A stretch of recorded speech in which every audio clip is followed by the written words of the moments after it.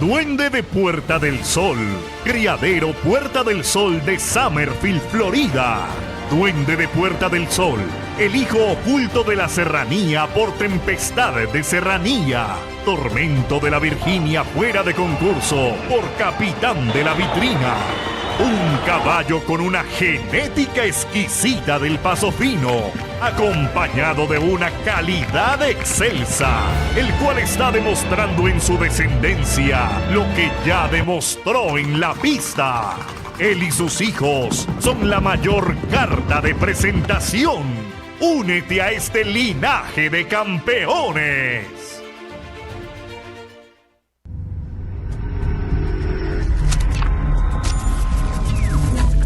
Genética Selecta.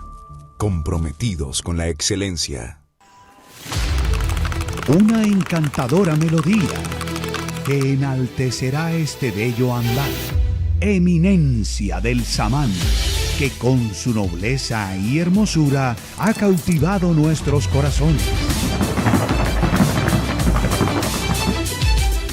Y con su andar y precisión ha encendido nuestra pasión. Eminencia. Criadero el Arca. Siciliano del Esfinge.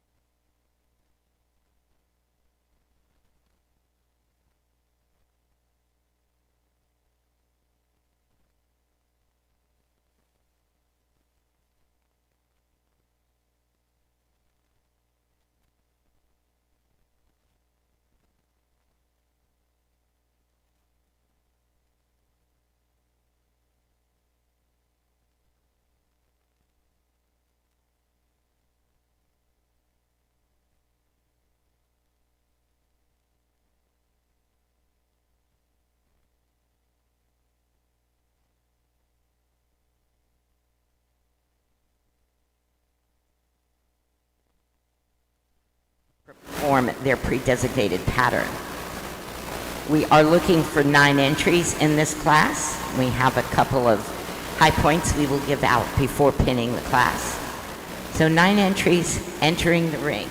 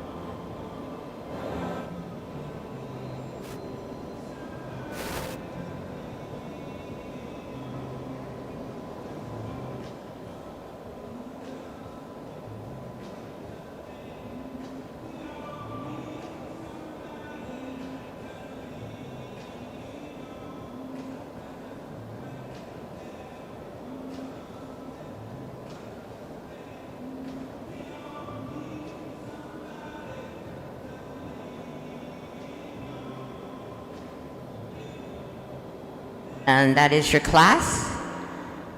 Corto, please. Paso corto.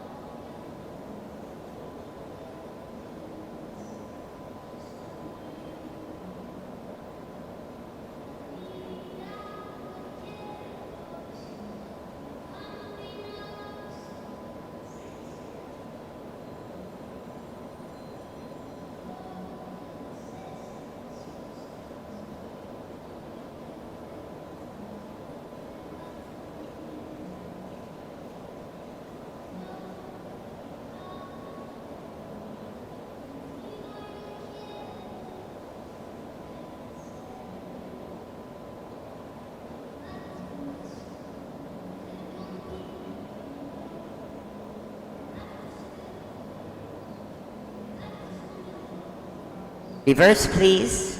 Reverse.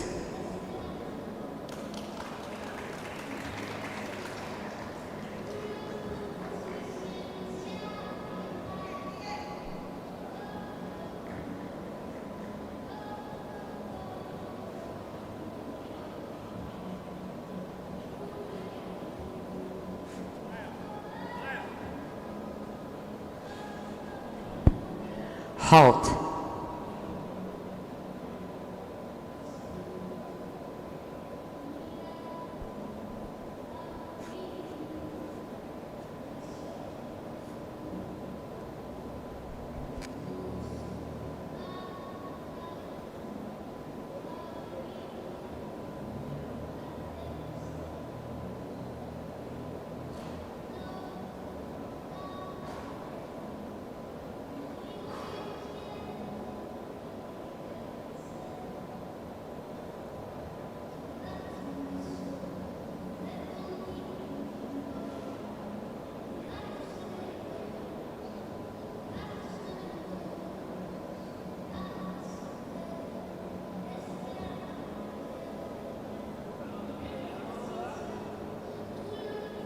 You please, let's proceed back to the corto.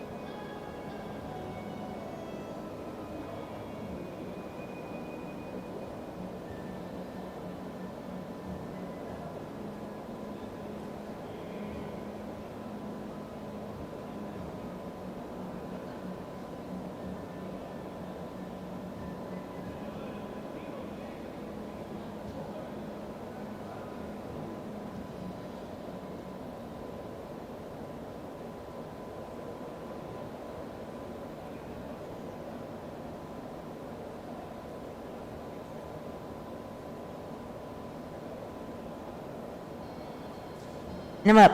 Line them up facing your ringmaster down at the end of the ring, please. Corto into the lineup. You guys are going to be doing your pattern, and we will do the pattern, I believe, numerically, but we'll clarify that before you get started.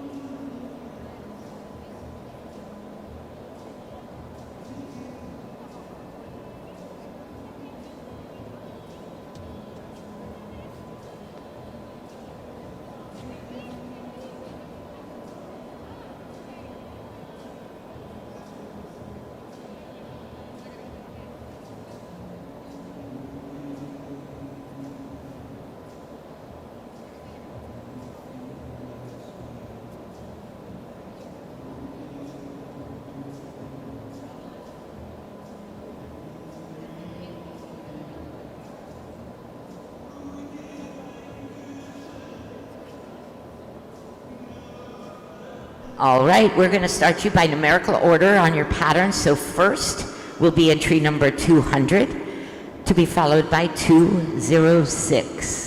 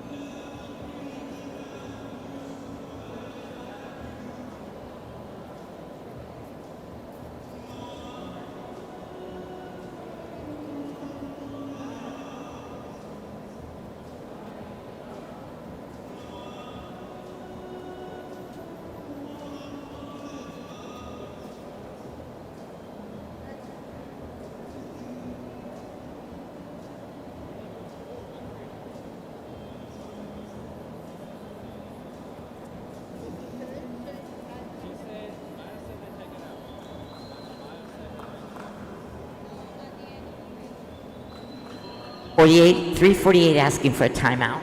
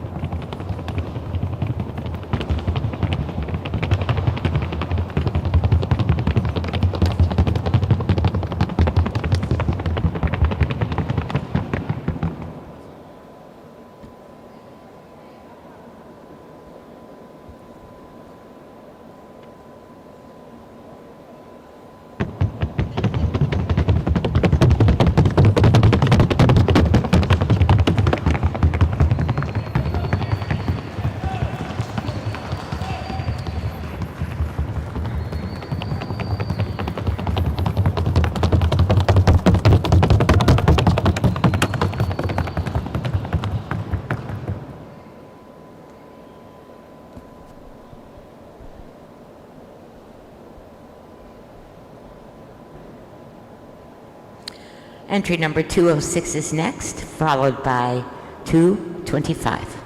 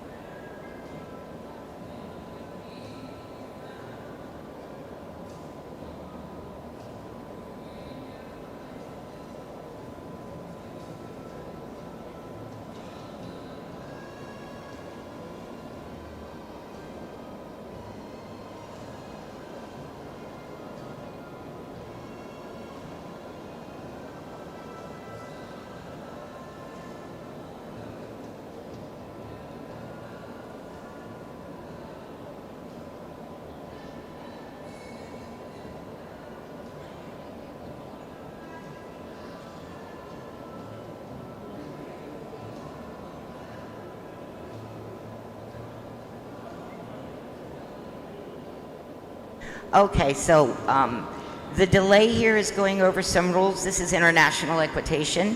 So following FHA rules, I believe entry number 200 is going to need to do the pattern again. And they're going to come, and Amaya's going to come explain it all to you.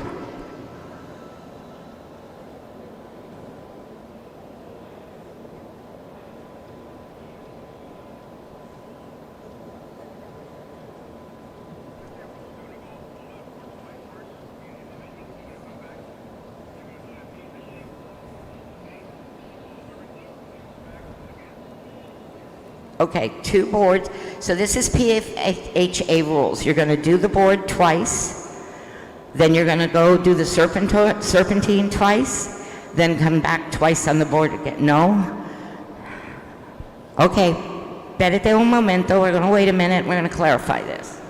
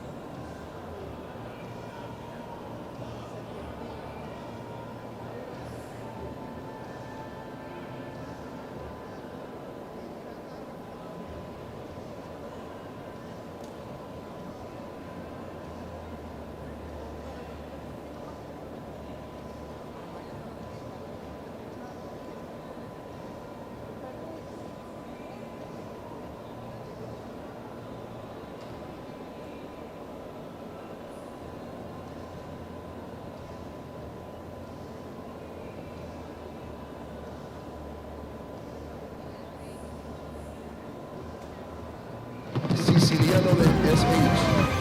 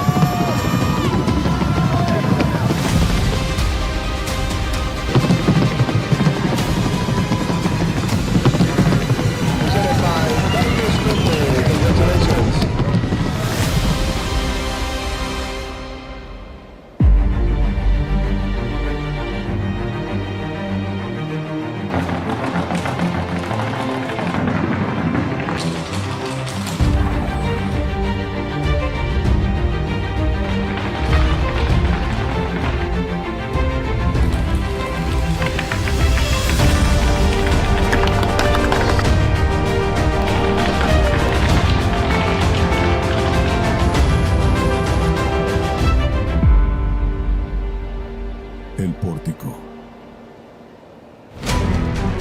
Cuda, con más de 20 años de experiencia, somos una marca de calidad superior en sillas y accesorios equinos. Nuestros diseños exclusivos le brindan una mayor comodidad a su animal y una perfecta posición natural al montar. Cuda, las originales.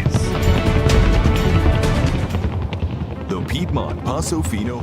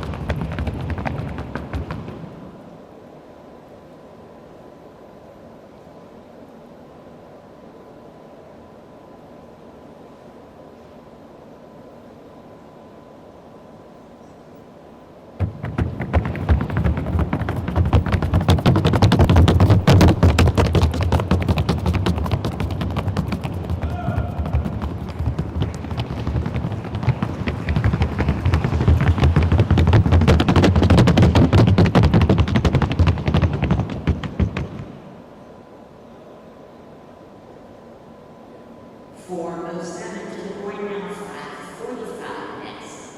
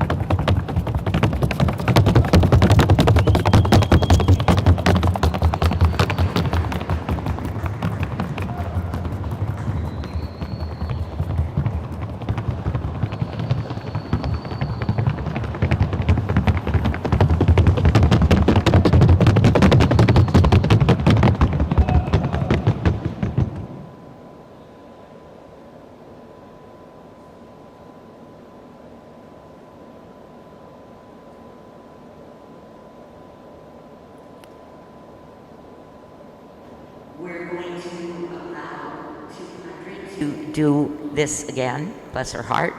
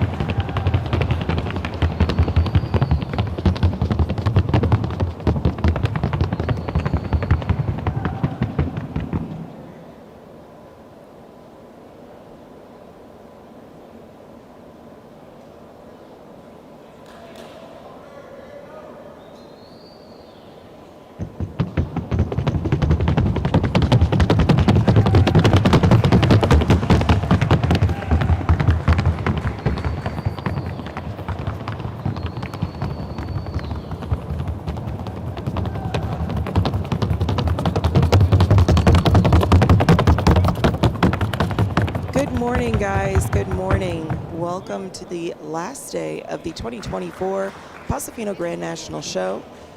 This is Class 143 International Equitation 13 through 17. I am so sorry that I was not here early in the morning to explain what was going on. I did hear that there was some confusion in this class. It does look like they got it all taken care of, and we are moving forward with our patterns.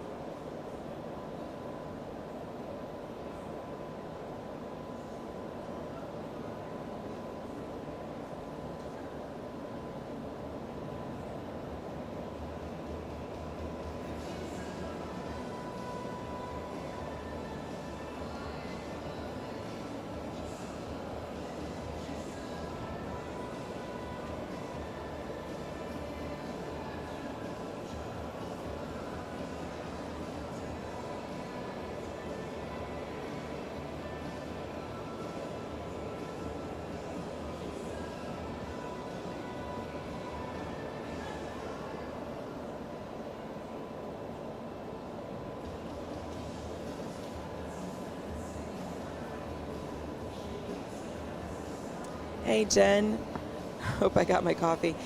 I have not had any coffee yet this morning. I have a water and a cranberry juice, and I'm getting an energy drink in a little bit. And I've got my Vicks Vapo Cool throat drops, so it's a good morning.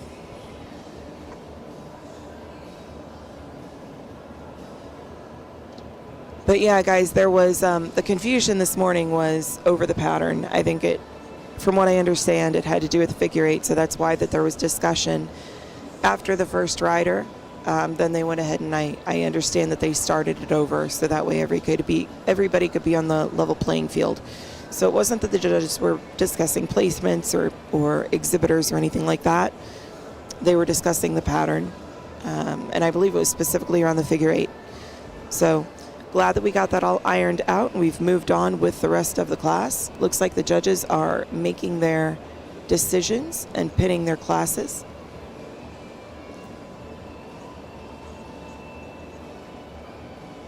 I hope you all got some good rest. We have another fun day planned out for you today.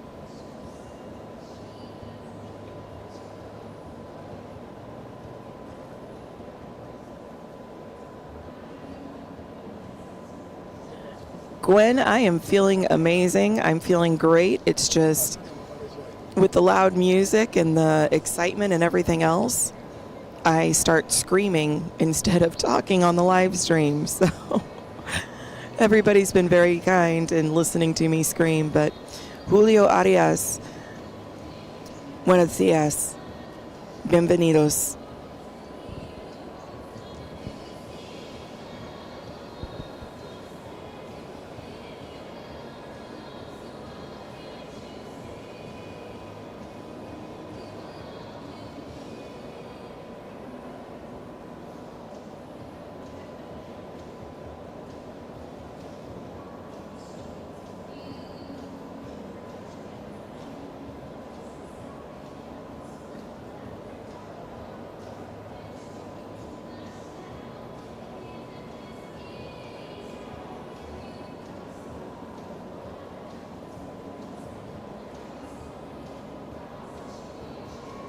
All right, guys, while we're waiting for the scores to be tabulated, let's talk a little bit about the International Paso Equitation class.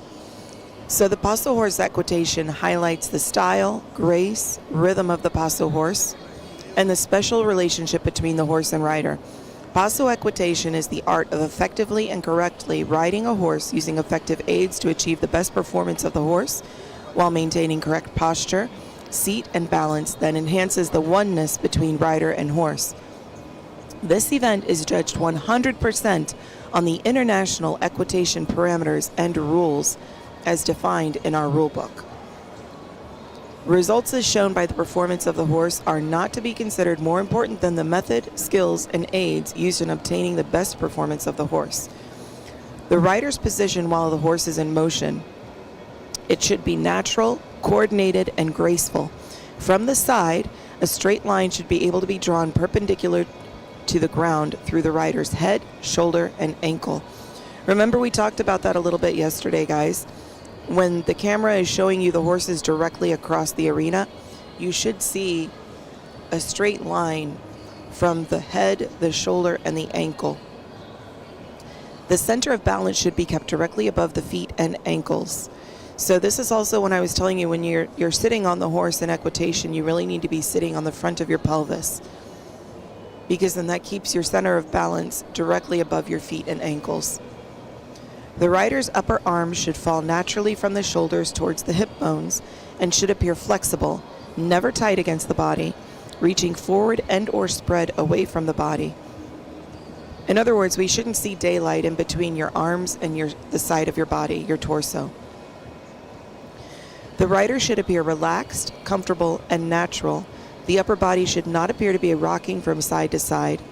The rider must maintain a centered seat on the saddle and not slip backwards on or over the cantle, regardless of the modality or gait of the horse being ridden. So that statement there, some of you may be wondering, why does it say regardless of the modality or gait of the horse being ridden? In international Paso equitation, they can ride diagonals. They don't have to ride a Paso Fino horse. They are able to ride diagonals, so they are able to ride a Trocha, and they are able to ride a Trote if needed. The rider should appear to have a natural flow downward into the saddle, and the body should not interfere with the movement of the horse.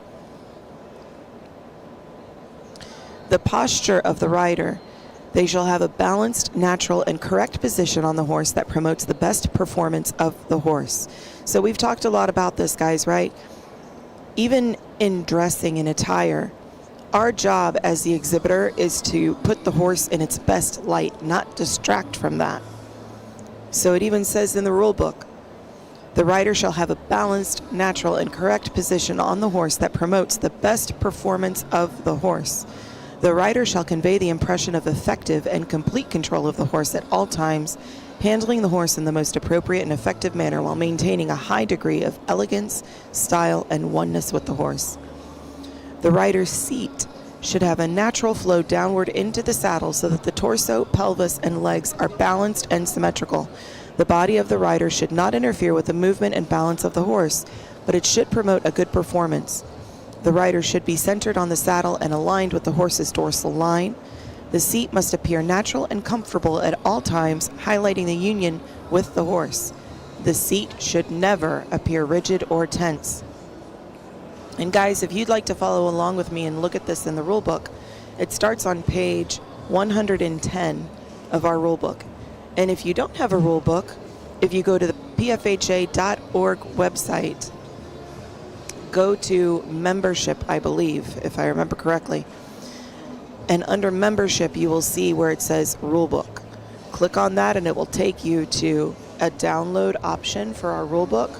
And that way you can have your own copy of the rulebook and you can follow along with me. I'll do my best when I'm reading from the rulebook to tell you what page I'm on, so that way you can look it up and read it for yourself as well, because I do understand that sometimes listening to somebody, it doesn't register. And also I know that you guys have said that there's some static from time to time. I did hear it this morning. So that way, even if there is static, you're able to look it up and read it for yourself. Going back to international equitation, so the head of the rider The rider's head must be held straight at all time with the chin up, looking forward in the direction of travel so as to maintain full control of the horse while in motion.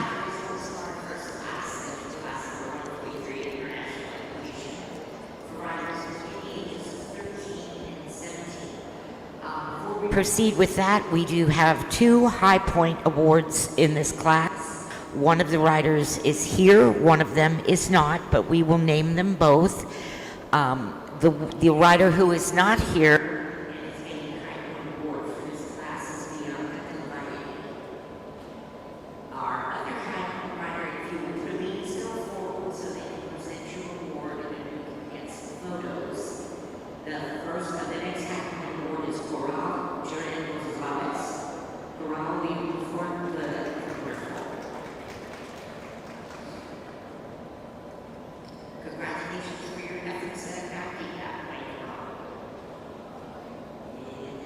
photographer there, but they'll get it to your family. All right. With great appreciation and thanks and gratitude and congratulations on a great job of making it here to the Paso Fino Grand Nationals, we would like to excuse 2 exhibitors. Thank you for being here. Congratulations on your skills and for making it to this level of riding. And those 2 exhibitors are entry number 279 and entry number 338. And that is Valerie Arroyo and Angelina Gomez. Thank you, ladies. So now we're going to award our honorable mention for this class in International Equitation. I see we have some spectators. Equitation is focused on the rider, their skills, their posture, their form, how well they control their horses. Honorable mention in this class to entry number 225, Isabella Alvarez and Conquistador del Conde. Congratulations on your honorable mention.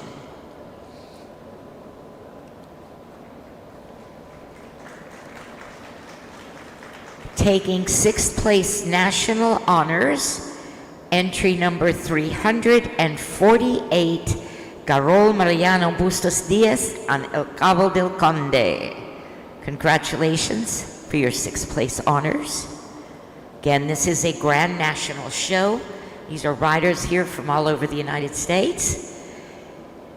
Our 5th place national honors going to entry number 228, Mayra Prieto on Cielo de Tamboros de San Sebastián. Congratulations, Mayra. 4th place honors to entry number 200, Sofia Angelique Camacho on Amor Indio del Encanto.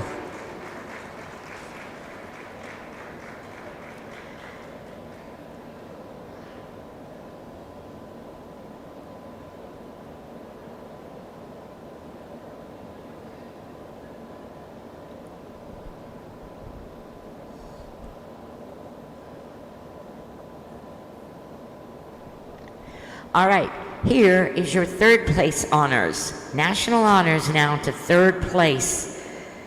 Entry number 206, Sarah Shelby Thurman on Soberano de Hotahachi.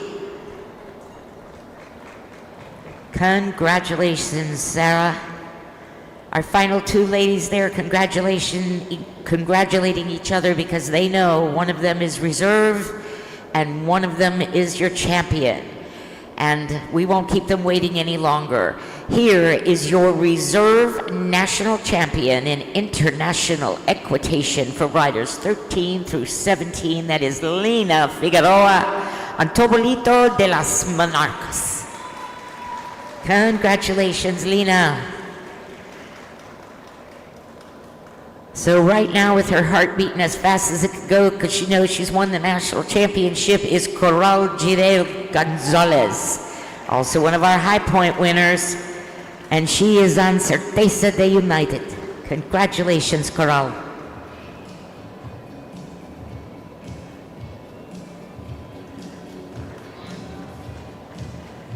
National champion, International Equitation for riders 13 through 17.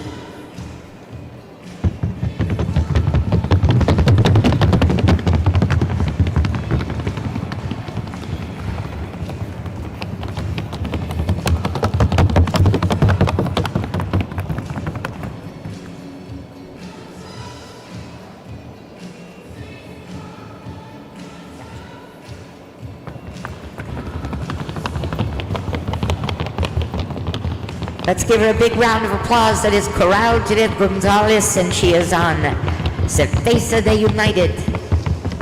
Congratulations. Congratulations to 407, your national champion of international equitation, 13 through 17 years of age, Coral Judith Gonzalez, and Certeza de United. Well, I believe we're now ready for class number 144. This is also an international equitation class, except this one is for younger riders. These riders are between the ages of 10 and 12. We are looking for 7 of them. They will come in and do their rail work, and then they will each individually complete their pattern. This is class 144, international equitation for riders 10 and 12. Let's bring them in.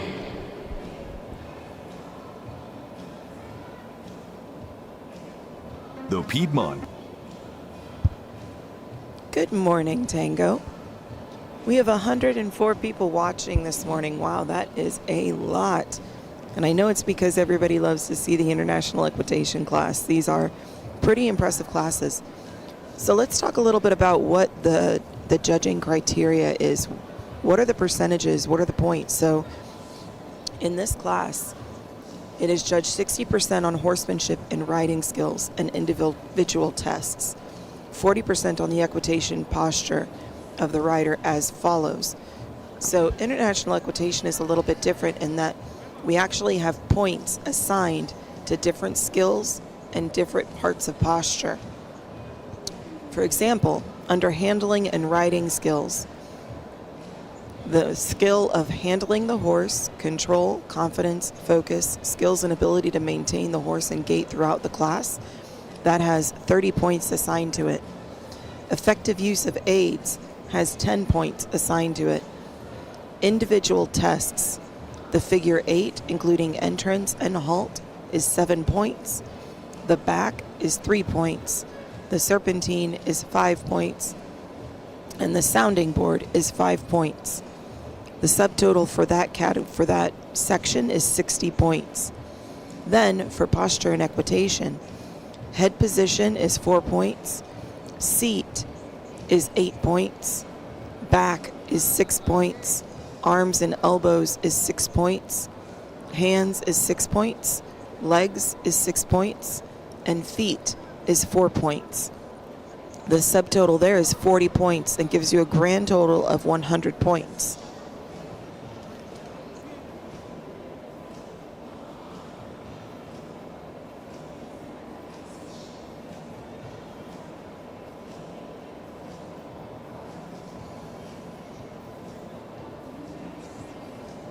Good morning, Hannah. And K9, I don't know if I said good morning to you, but good morning.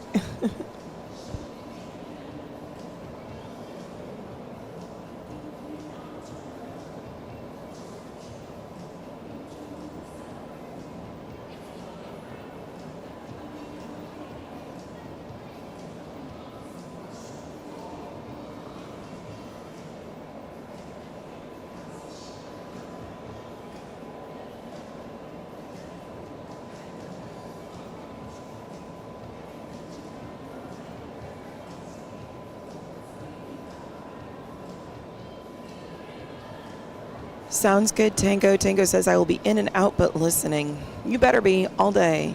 All day. Yenny 27, Sabrina team. Okay, so it looks like Yenny is cheering for Sabrina. Let me go ahead and list the riders that we have in this class. 138 is Valerie Berrio riding Cleopatra de Villasar. Back number 180 is Jacili Liliana Murray riding Prototipo de Reto. Back number 278 is Jorge Andres Pobones riding Tina del Tambo. 341 is Sabrina Alvarez riding Arsenal de Redfish. 406 is Sarah Caicedo riding Bandolera de LAM. Back number 416 is Hector Alejandro Aquino riding Dignidad de Fe. Back number 531 is Adriana Sanchez riding Bizantino de Mis Amores.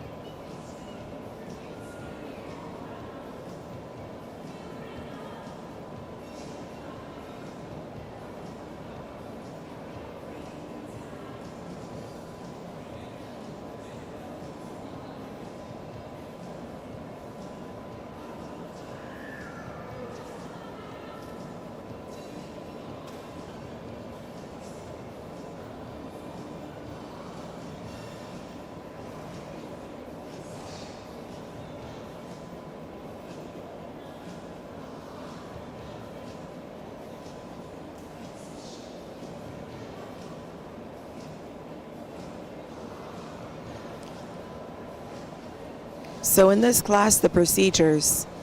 All exhibitors must maintain horses at a corto or fino while being judged. Participants shall enter the arena to the right, close to the rail, and circle the arena in a counterclockwise manner. Participants should maintain their horses on the rail. The rail should not have any obstacles that may prevent the continuous movement of participants, including personnel and or judges. At the discretion of the judges, the participants will be ordered to complete various circles in one direction until instructed to reverse to be evaluated clockwise. So what that means is the riders will go around the rail as many times as the judges decide, and then they will be asked to reverse. This class was just asked to reverse. So now the riders are going to be evaluated in the other direction. The reverse will be executed towards the center of the ring, returning to the rail in the opposite direction. The turn should not exceed an area of 3 meters. So this is something that we've talked about. You know, a few of you have asked me, does it matter how big or small the reverse is? In this class, it does, because the rules specifically say the turn should not exceed an area of 3 meters. The riders should maintain their horses in gait during the reverse. Judges will observe the rider's skills, focus, handling, and ability to maintain the horse in gait during its movement on a straight line as well as during the turns. Participants will then be asked to line up their horses in a predetermined area of the arena where they will wait to be asked to go over the sounding board one by one in both directions and exit to the holding or lineup area where they will wait for their individual tests.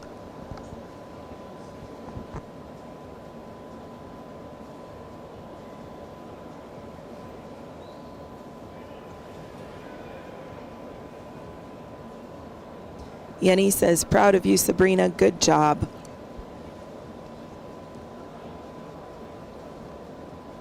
All right, exhibitors, it is time to move to your lineup now. It's Porto to the lineup, please.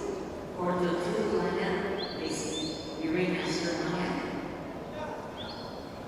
All right, everyone. So they are asking the exhibitors to line up. So they're going to line up the exhibitors, and then they're going to be asking them to go across the sounding board one by one in both directions. Once they complete going across the sounding board in both directions, they're going to start the individual test.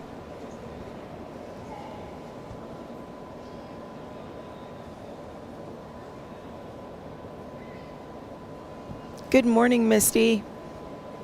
Yes, so many talented young riders, for sure. I could not do this class.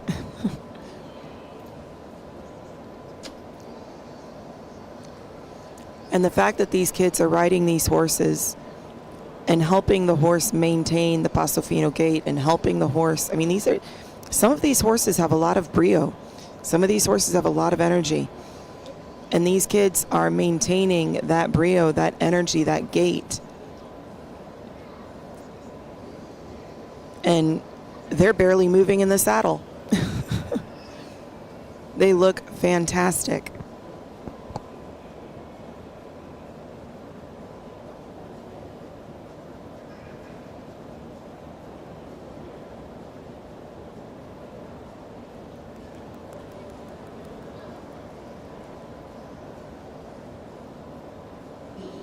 We are ready for your patterns now. We will call you out in numerical order. Our first exhibitor performing pattern is entry number 138, to be followed by 180.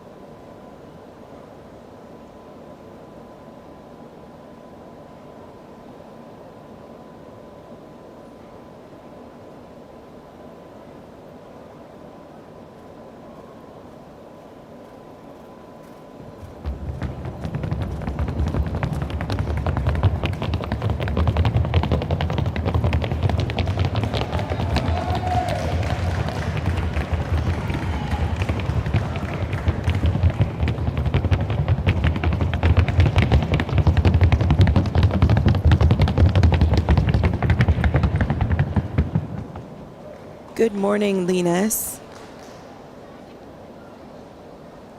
Jen says, I agree, Missy. Good morning. My poor horses have to deal with me sitting crooked. These kids are fantastic. Yes, same. My horse doesn't get somebody who tries to adjust their posture so that he's more comfortable. Although I never hardly ride him, so he shouldn't complain. 180 is on. 278 next.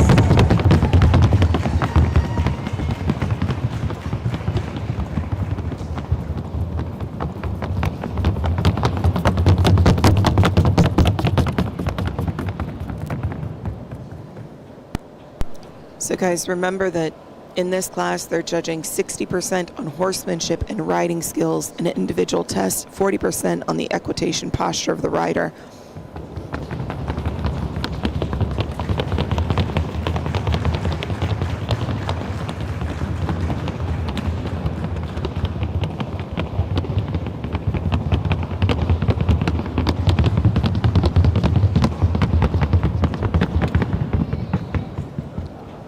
There are 60 points to be assigned under handling and riding skills, and 40 points to be assigned under posture and equitation. And if you want to see where that is, it's page 114 in our rule book. They have the grid.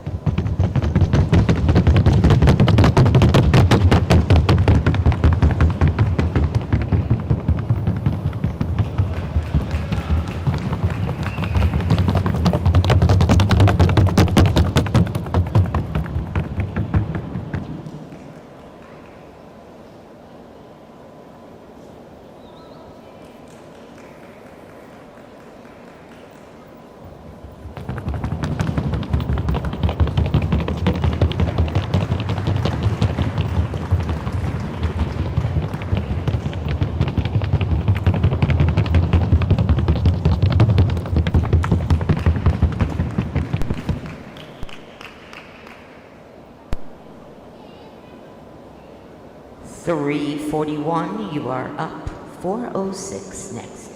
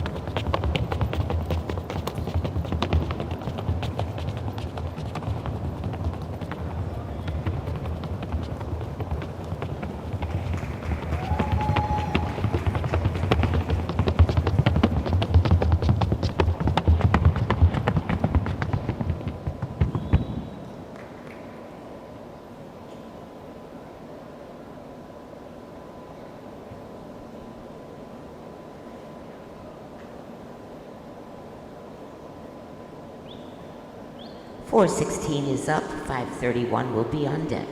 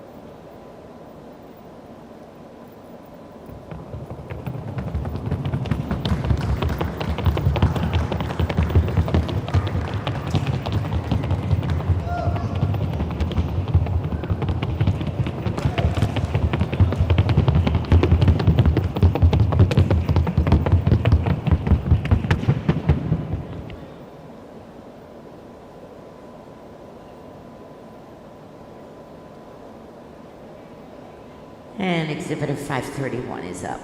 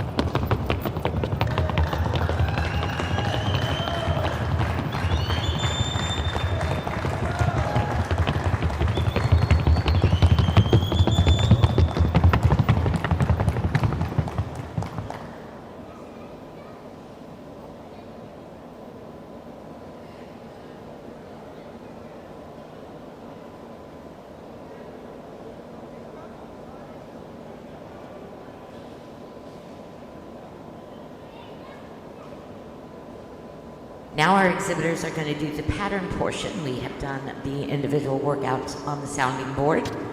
Entry number 138, you are first. Hey guys, I will go through the pattern with you in just a second. I'm trying to put the grid in the chat so that you can see exactly what they are grading these riders on. As soon as I finish putting the grid in the chat, I will walk through the pattern with you. Thanks for bearing with me.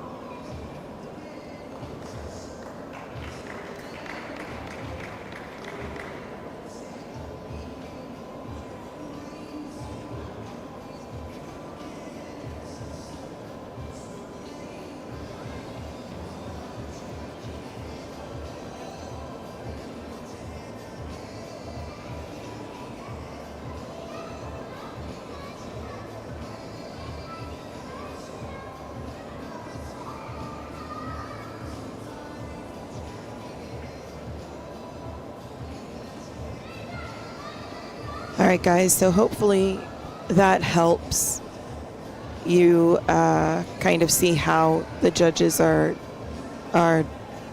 calculating their placements. A couple of the notes here, so in the rule book, the individual tests start at the figure 8 and end after completion of the sounding board test.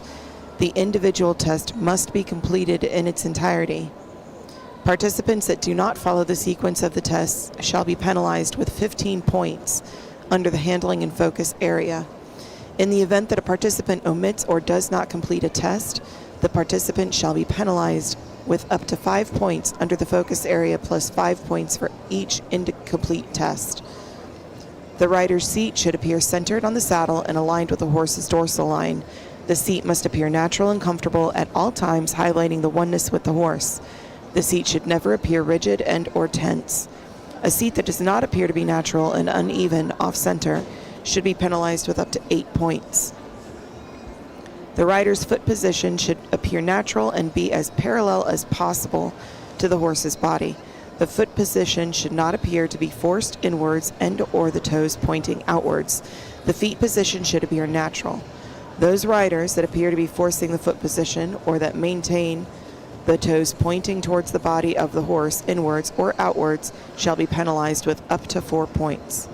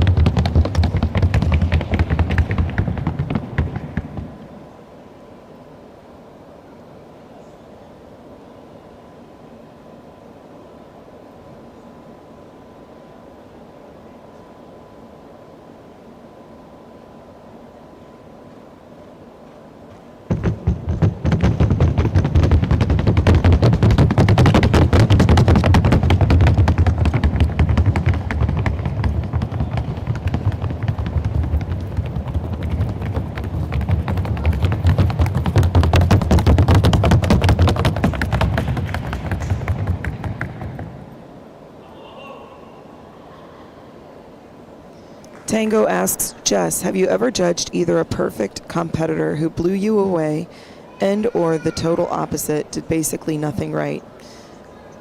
Yes. Yes, I have. And I've been that participant that did basically nothing right. 278 So, will be to follow.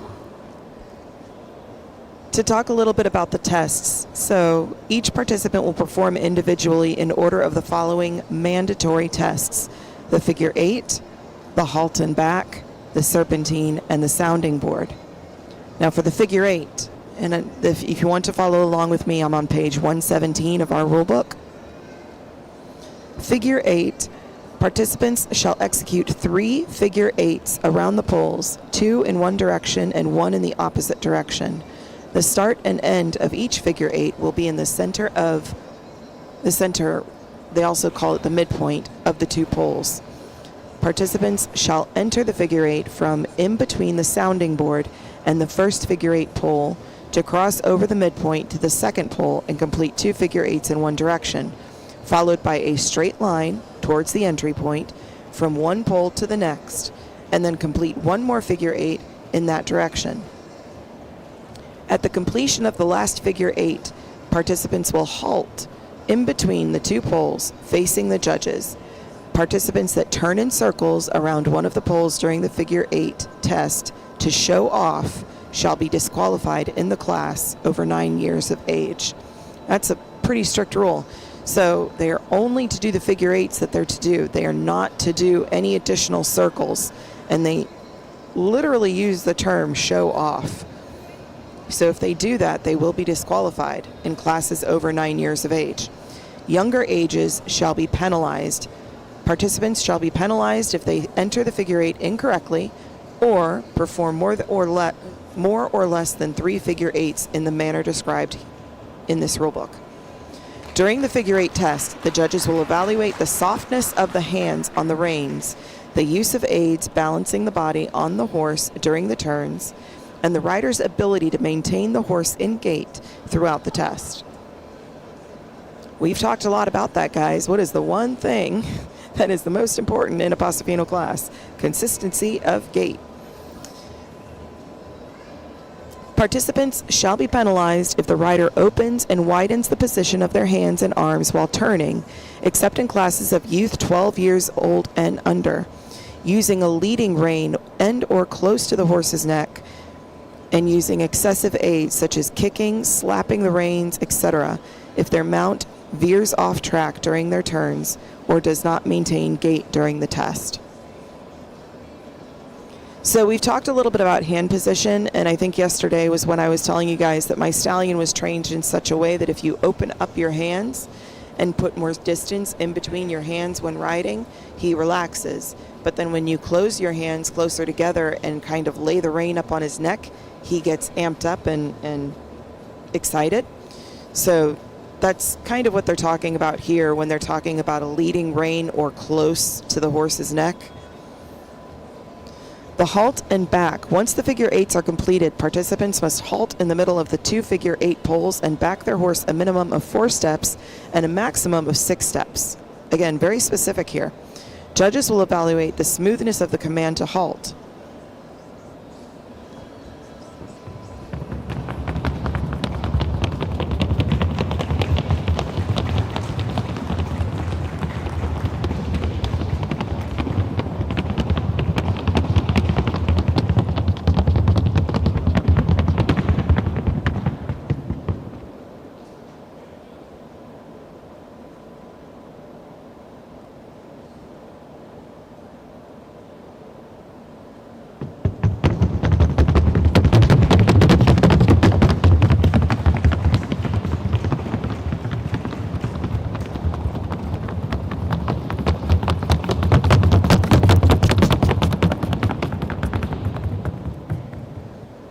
All right, so judges will evaluate the smoothness of the command to halt, the rider's seat, relaxed seat, natural seat, balance and proper position, the way the rider guides the horse backwards with subtle commands, and in a straight line using even diagonal steps until halting the horse to complete the back. International equitation is very specific, guys. Very, very specific. After completing the required back, the participant must come to a full stop and command the horse to move forward with softness, focus, and determination. This is accomplished with the use of the proper aids and the rider's balance on the horse. After completing the halt and back, the rider should head in a straight line in between the poles towards the serpentine. Then we're going to talk about the serpentine. This is on page 118 of the rule book. Serpentine. After completing the halt and back test, participants must perform a serpentine in an area designated for such. This test allows the judges to evaluate the rider's use of aids and the ability to maintain their horses in gait with cadence and flexibility during the straight lines and turns. The serpentine test consists of alternating straight line movements and half circles, turns. Where have you guys heard that before? During the half circle turns, the horse's body should bend towards the center of the circle. During the transition from straight lines to half circle turns, the horse must not move over the tangent in zigzag or sinusoid patterns. And there's a diagram that it tells you to refer to. Unfortunately, I can't show you the pattern, the diagram, but again, if you go to pfha.org, go to the memberships up at the top, and click on rule book, you'll be able to get this rule book so you can follow along. And again, we're on page 118. The serpentine pattern will be marked with 3 rows of cones to ensure that the test is performed correctly. The use of bright yellow objects is recommended. Refer to the diagram below. So they do have the yellow, but I mean, we don't have yellow things here, so. Moving on to the sounding board. The sounding board shall be placed at ground level. If this is not possible, then there must be access ramps. Once the serpentine test is completed, participants must go over the sounding board in both directions with the horse centered in the middle of the board and straight tracking throughout. Participants must traverse the sounding board in one direction, come off completely in any direction, and return in the opposite direction. Not performing the test in the manner referenced above shall be penalized. The judges shall evaluate the rider's ability to maintain the horse in gait, the ability to keep the horse in a straight line trajectory over the sounding board,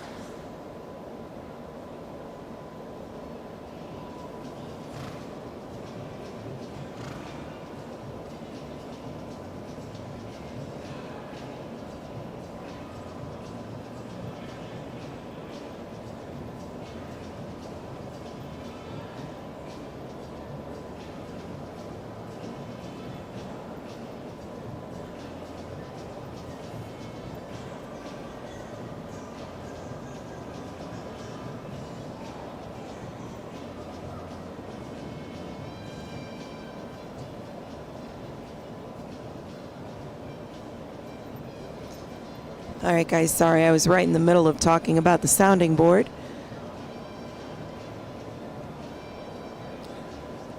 Participants shall be penalized for not maintaining their horses in gait or allowing the horse to move sideways, not straight, over the sounding board, or allowing the horse to step off one leg the sounding board. Participants in categories of 9 years of age and older shall be disqualified for turning on the sounding board or stepping more than one leg off of the sounding board. Participants in categories under 9 years of age shall be penalized for turning on the sounding board. So they do not want these kids to be turning on the sounding board, and the horse should not step off of the sounding board at any time unless they are either getting on or getting off. So if they're in the middle of the sounding board, if one foot goes off the sounding board, they're in trouble.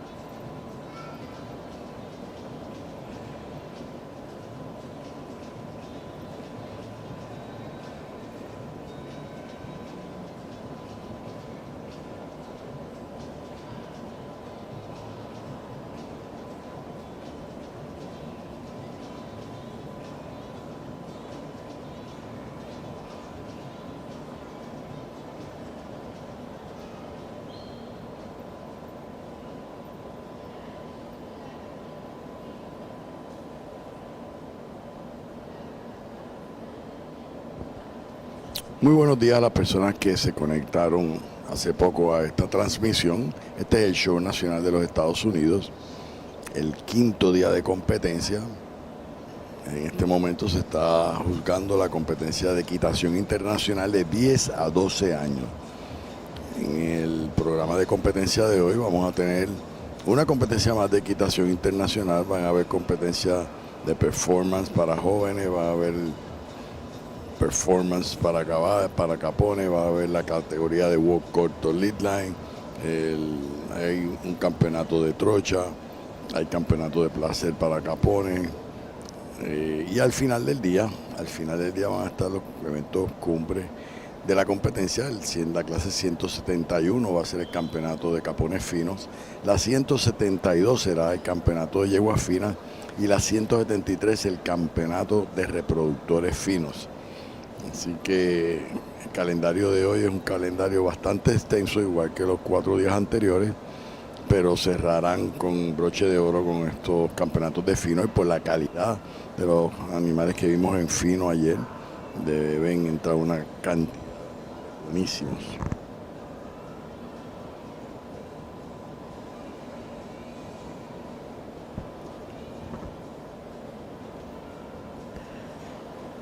We're laughing, Joseline and I, because our microphones look very much alike. And I stepped away for a moment because my significant other just brought my dog here, so I was, greeting him. And Joseline grabbed my microphone and he was talking. And I looked and I'm like, oh no. So, sorry guys, it's been a long week. We're all tired. And we're probably going to start getting slap happy here. So.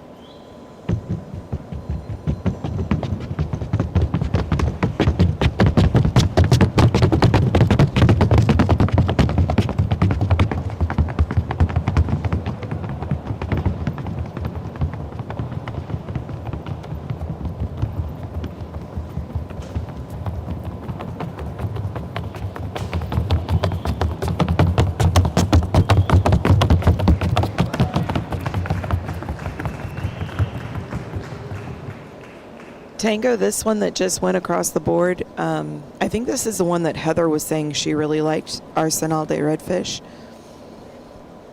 And I don't think that she's super young. 416. You got to remember that our horses can be small, so I think that they range between the sizes of like 13 hands and 15 hands or something like that.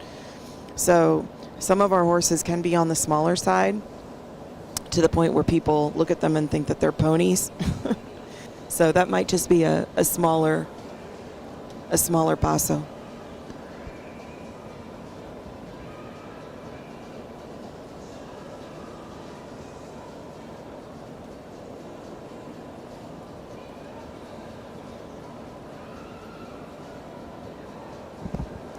Oh, don't say that. I am not usually correct. I just try to back up what I'm saying with what's ever in the rule book.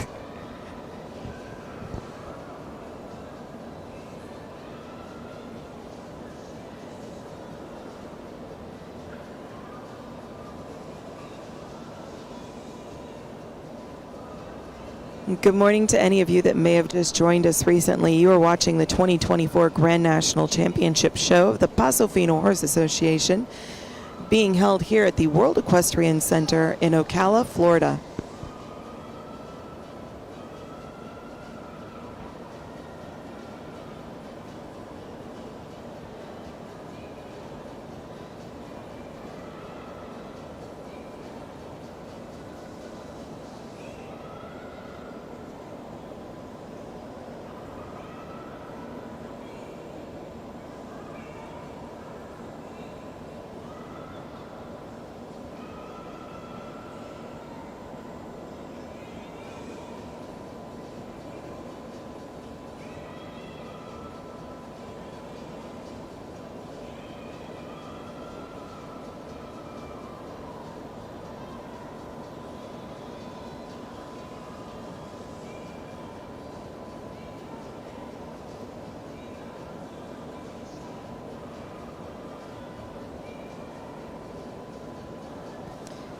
Tango said, I graded your performance yesterday. You were in gate 99% of the time, and you were great on the board. Pretty good in my book. That's good. Today I'm going a little lame, so you might have to excuse me.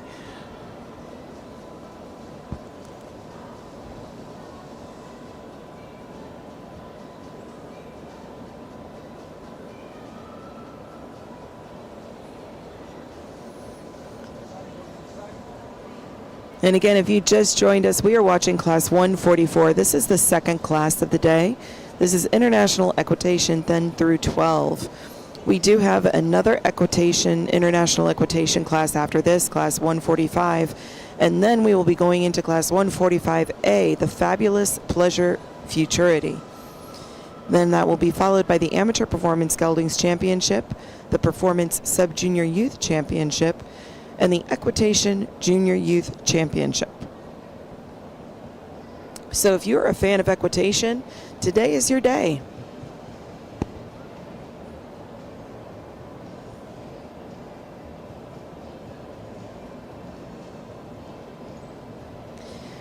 I'm going to go out on a limb here and say that this is probably going to be another late day of competition. We probably will not be getting out of here until the wee hours of the morning.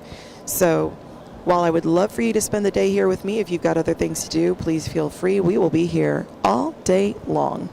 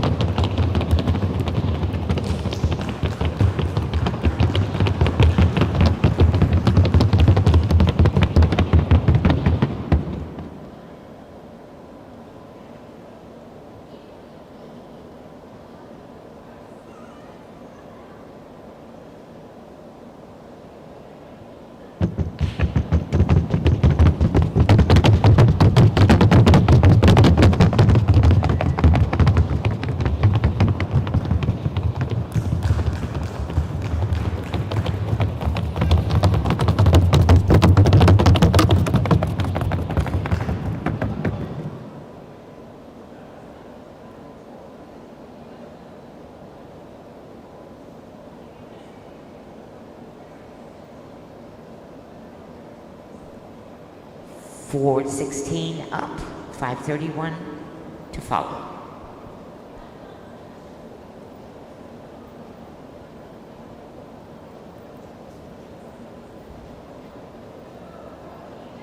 Tango says there will be a curve in my grading today to compensate for the lack of 8 hours. I appreciate that.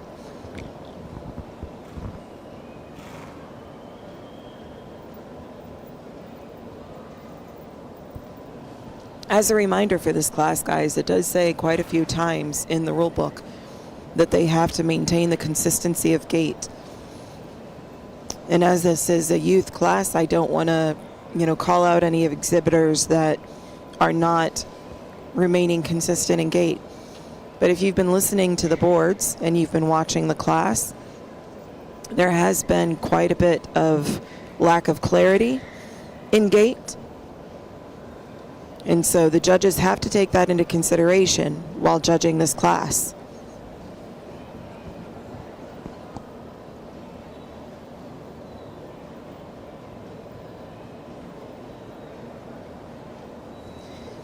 If for some reason there is a need for additional tests or work-offs after they do this individual pattern, there is a section in the rule book that allows for that. So additional tests and work-offs. Judges may request optional tests and work-offs between 2 or more participants. These tests shall be randomly selected through a lottery system prior to the competition and will be performed independently one at a time until the judges are ready to pin the class. Those tests include reverses, 4 calls for a reverse, a parallel comparison, circles, 3 circles around the poles in one direction, reverse towards the pole, and 3 circles around the poles in the opposite direction. Dismount and remount can only be requested for participants 13 years of age and older. Riders must follow the procedure outlined. And then there is Well, I can read through it for you guys if you'd like me to. Dismount and remount procedure. To dismount, the rider may slide down off the saddle or use the stirrups. The participant's height must be taken into consideration. Before mounting, the rider must check and, if necessary, readjust the curb chain and the cinch of the saddle. The rider should hold the reins in the left hand using little pressure on the reins and stand diagonally by the side of the horse facing front and looking at the horse's withers.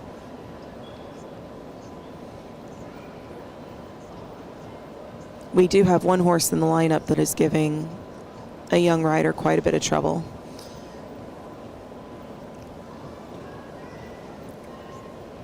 Now she's standing still. Okay, I think we're okay. Back to the dismount and remount. So the participant should then place his or her left hand on the horse's withers while holding onto the mane or the pommel. Turn the stirrup towards his or her body using the right hand and put the left foot into the stirrup. Holding the opposite side of the saddle, cantle, or on the front panel, the pommel or the horn, with the right hand, the rider should smoothly lift him or herself up into the saddle, straighten both knees, and cross the right leg over the seat of the saddle, and then ease down into the seat while placing the right foot into the stirrup without looking down. Judges must take into consideration the training and manners of the horse. A participant may not be penalized for the behavior of the horse during the dismount and remount procedure.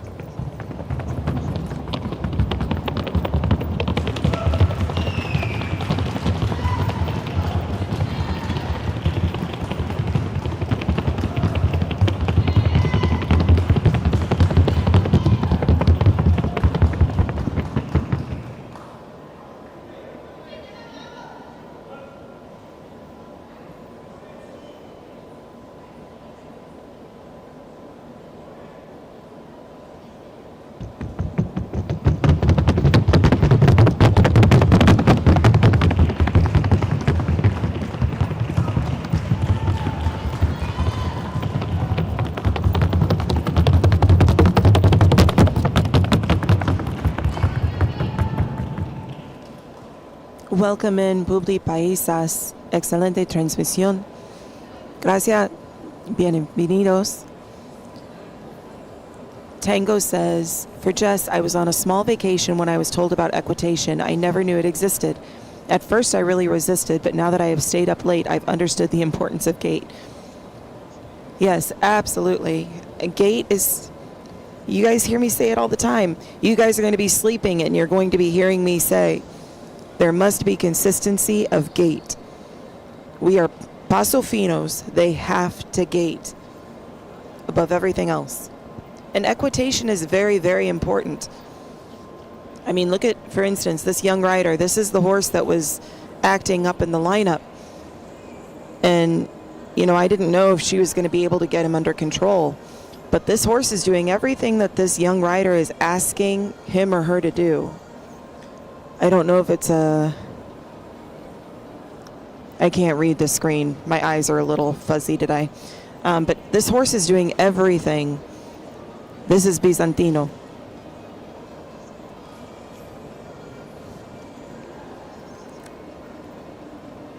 So yeah, this horse was acting up like crazy in the lineup. And now the little girl is, and I'm sorry, I don't mean to call her a little girl, the young woman is doing figure eights like nobody's business. I mean, and look at her equitation. When they're coming towards the camera, look at the position of the feet. Based off of what I read recently about the foot position, the toes cannot be pointed outwards, nor should they be pointed inwards towards the horse. They should be straight ahead. Look at the arm position. I was saying that you shouldn't see daylight in between the upper arm and the torso. There's no daylight between the upper arm and the torso there. Also, look at her leg position. Remember yesterday I was talking about how there shouldn't be a whole lot of daylight between the knee and the ankle? These riders are excellent. Excellent.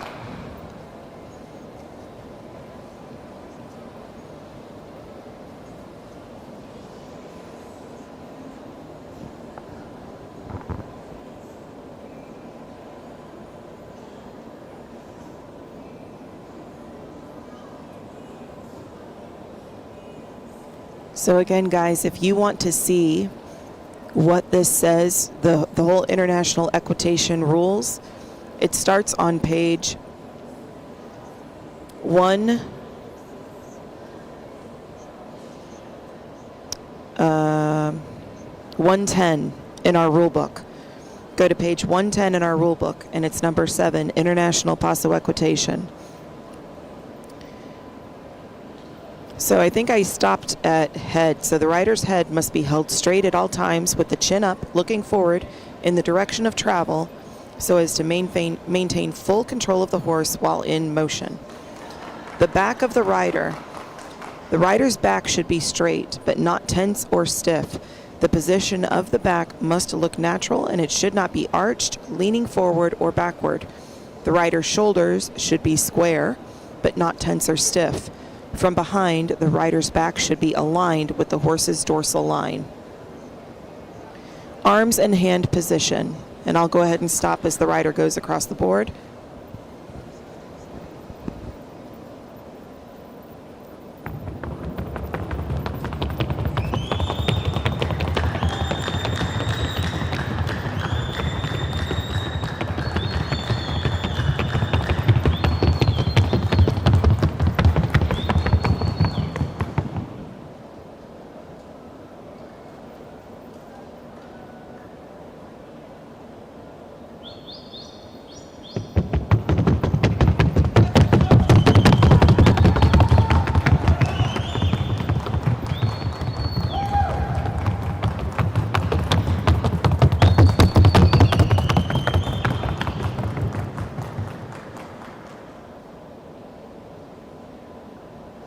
All right, so we're going to talk about arms and hand position. The arms should hang naturally with the elbows not extending forward, backward, or outward beyond a perpendicular line, even with the rider's shoulders. The reins shall be held in one of the following ways. So option 1, one rein in each hand, entering at the bottom below the little finger and extending upward with the bite. The bite is also called the excess of the rein, hanging to the right side of the horse. The second option is the reins must pass directly from the ring of the bit between the little and ring fingers, with the thumb being placed on top holding down the reins. It is important that the ring finger holds the edges of the rein in the joints, or the knuckles, nearest to the palm, and that the fingers are closed securely but without tension. The excess of the rein should hang to the right side of the horse. The rider's hands should be held in an easy and natural position, horizontal to the saddle, and should convey softness, adaptability, and control. The appropriate height the rider's hands are held above the horse's withers is determined by the head carriage of the rider's horse. So we were talking about that all this week, right? We were talking about the natural headset of the horse and how we have to adapt to that. Hold on one moment, guys. I have a phone call.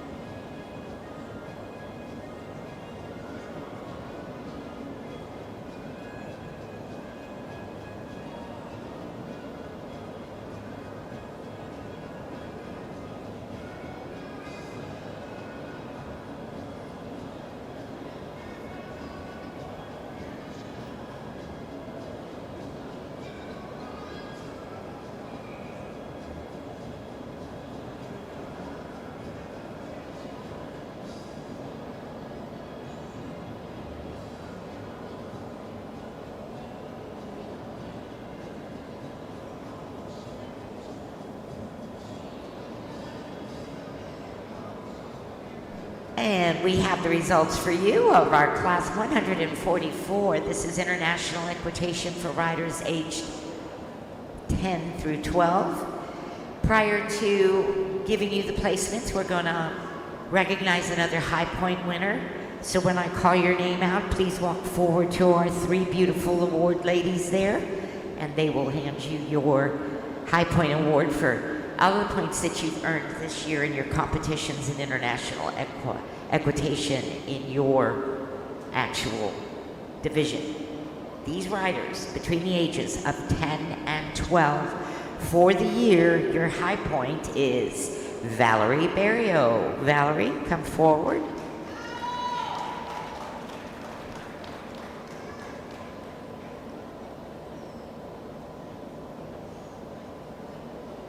And congratulations to you for doing such a good job this year, Valerie. Now we'll go ahead and proceed with our placements. Taking home the honorable mention honors here in our class is entry number 180, Prototipo de Reto, and Jessie Lana Murray. Congratulations, and thank you for being with us. Sixth place national champion honors to entry number 406, Sarah Caicedo, bandolera de Ella M.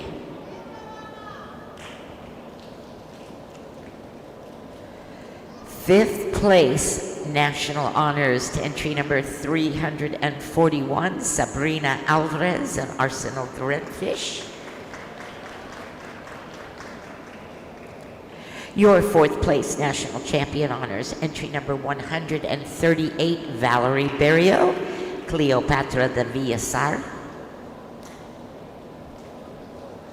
Third place national honors to entry number 278, Jorge Andre Bobones, Antina del Tambo.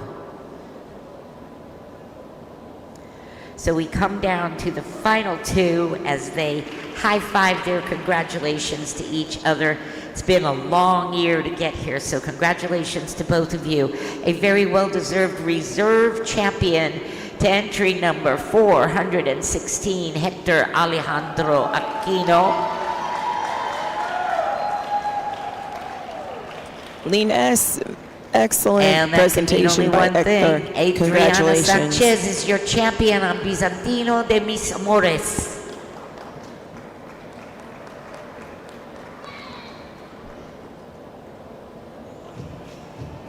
Very nice congratulations to Hector Alejandro Aquino on Dignidad de Fe.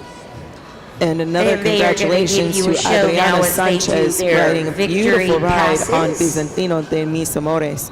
Both of these riders have excellent equitation. They both did the pattern with Congratulations finesse. to these two wonderful young riders. Both of them should be very, very proud. Congratulations to your reserve national champion and your national champion. These riders are 10 and 12 years old. So give them a big round of applause, please, ladies and gentlemen, for Hector Alejandro Aquino, your reserve champion and your champion, Adriana Sanchez.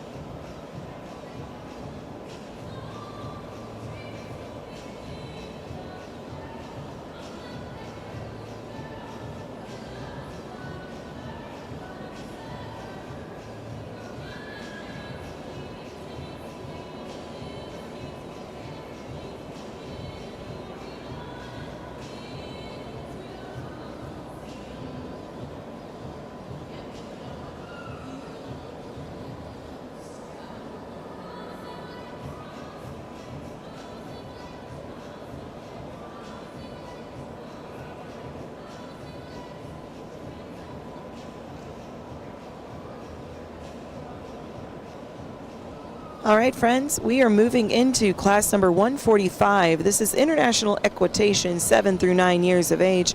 This is our youngest International Equitation class. We're looking for a total of 5 exhibitors coming in.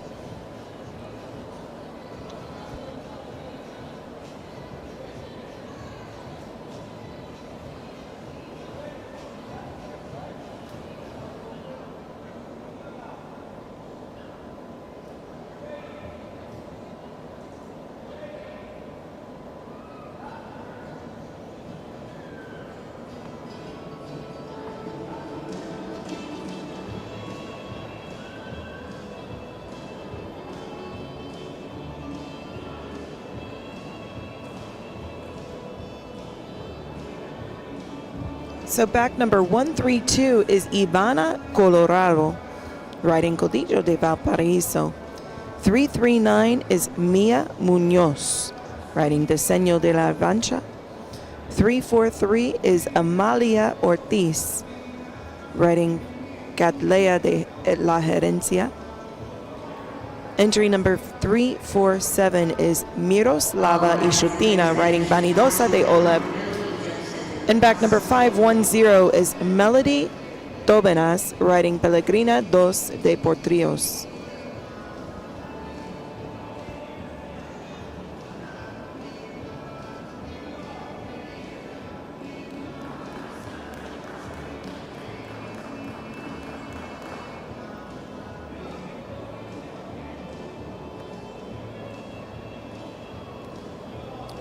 We have 100 people watching us. So again, thank you for joining us and watching along with us, joining me for the final day of our 2024 Grand National Championship show.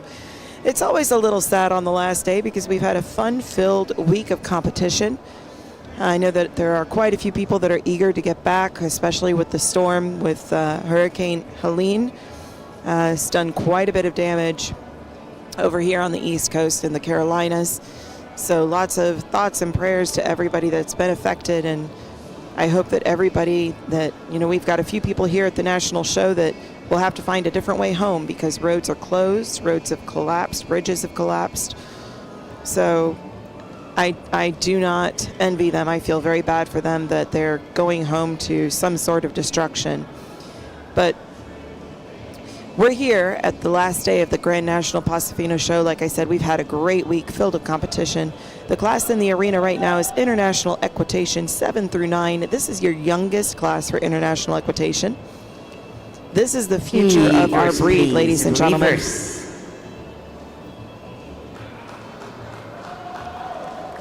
I am always amazed to see riders of this size, these young riders that are able to work with and partner with a horse that's 800, 900 pounds. I mean, they are all sitting on those horses beautifully, working with the horse. I wouldn't say that they're controlling the horse because the horse has to want to work with them, and these horses and kids are very well matched. There's a horse in this arena. I know that we have talked about, the mouth position and things like that. We have a lot of people in the comments or watching this live stream that are not familiar with passos and are just starting to learn. Somebody had asked, what about horses that stick their tongue out? We do have a horse in this arena that is sticking his tongue out, and he's happy to keep going, and he just has his tongue hanging out the side of his mouth. There he is. They've got the camera on him right now.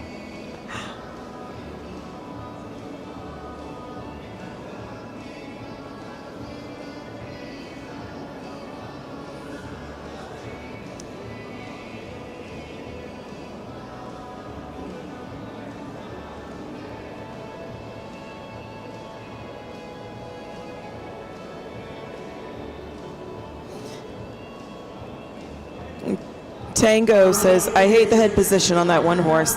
Yeah, Tango,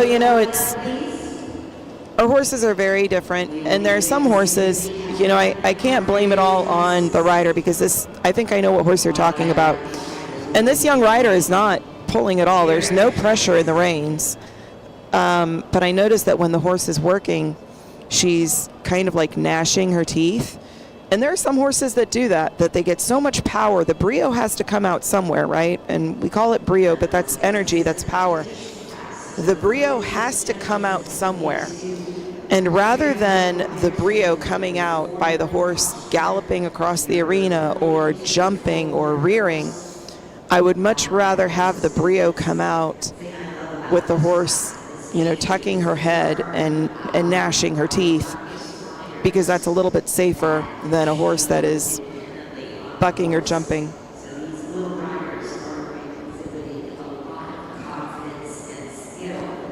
Not saying that I don't disagree with you, but that could be why that mare, I noticed that the rider is not pulling the mare at all. It's the mare doing it to herself. I think it's a mare. I don't know why I think it's a mare. I probably think it's a mare because it has that mare stare, but I think it's a gelding. So now these kids are going to be doing their work off on the board. So remember, they complete the rail work. Now they're going to take the sounding board in both directions, one by one. Once they complete that, they'll start doing their patterns.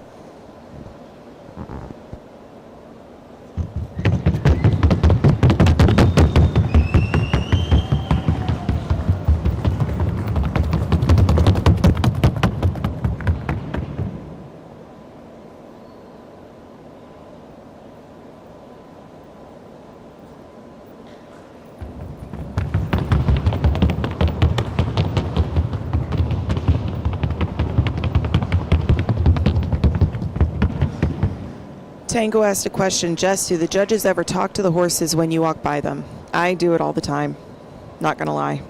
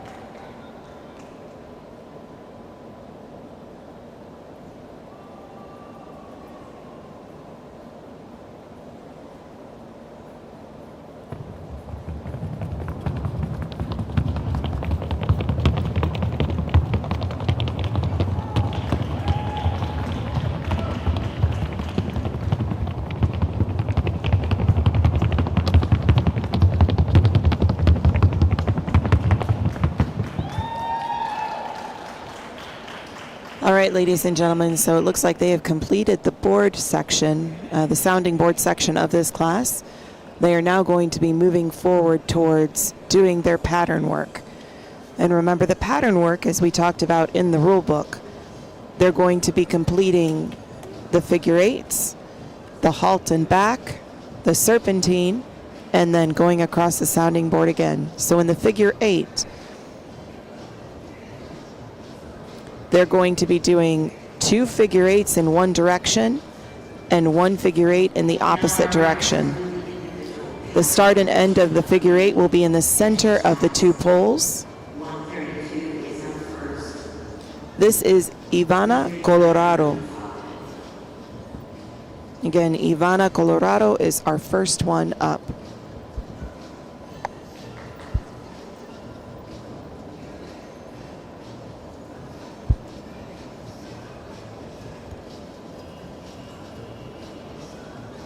And as we spoke about before earlier, remember this class shall be judged 60% on horsemanship, riding skills, and individual tests, 40% on the equitation posture of the rider.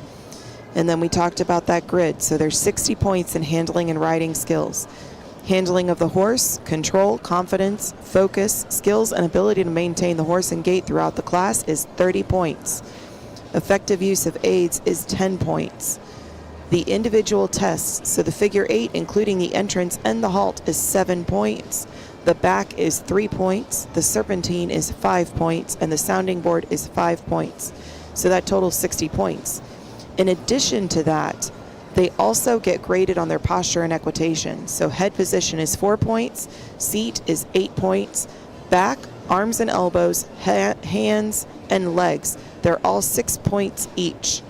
Feet is 4 points, and that comes up to 40 points. So the grand total is 100 points.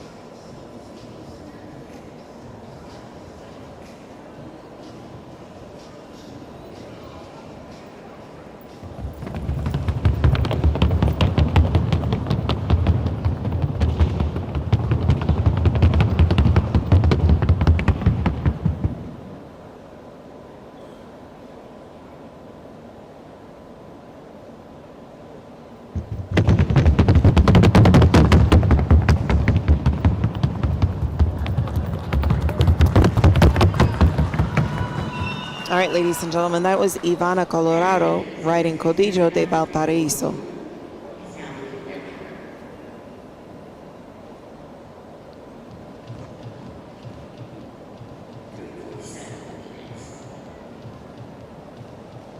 This next rider is Mia Munoz, riding Diseño de la Revancha. Again, Mia Munoz is now performing the individual pattern. Some notes regarding international equitation and what deductions they would take.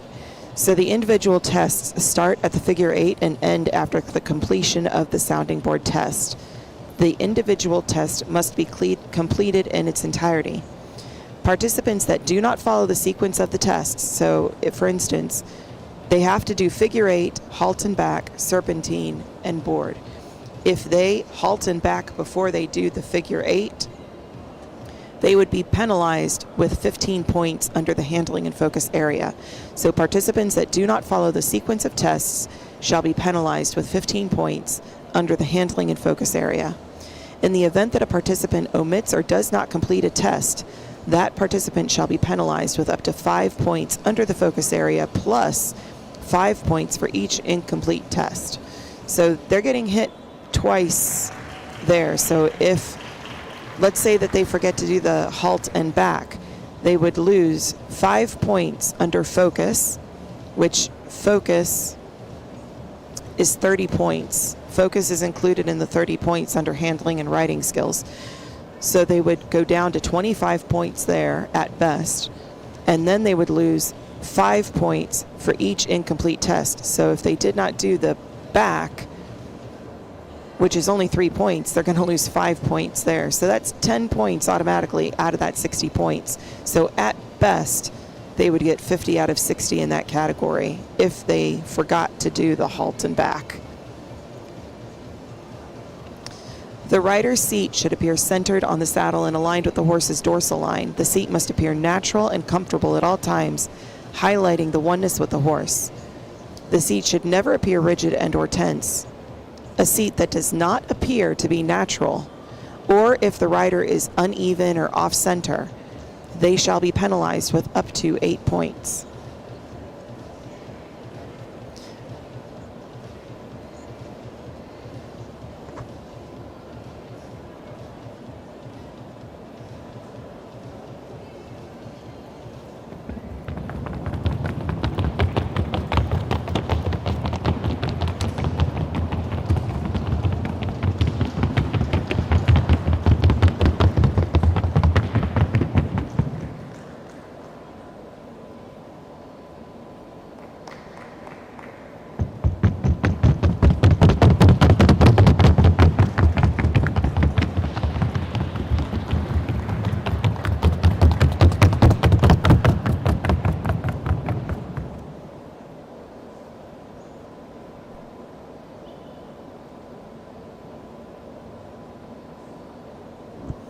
The rider's foot position should appear natural and be as parallel as possible to the horse's body.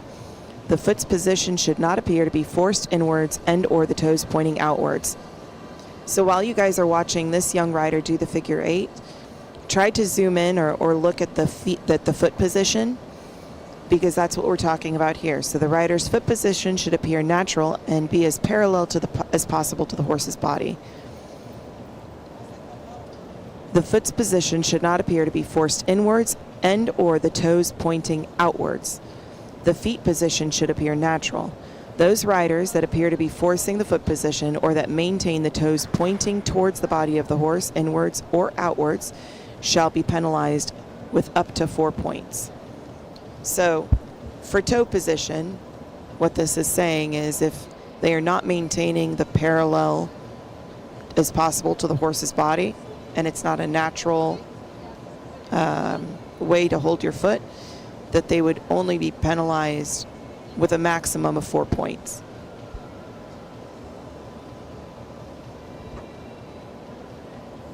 This rider, and I'm sorry guys, this is Amalia Ortiz.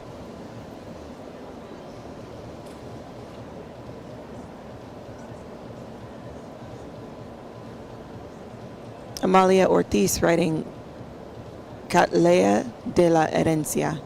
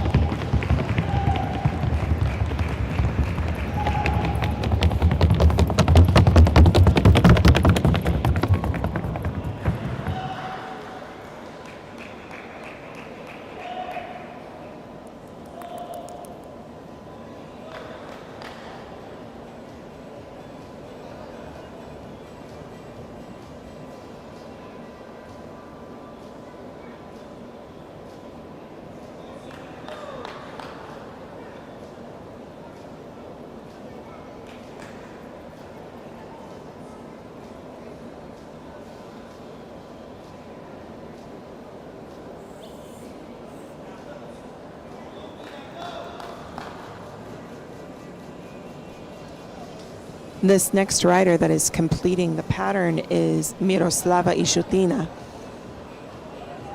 Back number 347.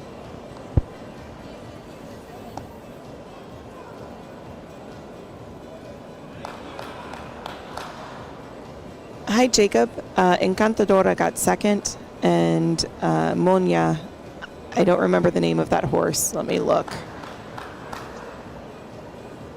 I don't remember the name of his mare. Monya won on Impertinente de Hacienda H.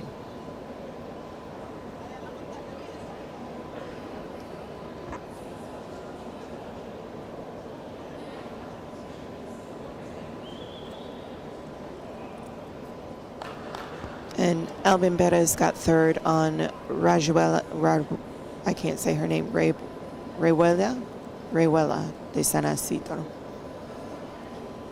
Jorge got fourth on Caprichosa.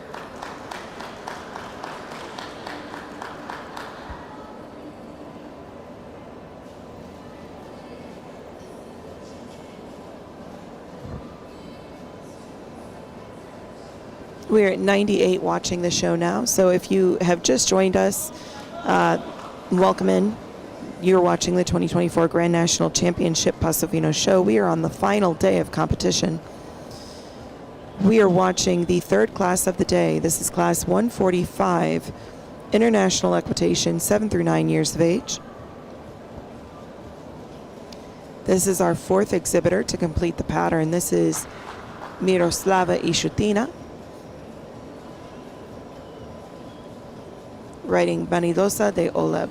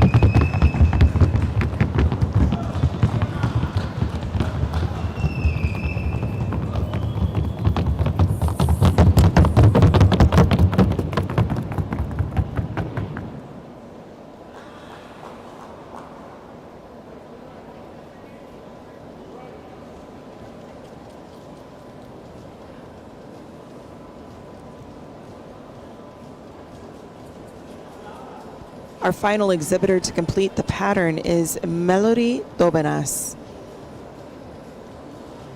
This is Melody Tobanas, back number 510 on Pellegrina dos de Potrillos.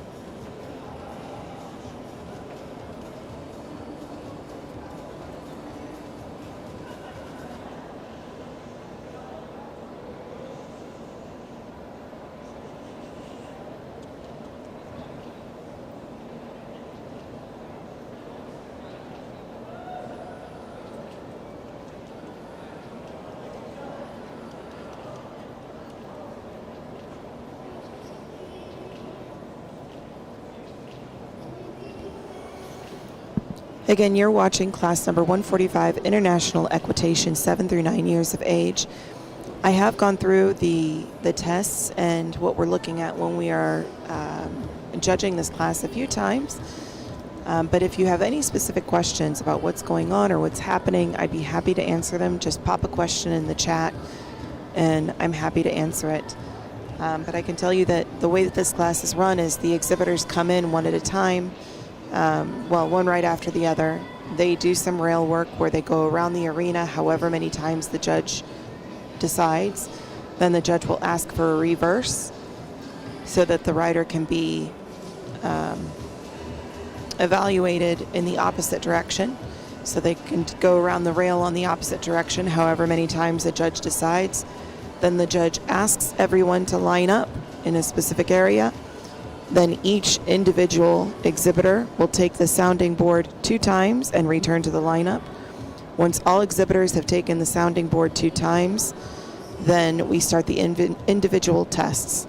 And the individual tests are they first go to the figure 8, they do 2 figure 8s in one direction, and then they do 1 figure 8 in the opposite direction. They halt and back.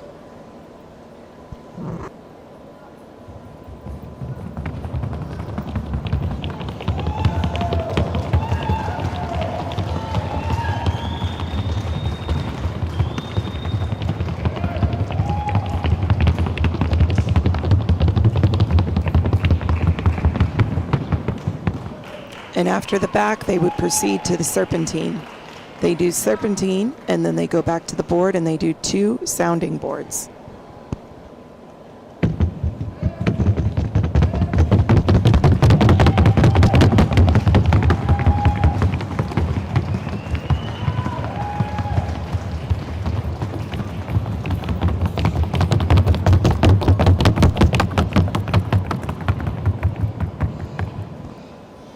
Again, beautiful presentation by Melody Dobenas.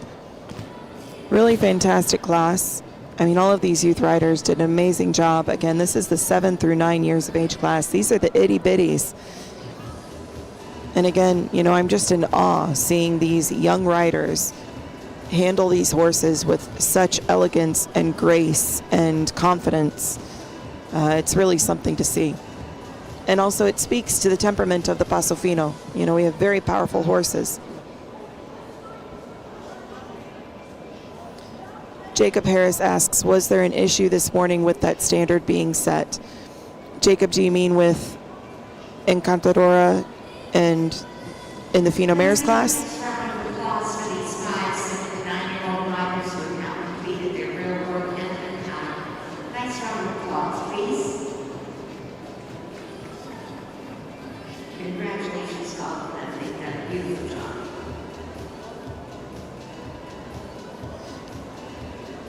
Jacob says yes. So I haven't heard anything really this morning. You know, all I've heard is that it's a mixed bag, right? Some people are happy with the placements. Some people are a little disappointed.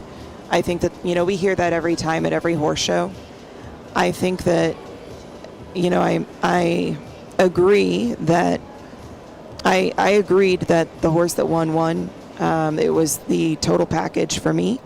It was the more complete Fino horse, and in the Fino division, it checked off the boxes for me, and it was in gate the entirety of the class that I could tell. You know, I've repeated multiple times that we should not be placing horses in top positions that are not gating the entirety of the class. And I think Anita had asked, you know, why would they place Encantadora second then when there were other horses in the class that probably gated more than she did? You know, I can't really tell you why the judges did what they did, but what I think happened was Encantadora has a lot of quality. You know, she's a very beautiful mare. She is very collected. But to me, from a training perspective, it seems like when she gets her head down, forget it. That's when she starts losing that clarity of gait. So I think at that point the judges had 2 options, since they had pulled out those 2 horses to do the work off. they could have either added more horses to the work-off so that they weren't put in the position where they had to give her second place if they didn't feel that she deserved it. But I also think that when we looked at the placements after the end of the class, there were at least 2 judges that felt that she deserved higher. So, you know, I don't know what to tell you. I don't know.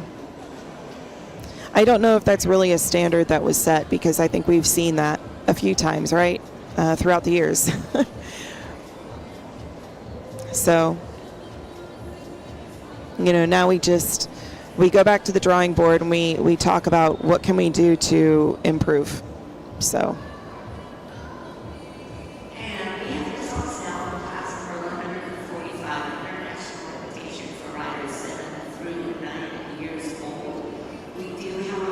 Award to give out in this class. So when I call you up, please go to your award, ladies, to receive your High Point Award. High Point is going to Miroslava Isutina. Miroslava, please go get your award. She's earned this for her points this year as a 7 to 9-year-old rider in international equitation. So congratulations, Miroslava. So now we will give you the results of this class. Your 5th place national awards going to entry number 343, Amalia Ortiz and Catalia de la Herencia.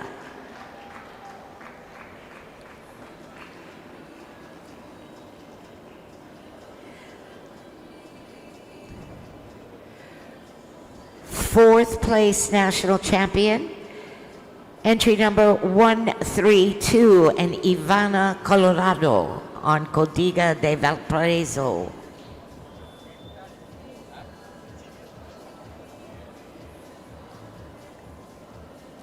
Third place to entry number 339, Mia Munoz on Diseño de la Revancha. That's your 3rd place national honors.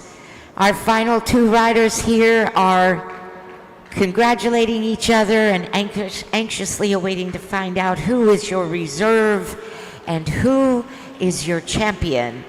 Let us let you know now your reserve champion, ladies and gentlemen, Miroslava Isutina and Ventosa de Ole.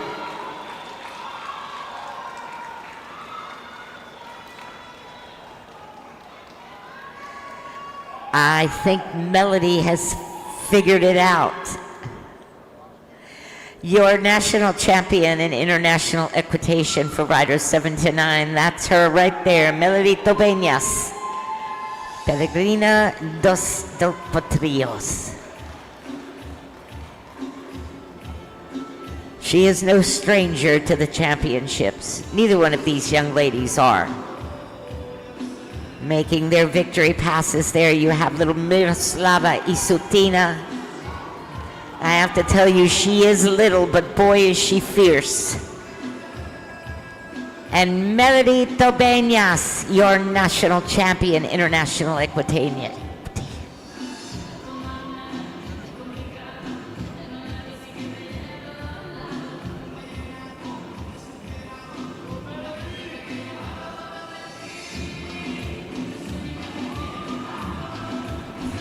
Beautiful job, ladies.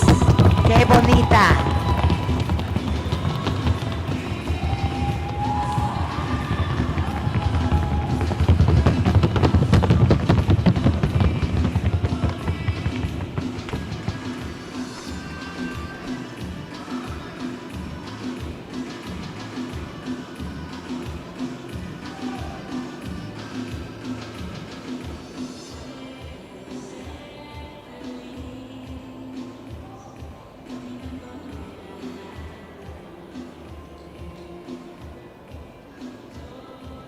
All right, ladies and gentlemen, that was Class 145 International Equitation 7 through 9. Your results: 5th national champion went to Amalia Ortiz. Our next class in is going to be 145A. Fabulous 3rd national Pleasure champion went to Futurity. Mia Munoz. So we're waiting for our judges to get ready and our Miroslava horses to Ishopina, enter. I'll explain a little bit about a Futurity program. Is Melody As it Doberas. sounds, it's about the future.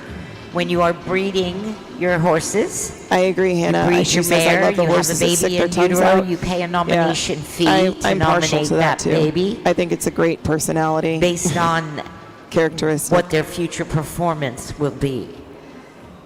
When you show that horse or you sell that horse and they show in a Futurity class, there is a monetary payout. Could be quite high sometimes.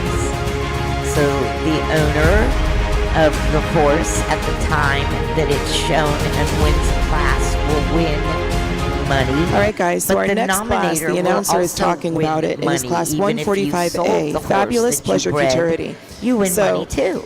Tango. So while they're setting up You can here, probably get your I'll go trusty ahead and tell you a little Google bit about out and payouts. Google Futurity If they program or place Fabulous first place, Futurity they'll program receive for a nice check for PFHA, and you'll come right up to the page that talks about it. So if you would like to follow along, that's where I'm that going. goes a long way towards So, paying horse show bills. For the Fabulous Futurity program, a little bit of Second background. place will receive It was established by the PFHA in $994.36. January of 2007. And third place, The goal of the program is to provide breeders and owners of $662.90. Pasofino horses an opportunity The to enhance the nominators value of their stock. who nominated This the horse Futurity for program is and similar gets to the first place very receives successful programs that are currently in $185.87. existence in many other Second horse place breed to organizations in which breeders and owners $111.52. nominate their weanlings into And this third program place to and then pay a receive nominal yearly fee to $74.35. maintain eligibility towards the goal of participating in the 3-year-old Fabulous Futurity show As classes. a small breeder For a purse that is myself, derived I from the never proceeds of the breed entries, a baby that plus I don't any sponsorship nominate funds for that may be Futurity, obtained throughout the year.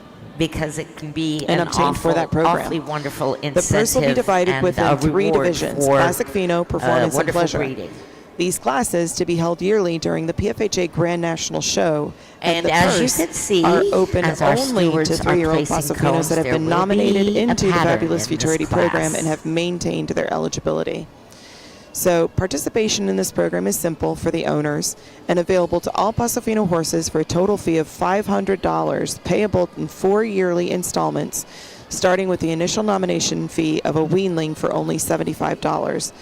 The total of the fees paid for each generation of horses is set up in escrow for that year's program, and it is to be fully used, less administrative costs, in the prize money for those classes. So, for example, the prize money for this year's Fabulous Futurity programs, first place is going to walk away with $1,600, basically, $1,657.26. That's going to first place. That's not too shabby. Second place, again, not too shabby, $994.36. And third place would get $662.90. This year, I've got 4 horses on my sheet for Fabulous Futurity Pleasure. So 75% of this class is guaranteed to get some sort of money back, as long as they don't screw it up and get kicked out of the class. Rules for eligibility and participation in the PFHA Fabulous Futurity program. So again, eligibility. Any Pasofino that is eligible for registration with the Pasofino Horse Association is eligible to be nominated into the Fabulous Futurity program. If not yet registered at the time that the original nomination is received, a foal must be nominated under its birth date, gender, sire, and dam names.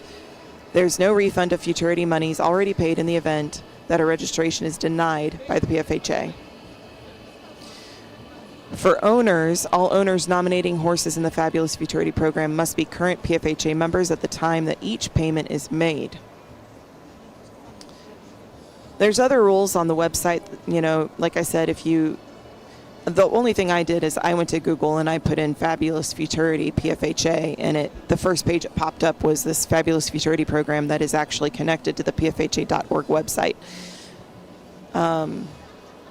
Let me see if I can find out where. Okay, so if you go to the PFHA.org website, if you go to the bar at the top that says Home, the Horse, Membership, Registration, etc., go to Competition.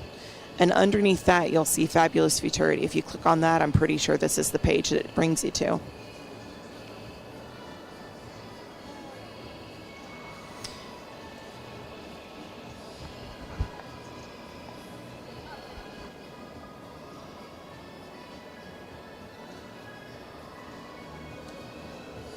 And I just realized, guys, they're playing a commercial. So I hope that you've been able to hear me because I've been talking my brains out.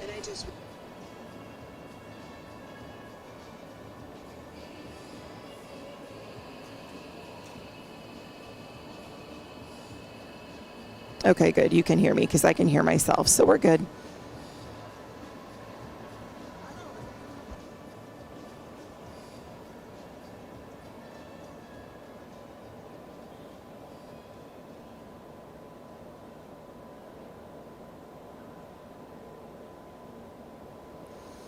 Jill Dyer, it has been difficult to hear you during the commercials. Thank you. So I think that, when we first got here, the Sus Caballos team told me that when they're playing commercials that I can't talk. And the problem is that I'm usually not even looking at the screen. I'm looking at the rule book because I'm reading from the rule book, or I'm off in La La Land walking around while I'm talking to you guys because I'm trying to get my thoughts together. So I think the Sus Caballos team has realized now that I'm not going to shut up. Even for commercials. So they play the commercials and now they're letting me stay on the air and talk to you guys. So Jill, I would rather hear you than them, LOL. Well, thank you. I absolutely take that as a compliment. But I also think it's hilarious because these guys are probably like, man, this lady talks a lot. What can I say? I'm wordy. I am very wordy. This is why I did great in college, like when I had to write papers, because I was excellent at BSing through 5,000 words or whatever I had to do. And Jen says, hearing the commercials during lunch breaks is good enough. Well, thanks, Jen. I don't know if the people that paid for the commercials would agree with you, but at least their commercials are being displayed, so.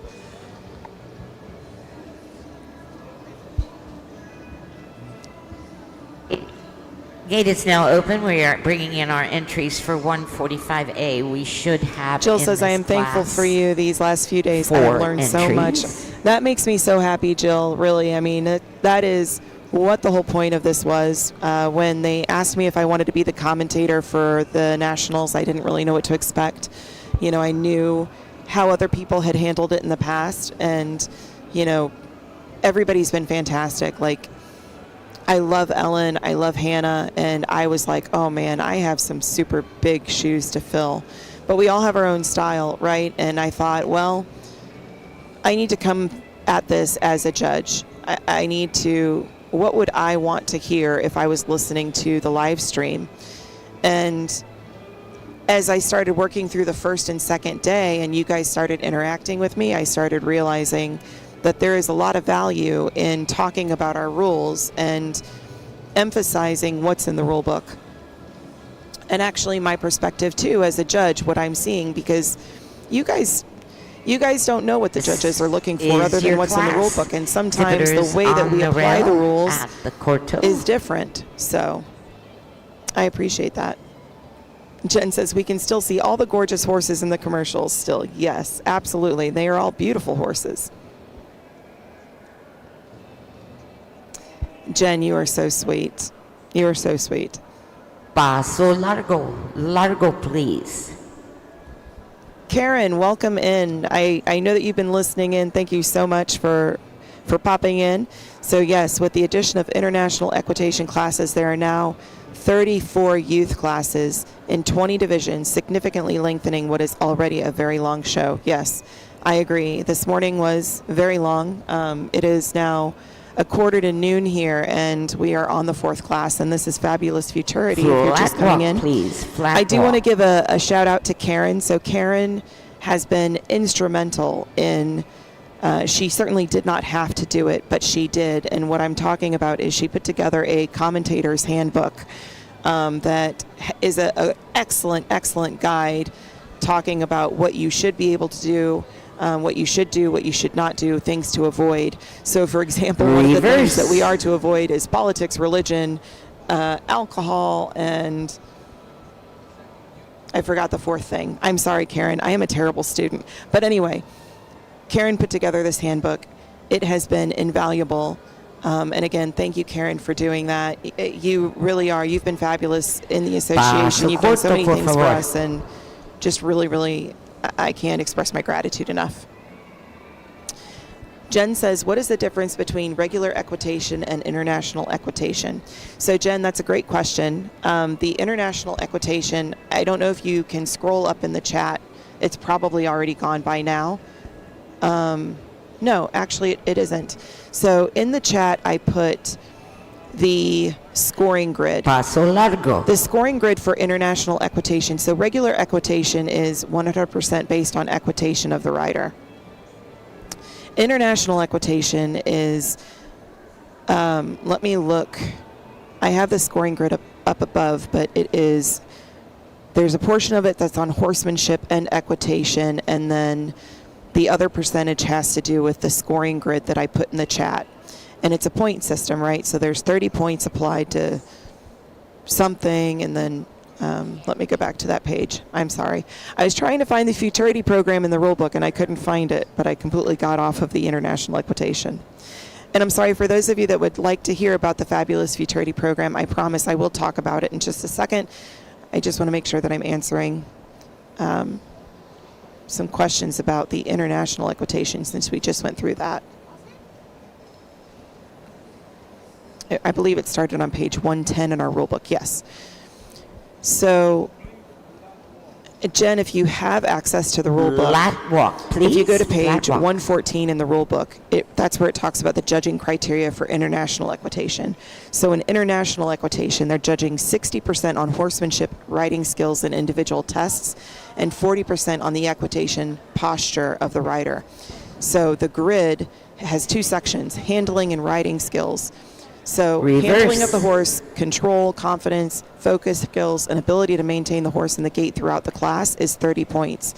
Effective use of aids, meaning, using your legs and your hands and your mouth to aid the horse to move, is 10 points. Paso corto, Then they please. apply points to the individual tests. So, for example, the figure 8, including the entrance and halt, is 7 points. 470, The back is 3 you'll be points. the The first serpentine is on 5 board. points. Uno tablet. The sounding board is Uno 5 points, derecho. for a total of 60 points. And I'll finish talking about this in just a second after they finish going across the board.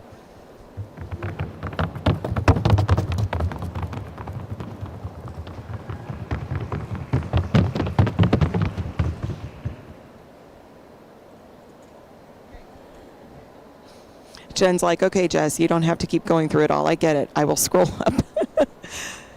But yeah, it is different in the scoring ability.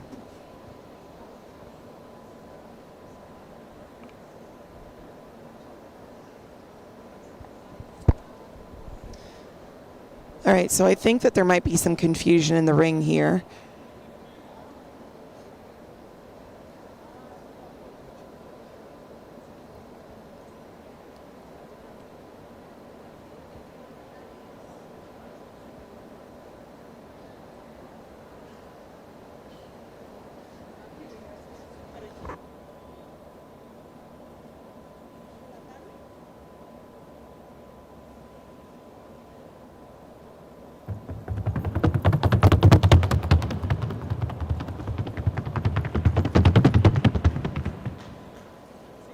Oh, no, there wasn't confusion in the ring. Actually, somebody left the ring, and I missed what happened. So if you guys are curious, I will see if I can get more detail. But,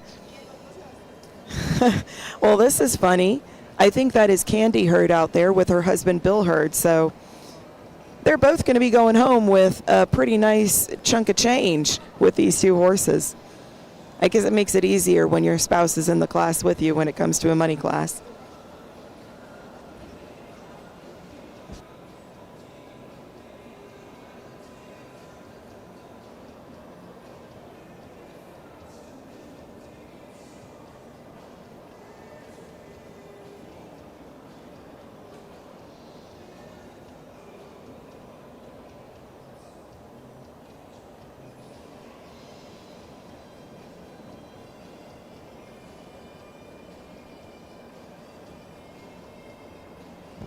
Jen, who will be sleeping on the couch tonight?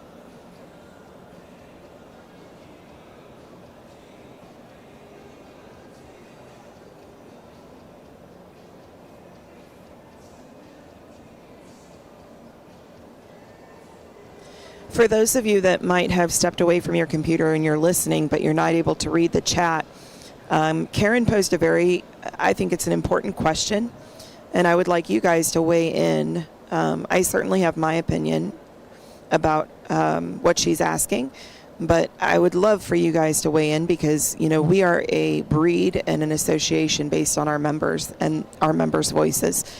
So her question was, what would folks think about having a separate youth nationals?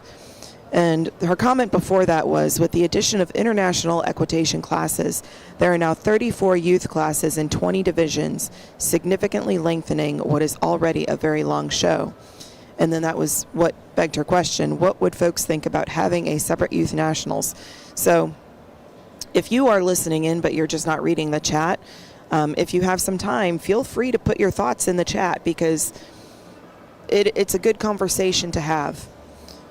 While you guys are talking about that, I'm going to talk a little bit about the Fabulous Futurity program. So they are now doing a pattern, and if you guys want to follow along with the pattern, you can go to the pfha.org website. Here I am plugging the website over and over again, but really, seriously, go to pfha.org and click on the National Show link that takes you to the National Show page. There you'll see all of those tiles at the bottom of the page that we've talked about numerous times. Go to the one that says Patterns, our Fun Patterns tile, because I've directed you there a few times, and there is actually a Futurity tab.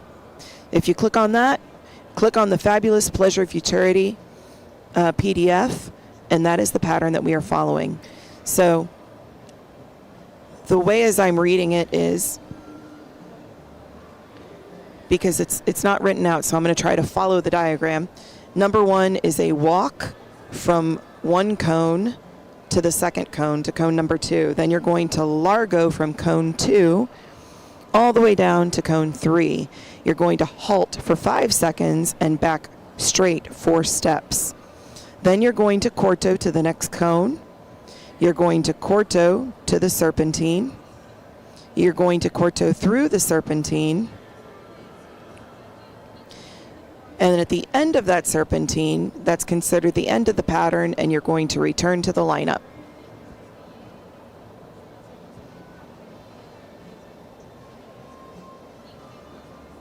So from the lineup, Candy is going to corto. Or no, I'm sorry, that is not Candy, that's Pat. I'm blind. Sorry, guys. My contacts are blurry.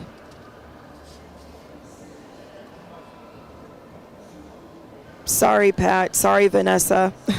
Please forgive me. I'm so used to seeing Candy and Bill show together.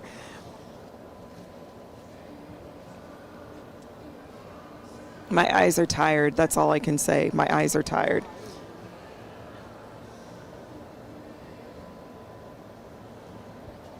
So Pat is going to corto to what we call cone number 1 up in that corner. Then she's going to walk.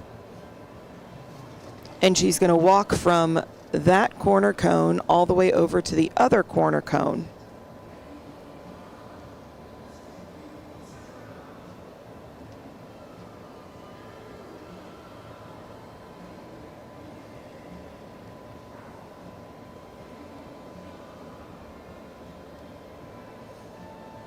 Then she's going to largo from that cone all the way down the rail to the next cone.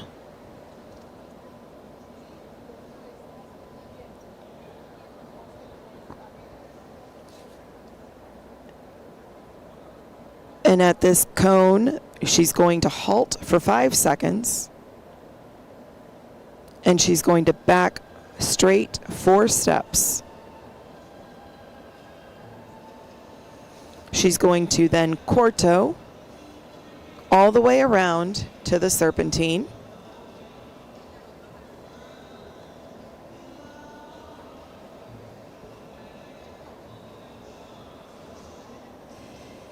And she's going to corto through the serpentine.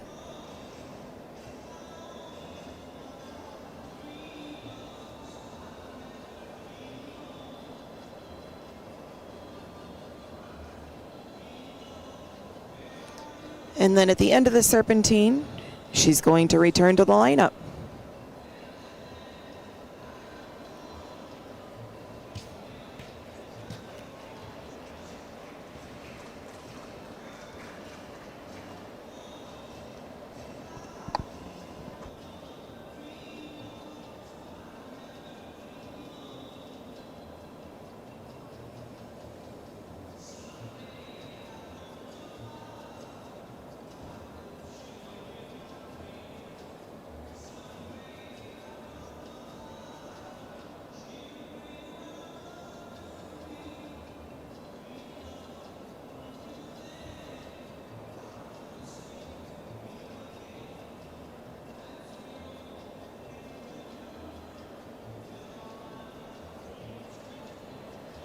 Really good conversation happening in the chat right now regarding a youth nationals, a separate youth nationals. I'd be happy to share my thoughts. So I think that first we have to start off with, we've already shortened our nationals. And the reason why we shortened our nationals is because my understanding is 6 days is long, right? And each additional day adds more expenses. Plus, it can be difficult for people to get away from work or from school for 6 days. And yes, I do see a lot of youth riders coming in at the end of the week or whatever. I don't know if a separate youth nationals, to be held at a different date, maybe even a different venue. I don't know if that would be better, because we do have a lot of youth up in, Missouri, Tennessee, Kentucky, Texas, other areas of the United States. So that would be a second additional trip that they would need to take for nationals, which not an issue, right? Because they're already traveling anyway to go to different shows to qualify. But I think that that's an expense, even though it is probably a minority of youth riders, because the majority of our youth riders are in Florida. I think that that's something that would need to be considered. Personally, I would like to see one day of nationals be dedicated for international equitation and possibly equitation and horsemanship. I think that the other youth classes would be fine in our regular national schedule. I don't necessarily agree that a youth nationals would not draw Futurity outsiders coming in. I think that we could really amp it up and market it, as well as handing out our garlands. See the ladies with the big checks. The youth and getting kids involved is how we're going to grow the breed even more. Honors in because this I think class, there's a lot along of with a check for value in kids getting involved. If the kids are happy and they're $36, staying out of trouble, the nominator of this horse. this is what my parents did with me. I was happy and I stayed out of trouble as long as my parents kept me in the horses. So that's how it got started. And my parents didn't mind paying money to go to shows and buying horses if it meant that I was going to have something that I was going to be focused on and stay out of trouble. And it was an incentive for me to do well in school, because the rule was if you got a C, you couldn't show. So I did my best in school because I wanted to show my horse. So I think that marketing-wise, I think that a youth nationals would be able to hold its own financially. Yes, Karen, I like that. I'm sorry, Jeannie.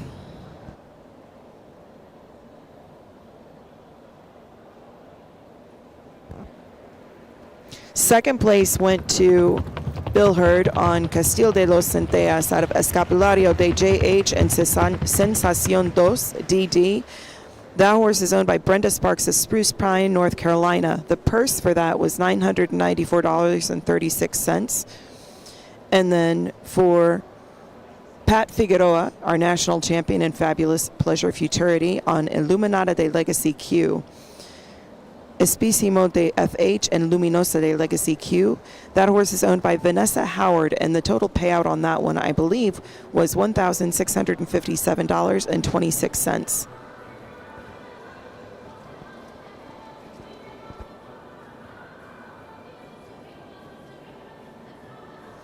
Going back to the conversation about youth nationals, Karen, I think that devoting Saturday entirely to youth is a good idea.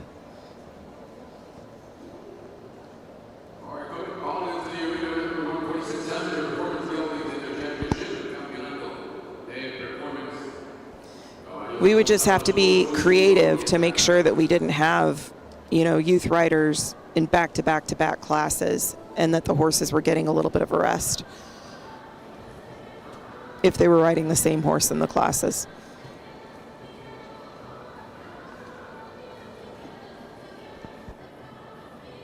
All right, guys, the next class that we have coming to the arena is going to be Class 146 Amateur Performance Geldings Championship. We are looking for a total of 6 exhibitors, unless there's other exhibitors that signed up after I had my sheet printed. But the horses that I have signed up for this class, back number 110 is El Aventurero de JH, out of Heredero de John Seb and Esencia de JH, shown by Kevin Carrera. Back number 204 is Tesoro de ME by Torrente de la Catrina out of Gema de GP, shown by Brittany Short. Back number 209 is Atrevido IA by Acapella's Prelude out of Marisol IA, shown by Sue Sparrow Bessie. Back number 330 is Onyx de Torrente ME by Torrente de la Catrina out of La Caleña de ME, shown by Dr. Kristen Moore. Back number 333 is Enigma de Doña Lola out of Quinto Elemento de Paso Hondo and Maestra de la Luisa, shown by Valeria Garcia. And back number 401, Magnifico Siete Ere, out of Tormento de la Virginia and La Fortuna de Santa Lucia, shown by Sharon Quinn Dixon. I have 6 horses on my sheet, and it looks like there are 6 horses in the arena, so we should be okay to go.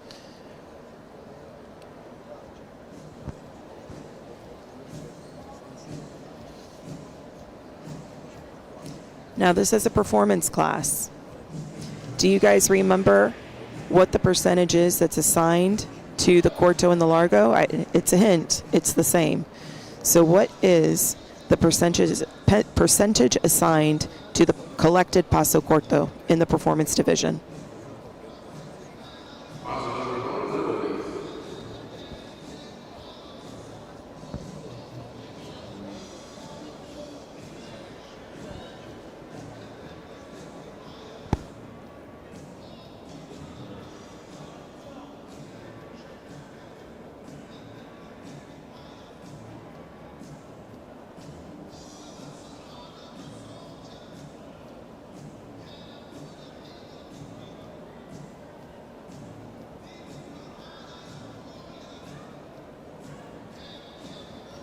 You're close, Jacob.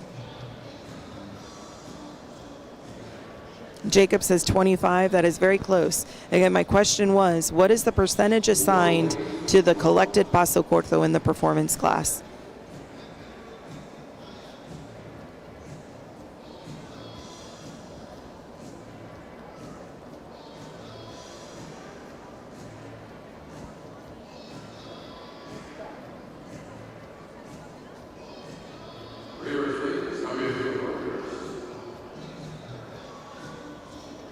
There you go, Jacob, 30%. So Tango, that 20% is in pleasure. In performance, we're looking at 30% in the collected Paso Corto, 30% in the collected Paso Largo.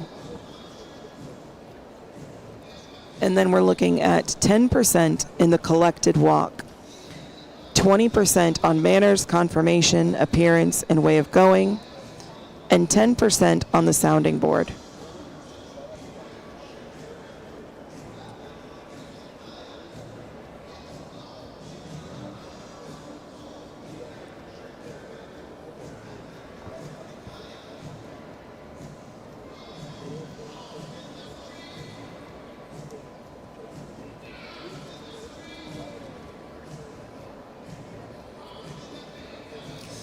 I do want to address one comment that, Hannah brings up a point that there are some classes at nationals that could be combined like they are regional shows.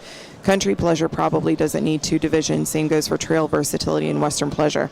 So I don't necessarily agree that we need to remove specialty classes or specialty division unless they are not being utilized. And this year at nationals, we had multiple entries in all of those classes in both amateur and professional. I think that if we removed those classes, that would be a disservice to those people that are actively showing in those classes. And the people that are actively showing in those classes are also supporting the nationals and other divisions. So I think that we do need to take a look at our show schedule, but I do not agree with taking anything away from our specialty classes. The specialty classes are what shows the versatility of our breed, in my opinion. And, it's great that our horses can go around in circles and we can show versatility and pleasure, and we can show the versatility and performance. We show the power and performance. We show the highest amount of collection in pheno. But people that are coming from the outside to look at our breed, not everybody wants to invest in a pheno horse, especially up north, in Missouri and Tennessee and even over in Texas and in the plains. They're looking for horses that can work cattle, that can be good working horses. So I don't agree with taking away those classes.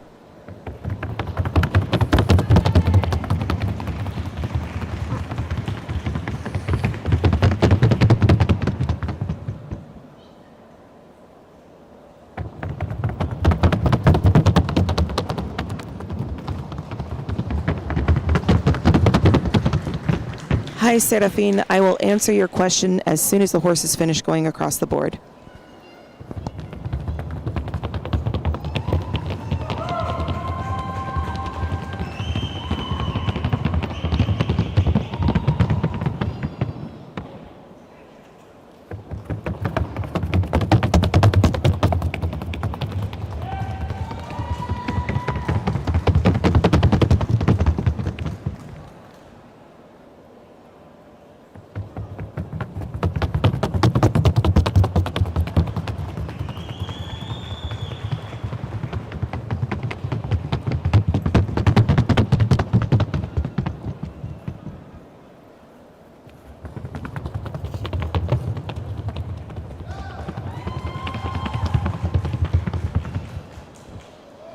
Very nice championship class. Serafine Gonzalez, thank you so much for posting. So Serafine says, I have a question. That horse with the tongue sticking out, will the judges take points away from the rider because of it? So no. The answer to your question is no, if it's only the tongue sticking out. Now, if the horse is sticking out its tongue and bobbing its head, moving its head, somehow altering the way that the horse is moving. So if sticking out the tongue is connected with the horse also breaking gait or bobbing their head up and down or trying to dive their head down, then we look at that horse as a whole, and we would penalize if there's loss of cadence or loss of gait because the horse is sticking its tongue out because it's agitated about something. But if the horse is maintaining gait and the horse is not losing form and the horse is doing everything right, it just likes to move with its tongue sticking out of its mouth, then no, the judges will not penalize for that. It's part of the horse's personality.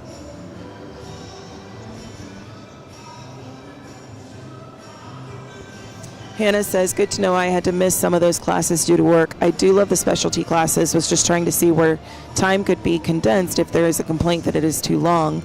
I can't imagine anyone agreeing to cut or combine any of the pleasure, performance, or pheno classes. Basically boils down to, I don't see how we could possibly shorten it more than it already is. I'm still not a fan of creating separate youth nationals, but maybe that is the only way. Combrio Coaching, hey, welcome in. They used to not have so many classes for different ages of the horses. Yes, Combrio Coaching, I was going to say that as well. And I have had many a heated discussion about removing one of the age groups, because I feel like that did increase the length of nationals, and it's significantly decreased the number of horses in some of the most exciting classes, because they're all being split up now in different classes. For example, Performance Stallions, 85 months and older. I was so surprised at the amount of entries. I don't remember what the amount was off the top of my head now, but I remember when that class was huge. But the class was split because you've got Performance Stallions in the 61 to 84 months, and you also have Stallions in the 85 months and older.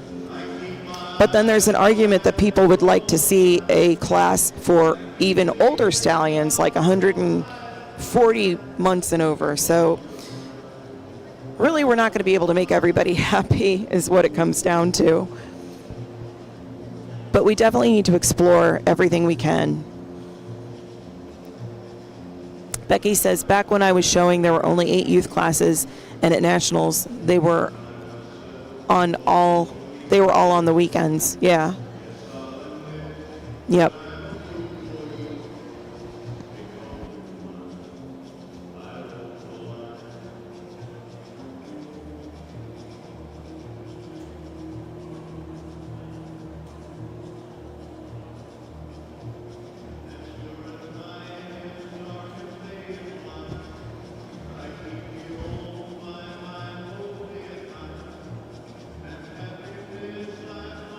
All right, guys, if you were wondering who the judges are for this class, we've got the honorable judges Nick Burgos, Keith Dane, Cindy Griffith, Angela Ochoa, and Wilman Rodriguez.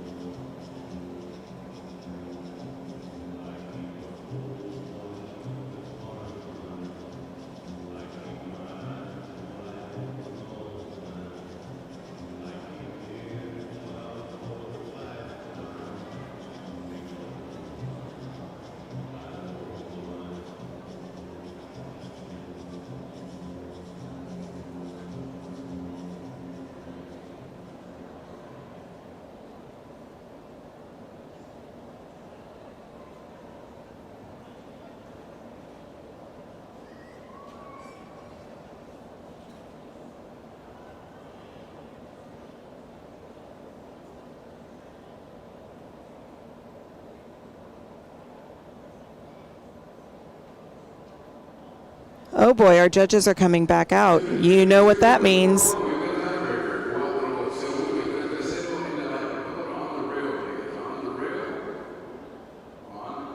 Rail. We have a tiebreaker, folks. And in the performance division, Paso corto, por favor, corto, please. Paso corto. they are going to be doing a corto, reverse, reverse, largo, corto, and then line up.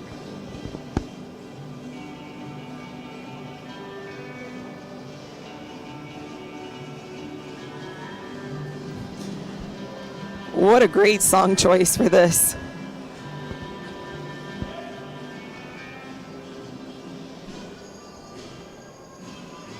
Reverse, please. Cambio de dirección, por favor. Reverse.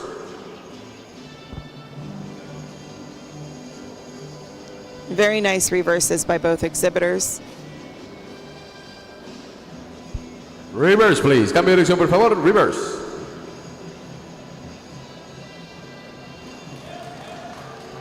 We had a little bit of a bobble there on back number 401. Paso largo, por favor. Largo, please.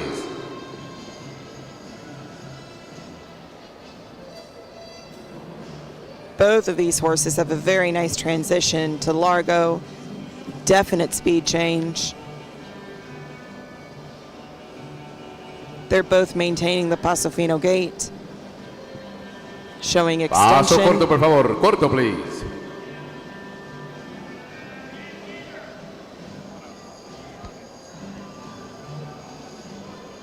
Paso corto, paso corto.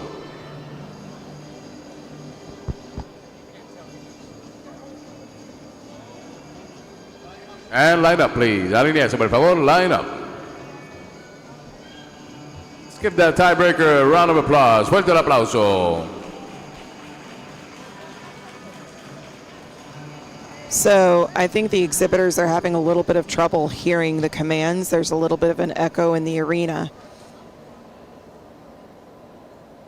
And as they were coming around, I heard one of the exhibitors try to communicate to one of the judges that she couldn't hear.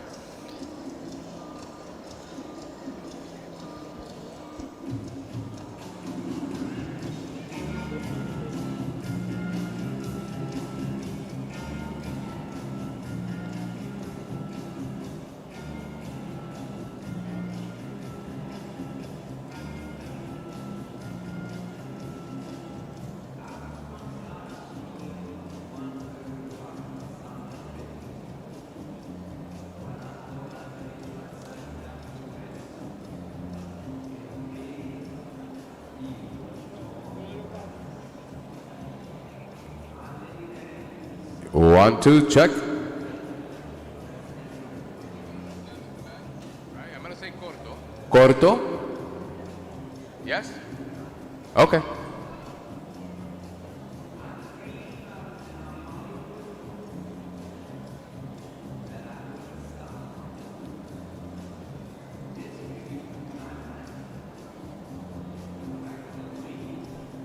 Check. One, two, check, see. One, two, check.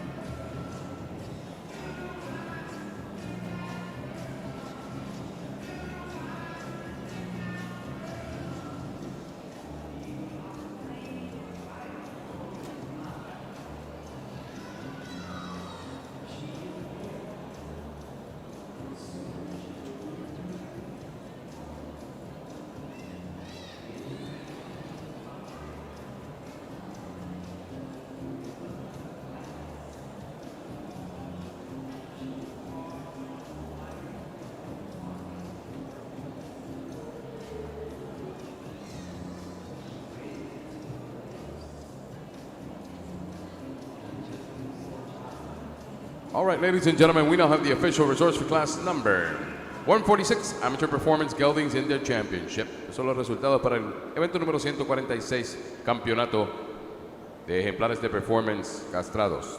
We'd like to thank Exhibitor 204 for their participation. Le agradecemos al ejemplar número 204 por su participación y lo despedimos con un fuerte aplauso.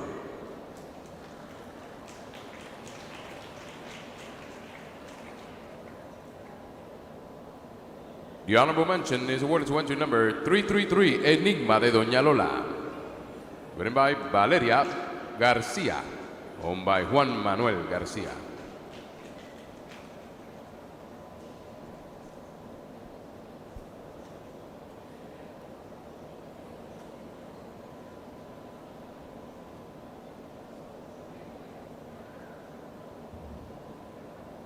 We're going to go ahead and also do the High Point Award. The High Point Award is Enigma de Doña Lola.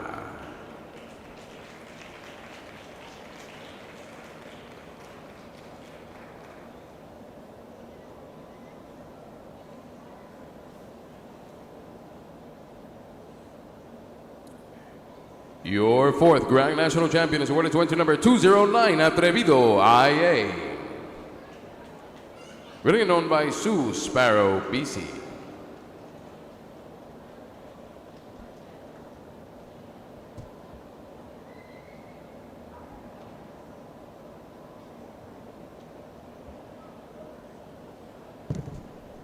Your third Grand National Champion is awarded to entry number 330, Onyx de Torrente ME. Written and owned by Christine Moore.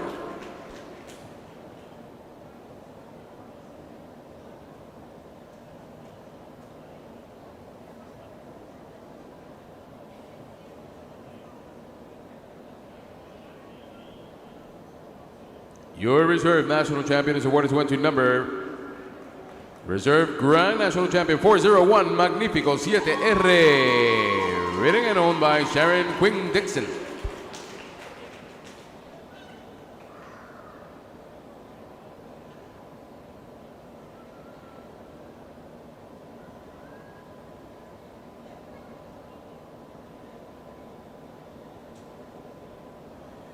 And ladies and gentlemen, put your hands together for your 2024 Amateur Performance Geldings Grand National Champion. Awarded to entry number 110, El Aventurero de JH. Written by Kevin Carrera. Owned by Marvin Carrera. Congratulations. Congratulations to your national champion, your Grand National Champion Performance Gelding. Entry number 110, El Aventurero de JH and Kevin Carrera. Your reserve Grand National Champion was Sharon Quinn Dixon riding Magnifico 7R.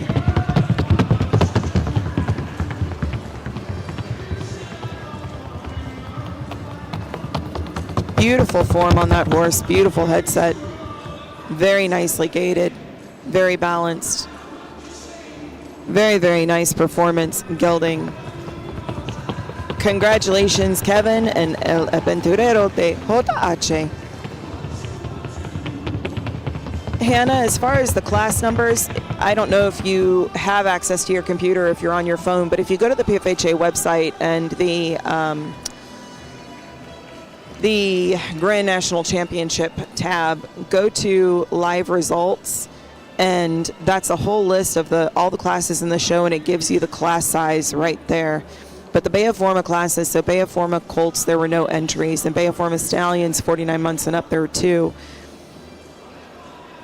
So there were only 2 Bea Forma Stallions. In Bea Forma Mares and Fillies, they had like 7 altogether. Bea Forma Geldings had maybe 5 altogether.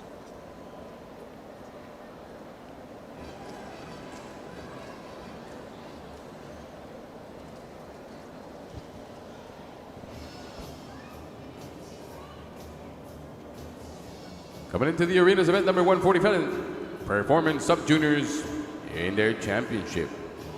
El evento número 147, ejemplares de Performance, la juventud en su campeonato. Hey, James B. Welcome in.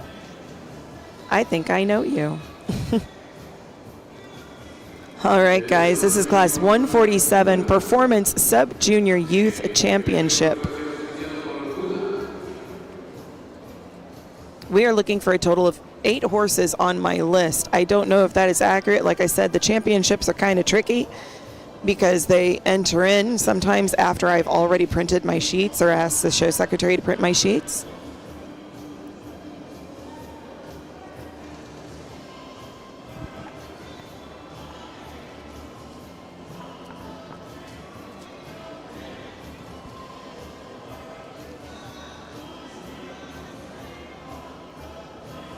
The exhibitors that I have on my sheet for this class, I have back number 135.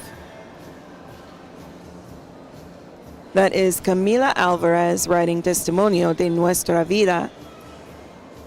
Testimonio is out of Firmamento de Agualinda en la Fragancia de la Ilusión. Back number 136 is Kaylee Palango riding Benjamin de Arcoíris out of Arcoíris de Capuchino and Maraquita de Doña Meche. Back number 179 is Rosalia Renee Murray riding Capitán de J&J by El Reto de United out of Mamma Mia.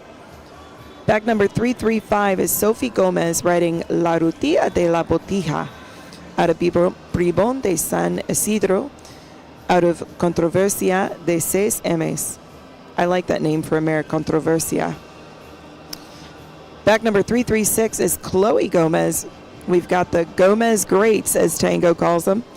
Chloe Gomez riding Rumbera de JD by Gran Resorte de Alhambra out of Guarachera de Guadalupe. Back number 339 is Mia Munoz riding Diseño de la Revancha by Destino de Cuatro Haces out of La Revancha de Valparaíso. Back number 344 is Mila Rivero riding Mohana de Quique out of Rey de Quique de San Cayetano and Mimosa de Monasterio. Back number 461 is Lucien Manga riding La Repuesta de ILE by Terremoto de Vitral and La Propuesta de United. So I have 8 exhibitors on my sheet, and I definitely have more than 8 exhibitors coming into the ring. All right, ladies and gentlemen, this is event number 147, performing Social Junior Youth Indian Championship. Let's give them one big round of applause for an amazing year. Here we go, ladies and gentlemen, Paso Corto.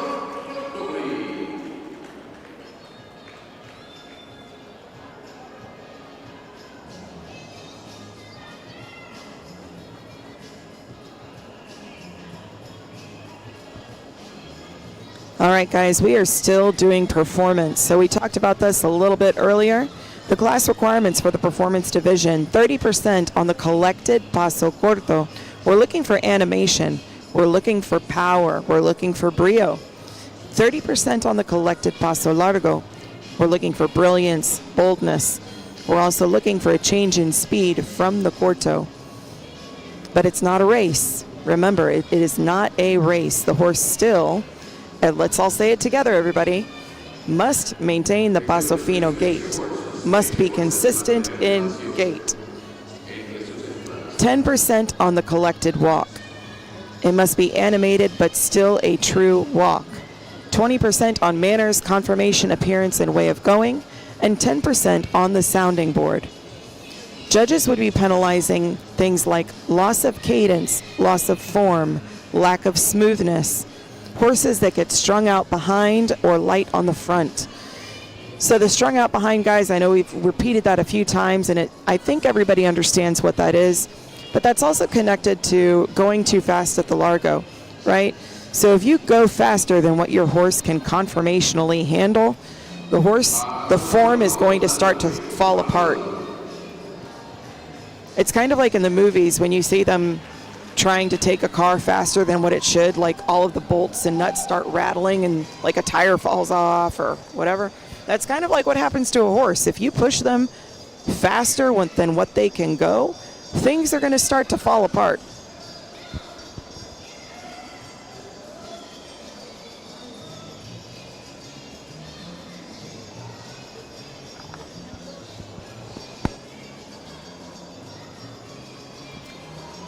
Diane Popovice, welcome in. Is there a site where we can see results of classes if we weren't able to see these online? Yes, ma'am. Yes. So if you go to the pfha.org website, again, that is pfha.org,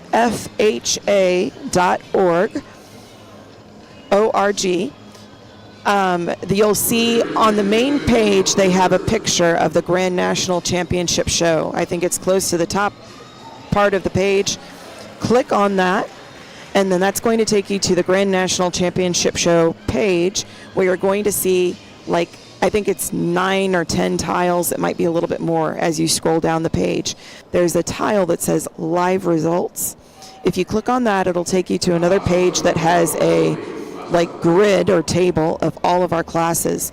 Just go to scroll to the class that you want, click on it, and it will drop down and show you the entries that were in that class and the results. And it will also show you how each judge placed the horse, I believe, in that class. I hope that's helpful.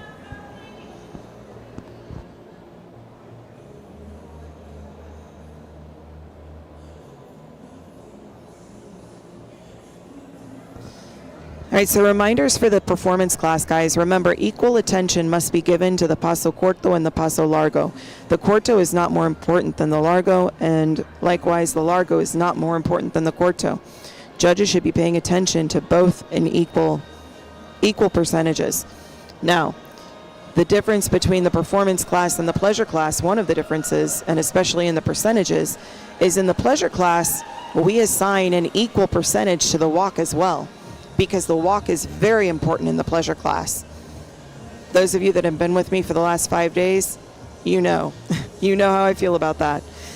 In the performance division, the walk is still important, but what we're looking for in performance is we're really trying to focus on the collection. We're focusing on the brilliance. We're focusing on the power. We want these horses to have a little bit more finesse and style than they do in pleasure. So the walk, while still important, we're not adding as much weight to it as we would in a pleasure class.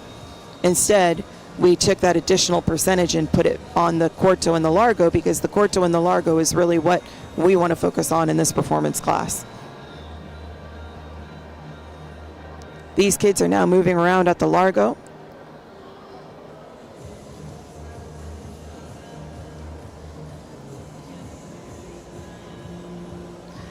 I'm just watching these kids go down the rail, and wow, this is a nice class.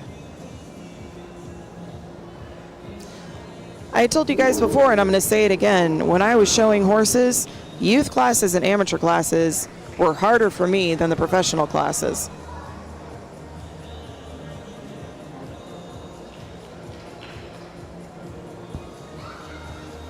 So you guys can definitely tell the difference between the performance walk and the pleasure walk, right? The performance walk has, like I said, it's fancy. We're looking for the fancy walk in the performance class.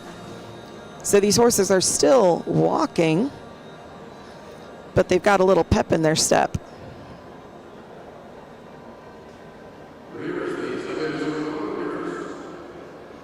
If you're just joining us, welcome in. This is the 2024 Grand National Championship Show. We are on the final day of competition.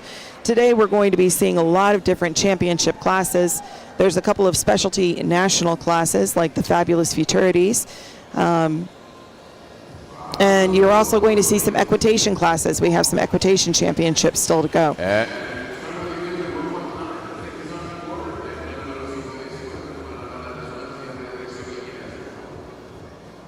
We are starting the sounding board work now. Let's listen in.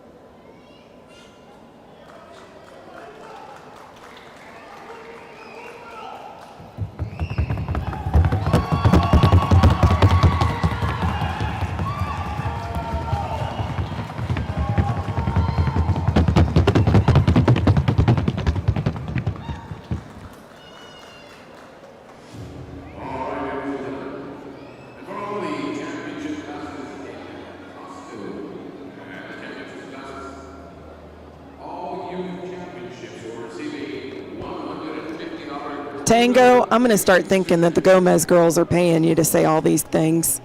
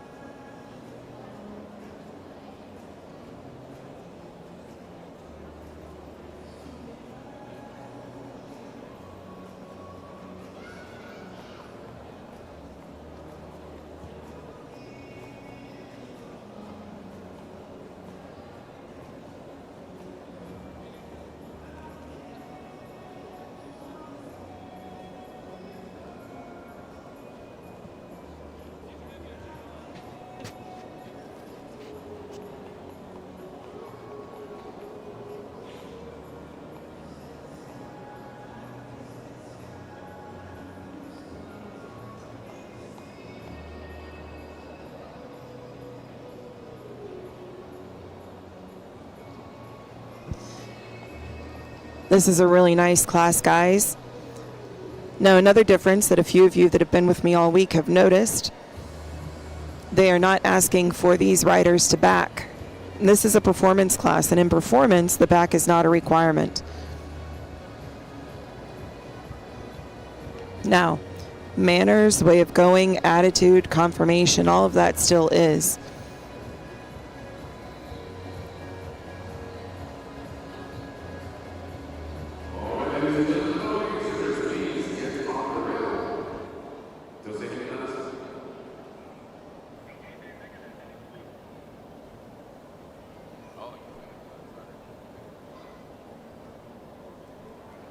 Also, everyone, if you're listening from the show, I was told that we are not taking a lunch break today. There is no lunch break today. To where we are. One sec.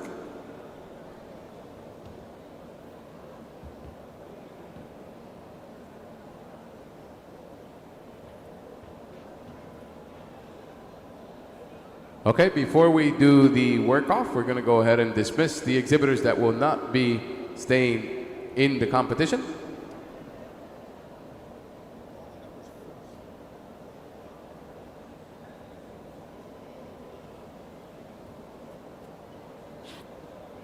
We will wait until that process takes place and then go to the work-off. Con Brio Coaching, I don't know if you're still listening in, but I was going to respond to your statement about it would be nice if this part didn't take so long. I know they have to put it in the computer, but the wait for the results is usually several minutes.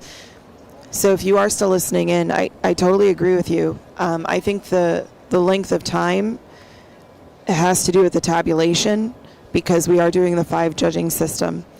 And I know that we've had... Ladies and gents, now we have it. We're going to call the numbers that are staying. And this is a Performance Sub-Junior Championship, de un campeonato. So we're going to let the ones go that will not be staying in competition, but obviously we're going to give them a big round of applause as they exit this arena, the 2024 National Championship.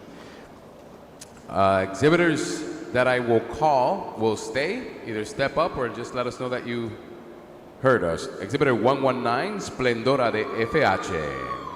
Exhibitor 136, Benjamín de Colores. Exhibitor 179, Capitán de JNJ.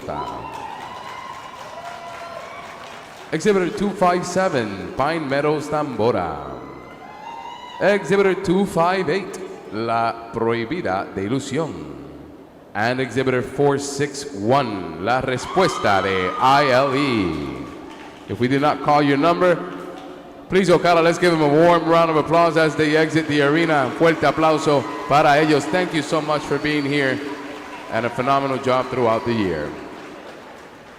For those of you that are staying, please see your way to the rail and just stay put next to the rail until we let you know the command so that we can do your work off.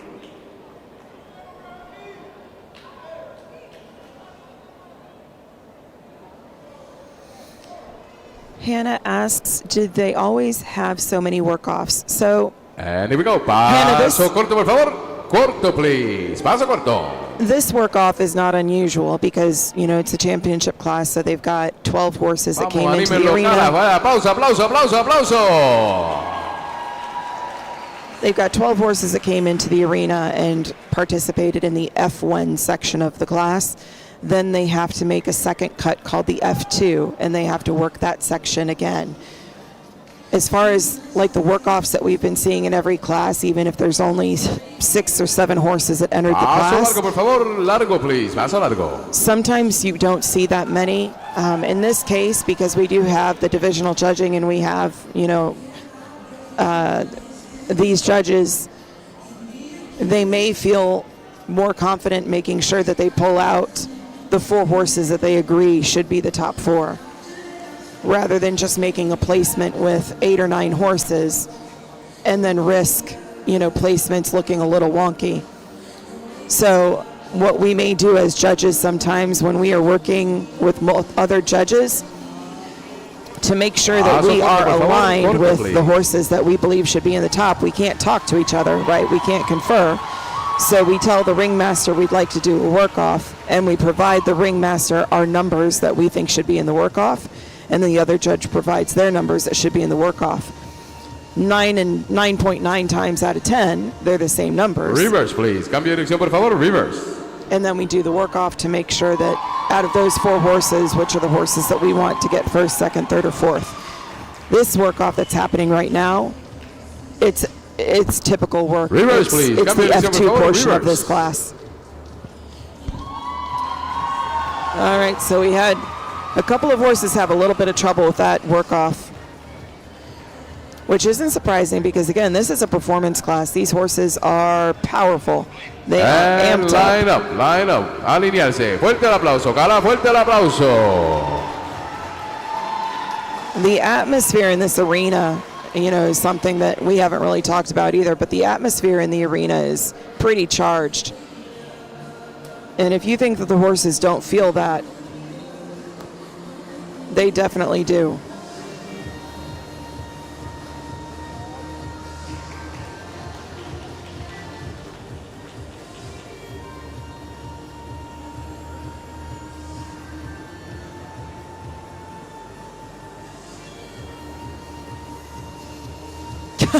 Tango.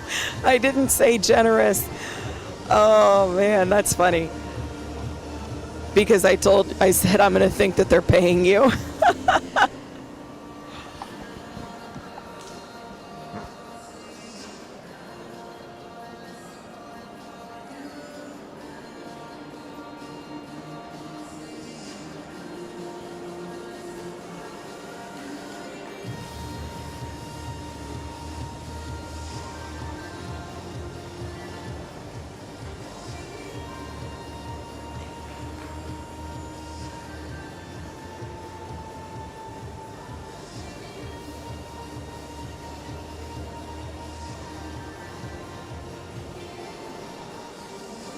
We have 110 watching. Thanks so much, guys, for joining us. Again, I said this a little bit earlier. I don't know if, you know, everybody heard me, but we are not breaking for lunch today. I literally asked the announcers, I'm like, have you guys heard anything about a lunch break? And they're like, oh, yeah, we're breaking tomorrow. Well, tomorrow we're not showing because today's the last day. So I'm like, so you're telling me that there's no lunch break? And they're like, yep, no lunch break. We're just running right through. I have a feeling it's going to be another late night, early morning.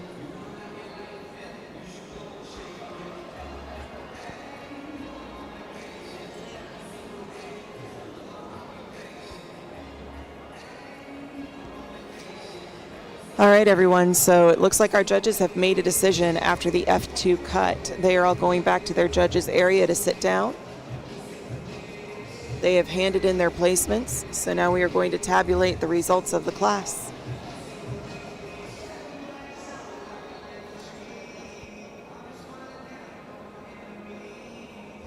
While they are doing that, I am going to step away and go see if there is any coffee downstairs. Or grab a water, I'm not quite sure. But I will be right back.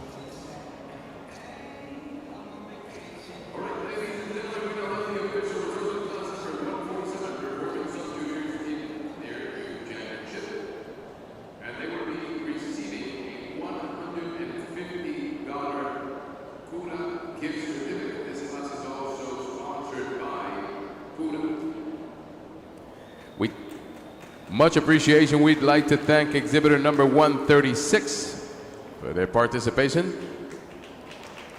And it is a championship class, so obviously there's no placement for that, but let's give it a round of applause. It was a tough class. A lot of different exhibitors were in this class.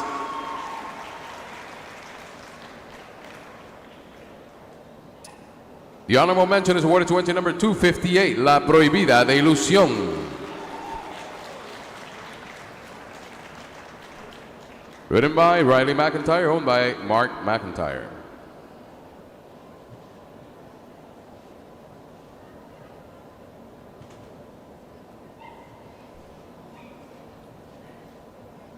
Your fourth Grand National Champion is awarded to entry number 461, La Respuesta de ILE. Written and owned by Lucian Manga.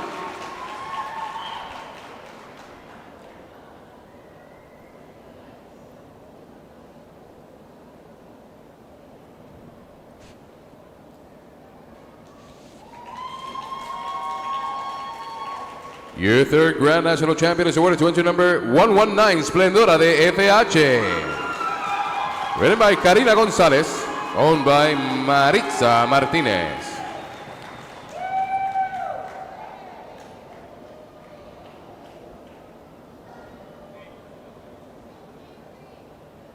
And ladies and gentlemen, your 2024 Performance Sub-Junior Youth Champion, Reserve Grand National Champion is awarded to entry number 179, Capitán de JNJ.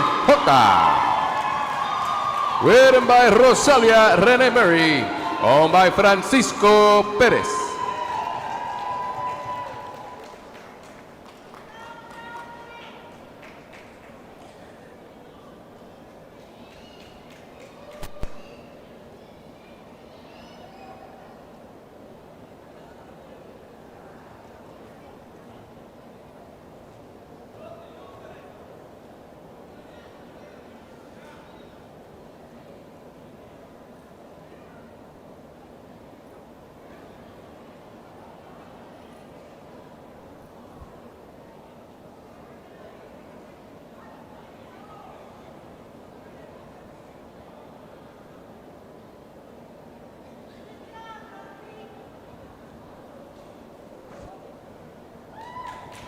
And ladies and gentlemen, without further ado, your 2024 Performance Sub-Junior Youth National Grand Champion is awarded to entry number 257, Fine Meadows Tambora.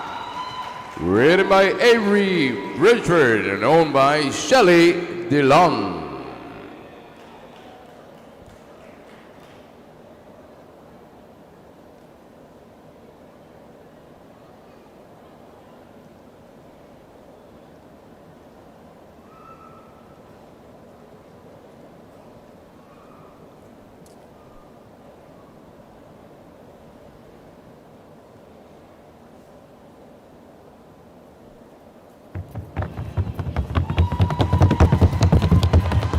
Your reserve performance sub-junior Grand National Champion, Capitán JNJ Rosalia Renee Mary.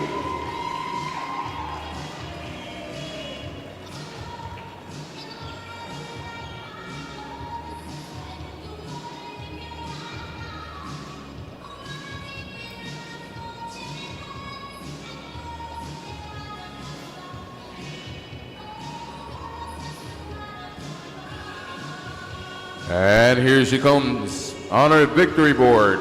The 2024 Performance Sub-Junior Youth Grand National Champion, 257 Fine Meadows Tambora, Avery Bridgeford.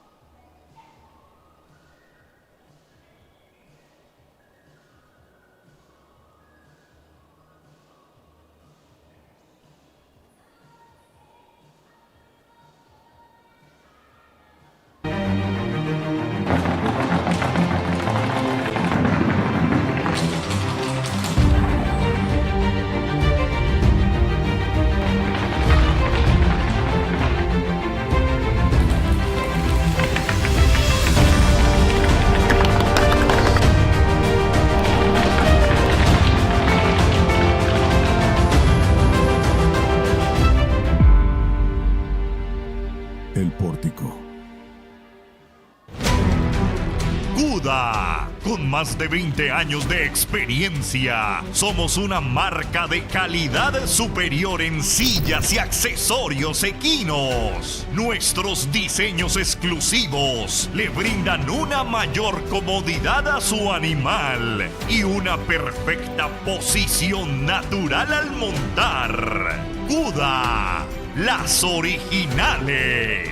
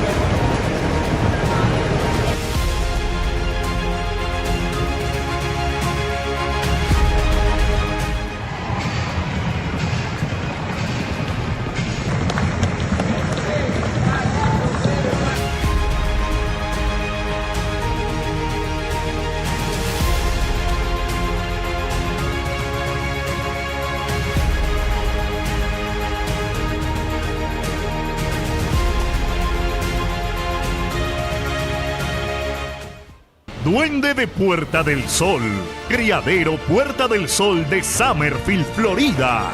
Duende de Puerta del Sol, el hijo oculto de la serranía por tempestad de serranía. Tormento de la Virginia fuera de concurso por capitán de la vitrina. Un caballo con una genética exquisita del paso fino, acompañado de una calidad excelsa, el cual está demostrando en su descendencia lo que ya demostró en la pista. Él y sus hijos son la mayor carta de presentación. Únete a este linaje de campeones.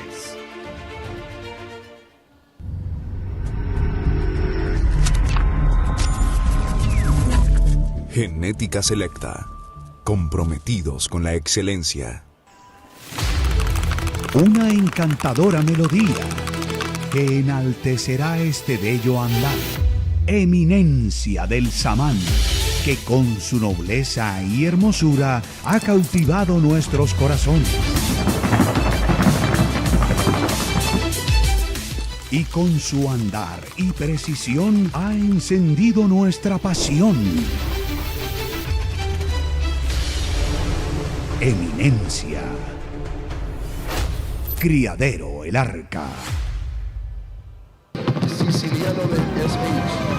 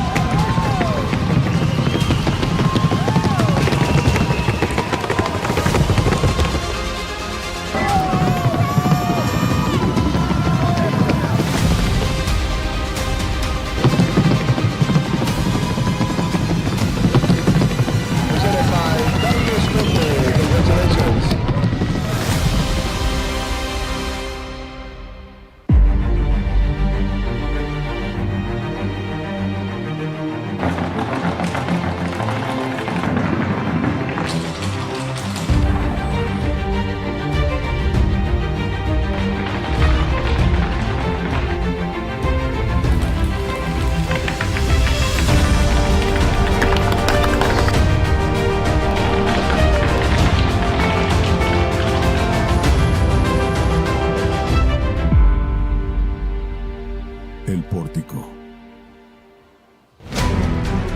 Cuda, con más de 20 años de experiencia, somos una marca de calidad superior en sillas y accesorios equinos. Nuestros diseños exclusivos le brindan una mayor comodidad a su animal y una perfecta posición natural al montar. Cuda, las originales.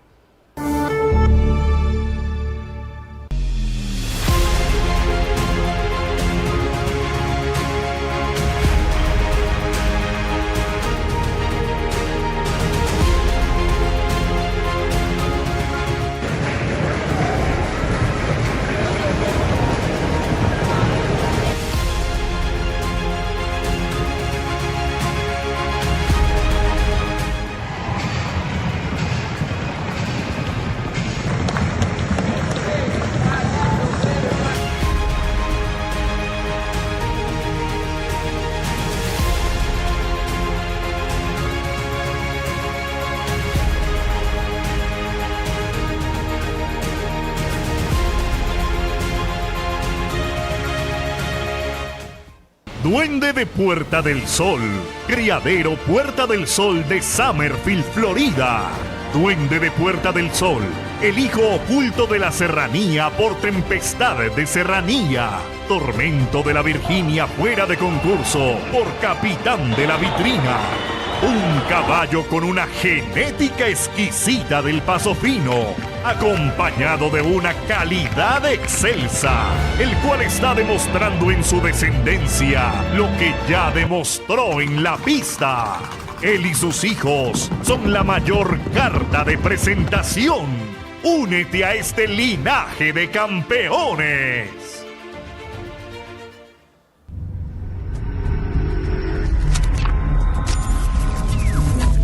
Genética selecta. Comprometidos con la excelencia. Una encantadora melodía que enaltecerá este bello andar. Eminencia del samán, que con su nobleza y hermosura ha cautivado nuestros corazones. Y con su andar y precisión ha encendido nuestra pasión. Eminencia. Criadero el Arca. Siciliano del SH.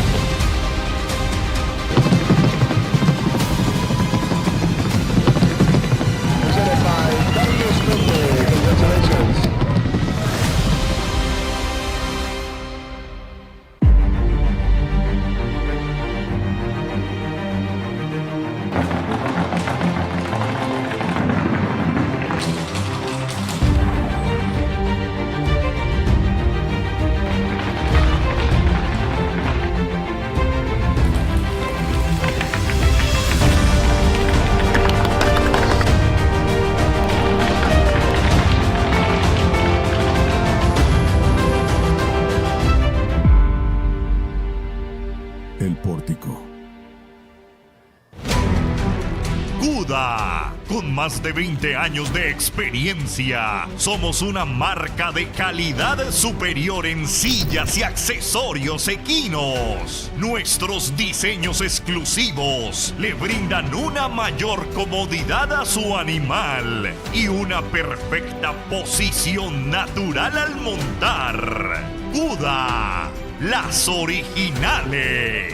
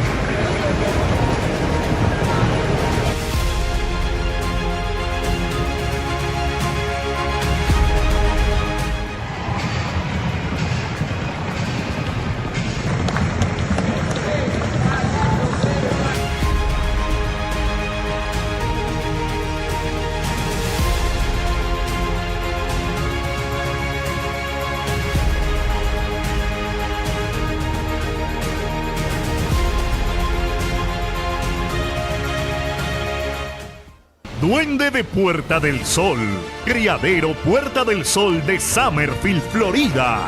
Duende de Puerta del Sol, el hijo oculto de la serranía por tempestad de serranía. Tormento de la Virginia fuera de concurso por capitán de la vitrina.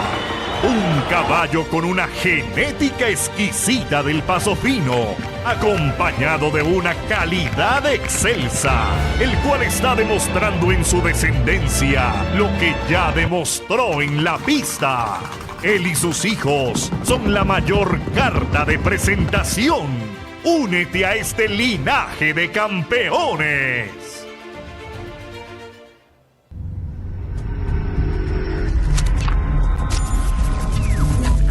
Genética selecta. Comprometidos con la excelencia. Una encantadora melodía que enaltecerá este bello andar.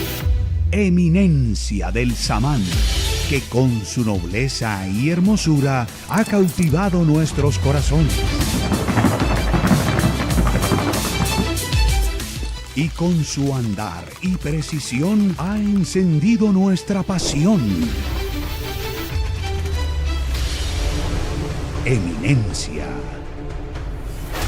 Criadero el Arca. Siciliano del SH.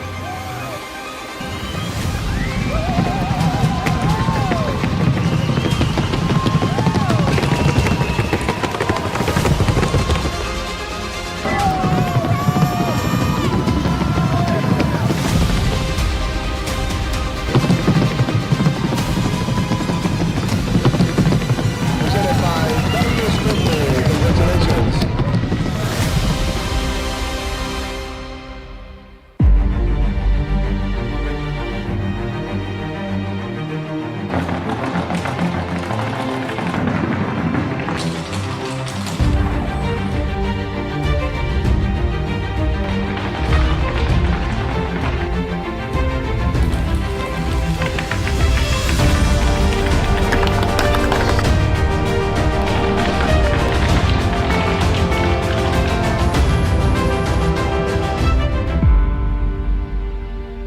El pórtico. Cuda, con más de 20 años de experiencia, somos una marca de calidad superior en sillas y accesorios equinos. Nuestros diseños exclusivos le brindan una mayor comodidad a su animal y una perfecta posición natural al montar. Cuda, las originales.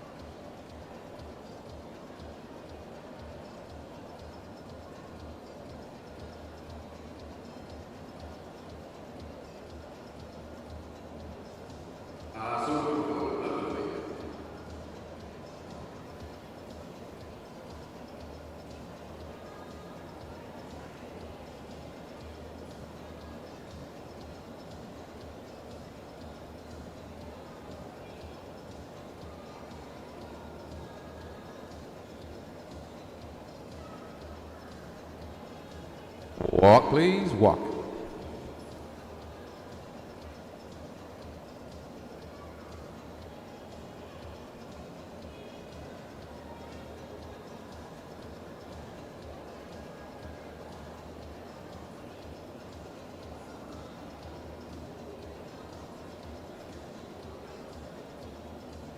Reverse, please. Cambio de dirección, por favor. Reverse.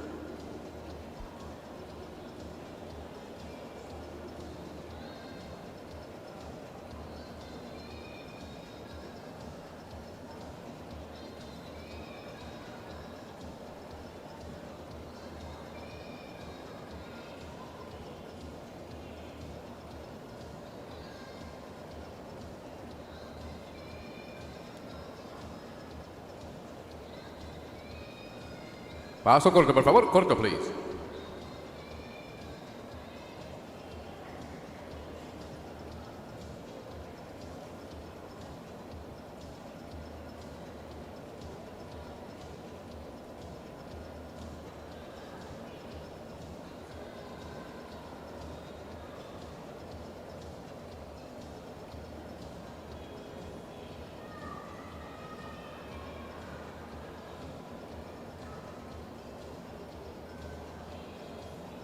Halt, please, halt.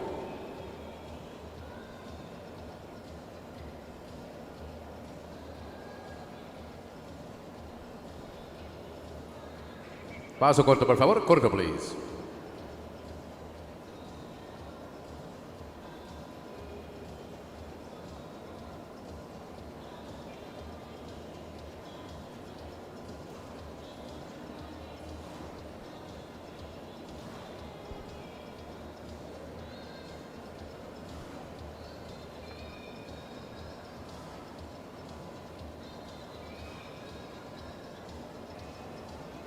Paso largo, por favor. Largo, please.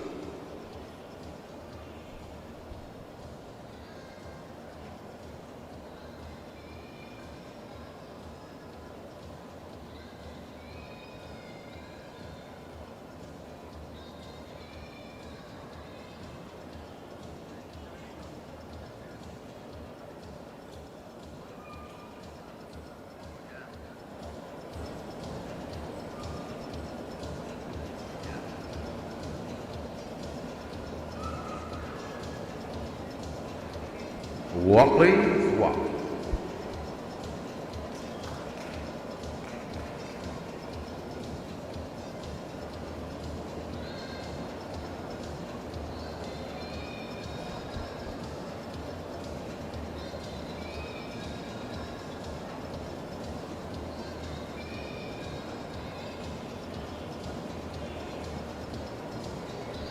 Reverse, please. Cambio de dirección, por favor. Reverse.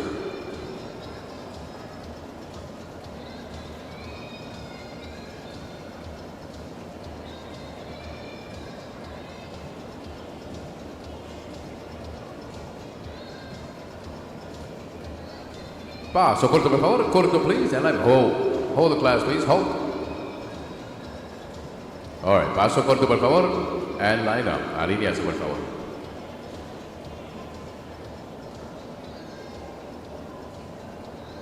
Halt, please. Halt. Halt.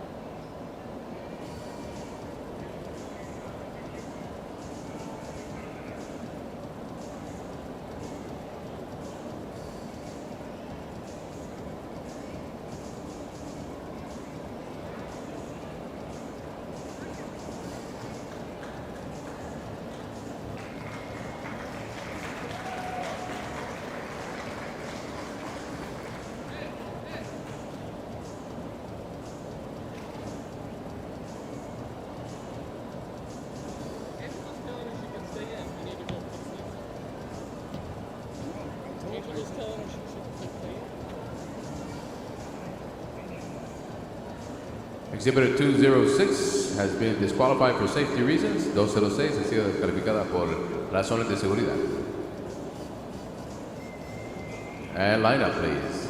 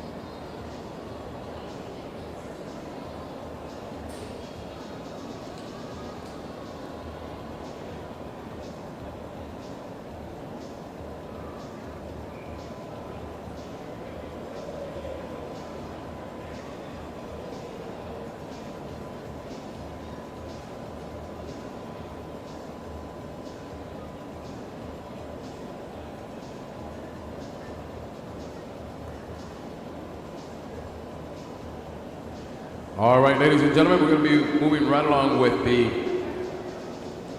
awards for this class. This is event number 148, Equitation Junior Youth Championship. The honorable mention is awarded to number 333, Enigma de Doña Lola, written by Valerie Berrio, owned by Juan Manuel Garcia.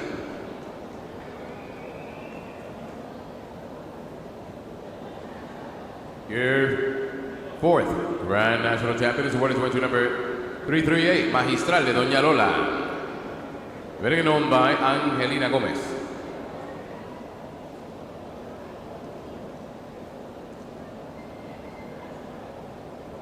Your third Grand National Championship is awarded to number 228, Cielo de Tambores de San Sebastián, written by Mayra Prieto, owned by Hilario Prieto.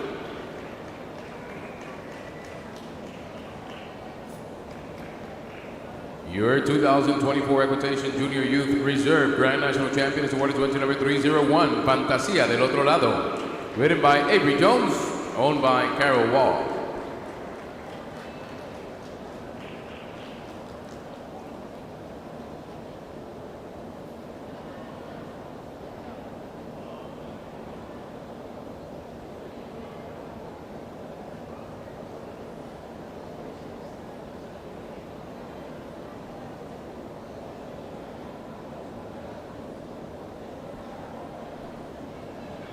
And ladies and gentlemen, your 2024 Equitation Junior Youth Grand National Champion is awarded to number 362, Curioso de Seminole, written by Lina Figueroa, owned by David Ashley. Congratulations.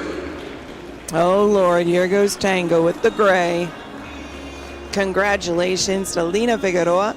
Again, she is our PFHA hostess for this year. She's been doing a fantastic job with her little snippets on Facebook. She competed at the World Cup at the Mundial in Puerto Rico earlier this year. Had an exceptional class, made the cut. And guess what? She has the same birthday as I do.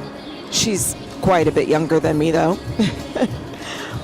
Congratulations to Lina Figueroa and Curioso del Seminole for their Grand National Championship win in class number 148, Equitation Junior Youth.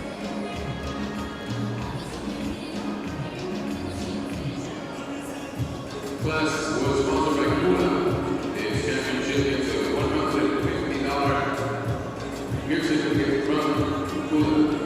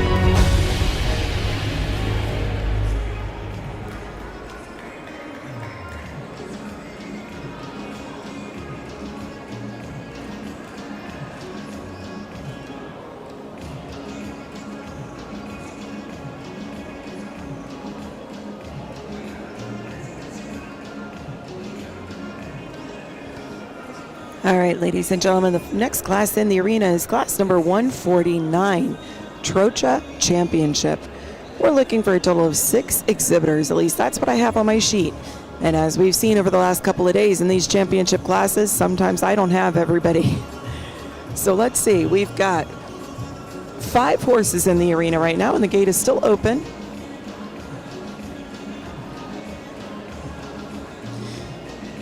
as they're coming in the arena. Oh, wow, we've got 114 watching now. Holy cow. Hey, guys, welcome in. If you are brand new, you're watching the 2024 Grand National Championship Show.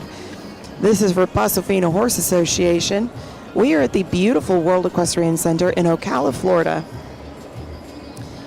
And yes, while I have 6 horses on my sheet, I have 7 horses in the ring, so I am missing 1 entry, but don't worry, we'll get that. As these horses are coming into the arena, so these horses are part of our diagonal modality. You're going to see that the attire for the riders is a little bit different than what we've been seeing. So some of these riders are wearing what we call zamaros. Zamaros are a type of chap that fits over your pants, over your jeans or your pants. And what characterizes them is they kind of look like bat wings, if you think about it. They're tapered, and they're made out of, I believe, cowhide. But I will get more detail on that. They are really, really nice.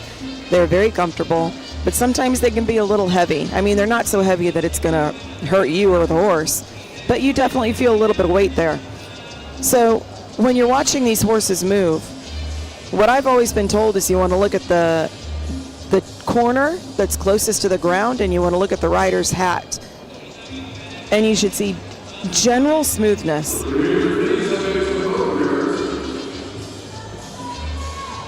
Now, as I was saying, this is our Trocha class, and I'm going to get the Trocha, the diagonal handbook pulled up so I can tell you a little bit about what the Trocha is.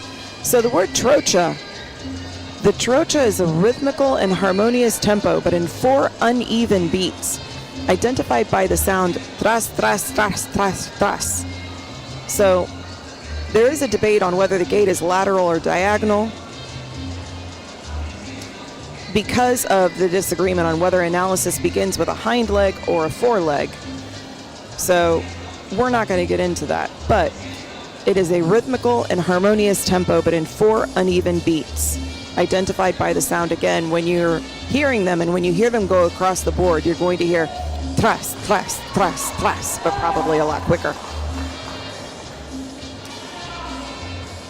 They are considered part of the diagonal modality. They are different from the Paso Fino in that the Paso Fino is a 4-beat, even, equal lateral gait,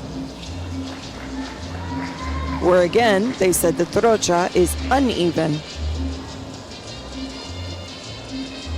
They still have the long, full mane and tail that the Paso Finos do.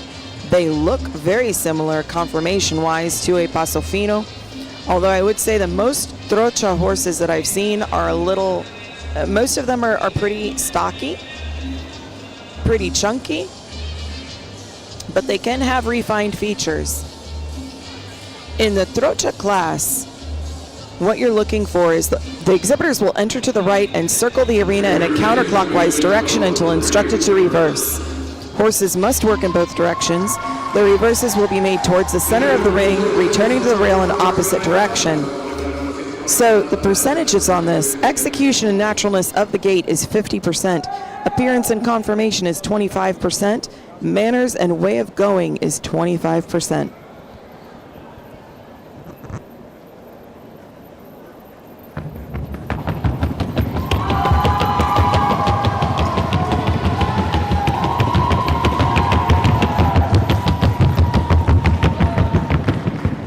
Listen to that gait. Can you hear the difference?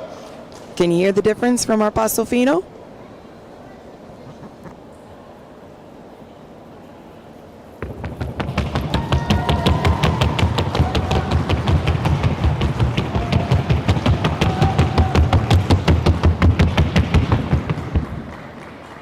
They are very powerful.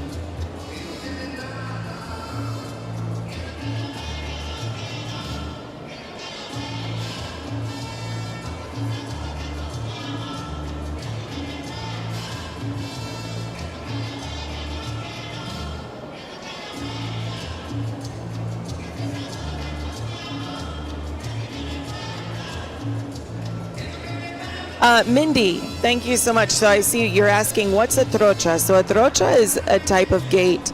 It's different than the Paso Fino gait, where the Paso Fino gait is an even 4-beat gait. The trocha is uneven. So the trocha horses are part of what we call the diagonal modality. The trocha is a rhythmical and harmonious tempo, but in 4 uneven beats, identified by the sound. And again, you just heard them go across the board. And I'm sure you probably noticed that it's quite different than what our Paso Fino sounds like. So instead of it being taca, taca, taca, taca, taca, it's a tras, tras, tras, tras. So they're very powerful. They're very similar to our pasos. So if you didn't really know a whole lot about the Paso Fino or the trocha, the trochador, then seeing them from a distance, you may think that they were the same. But they're not. The trocha horse has a very different, specifically different gait. Now there is a debate on whether the gait is lateral or diagonal, because there's disagreement on whether the analysis begins with a hind leg or a foreleg. But you know, we really can't get into that because that is out of my pay grade. In other words, you know, I am fairly new to the trocha and the trote horses, and I only know when I ask questions from people that are more learned than I am. That's how I learn. But they're still relatively new to me. I was talking to Joselin about the Zamaros, and he said that when they first came out years ago, they were much like regular chaps. They weren't as long as they are now. He said that over time they started becoming longer. And Joselin, what are they made out of? Cowhide. So yes, they are made out of cowhide. They have hair on the outside of them.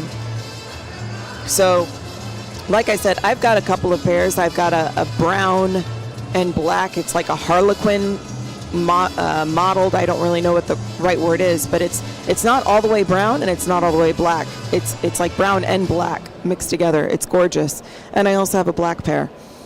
They have a little bit of weight to them, but Joselin was telling me that over the years they have become longer and they've become more of like another beautification, if you will. The only real purpose for them is that they are a chap used to protect the pants of the rider. But again, as they've evolved over time, they've gotten longer. And I think it was Yvonne that asked, don't those leg things make it harder for the horses to see the horse's legs in movement? So if you notice, most of the time, the majority of the chap that's hanging down from the horse is behind the front leg and before the hind leg. So I think that you can still see the movement of the horse, and plus you can see the tracking, because if you're looking at the tracking, you're looking straight on or directly behind the horse to see if the movement of the horse's legs is straight or if the horse is moving wide or narrow. So it's just another humans trying to look good. Just another beautification technique. I love them. I think they're gorgeous. I think it's part of our culture. So let's listen in on the placements. Trocha and Championship. And we'd like to thank exhibitor 543 and 497 for their participation. Agradecemos al 543 y 497 por su participación y le damos un caluroso y fuerte aplauso. The honorable mention is awarded to entry number 269, Invicto de la Ponderosa, ridden by Elvin Omar Santana, owned by Maria Bonito Paso Corp.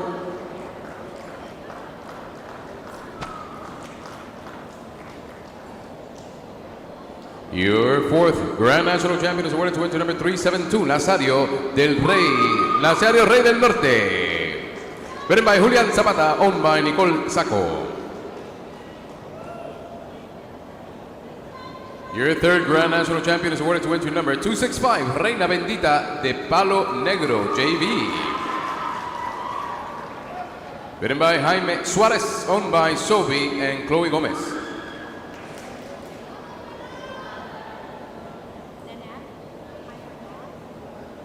Your 2024 Trocha Grand Champion is awarded to entry number 533, Reserve Grand Champion Indio Marquetón de la Camelia. Ridden by Jorge Nicolás Suarez, owned by Adriana Figueroa.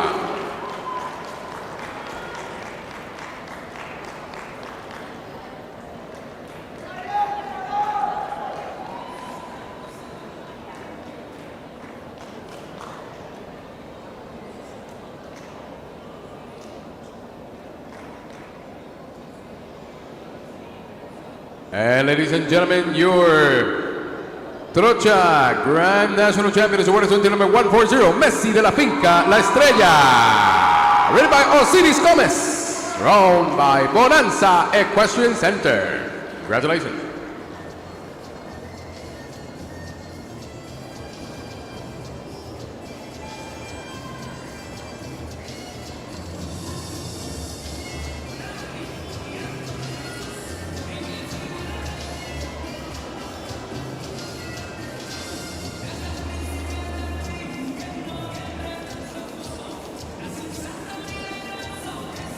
Really nice class. I mean, I love Trocha horses.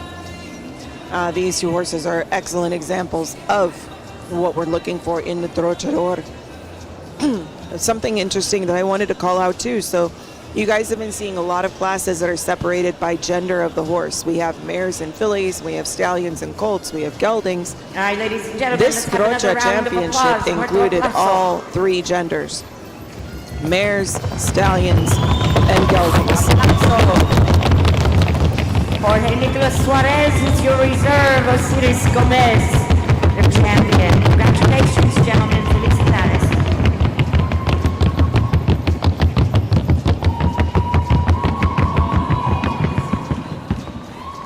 The two horses that you see here, I believe that they are both males. The third place horse, your third Grand National Champion, I believe was a mare.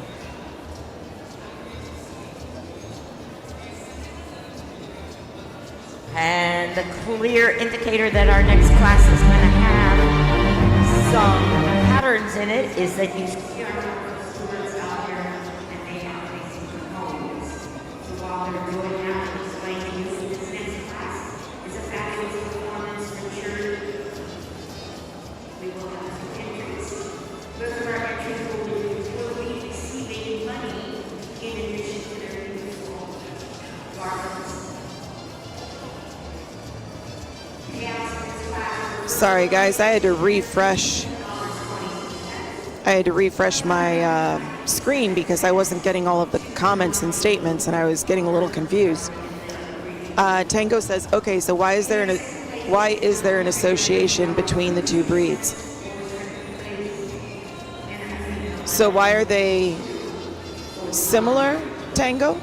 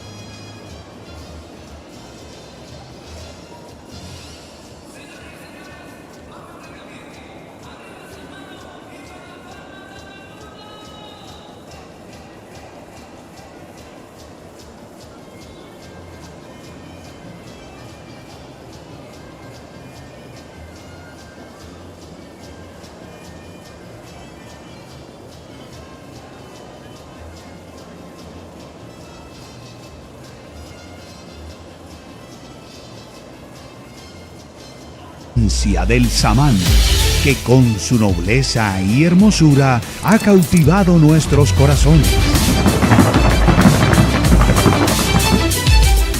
Y con su andar y precisión ha encendido nuestra pasión. Eminencia. Criadero el Arca. Siciliano de SH.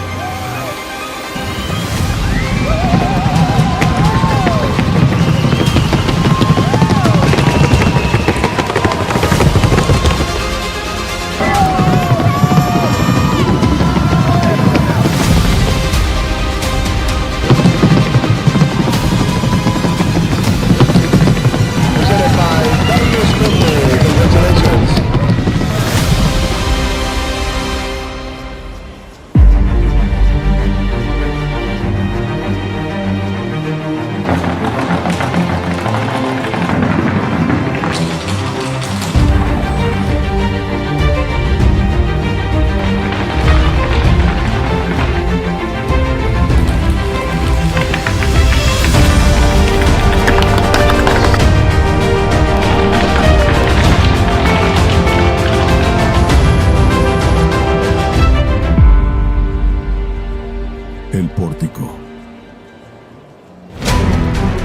CUDA. Con más de 20 años de experiencia, somos una marca de calidad superior en sillas y accesorios equinos. Nuestros diseños exclusivos le brindan una mayor comodidad a su animal y una perfecta posición natural al montar. CUDA, las originales.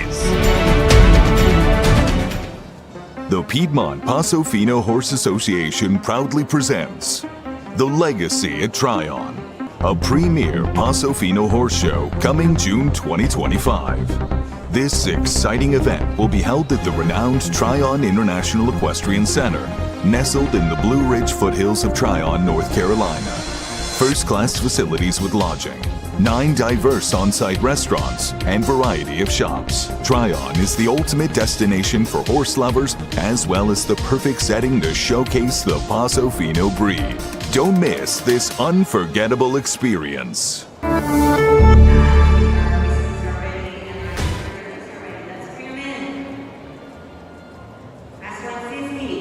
Performance Futurity in the arena.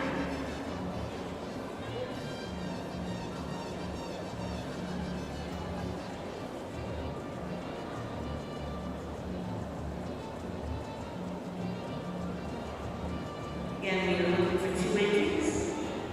Fabulous Futurity Performance.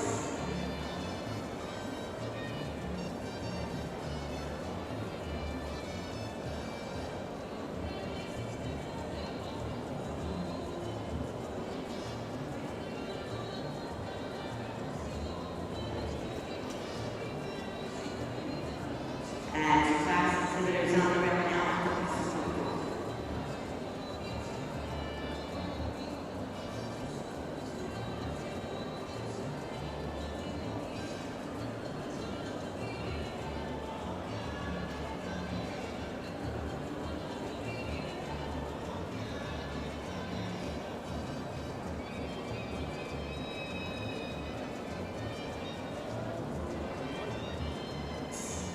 So number 1, please. Number.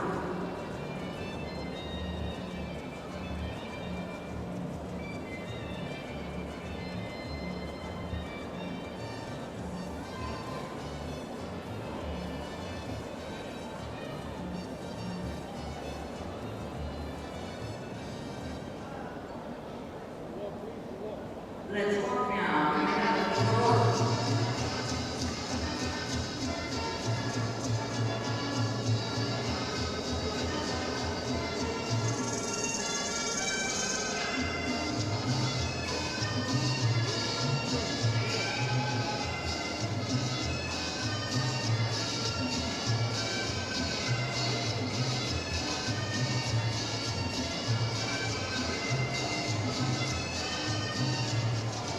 Reverse.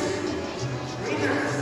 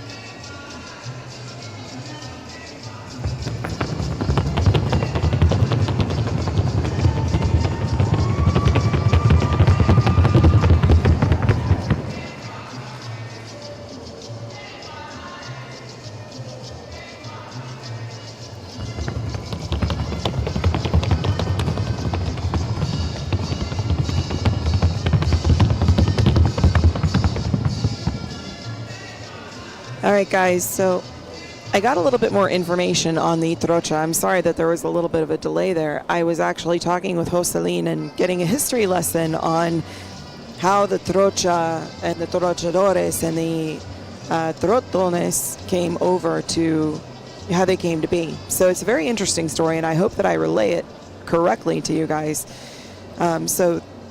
And let me just say, so that for those of you that are watching that are not interested in hearing the history lesson, this is class 150, Fabulous Performance Futurity. I'm sorry, guys, I didn't realize that it was a Futurity class because I was so engrossed in learning about the Trocha and the diagonals. But this is very similar. If you were with us earlier, we were talking about the pleasure of fabulous futurity. This is a very similar class, only it's following the performance rules. So, history lesson on the Trocha and Trote. So, it all has to do, it's from what Jocelyn was telling me, that it started with politics. So when the Spanish conquistadors came over and landed in Dominican Republic with these 3 breeds of horses that I've talked about before, the now extinct Spanish Genet, the critically endangered Barb, and the Andalusian. They dispersed throughout different countries, right? They didn't just stay in the Dominican Republic. As they were exploring and going to different islands and finding out what the New World was all about, they took sets of horses and dispersed them through all these different countries or lands, whatever you want to call them. In Colombia, they had a very strong relationship with Spain and Europe. And in Spain and Europe, that's where they were doing the bullfighting, so they were looking for horses that were strong and powerful with the big necks, that were brave and confident, and just, they were looking for show horses that were like tanks, basically, that were athletic, that were flexible, that could move with the bull when they were doing bullfighting. And even to this day, Jocelyn was telling me, in Colombia, they still do bullfighting. The relationship between Colombia and Spain is very strong. So that is how the Trotones, or the Trocha and Galope, they started breeding and importing stallions from Spain, which, were part of the Andalusians, because we talked about the Andalusian, and started breeding more for that trot, that power, because that was what they were looking for. Likewise, for the Paso Fino, the people that were looking for the Paso Fino, they were breeding for gait. They were breeding for the smoothness. They were breeding for horses that were going to be stout and stalwart and sure-footed and intelligent and docile. So it's kind of like they came from the same breeds. And I'm going to stop talking.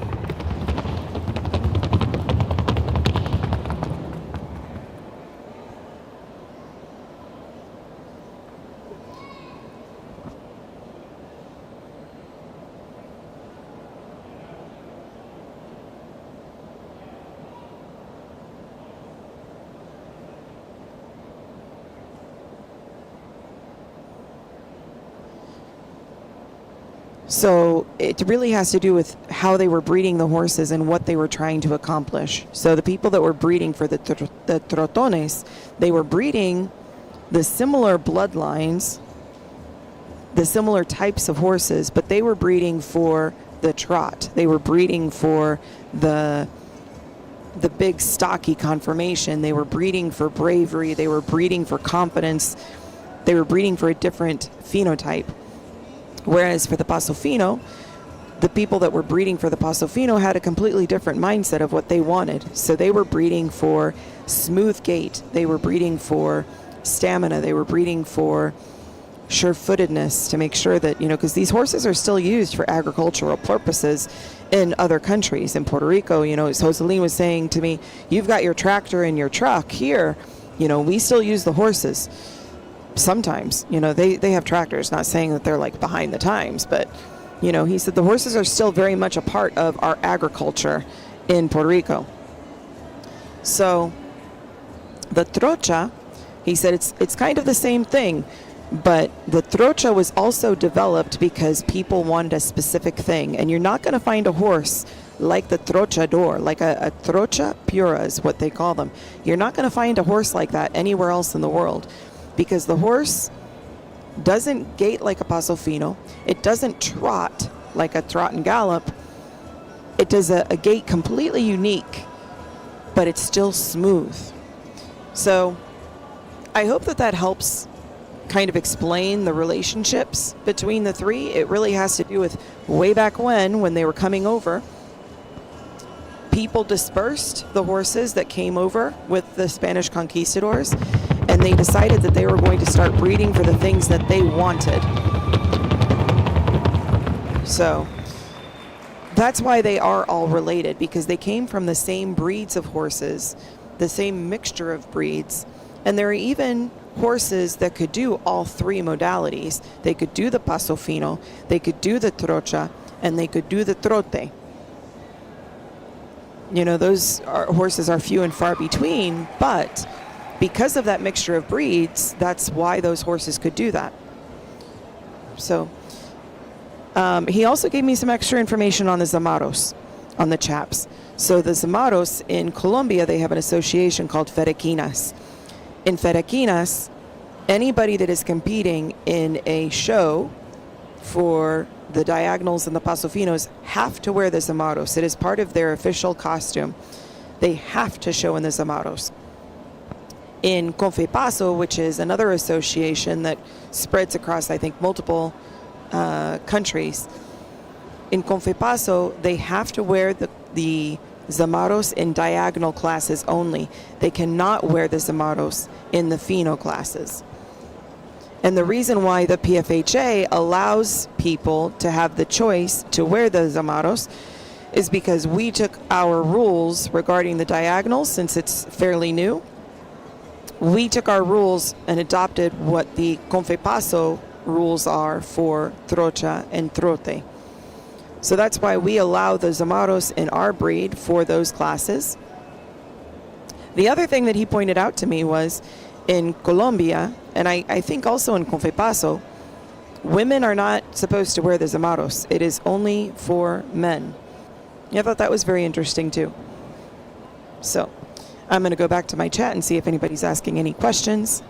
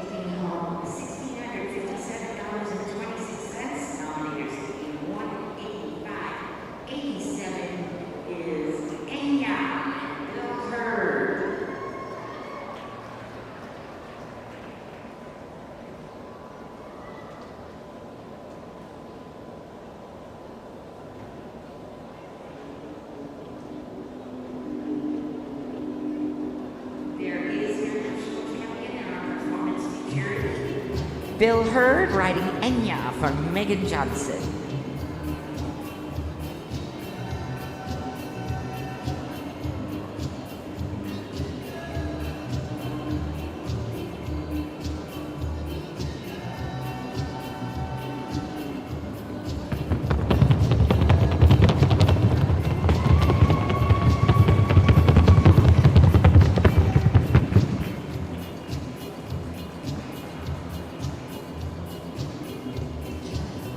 Our next class in the arena is going to be Walk Corto Lead Line, class number 151. So this is a fun class. It's non-pointed.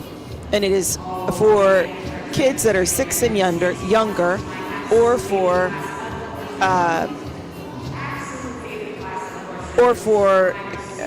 I want to say young people that are unable to ride a horse on their own.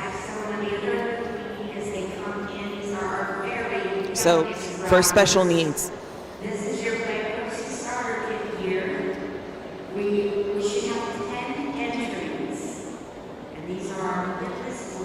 Our entries for this class are Valeria Molina. She is back number 103, riding Afrodita de JH. Back number 132 is Liliana Pacheco Perez, riding Codillo de Valparaíso. Back number 165 is Francesca Torres Vélez, riding Aleta de Quinto Elemento. Back number 257 is Emmett Brigford, riding Pine Meadows Tambora. Back number 259 is Ruby Nelms, riding Milady de Constelacion.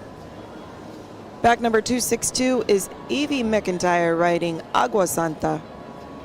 Back number 343 is Andre Lin, riding Calea de Herencia. Back number 350 is Dylan Gonzalez, riding Príncipe del Sueño DC. Back number 430 is Viviana Hawkins Hurtado, riding Skyhawks Paloma. Back number 489 is Mia Isabella Figueroa, riding Amaretto de Camelot.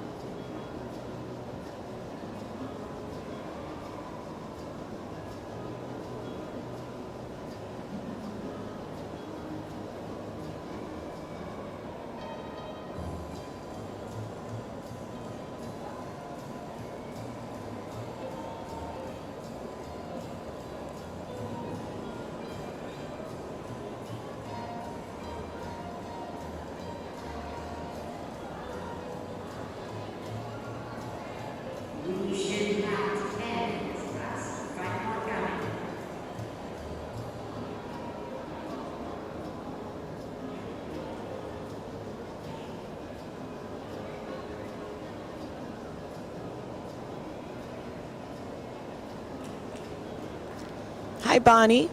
Welcome in. And yes, Walk Art the Lead Line is one of my favorite classes. I love seeing these little kids, and even the kids with special needs. I mean, the smiles on their faces are priceless, and they are just having a blast. And I think also this showcases how gentle these horses are. And let me tell you, some of these horses are horses that have been competing competitively and winning in Pheno.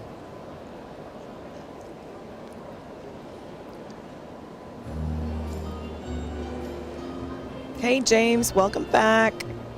Elena, welcome in. Misty, oh wow, even the little kids are better riders than me. I'll tell you what, these kids are very, very lucky. I mean, I would die to ride some of these horses.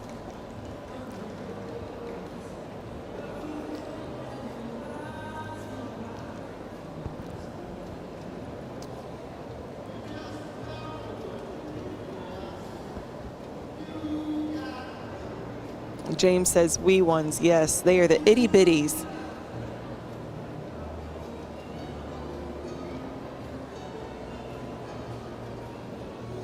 Laura Ingham, hey, welcome in. Oh, I miss doing this with my daughter. I always love this class. Yes, absolutely. If you're having a bad day or if you're stressed out or anything like that, just walk into the arena when one of these classes is going on and instantly your day is going to be better. The joy on these kids' faces. Hannah, yeah, the high five.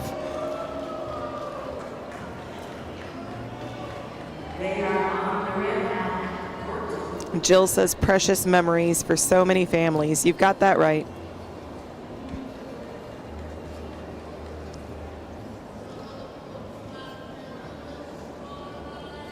And again, like I said, watch how some of these horses move. I mean, these are not deadhead horses. These are horses that have a lot of brio. But again, this tells you how great this breed of horse is. This is one of the biggest reasons why I fell in love with this breed.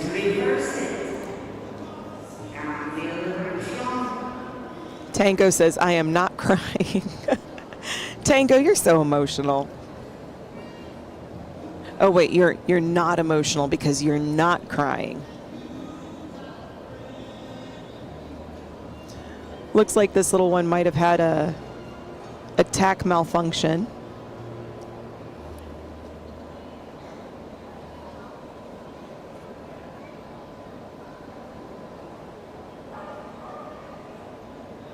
Yeah, she's got to get her little feet in the stirrups there.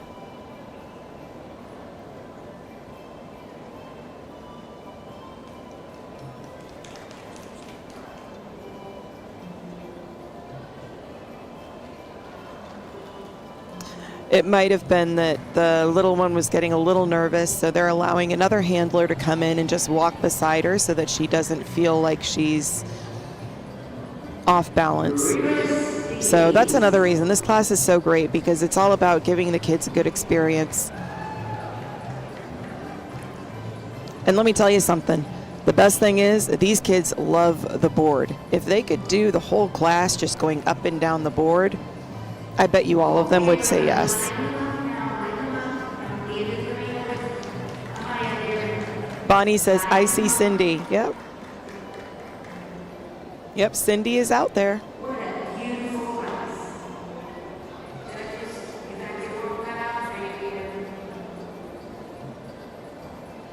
So those of you that are out there watching, I will let you in on a little secret. Everybody in this class gets first place. Everybody gets a blue ribbon. Everybody gets the fun stuff, you know, that comes along with first place, and they all get the recognition, and they all get to go across the board.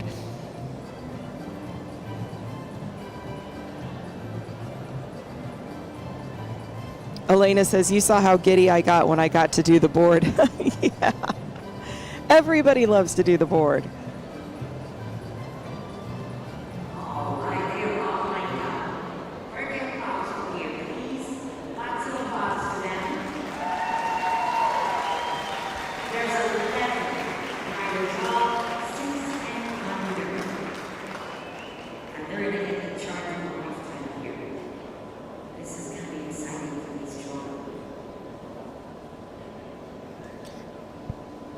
So what we've tried to do in years past is we've tried to, at the regional shows at least, we take a microphone down there and we interview the kids. We ask them their name, we ask them how old they are, we'll ask them how old their horse is or what their horse's name is, and just like, you know, fun questions. And that's what the judges are doing right now.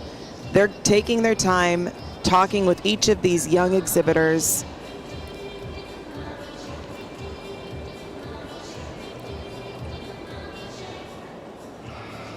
And that's my problem. When I'm judging and I get one of these classes, I will spend far too much time chatting it up with these kids. Because, like I said, you can be tired, you can be having a rough day, you can be stressed out, but you see the pure joy and the love that these kids have and how happy they are just to be up there. And you realize that whatever you're stressed out about, it doesn't matter. This matters right here.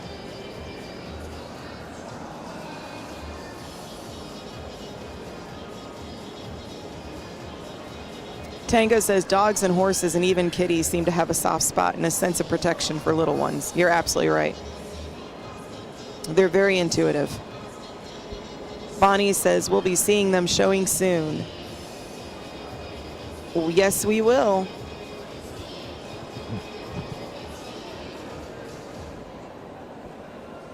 Misty says, I really hope I can do this with grandkids someday. I'm sure you will.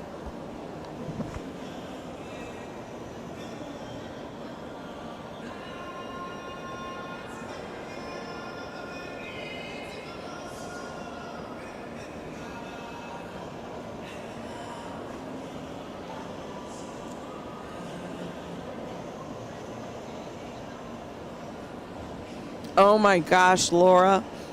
Why can I see that? Taylor got a yellow ribbon one year because it was her favorite color and she didn't want a blue ribbon. That is so funny.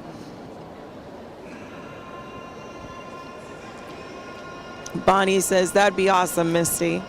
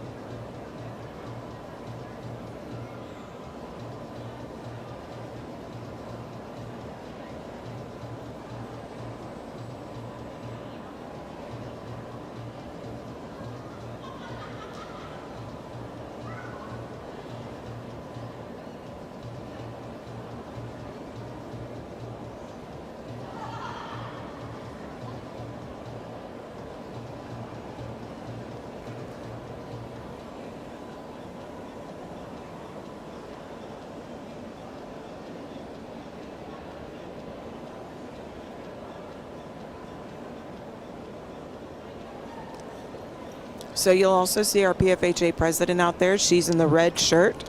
That is Jeannie Griggs. You know, I've been doing this a long time. This is kind of unprecedented. I told you judges who are going to have a really hard time. The judges had such a hard time with this. This is an 11-way tie. Seriously, congratulations to all 11 of our riders. You are each going to get a wonderful blue ribbon garland because they just could not make up their minds. I hope we're going to have some garlands left for the rest of the horse show. As I call your number, you will walk forward to these lovely ladies, get your garland, and then proceed. Un notable, once across the sounding board. And let's hear it for all of them as we call them out. Tied for first place, entry number 103, Valeria Molina on Aphrodite de Hotahache. Valeria Molina, come forward. 103, please walk forward. Valeria Molina, come forward.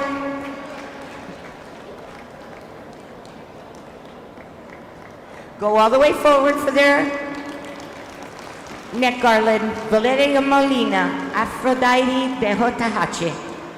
Entry number 132, Código de Valparaiso and Liliana Pacheco Perez. You are also going to get a garland and go across the board. You're tied for first as well. Please step up. Please step up.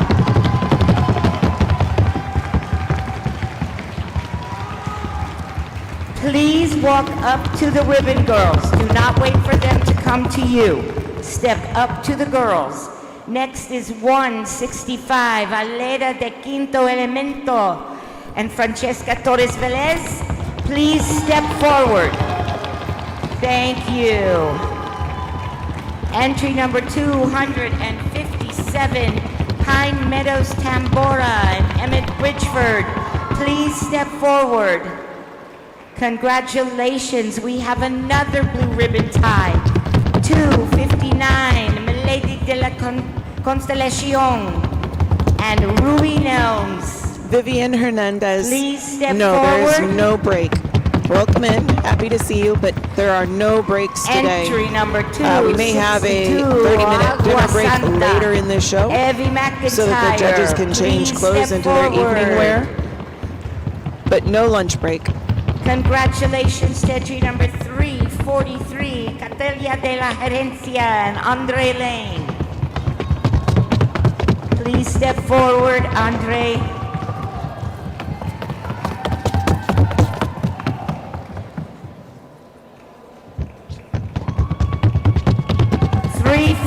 Principe de Sufio de C, Dylan Gonzalez. Please step forward. And then uno table, or dos table, whatever works. 376, El Americano del Conde and Lennon Jack West. Step forward. Step forward. Lennon Jack West. Americano del Conde. Step forward, please. 430, Skyhawks Paloma and Viviana Hawkins Hurtado.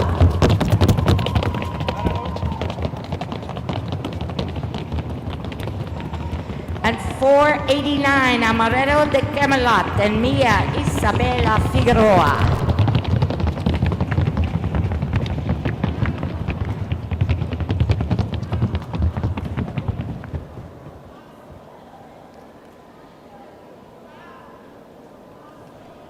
Felicidades to all of them. Fuerte aplauso, please. Por favor.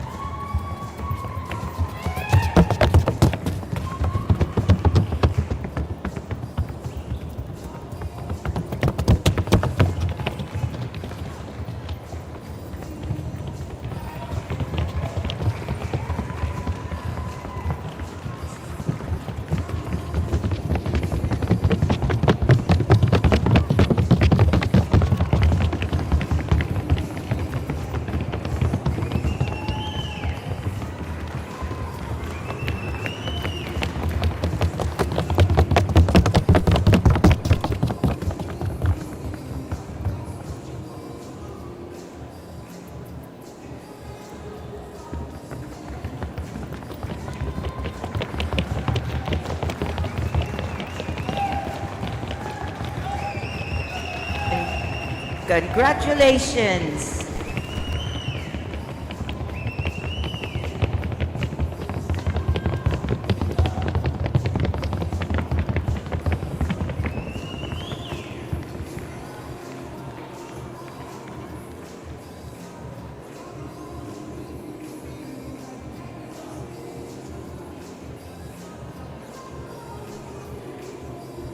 Well, that was certainly exciting. And we want to congratulate them all once again. What a Those fun were our class. Walk Corto lead liners. Congratulations And now to we're going all to of our bring winners you in the four Walk Court lead entries. line. Class 152 Pleasure Geldings Championship. Pleasure Geldings Championship 4 entry.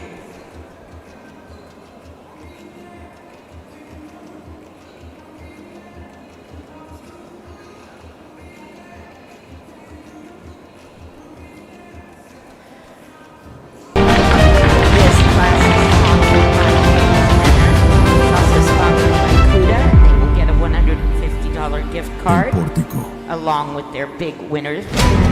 Cuda, con más de 20 años de experiencia, somos una marca de calidad superior en sillas y accesorios equinos. Nuestros diseños exclusivos le brindan una mayor comodidad a su animal y una perfecta posición natural al montar.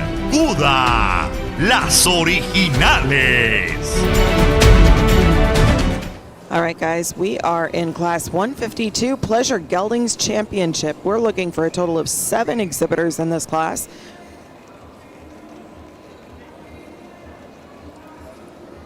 Of course, you know what that means. I have 7 on my list, but it's a championship class, so we could end up with 20 in the class, even though I've got 7 on my list. But we'll do the best we can. So far, so good. It looks like I've got 5 in the arena so far, 6 in the arena. It looks like the 7th is making its way in, 7 in the arena, and oh my goodness, they're closing the gate.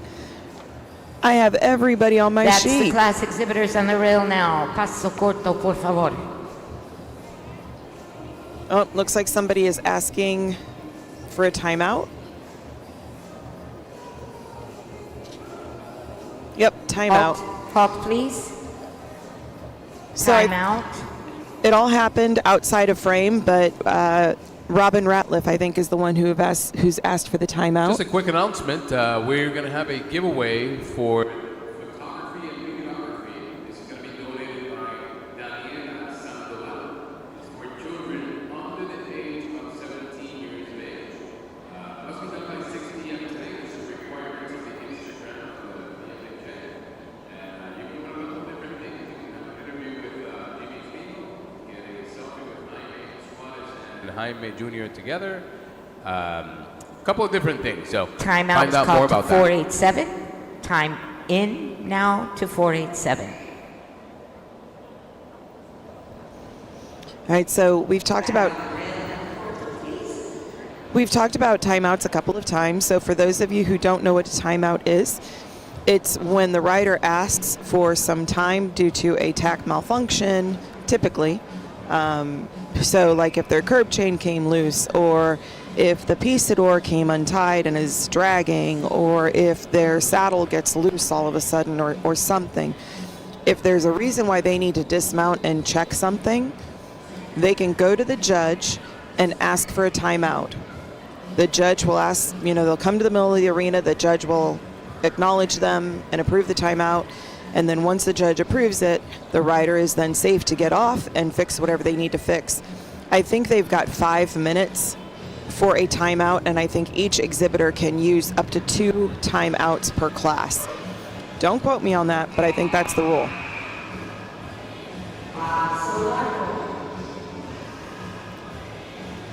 In this instance, I don't know if it was something with Robin's headgear. It might have been either the horse's tongue was over the bit or the curb chain came loose or something. But she noticed it. She went to the judge, asked for the timeout. The judge approved. Robin got off, fixed the issue, got back on, and a time-in was called, and the class continues.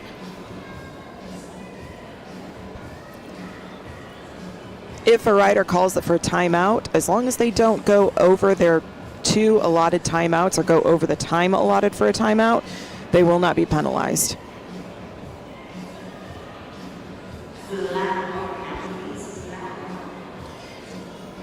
Earlier we talked about performance because we saw a couple of performance championships, right?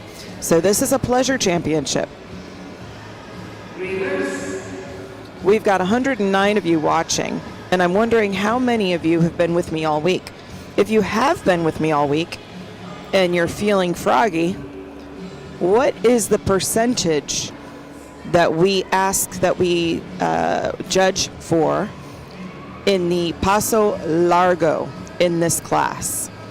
What is the percentage that we assign to the Paso Largo in the pleasure division?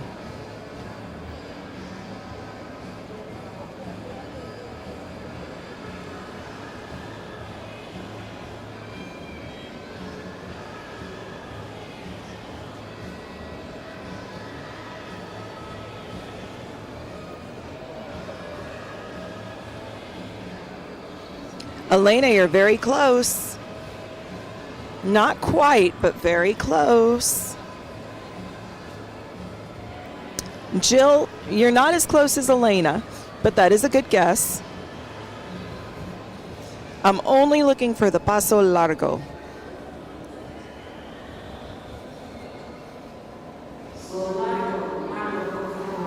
Nope, other way, Elena.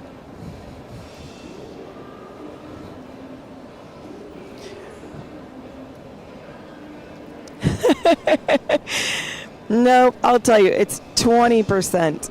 20% in the paso largo. And the easy way to remember it, well, it's kind of easy for me, is in the pleasure class, we afford equal attention to corto, largo, and walk. The walk is just as important as the corto and the largo in the pleasure division because the walk must be flat-footed. I have said a few times this week, and I will say it again because I love repeating myself, especially when it comes to my pet peeves and my likes regarding classes. Other than consistency of gait, the most important thing in a pleasure class is a flat walk, okay? The horse that you guys are seeing, well, you were seeing on the screen, was doing a very nice demonstration of a flat walk. The horse that you're seeing now, another one that has a nice flat walk. So 20% on the corto, 20% on the largo, 20% on the flat walk. 5% is afforded to the required back.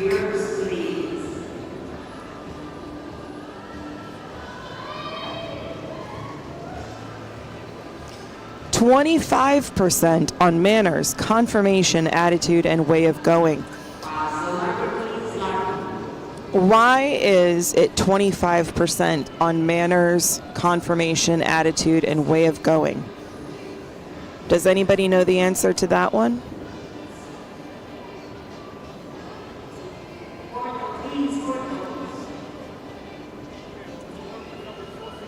Tango asked, does anyone flat walk come natural? So yeah, Tango, the flat walk is supposed to be natural. And so usually when these horses are walking, most of them in pleasure are walking flat.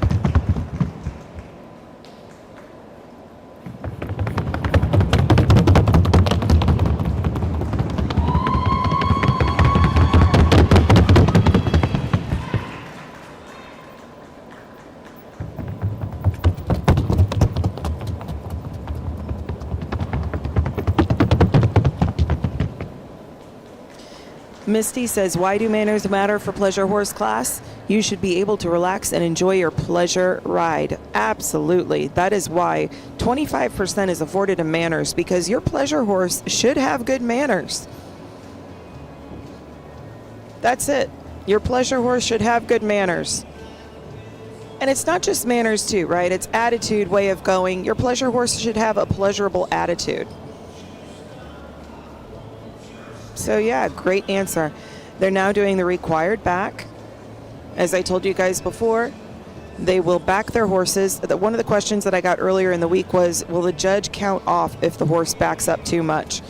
So from my perspective as a judge, If the rider continues to ask the horse to back, I'm not going to penalize them for that, because the horse is still under control. It's just the rider error that, they don't have to back up to Kingdom Come. I just need them to back, between 4 to 6 steps, just so that I can see that the horse isn't resisting the ask for them to back. When I was showing, what I would usually do is I would back, and then the judge would nod to me to acknowledge, okay, that's it. So then I would stop, and then I would walk back forward, and then the judge would check my gear.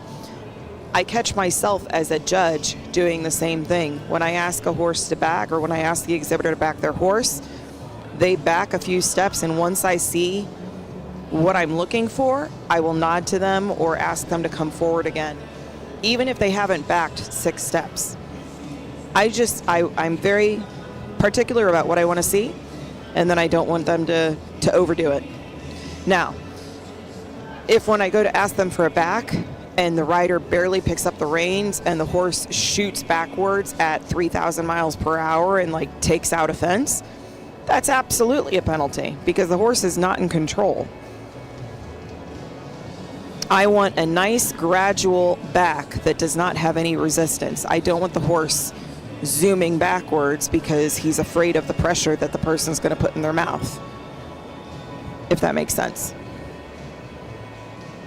Carol Smith says Taylor actually got a yellow and a blue ribbon. Lucky girl.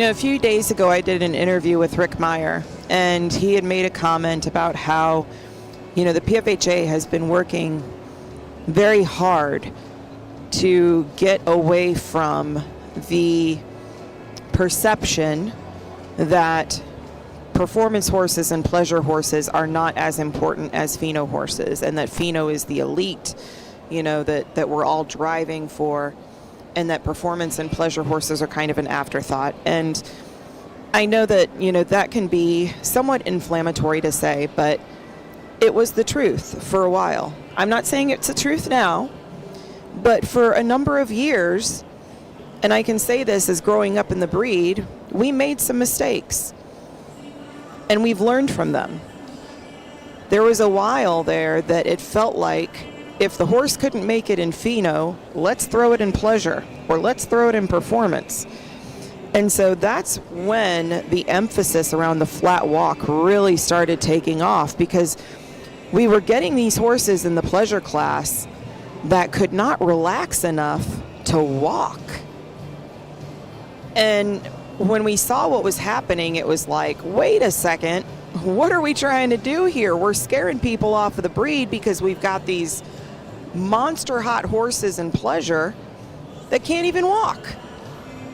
So we started re-emphasizing that pleasure needs to be a pleasure, and that these horses, while we do expect them to have brio and have power and be a show horse, because that's what it is. We want them to be a show horse. We're not looking for a horse that you pulled out of the pasture that is eaten up by flies and missing half of his mane and, burrs in his tail and all that stuff. We want a show horse because this is a show class, but we want a horse that's calm, that's mannered, that has good attitude, that can go from a ground covering largo, and at the touch of your rein or a shift in your body weight, boom, the horse moves down immediately to a flat walk. That's what we're looking for in the pleasure class. So that's why I keep emphasizing flat walk, because I know where we came from, and it wasn't pretty, because I was trying to show during those years, and it became increasingly frustrating that I'm showing in a pleasure class, my horse is doing everything that they're telling me to do, and yet I'm, getting second, third, fourth place to horses that don't even walk. First, we got to tell you a little bit about our high points. They are not in this class, but we will recognize them for their high point accomplishments this year, and that is the horses that got Ben Cortese, and they won high point awards in Pleasure Geldings during the course of 2024. This class is sponsored by Penny Tanner. It's also sponsored by Cuda, the champion will receive a $150 gift certificate. And it's also sponsored by Seminole Feeds. They're giving our championship winners a wonderful bag of goodies. This is a Grand National Championship, Grand National.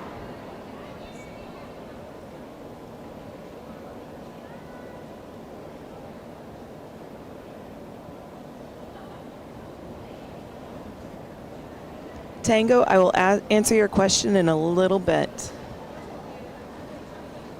And we'll wait until after the placements so I don't cut anybody off.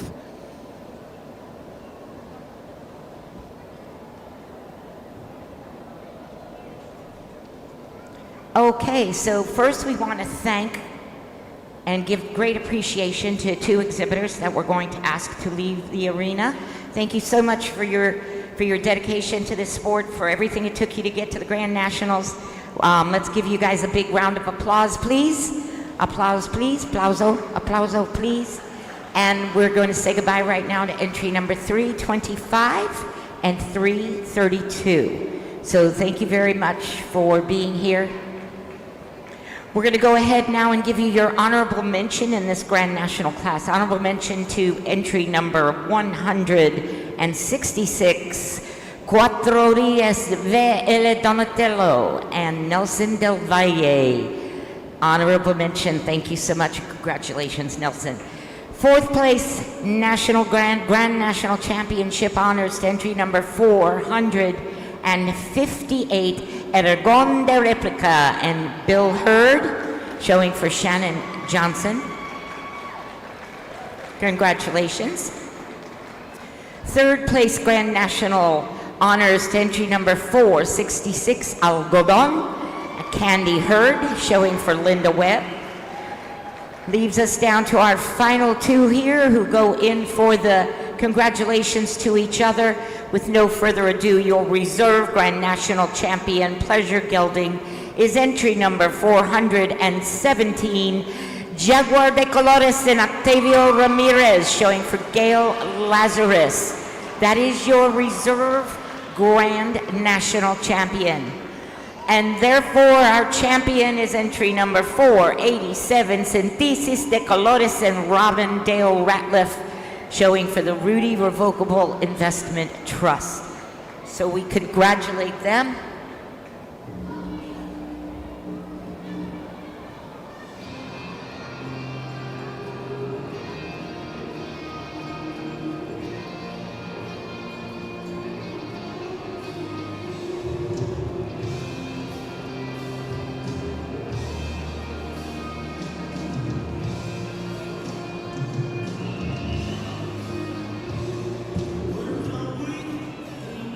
There is reserve Grand National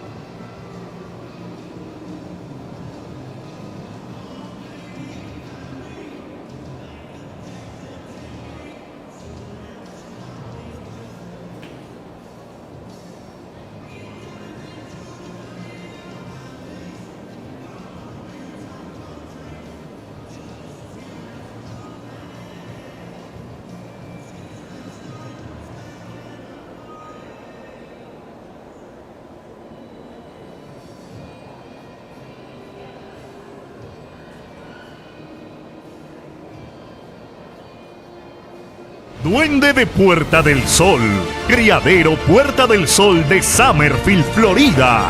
Duende de Puerta del Sol, el hijo oculto de la serranía por tempestad de serranía.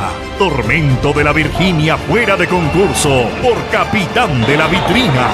Un caballo con una genética exquisita del Paso Fino, acompañado de una calidad excelsa, el cual está demostrando en su descendencia lo que ya demostró en la pista. Él y sus hijos son la mayor carta de presentación. Únete a este linaje de campeones.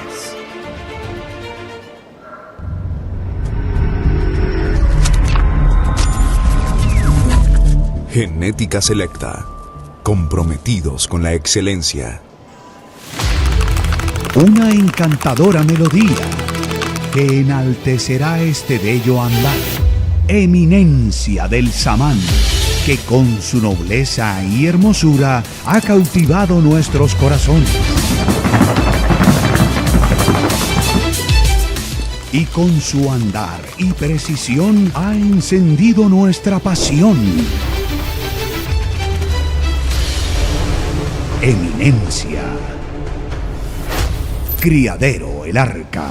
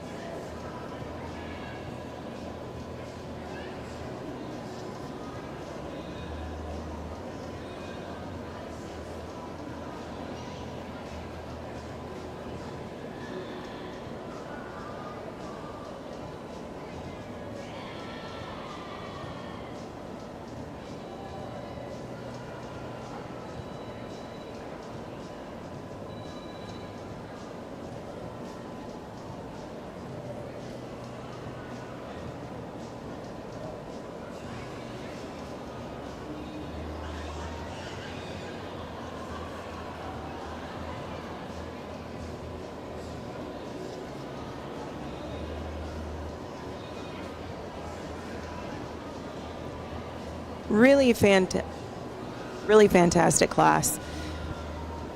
Tango said, some horses are born sweet and some naughty, yet both might show well with work. What criteria is used to determine if a specific horse has the personality to show, or do you find out by trial and error? So Tango, I think you can, when you're first getting to know a horse, you can probably determine whether it would be something that you could take to a show. But I think that it is mostly trial and error, right? You're not going to know how a horse is going to react at a show until you actually take him to one and see how things go.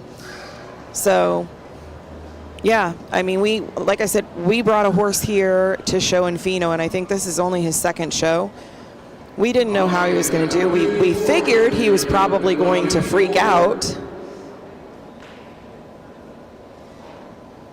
But we brought him here, and he did exactly what we thought he was going to do. He just needs a little bit more time, but he's a quality horse still. But yeah, it is a lot of trial and error.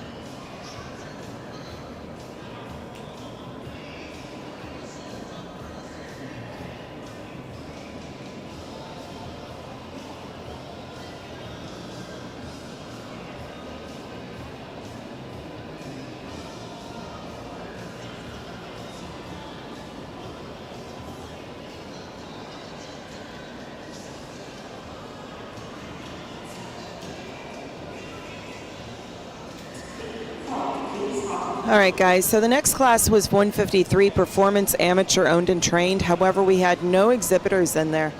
We would like to thank Lindsay Fry. The note is that she won this class in 2023, and it was a thrill of a lifetime for her. So that's why she sponsored the class this year. Unfortunately, we had no exhibitors in it. So we are moving forward with class 154. This is the Fabulous Pheno Futurity. So those of you that were on with me for the Pleasure Futurity, you might have remembered, what I said about the Futurity classes. So the Fabulous Futurity program was established by the PFHA in January of 2007. The goal of the program is to provide breeders and owners of Paso Fino horses an opportunity to enhance the value of their stock. So it's kind of like an investment program, if you will. The Futurity program is very similar to successful programs that are currently in existence in many other horse breed organizations, in which breeders and owners nominate their weanlings into this program, and then they pay a nominal yearly fee to maintain eligibility towards a goal of participating in the 3-year-old Fabulous Futurity show classes. And they compete in the Fabulous Futurity show classes for a purse that is derived from the proceeds of the entries, plus any sponsorship funds that may be obtained for the program. The purse is divided within the 3 divisions: Classic Pheno, Performance, and Pleasure. The classes are held yearly during the PFHA Grand National Show, and the purse is open to only 3-year-old Paso Finos that have been nominated into the Fabulous Futurity program and have maintained their eligibility. So like I said, it's like you're making an investment onto your young horse, and then within 3 years, you're going to see the return on that investment.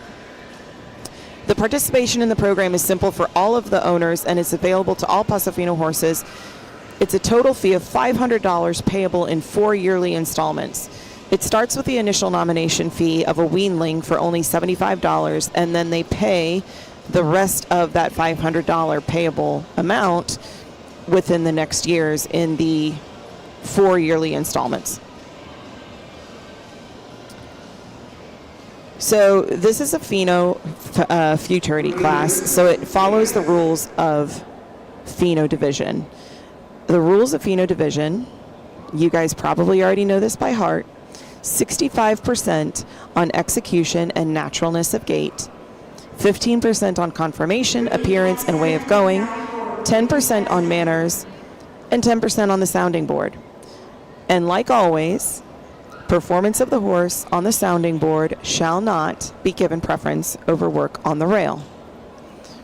The pattern for the Fabulous Futurity Pheno class, I'm going to pull that up, so just bear with me.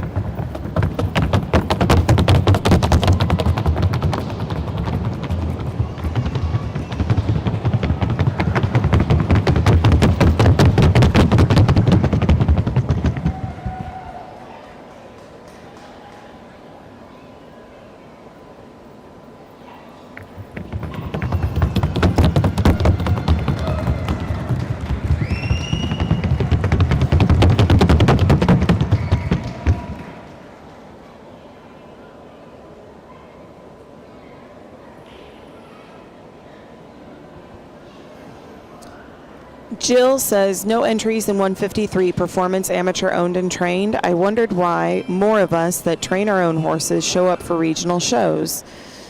I was the only one in my class in Lexington. And she says that was supposed to say, why don't they show up? Or are there a very small percentage that train their own horses? You know, Jill, I wish I knew how to answer that question. I don't know.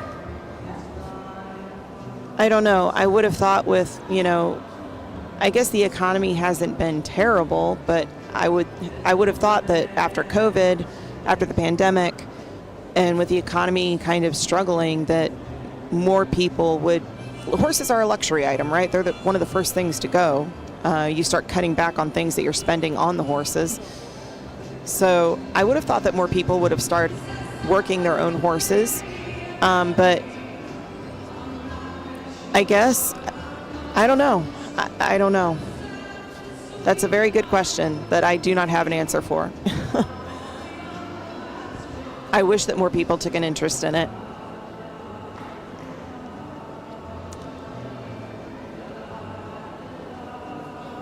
All right, guys, so for the fabulous Pheno Futurity, the pattern is, from what I can tell,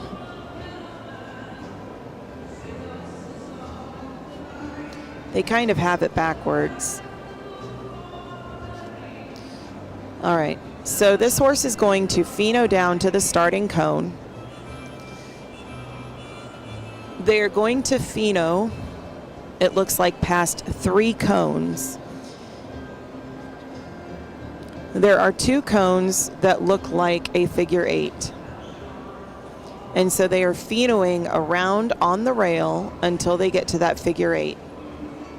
They're going to perform 2 figure 8s starting to the right.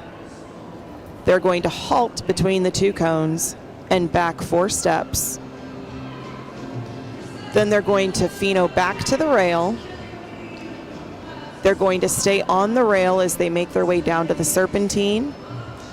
They're going to serpentine in both directions. And then they're going to Pheno across the sounding board in both directions. So he's making his way to the figure 8 right now.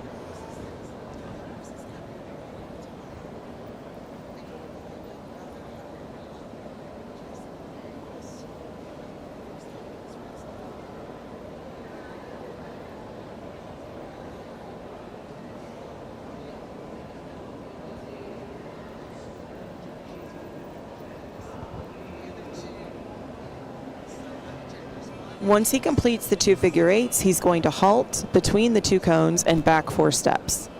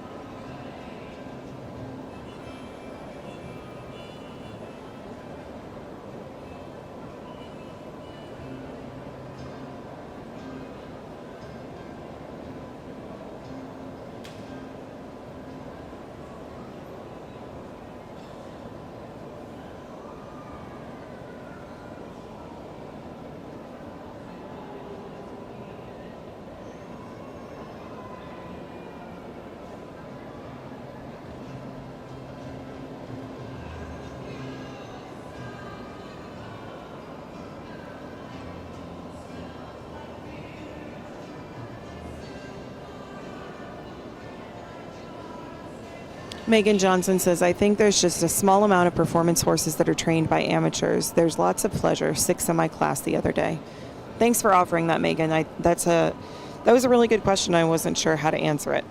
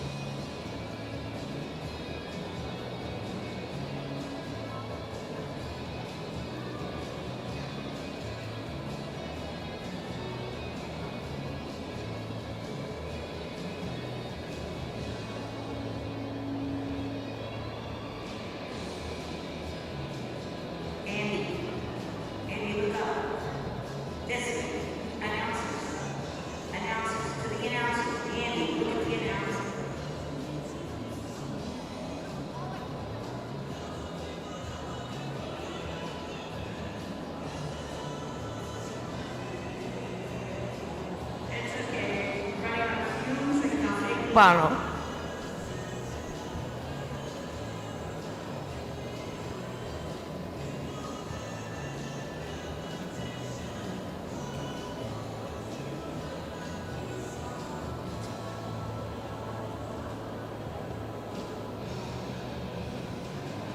Alrighty, see the big checks? That means we're about to give away some money along with these national champion neck garlands. So your reserve national champion in the fabulous Pheno Futurity and $994.36 plus another $111.52 going to the nominator. This is all going to entry number 411, Emisario de United and Octavio Ramirez, their trainer. Horse is owned by Denise Van Ness. Congratulations. And that means that your national champion getting $1,657.26 with $185.87 for the nominator is Valentina de Spring, Jose Lozada, training for the Spring Lane Ranch of Lakeland, Florida.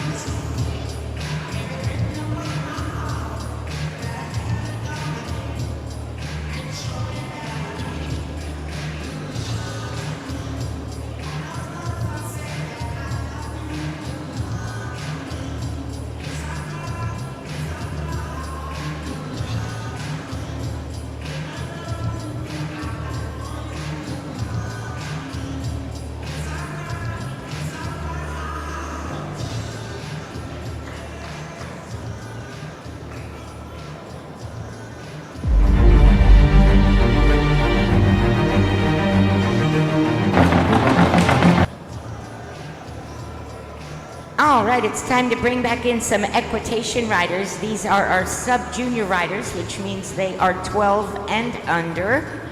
We should have 8. This is equitation sub-junior. This is a grand national class.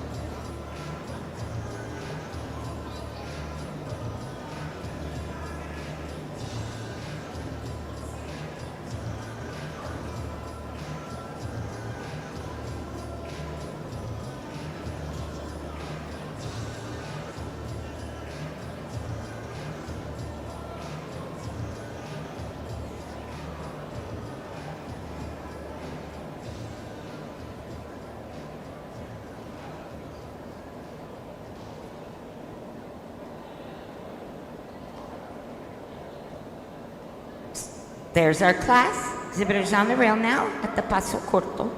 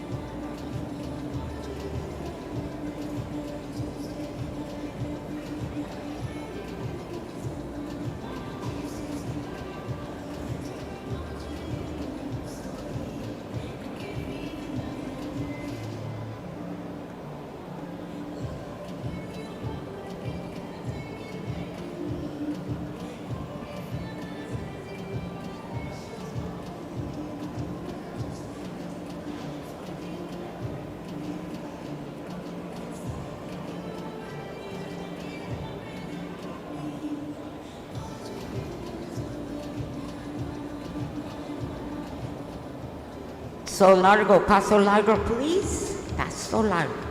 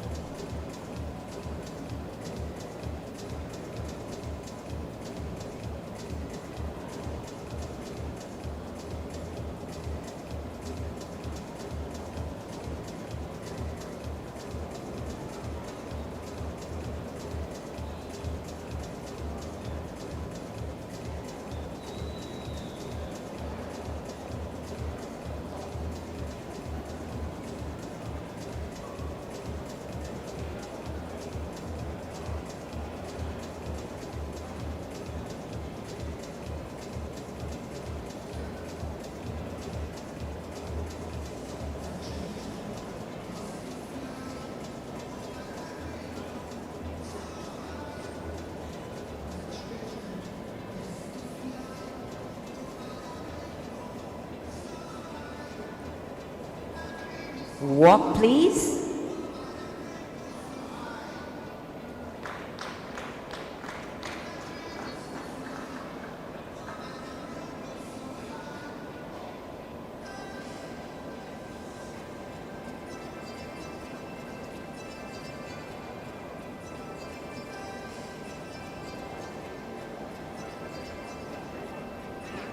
Reverse, please.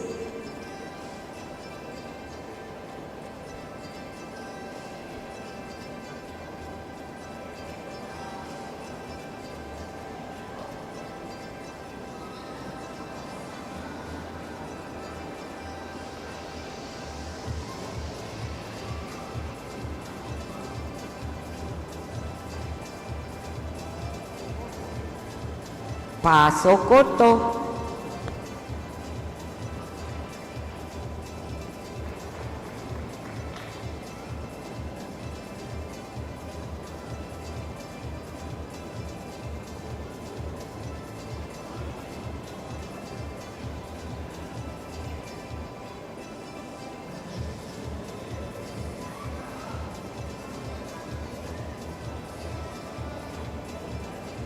Halt, please, halt.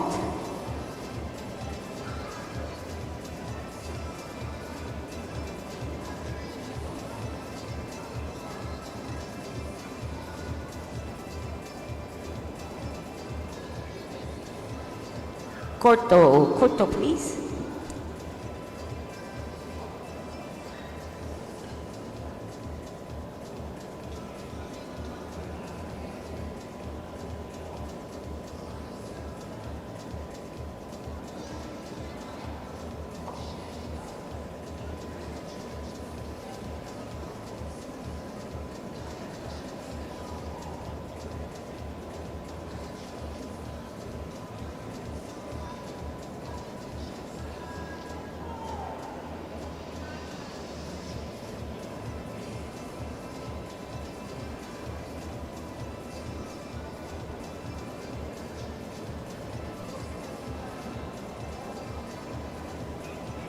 Paso largo, largo, please.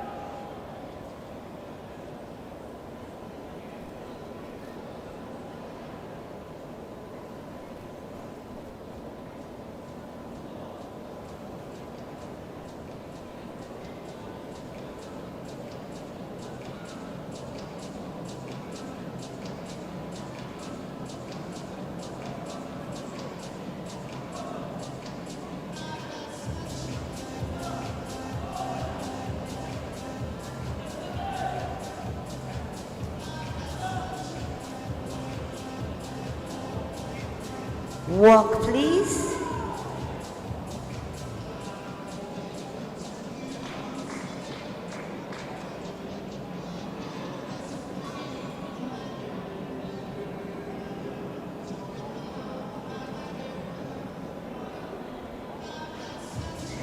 Reverse, please.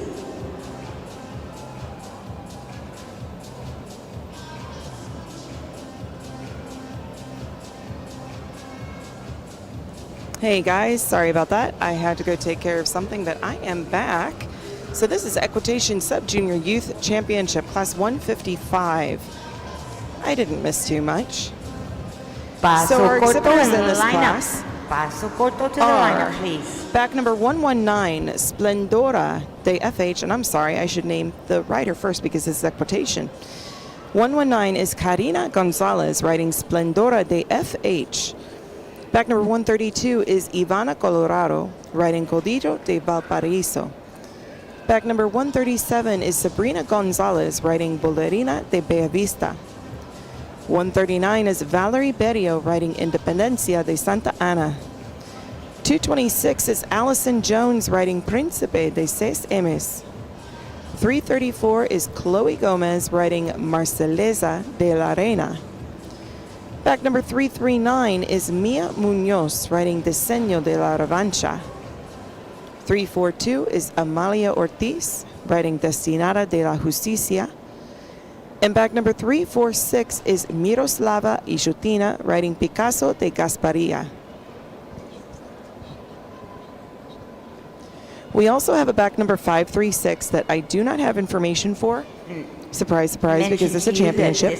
But I will get that information for you. Sponsored by CUDA, who is giving a $150 gift card to the champion in this class, as well as Seminole Wellness, which will be giving a wonderful Seminole Wellness gift bag full of goodies to our champion in this class as well.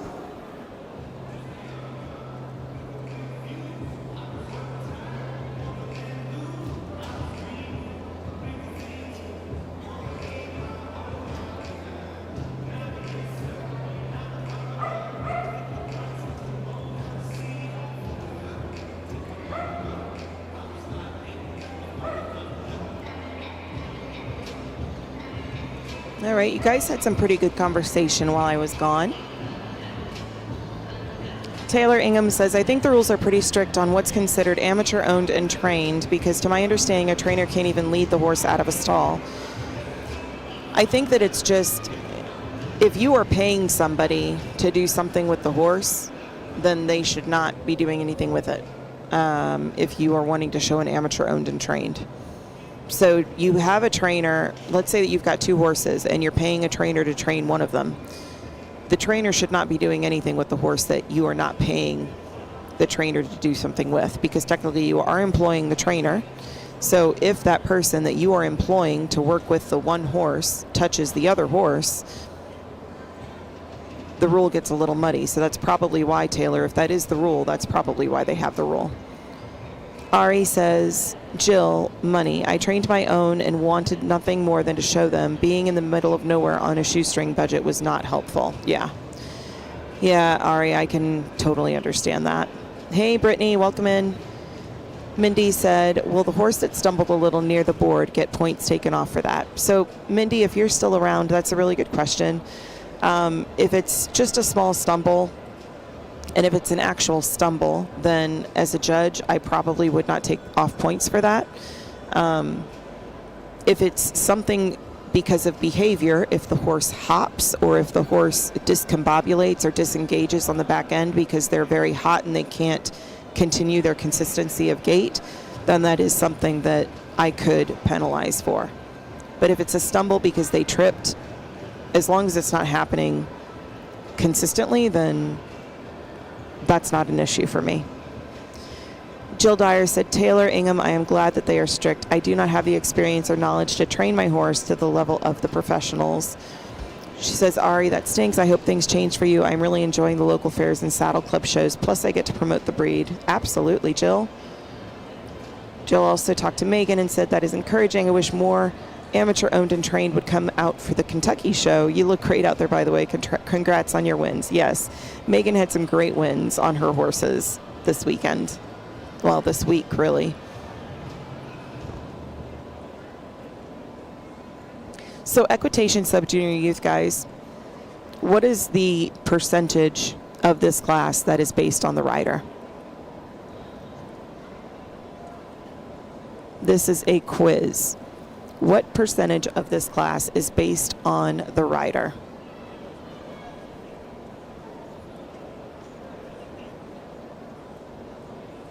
Or I should say the performance of the rider.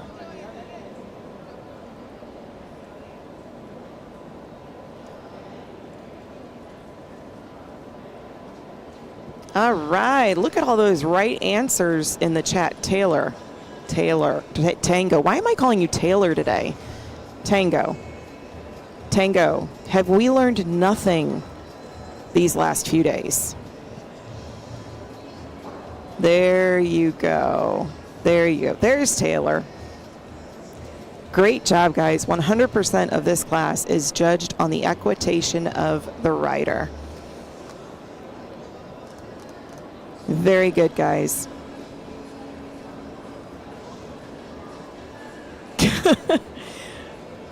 Tango says, no, I was too busy not crying. There's nothing to cry about in this class. They're all doing fabulous. Wow, we have 117 people watching our stream.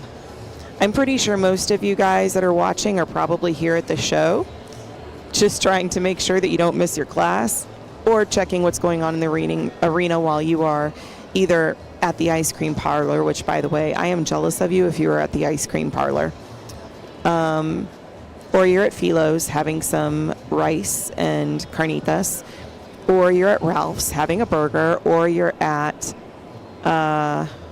Stella's, I think, is the pasta place, having a fettuccine.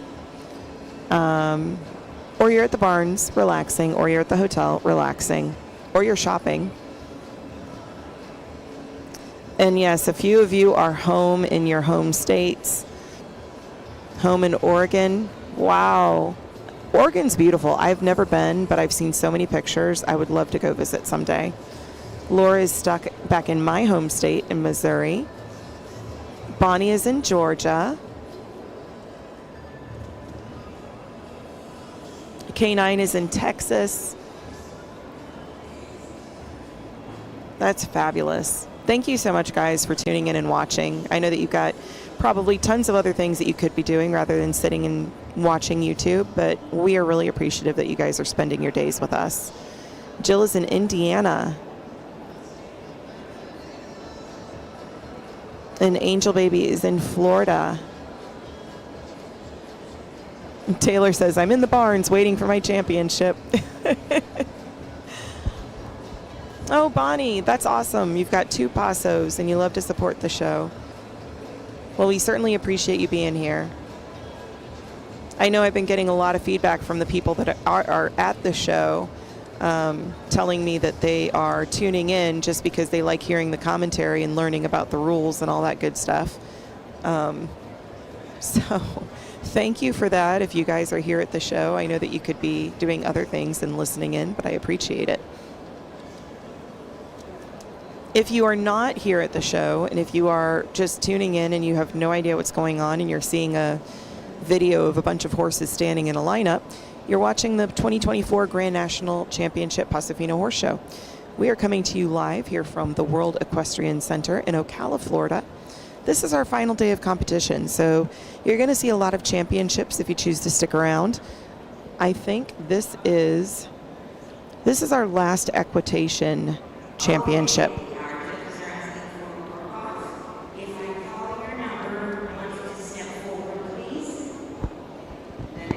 Exhibitors. If I do not call your number, you do not step forward, then we are excusing you and thanking you with much appreciation that you are here.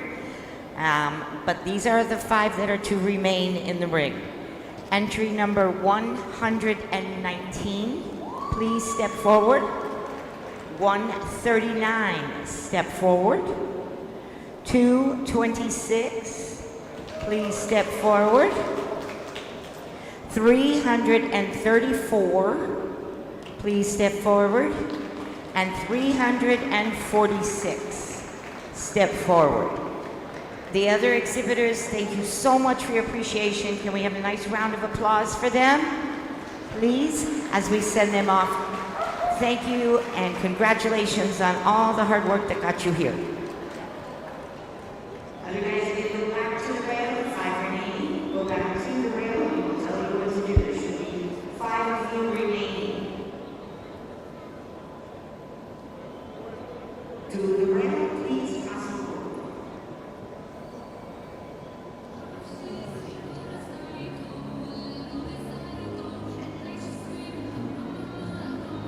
Angel Baby says, I don't mean to bring this up, but I don't think a horse should end up in an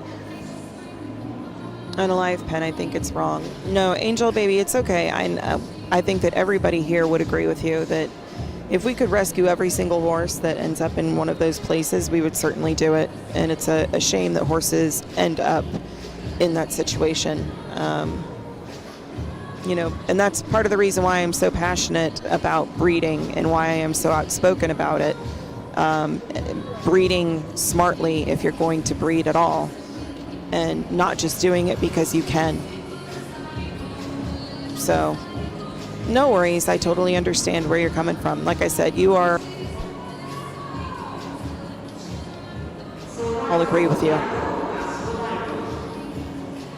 Yes, Bonnie, thank you for the reminder. We do have a rescue class here at the Nationals, and that is going to be coming up soon. And those are all horses that were in a situation like that, and they ended up getting a happy ending, and they are with people that love them and care for them, and they're going to live happily ever after. So, ladies and gentlemen, this is the Equitation Sub-Junior Youth Championship. Equitation Sub-Junior Youth Championship. It is class 155. This is the work-off. They've already made the first cut. Hello, Blanca. Welcome in. Bienvenidos.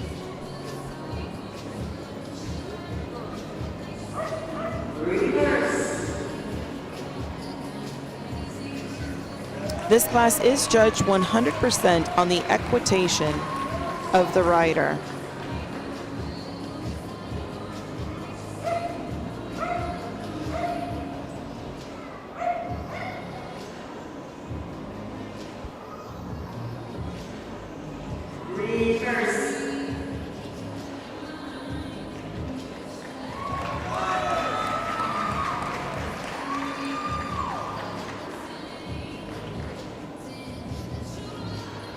I agree, Bonnie. The rescue is amazing.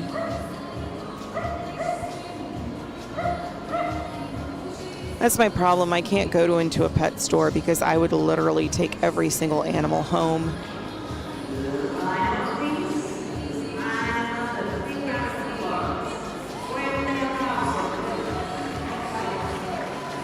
Pet store, shelter, my heart breaks in those places because I would love to take all of them home.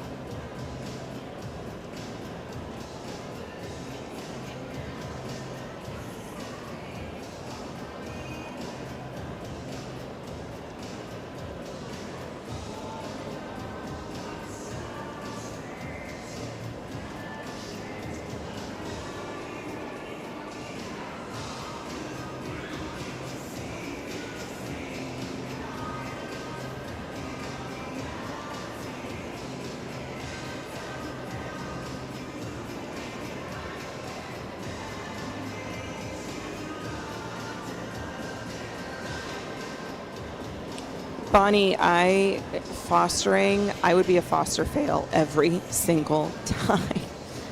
I could not let those babies go. Even though I know that they would be going to a wonderful home, I fall in love with animals too quickly. I fall in love with animals way too quickly.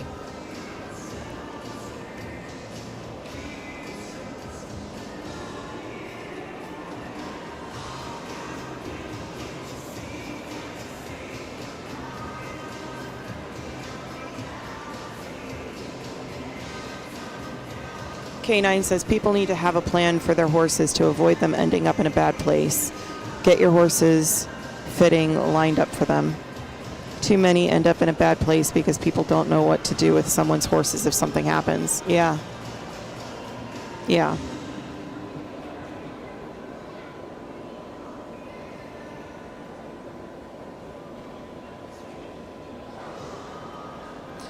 Tango says pet stores and puppy mills should be banned. Well, I think that pet stores aren't, obviously, but puppy mills, I think that, you know, at least in my state, they were not, I don't think they were legal.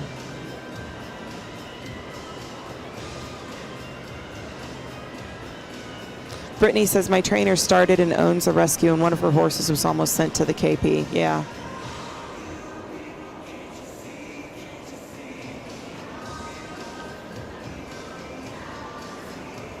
Yeah.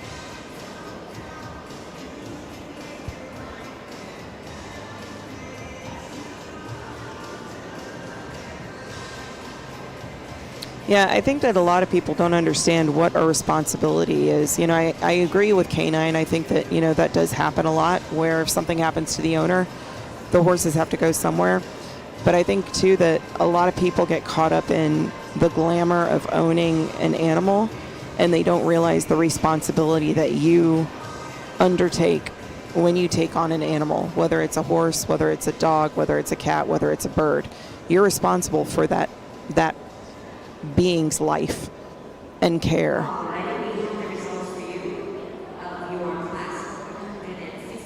You shouldn't get an animal just because it's cute and under, because it's what you see in the movies. Grand National Class.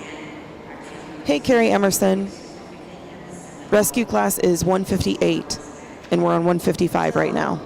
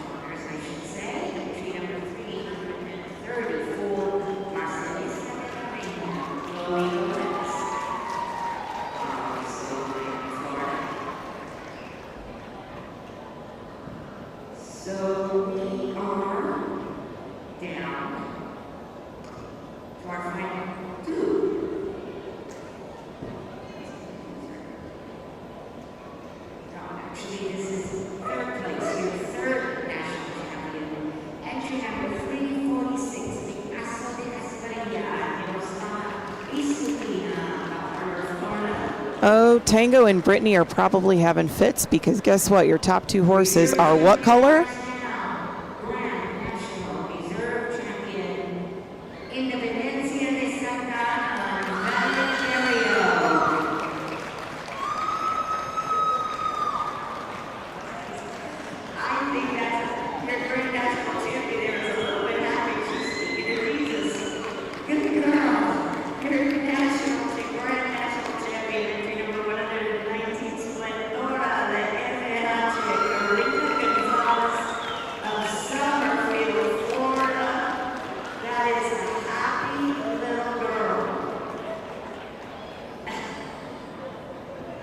That was great. I don't know. You guys couldn't see it because it was out of frame, but 119, when they announced second place, she literally, I mean, her legs went flying out, and she just grabbed her horse's neck and hugged so hard, and the horse was like, whoa.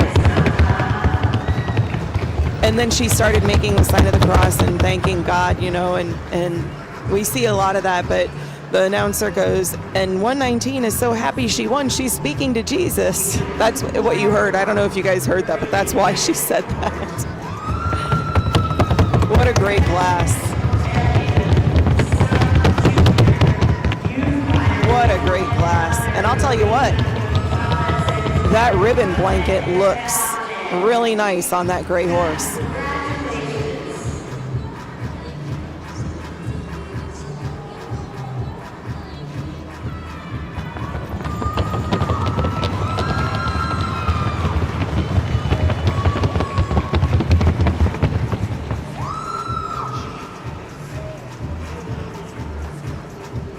Congratulations to Karina Gonzalez and Splendora de FAH, and also to entry number 139, Valerie Berrio, riding Independencia de Santa Ana, your Grand National Champion and Reserve Grand National Champion in the Equitation Sub-Junior Youth Championship. Let me go back and read some of these comments. Tango says, pet stores usually have unhealthy dogs and cats. My cousin is a veterinarian and despises them. Yeah, I've heard that. Bonnie says, it happens a lot. I'm diligent about it. Home inspections, they don't just get to walk out the door. I also do follow-ups, and it's hard not to be a foster fail. We usually keep the special needs animal. Yeah, Bonnie, that would be me. And it's so hard, you know, too. I get so attached to my animals, and when I beg for them to not make me make the decision to let them go, because it's just so hard. And I know it's the best thing to do. You know, when they get to a certain point, you got to think about quality of life. And I know that decision when an animal is suffering and there's nothing else that you can do to help them, that is the most pure decision made out of love that you can make, but it's still so hard. Bonnie says, grateful to find the right forever home. Gratifying. Yes, absolutely. Brittany says, I'm a vet tech, and our old office used to be in a flea market where there was just a pet store and they treated the animals horribly. That's awful. Carrie says, I have a rescue paso that was skin and bones. He was a show horse and discarded and starved. He had been here 4 months and filling back up and nicely. Hope to show him there next year. That's awesome, Carrie. We hope to see you next year, for sure.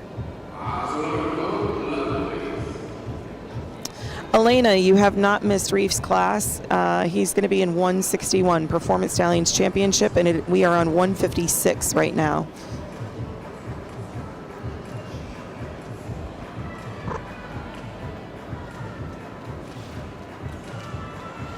This is 156 Country Pleasure Championship. I have 6 exhibitors listed on my sheet, and I see 6 exhibitors in the arena. Yes.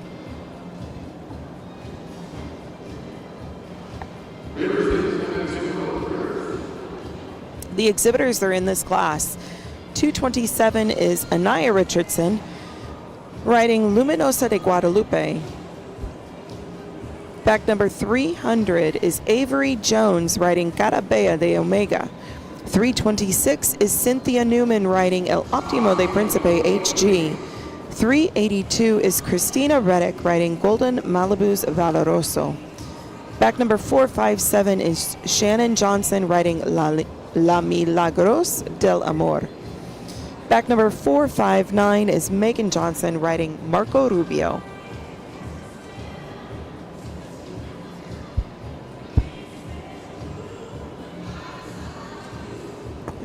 All right, ladies and gentlemen, in Country Pleasure, let me get to my handy dandy percentages here, because I certainly don't know most of these by heart. I mean, I know Performance, Pleasure, Pheno, Specialty classes. There's so many that I just want to make sure that I get it right. Okay, Country Pleasure.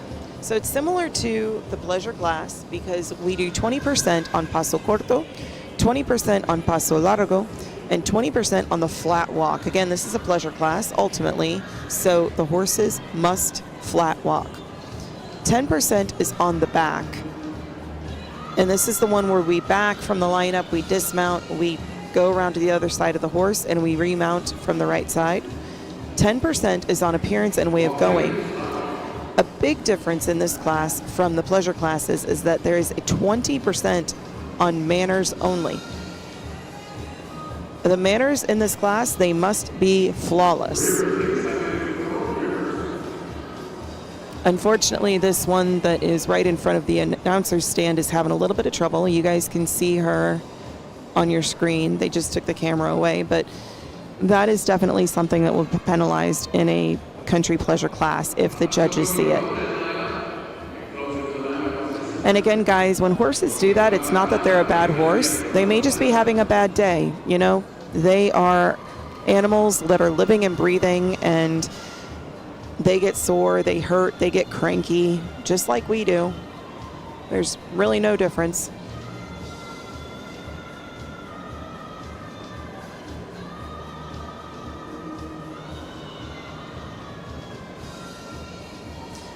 K9 says, me too, Bonnie. I put a buyback clause on every horse that leaves. That's a great idea.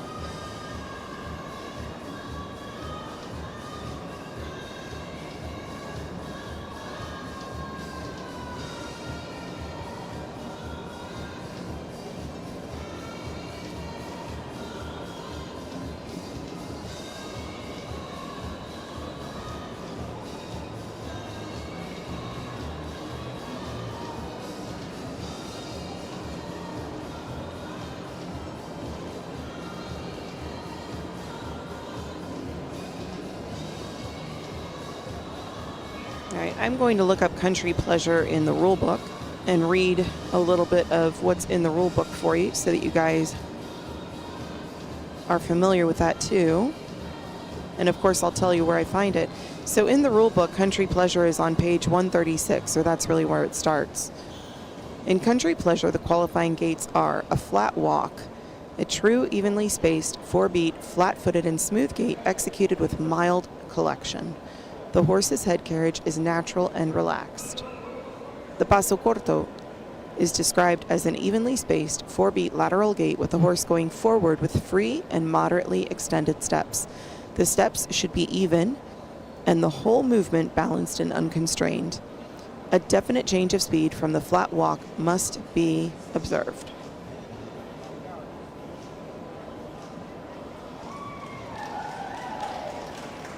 Very nice dismount him out there.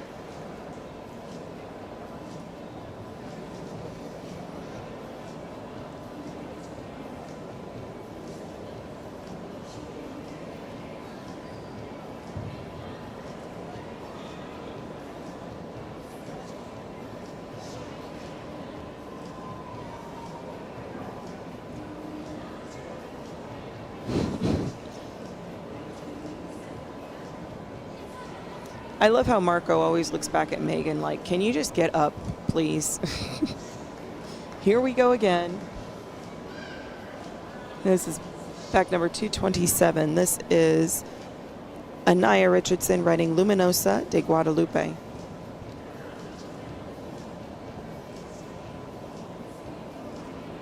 A little bit of movement there, but when she asked the horse to stop, the horse did stop. And back number 300 is Avery Jones with Garabea de Omega.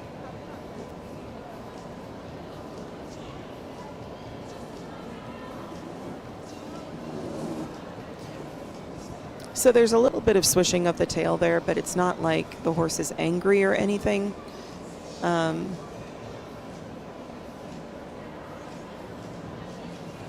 Very nice, stock still. Didn't move for the remount, very nice. Back number 382. Golden Malibu's Voloroso with Christina Reddick.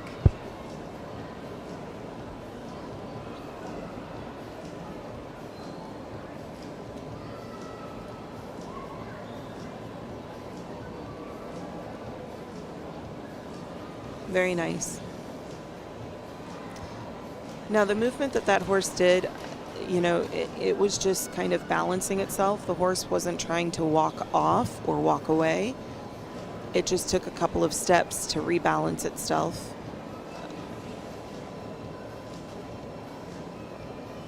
This is Shannon Johnson and La Milagros del Amor.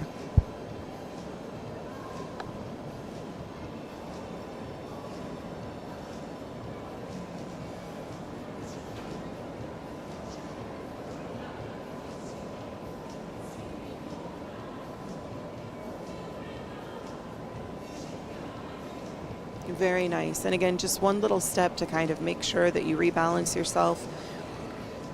I don't look at those, I don't penalize those in the way that I would penalize a horse trying to walk off. So very nice. All of these horses did an excellent job. All of these exhibitors did an excellent job with their mount and dismount.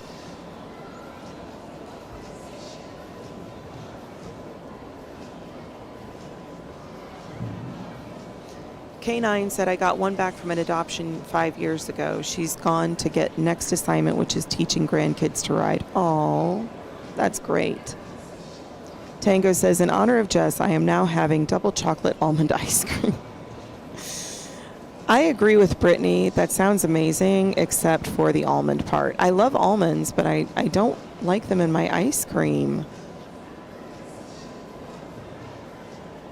I don't like them in my fudge either. Like my Christmas fudge. Bonnie is asking, is that a Tobiano? Very pretty painted pony. I don't know what color they would call that on the registration. I usually just call them a Pinto, but I know what you're talking about, Bonnie. I don't know what the specific term, the official term is for it.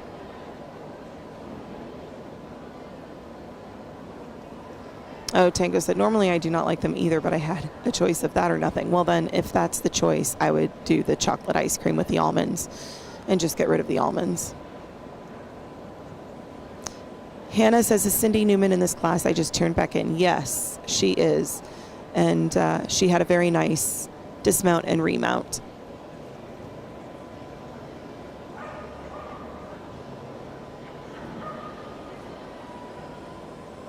Optimo is just the steady Eddie, you know, he's a good boy.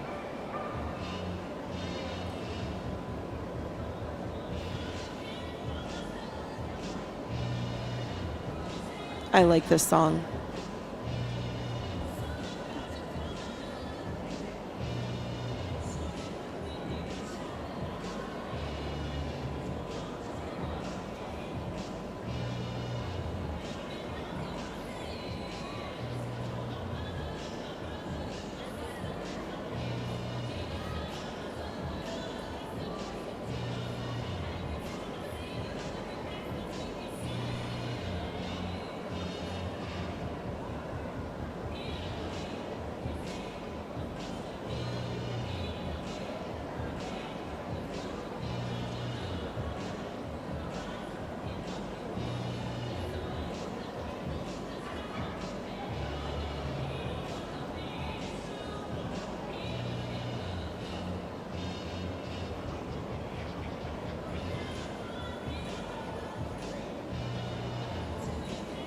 Ladies and gentlemen, we have the official results of class for 156 country pleasure championship. Todos los resultados para el campeonato de la casa de los 156 metros. Give all around the applause, fuerte el aplauso.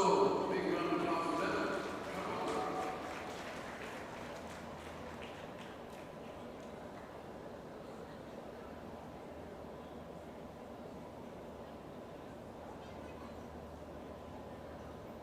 With much appreciation, we thank the exhibitor 457 for your participation.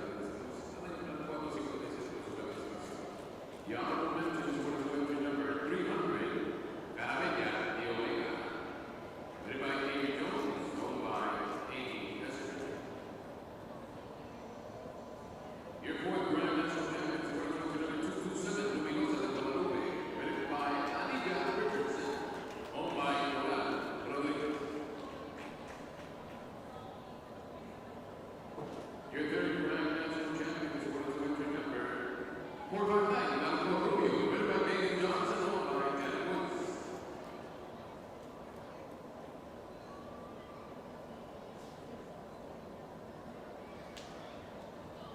Your 2024 Reserve Grand National Champions for the number 326, El Óptico de Príncipe, J.E.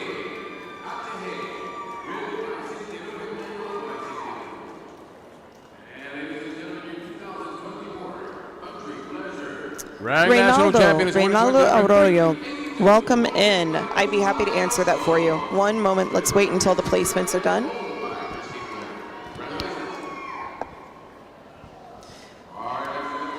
Number 157, Pleasure Junior. Congratulations to 382 Golden Malibus Valeroso and Christina Reddick for their Grand National Championship win in the Country Pleasure Championship. Awesome ride. Very, very nice. The only thing, you know, like we said, I'm glad that the judges, we were in the same wavelength, because when she remounted, the horse did not try to walk off. The horse didn't try to walk forward. He was just simply rebalancing himself, because when we get on and off, we do somewhat throw the horse off balance. So really, really nice. Reynaldo, so if you're still here, the difference between performance class versus equitation class. So the equitation class is judged strictly on the rider. It's 100% on the rider and the equitation of the rider. I'm sorry, I try to avoid talking over the announcer because I think sometimes it's a little hard to hear me. But equitation, again,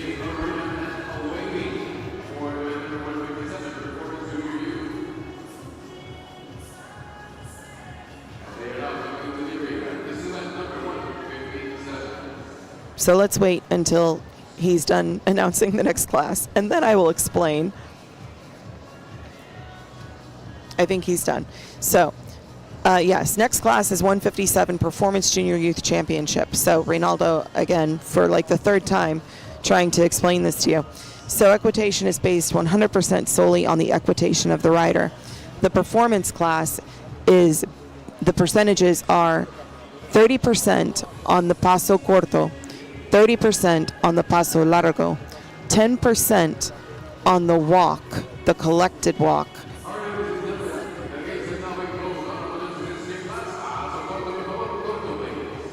20% on manners, conformation, appearance, and way of going, and 10% on the sounding board. So in the performance class, no percentage is addressed to the rider. It's all about the horse and the horse's performance, whereas the equitation class is all about the rider and the rider's performance, the exhibitor. I hope that helps.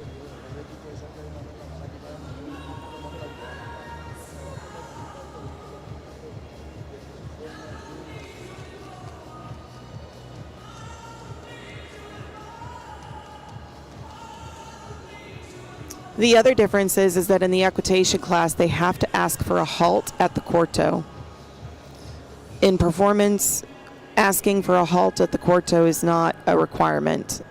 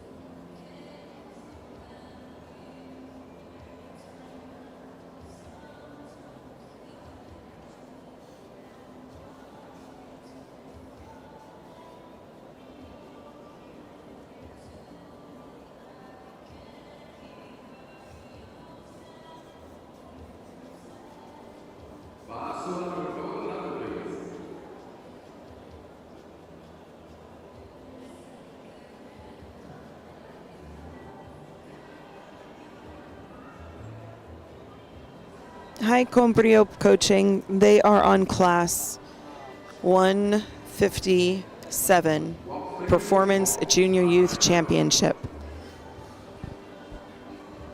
K9 says Tobiano and Overo are patterns, not colors, based on how the colors are distributed. I didn't think PFHA gets into the difference, listing them simply as Pinto Paso Finos. Okay, thanks, K9. And we don't call them paints because paint is a separate breed, correct? That was always my understanding. Pinto is, I don't even know if it qualifies as a color, but a color variation, I guess. You're welcome, Combrio.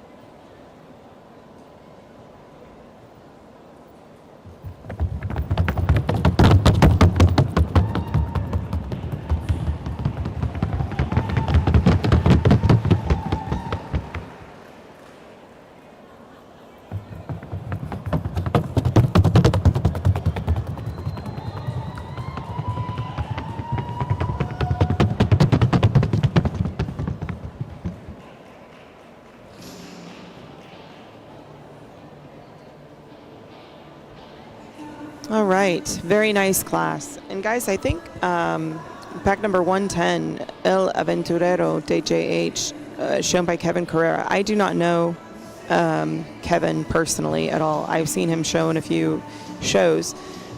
I think that he won earlier this morning in an amateur owner championship class. I don't remember which one it was, but I thought I remember him getting a blanket.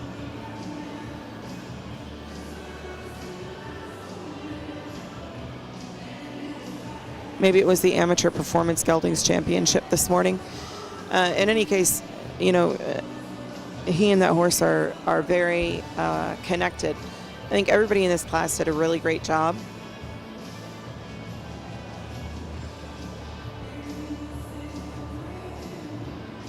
Tango said, can a horse learn brio or are they born with it? Really, it's something that they're born with, Tango. I don't think that you can teach a horse to have brio. Reynaldo says, the horse for equitation and performance have the same skill set. So, Reynaldo, for PFHA, I think that you could use a performance horse for equitation. You know, an equitation horse could be a performance horse, a pleasure horse, or technically a pheno horse. So, because in equitation, it doesn't matter about the horse. As long as the horse is in gait, that's all we care about in regards to the horse for equitation. So as far as skill set, you know, the skill set could be different. That's a tricky question. I hope that I'm answering it. I hope that I'm answering it so that it's understandable.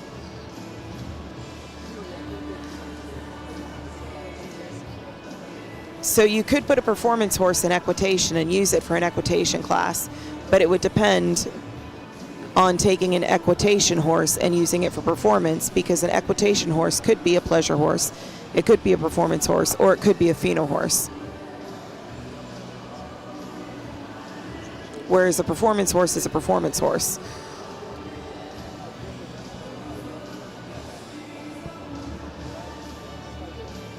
But they must be able to walk, they must be able to quarto, they must be able to largo.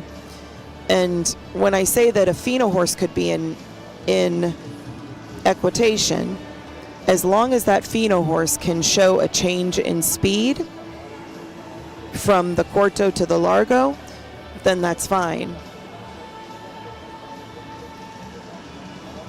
Thank you, Combrio.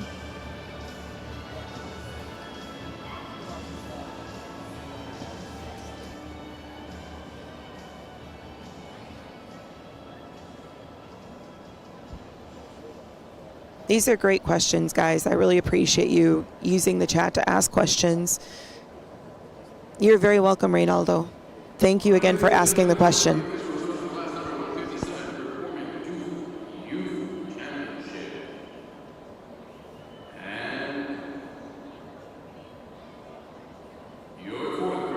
Champion is awarded to number 132, Código de Valparaíso, ridden by Harrison Klein, owned by Laura Gallego. Your third Grand National Champion is awarded to number 381, Pesadilla del Carrión, ridden and owned by Samantha Garcia.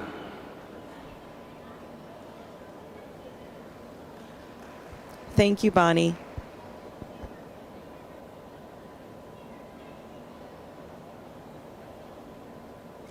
You 2024 Grand National Champion is awarded to entry number Performance Junior Youth.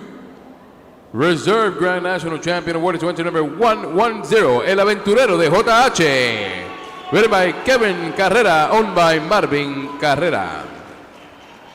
Oh, that's fantastic.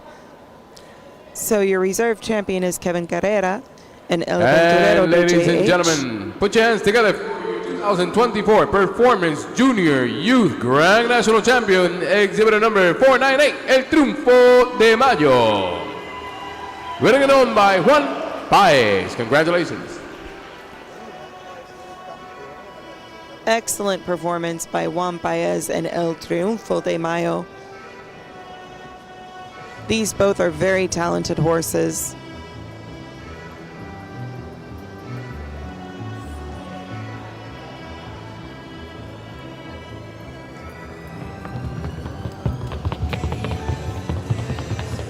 I don't know about you guys, but I love that Grand National Championship blanket. That is absolutely beautiful. Whoever did the blankets did a fantastic job.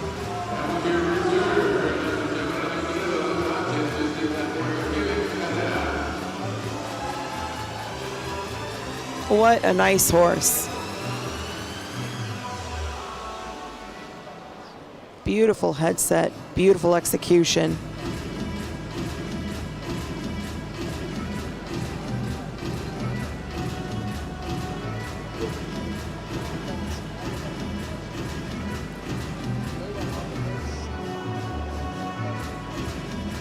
Very, very nice.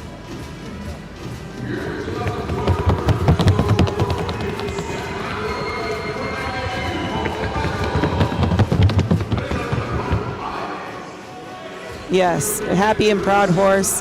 Awesome job, Elena. Good job. No, these guys are great. This was a fantastic class.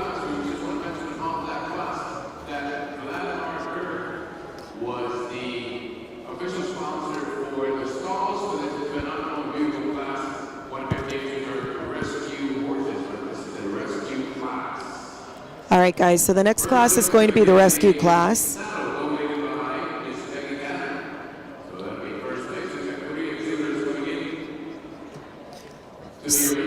So I do see your questions, Tango and Reynaldo. I do see your questions. Since this is the rescue class, the announcer is going to be reading about the horse.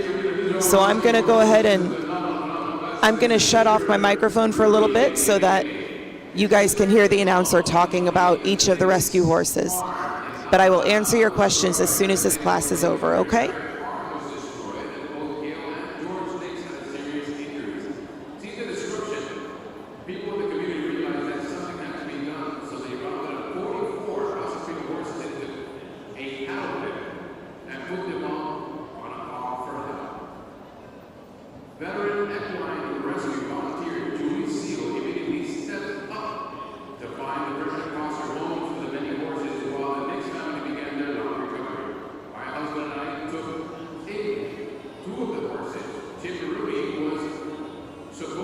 Temporary foster for a few weeks until a permanent home could be found for him. Our friends Greg and Sandy Mixon made a trip to Alabama, took him up and brought him to Georgia to our farm. I still remember him, a scruffy little scared fella covered in tiny little scabs from flying debris from the tornado. Not a mean bone in his body, but quick to turn and kick whenever scared. We realized that Chip was a little bit of a project. He enlisted into the help of a local trainer, Lori Wilson, to get us started on the groundwork and handling him while we searched for a home for him. We never did find a match. Eventually we decided that maybe he just needed more training. And so we approached Cindy Griffith to ask if she can put him under a saddle for us. She did an amazing job and in his foundation, and the PFHA was a tremendous help in navigating us through the process of the DNA testing and eventually registration. My husband Mike and I realized that Chip's permanent home should be with us. This year we approached David Palacio of Happy Valley Farm for the help of Chip's training and to train us as well. We have spent the last several months communicating back and forth, commuting from back and forth from Florida to learn more about riding and about the wonderful breed of Paso Finos. Rescuing Chip has taught us so many things and so much on training and riding horse ownership, but also of friendship and community. It has been an incredible blessing in so many ways. Today is Chip's very first time on entering a show ring. Let's give him a big round of applause, first of all, for that.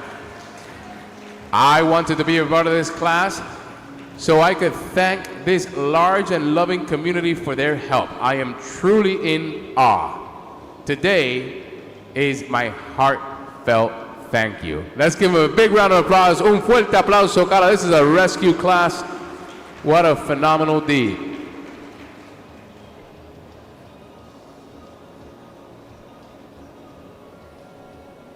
Carmen Rosita de Monte. In July of 2009, rescuers removed several starving Paso horses from a farm near the Everglades in South Florida. Among them was a emaciated mare and her week-old foal. The rescuers contacted the Pro Paso Network, a Paso Fino rescue network affiliated with the Paso Largo farm. Carmen Micheletti found a home for them in Central Florida with Miss Sharon Crouch.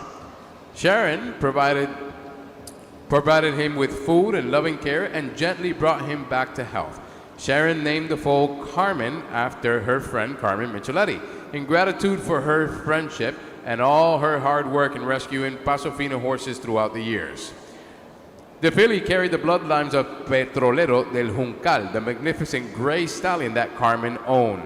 Carmen grew to become a lovely young mare and was gently started under the saddle.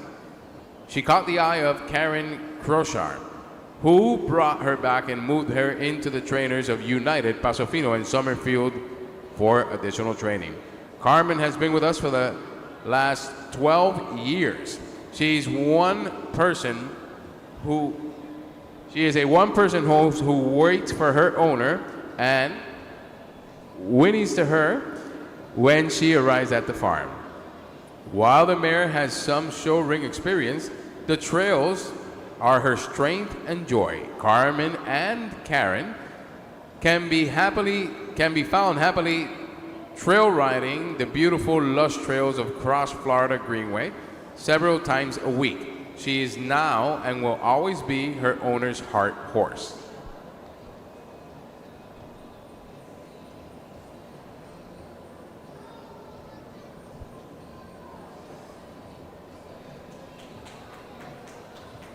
And here it comes, and we welcome Gascon the Great. Gascon the Great is a Paso Fino gelding who owned, trained, and ridden by Jennifer Cephalou. Jennifer met Gascon at the Horses Without Humans at a 501c3 rescue organization where she was a trainer in 2018. Gascon came from a ASPCA seizure of 52 Paso Finos. He was a third-old stallion and fearful and unsure of humans with a defensive and challenging temperament. Jennifer developed a creative and fun training plan for him, and with lots of patience, was able to establish trust and form a really close relationship with Gascon. While working with him, Jennifer saw an incredible athletic horse that loved to jump way more what the breed is typically known for, and endlessly energy that needed to be channeled somewhere positive. Gascon is a very smart, naturally balanced, and engaging. He had no idea how to communicate with the work from fellow people and safely. He will always have this style that is very important, He will always have style that is very much of his own, with a stubborn charm that will always make you smile, but he's come such a long way, and we have had so much fun on our journey.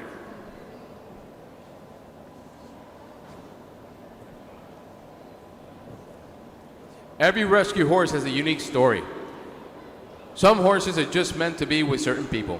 I fell in love with Gascon and adopted him from the Horses Without Humans in 2019.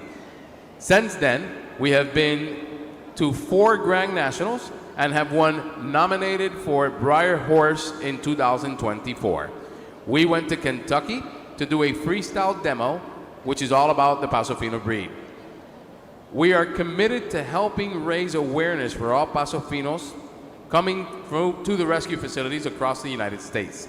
Gascon has achieved so much in as little as 3 years and show categories pleasure, performance, and versatility, and continues to be competitive in the jumper show ring.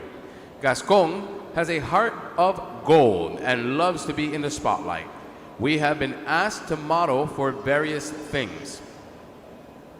Our career together has been magical and so inspirational. I am truly honored and so thankful to present him again in this rescue class and be a part of the association that supports how special these horses really are and truly celebrates how much they try and do for all of us.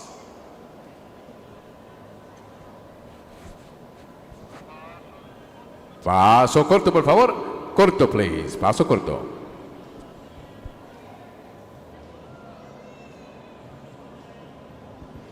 This is such a neat class.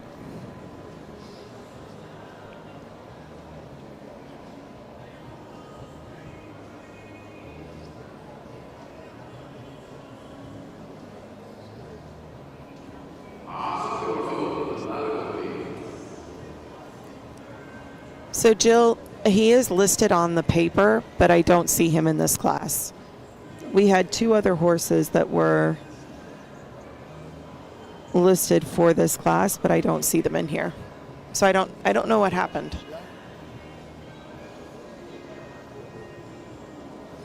Okay.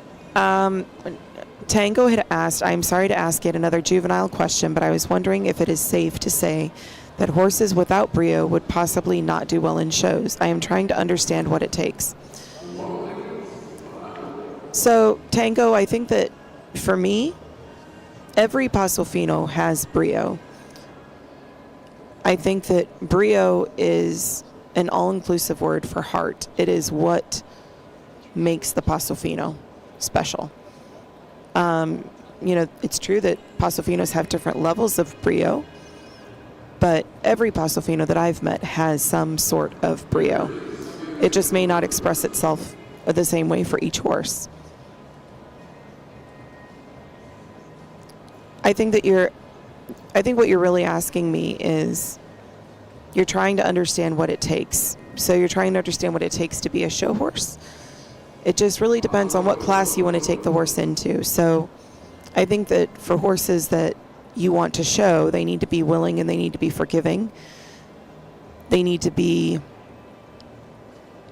eager to please and work with you. Of course, they need to be gated above all things.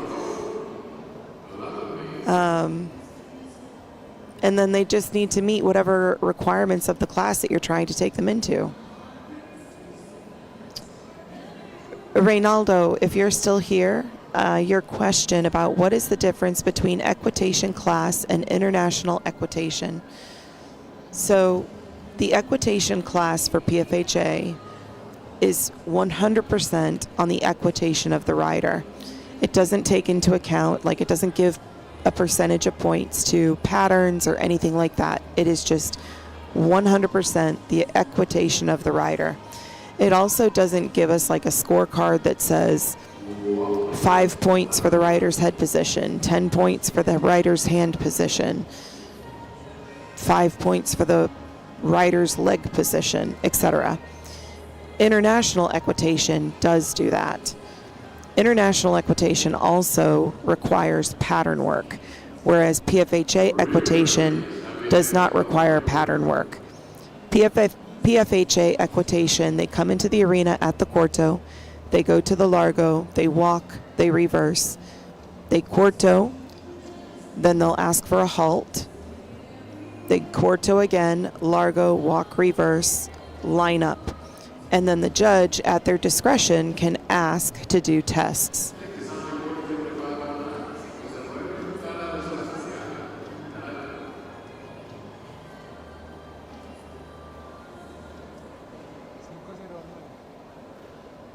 I'll add a little bit more in a minute.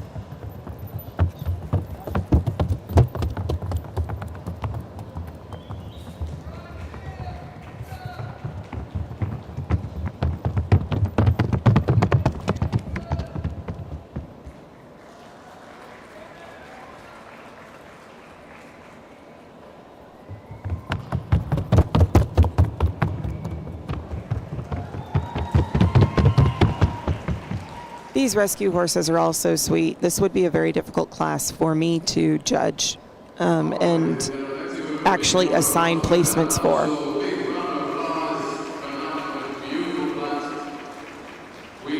Thank Ms. Gladimar Virik. She was the sponsor for the stalls for all these three horses. And also on the first placement, Ms. Peggy Tanner. We thank Ms. Peggy Tanner as she is the sponsor for a saddle for the first place. I would want to treat this class like Walk Corto lead line and give everybody a first place, just because these horses have been through so much, according to their stories. And the fact that they're even here and they are willing to do what they do for their riders shows the level of trust and love that they have for these people that saved them. I'm not crying, you're crying.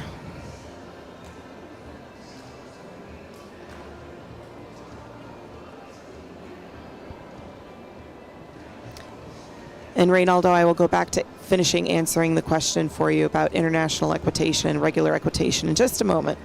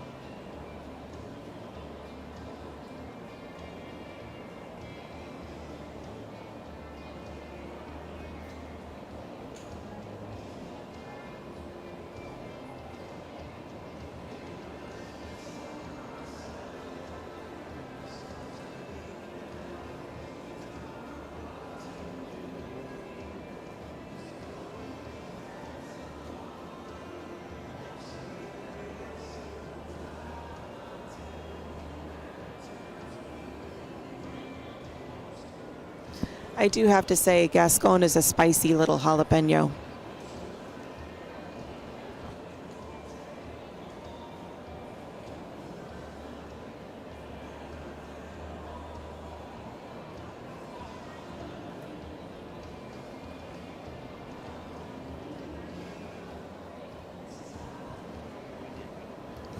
Tango says brio.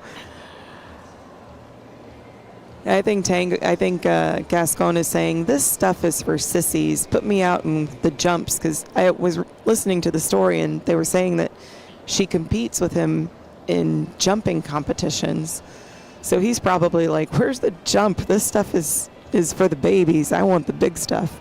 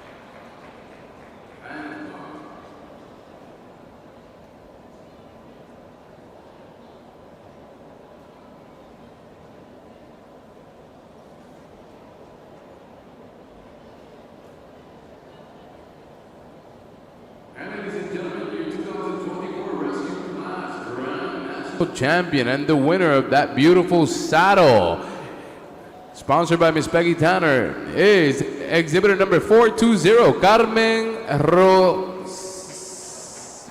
Rosecita de Monte. Carmen Rosecita de Monte, winning it on by Karen Crochard. Congratulations. Poor Chip is afraid of the ribbon.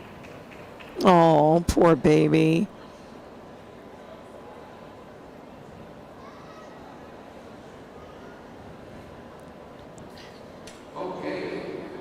Poor baby.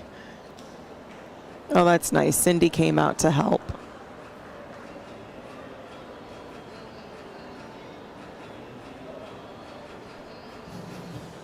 I know you guys can't see it because they have the camera on the gray horse in the saddle, but they put the ribbon on Chip, and he looked down at it, and he was like, what the heck is this? Poor guy. And you could tell that he didn't want to overreact because Misty was on him, but he was, poor thing, was terrified.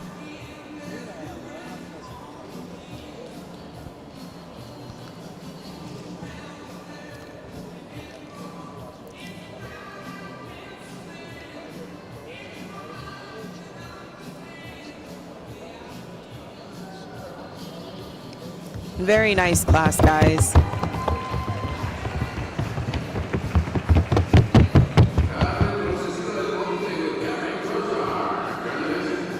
Very nice class. All right, so the next class we're going to have is the...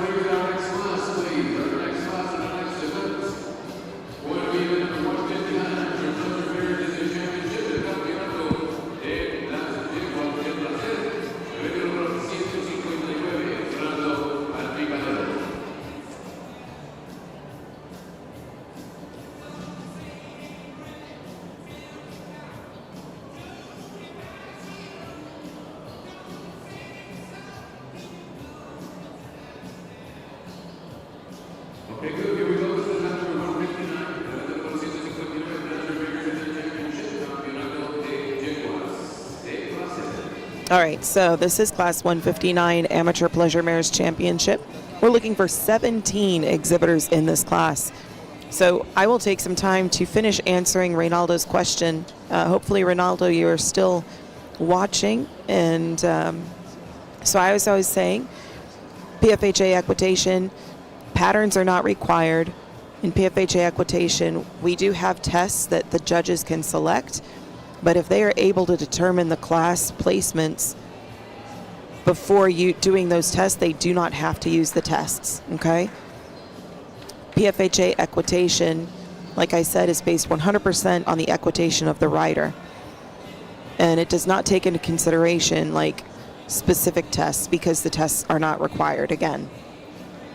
In international equitation, they do come in and they do rail work first. Then they line up, and then they take the sounding board in both directions. Then they line up again, and then individually they do the pattern. And the pattern consists of 2 figure eights in one direction, 1 figure eight in the opposite direction. Then they have to halt and back up. Then they corto or fino or gate, if they're on a trocha or trote, they move to the serpentine and they do the serpentine. Then they go down the sounding board again in both directions.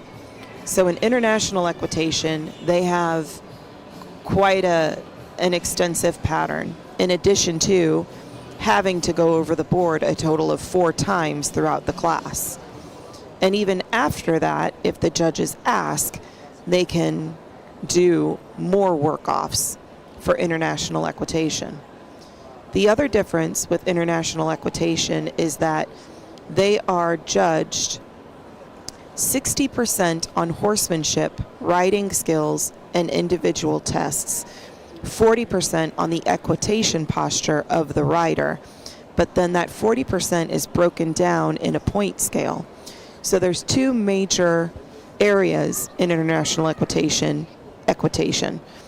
The first category is handling and riding skills. So for example, 30 points is assigned to handling of the horse, control, confidence, focus, skills, and the ability to maintain the horse and gait throughout the class. 10% is based on effective use of aids. When they say aids, they mean using your legs, using your hands, or using your mouth to get the horse to move forward or to collect the horse or whatever. Then, also in the same category of handling and riding skills, they assign points to the different tests. So for example, the figure 8, including the entrance and the halt, they've assigned 7 points to that. They've assigned 3 points to the back. They've assigned 5 points to the serpentine. And they've assigned 5 points to the sounding board. So in that one category, there is a total of 60 points that can be earned by the exhibitor. Then there's a second category in that 40% equitation posture of the rider. The second category is posture and equitation, and they assign 4 points to the head position. They assign 8 points to the seat. They assign 6 points to the back, 6 points to the arms and elbows, 6 points to the hands, 6 points to the legs, and 4 points to the feet, for a total of 40 points. With those two categories, it adds up to 100 points. Then they have very specific rules around, for example, participants that don't follow the sequence of the tests shall be penalized with 15 points under the handling and focus area. In the event that a participant omits or does not complete a test, the participant shall be penalized with up to 5 points under the focus area, plus 5 points for each incomplete test. So, international equitation is like, and I hope that this makes sense, PFHA equitation on steroids. It is a much more in-depth, much more strict equitation class than the PFHA equitation class. Does that help?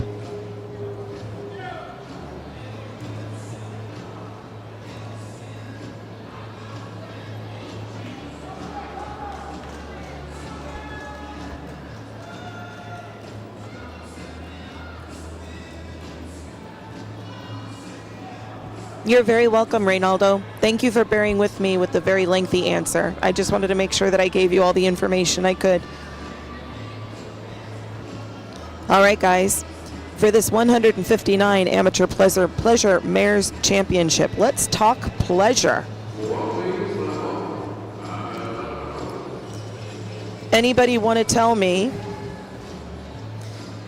other than consistency of gait, what is the other thing that I feel is the priority in this class as a judge?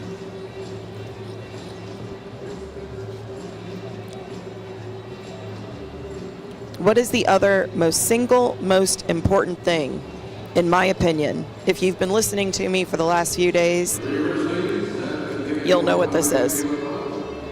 Yes, Heather Martin. Nailed it. Flat walk. Absolutely. Yep, Tango got it too. Flat walking.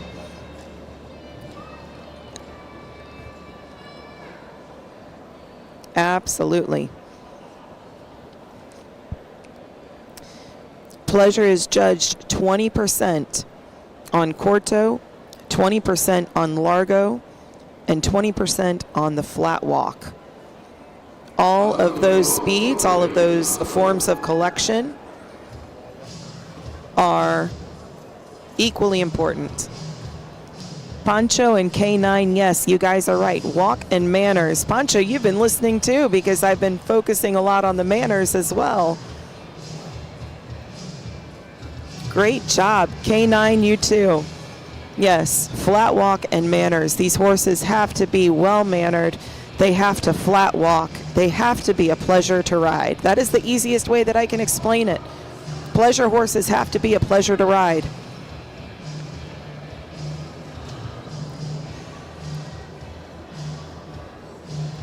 What a great class of some beautiful horses. Man.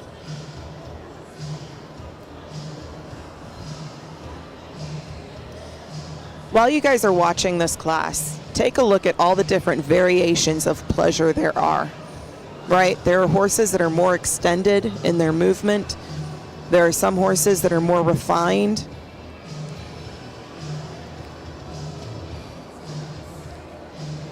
There are some horses that are a little bit slower in footfall. They're not as quick as other horses, but they can move forward speed. Man, when they ask for a Largo, they take off. Look at the headsets. You know, we're talking about natural headset. We want to see a natural headset on these horses. And remember what I was talking about, how the length of the neck is important to take into consideration when you're trying to figure out how the horse should be holding their head. If a horse has a longer neck, they're going to be able to elevate their head set a little bit more. If a horse has a shorter neck, they may not be able to get their head up too high. So you've got to work with what the horse has. Tango says, is it difficult for some pheno-gated horses to walk because they always want to pheno?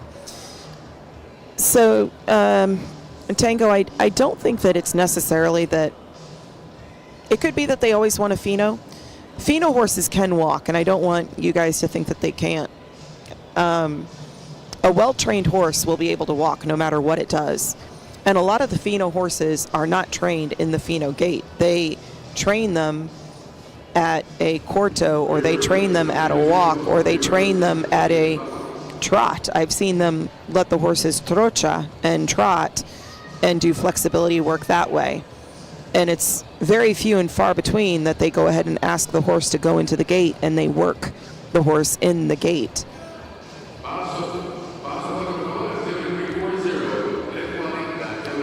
Ari says the gray with the light blue jacket and the white jods is adorable. Let me see which one you're talking about. Oh yes, that one is cute.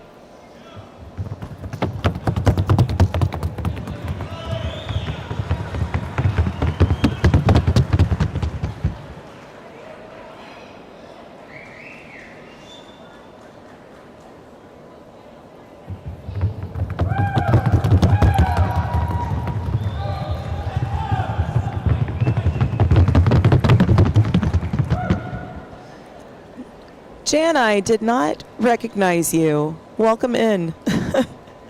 Dr. Aguel, it's nice to see you in here.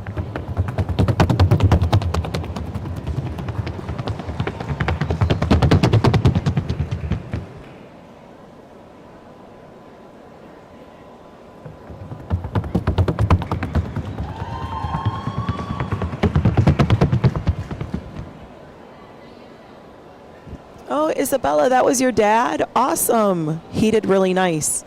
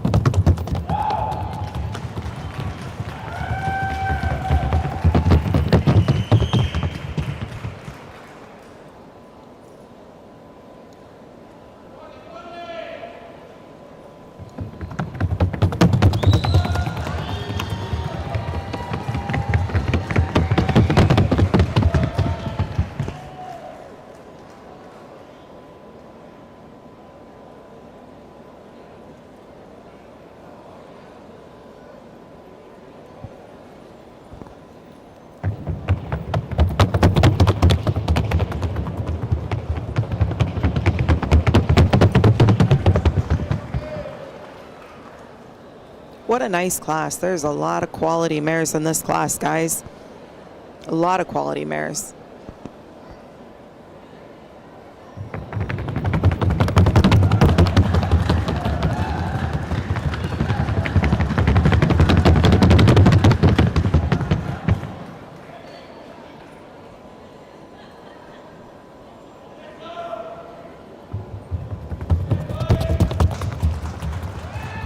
This is the one that I think Ari was saying was adorable. I agree. She is adorable. They make a very cute package together.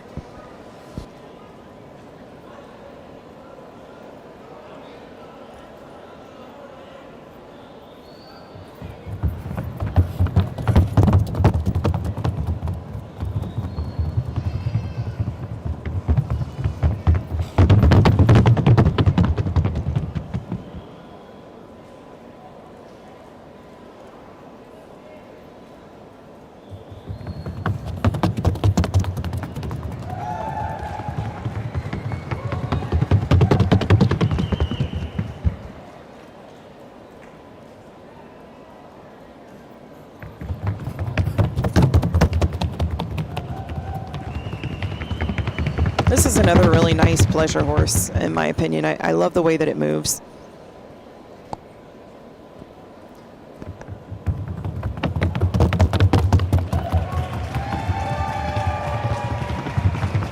This one is a young filly that I really like too. I think she's got a really nice future ahead of her.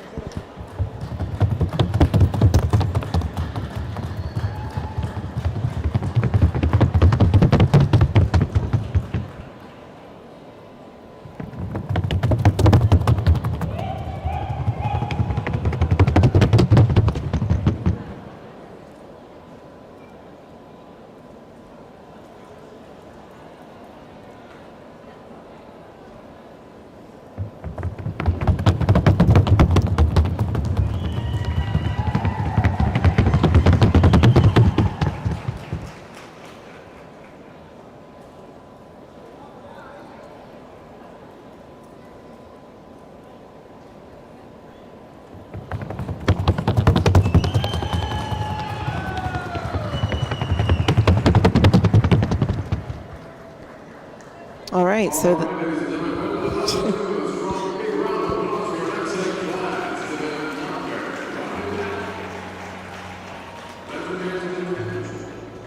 Jason and I keep trying to talk at the same time.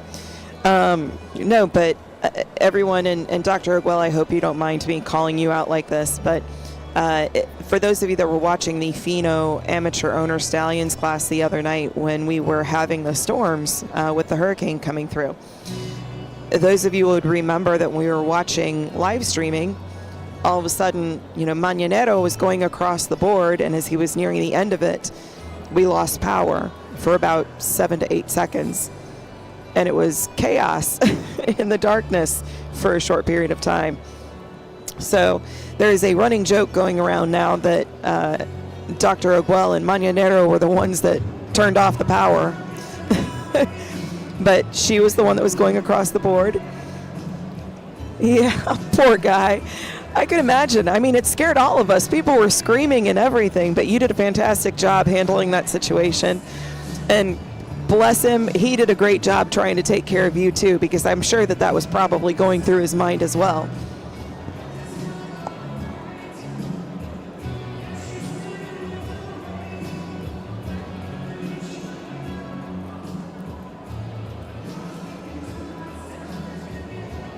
Absolutely hope she handled it beautifully.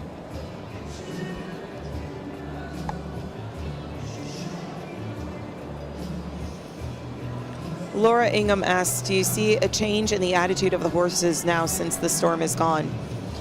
So Laura, I'll tell you that my dog, I see a huge change in him already. I mean, the first couple of days that we were here, he normally travels very well because he goes with me all over the place. But he was acting very odd on Tuesday and Wednesday night. I think Wednesday and Thursday, I think. So I don't know if it's the same for the horses, but my dog definitely, I noticed a change in him.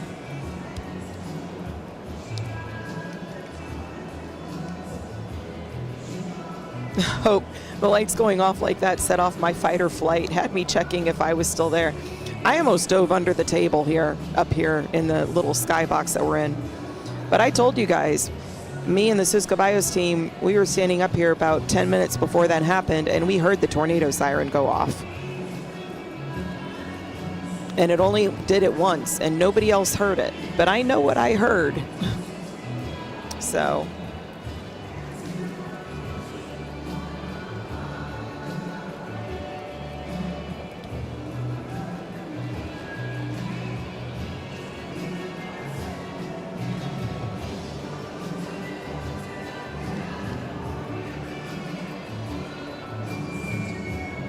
a mild winter with a lot of precipitation at first. Oh boy.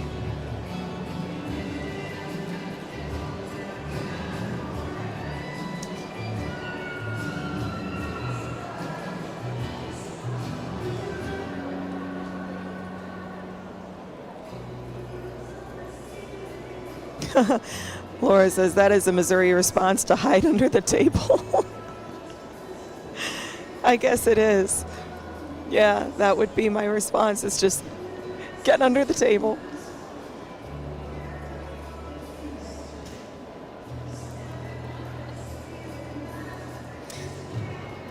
And sorry, guys, I wasn't paying attention in the arena, so the judges have gone through the whole lineup and asked the horses to back and check the gear. Again, if you're new here, I don't know how many people we've got in here. Let me check. 111. Wow, we've been pretty high all day. That's awesome. If you're new, if you don't know what you're watching, this is the 2024 Paso Fino Grand National Championship Show. We are coming to you live from the World Equestrian Center here in Ocala, Florida, the horse capital of the world. And you'll have to excuse my voice. I'm starting to lose it a little bit. We've been here for 4 days. This is our 5th day and our final day at the show. It has been an exciting time, as you can tell from the chat. We were talking about the lights going out during a class and, you know, tornado sirens, and, you know, we just had our rescue class that was emotional. And it's been a great week. For me, especially, you know, I look at the Paso Fino group as my extended family.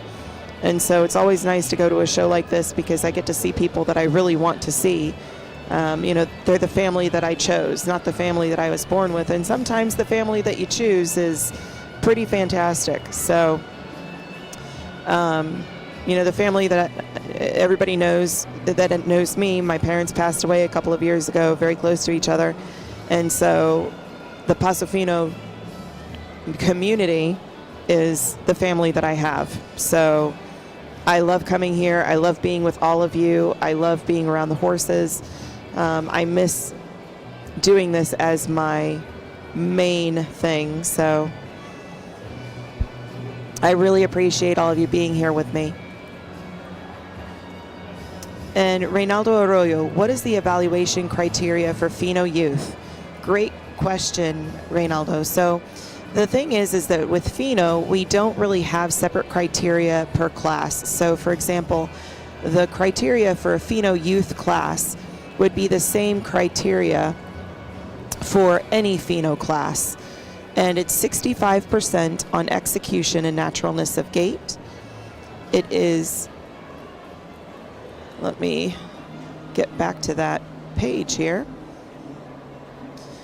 65% on execution and naturalness of classic Fino gait. So you're looking for balanced movement, fully collected, slow forward speed, rapid footfall, and harmonious movement. 15% on conformation, appearance, and way of going. 10% on manners, and 10% on the sounding board. The thing in Fino is that they have to halt in both directions. And it's very important to note, and this is the same for any class, not just Fino. It's just we emphasize it a lot in Fino because it feels like sometimes classes can be decided on the board, and that's not really what's happening. But performance of the horse on the sounding board shall not be given preference over work on the rail. We call out 10% in manners in the Fino class because our Fino horses are some of the top athletes in our breed. I wouldn't say that they are the top athletes because I've seen some performance and pleasure horses that are also very athletic, very versatile. But the Fino horses, the competitive Fino horses in our breed really have to have a strong conditioning, and they have to have a very strong mind. And they are definitely at our highest form of collection. So that is extremely demanding on them. So the manners of a Fino horse are very important. You don't want to breed to a horse that gets mad or angry or mean whenever they get stressed out or whenever they're put under pressure. And Fino horses are, in my opinion, we put them under a lot of pressure. So manners is very important in a Fino horse. But as far as, you know, Fino youth, it's the same criteria. It's just that the class is only open to youth riders of a specific age. Dr. Aguel says, again, you've done such a great job commentating on the live stream. I've really enjoyed you on here. Thank you. Oh, thank you so much. I really appreciate it. And Jose, Biddle, you too. I really appreciate you guys. And K9, you guys are being so nice. This has been a lot of fun. You know, like I told you guys before, this is my first time doing it, and I didn't know what to expect. But having you guys ask the questions and everything has really made it an easy transition and a great experience, and has given me, like I said, a lot of great ideas on rule change proposals that I would like to submit, because I do feel like we have some room for improvement. We always have room for improvement. And the association needs to work for everybody. So we'll see what comes out of it.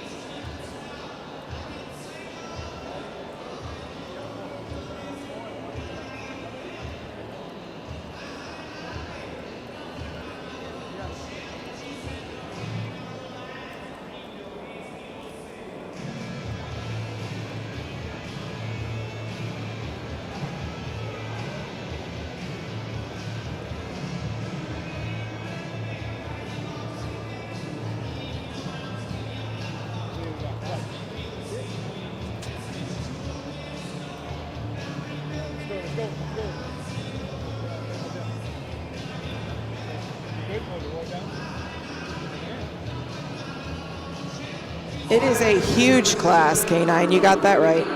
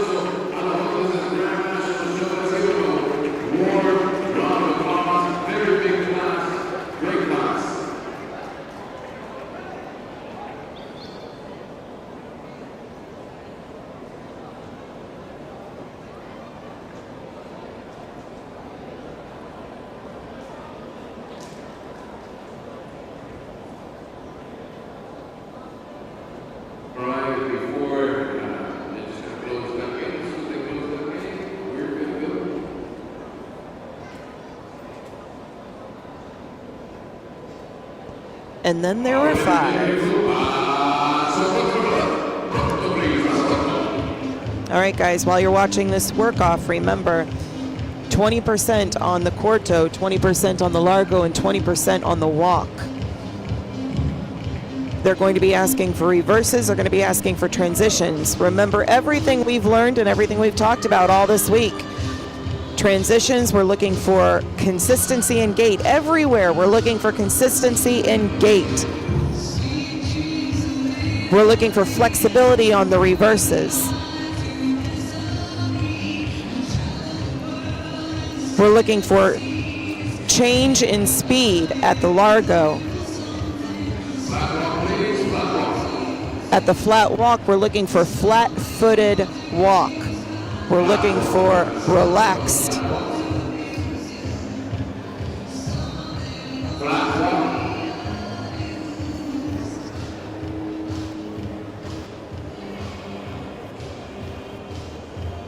We're looking at the flat walk for horses that are not trying to jump up into the corto, nor do we want them to be hesitating to move forward. We don't want to see them halting. We're looking for horses that are picking up speed pretty rapidly, but not breaking gait.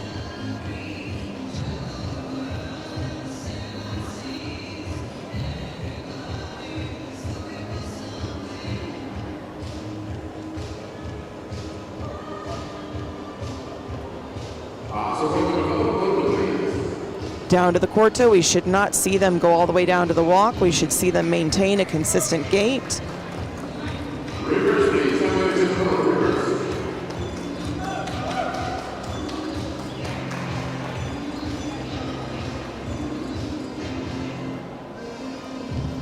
We're looking for smoothness. They must be smooth. Again, now we're looking for that change in speed. We're looking for them to move up into that largo and glide up into it. Again, it is not a race. We are not looking for the fastest horse, but they should not be breaking gait in the back. The one on the rail here is hopping a little bit in the back. She's breaking stride in the back legs, getting a little discombobulated.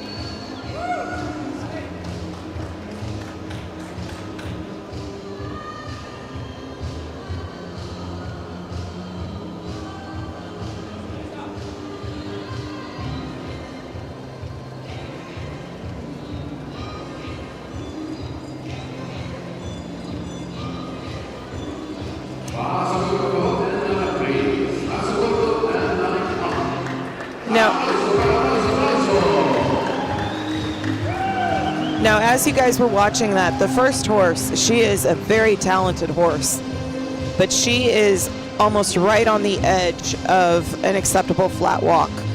As you can see, and as you probably noticed, she has a little bit more of an animated walk than the other horses. She doesn't fully relax, but she does flat walk that 4-beat flat-footed walk. She just does it a little spicier than the other horses, which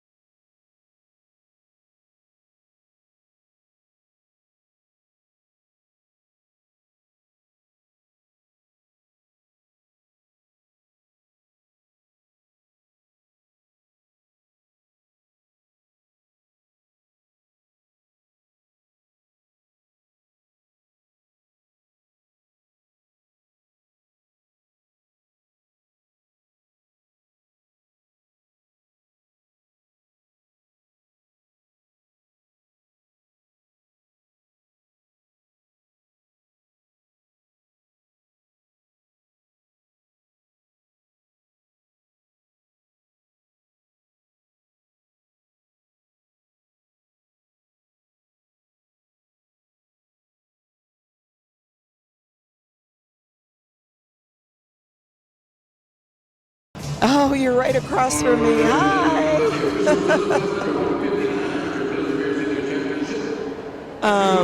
But Sus Caballos, anyway, USDF Network wanted it to be on Wonderful show. theirs only. And so last year, when they were having all the problem with people getting on, Sus Caballos was kind enough to go ahead and put us on there. Reynaldo says, recommendation, drink ginger tea with honey. I will. When I go back to the hotel tonight, I'm going to see if what kind of teas that they have, because I do know that they have honey. So awesome, Heather.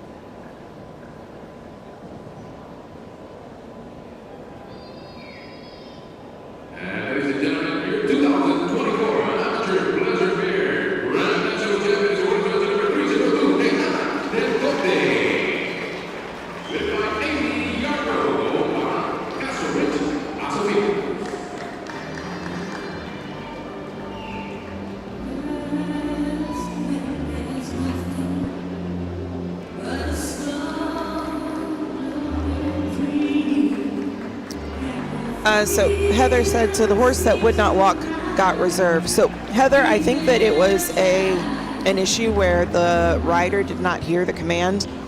I have been getting a lot of text messages from people saying that when they're in the arena showing, they're having difficulty hearing the commands, that sometimes the announcers sound like blurry or muffled, or there's such an echo that they can't understand what they're saying. It actually happened earlier in another championship class where a rider completely ignored the command to go down, or to go from the walk to the Porto or something like that. And everybody's yelling at us that we can't hear, we can't understand. And then finally somebody called me and said, we cannot understand anything that the announcer is saying. She cannot hear what he's saying. So I had to go talk to the announcer and tell them. I think it has something to do with the music. Sometimes they put the music really loud and it makes it hard for them to hear. Yeah, it is very loud in here. It is. Yeah, this is like a concert in here. Not complaining because I love the music, but it does get really loud in here.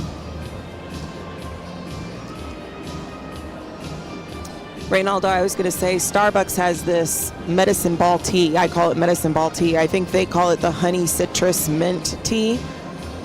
I swear by that stuff. Every time I start to get sick, if I go and get that, I feel better instantly.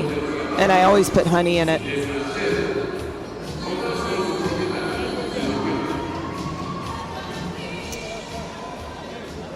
K9 says, so if you could only attend part of nationals, which part would you pick? I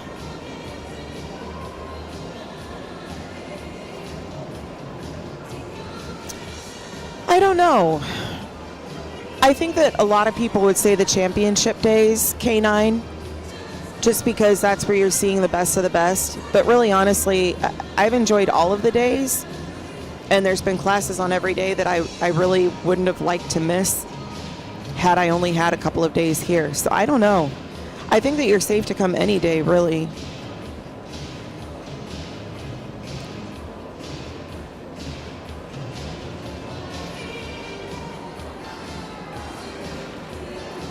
Yeah, Patricia Dennis says, I recently went to a rodeo. The noise was so bad I had to hold my ears a lot. After this, I will take earplugs. I will tell you, Patricia, that if they have me come back and do this next year, I am going to bring headphones or earplugs or something, just in case, I'm up here right next to the speakers again, because I think that's part of the reason why I'm losing my voice, is because I couldn't hear myself a couple of nights when I was talking to you, and I was like yelling into the microphone, which again I apologize for, because you guys had to hear me yelling. Tango's asking, has anyone who is there at the show seen any horses that really caught their eye and whom they might wish that was theirs? Lots of horses, Tango. Lots of horses.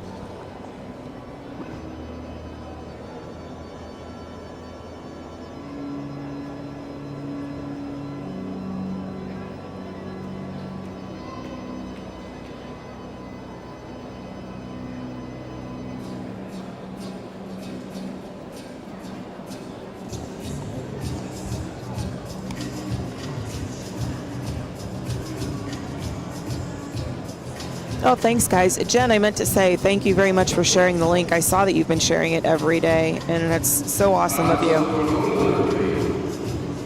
All right, guys, this is Amateur Pleasure Stallions Championship. This is class 160. So this is the open class, or no, this is the amateur class. I'm sorry, I was going to say it's the open class. It is the amateur class.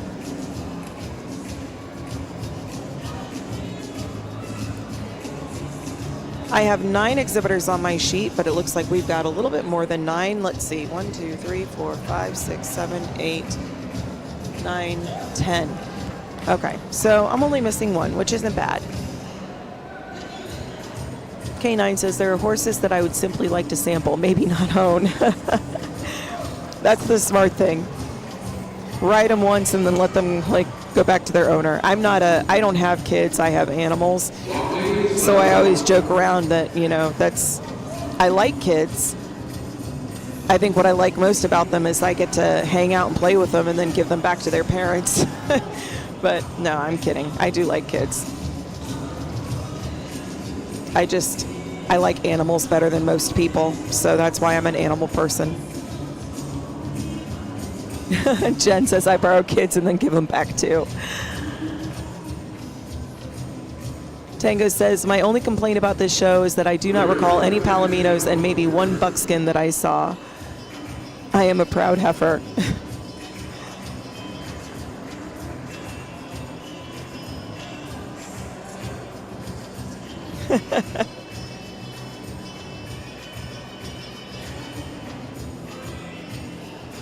Teresa, welcome in. I haven't seen you in here before, but thank you for joining and thank you for watching us. Teresa says you can co-own a horse with someone. Oh, yeah. Elena says, kids, they're not for everyone. All right, guys, I'm going to run down some of the entries that we have in this class. Back number 104 is Cacique de la Tormenta. Cacique is by Hechizo de Luna de la Corona. Out of Doña Nina de la Tormenta, shown by Maria Burgos. Back number 124 is Sutil de JH, out of Escapulerio de JH and Intriga 2 de JH, shown by Zoe de Verona. Back number 128 is Aquarius de AGM, by Valentino de la Capuchina and Secretaria de Victoria, shown by Irving Miranda. Back number 286 is Thor de RNM by Samatariano de Selecta and Scarlet, shown by Mark Lang. Back number 291 is Tributo out of Samaritano de Selecta and Invisora del Conde, shown by Rolando Garcia. Back number 323 is Escuadrón de Tomaria by Torrente de la Catrina and La Novela de Tomaria, shown by Jennifer Walsh. Back number 393 is Thriller de las Arias by Jordan de JN and La Coqueta de Marcapasos, shown by Edward Mills. Back number 394 is El Duque de Villasar by Vivaldi de Basilou and La Motora de Mundial, shown by Camila Soler. Back number 399 is El Filarmónico de United by Jordan de JN and Sota de Copas, shown by Suzanne Cantrell. And then I also have a back number 362. Let me see if I can get some information on that horse for you.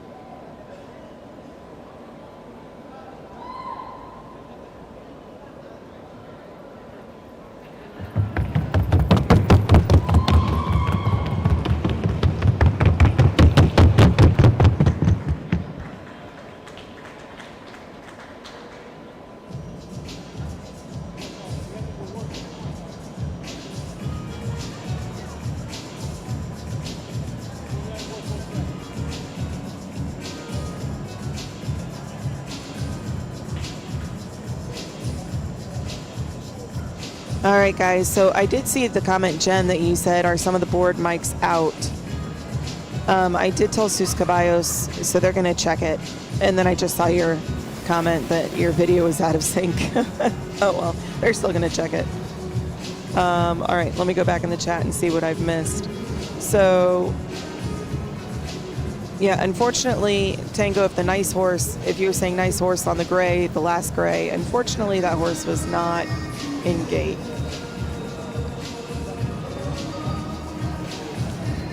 But it is a nice horse. Yeah, the horse that was jumping, the gentleman in the blue jacket, I really do like that horse. He's a very nice horse, but today was just not his day. You know, we talked about that. they're just like people. They have their good days and their bad days. And today he was like, yeah, this is not my idea of a good time, Dad. Or he decided that he got on the board and he wanted to be a fairy. And he wanted to look like a pretty little rocking horse. I don't know. Yeah, Heather, a lot of them were out of date, unfortunately. A lot of them were not clear. And I think, yeah, Taylor, or Tango, why am I calling you Taylor? Tango. So yes, a lot of the horses are tired and want to go watch some football. I do think that they are tired. I think that, this has been a long week, and some of the feedback that I've heard is that they're calling the classes pretty early in the barns. So people are getting ready, and then they're coming to the warp arena and they're waiting for like hours. And so horses don't like that. They don't like the hurry up and wait stuff. It just, yeah.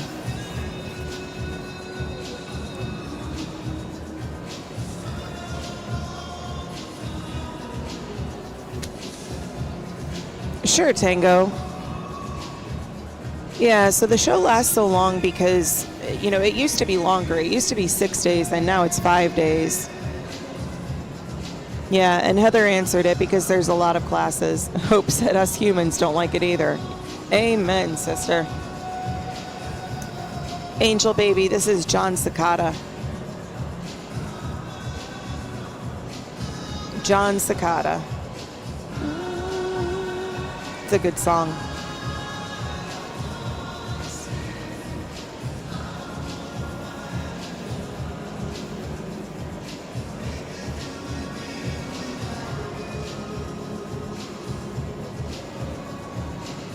Teresa says, I dislike that because I usually have to run to the restroom. Right. I can't stand around for 2 hours waiting for a class. Then I get nervous and, it's just a bad situation.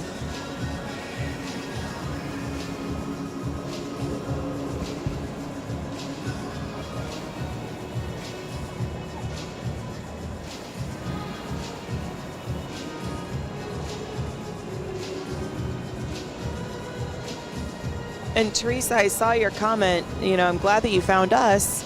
It's awesome that you were watching over on the USCF channel. But yeah, I agree. There's no chat on the USCF channel. So if any of you are watching from the USCF channel and you're wondering where the heck is this chat that everybody keeps talking about, we are on the YouTube for Sus Caballos.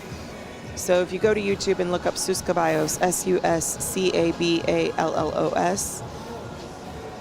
it's the Grand National Show 2024 Dia 5 Ingles, INGLES. That is where we all are all at. That's where we all are at. Oh my goodness, Jessica, use your words. But yeah, that's where we are all at. If you go in the Espanol one, that's fine too. It's all in Spanish, and you'll be hanging out with Joseline, my co-commentator.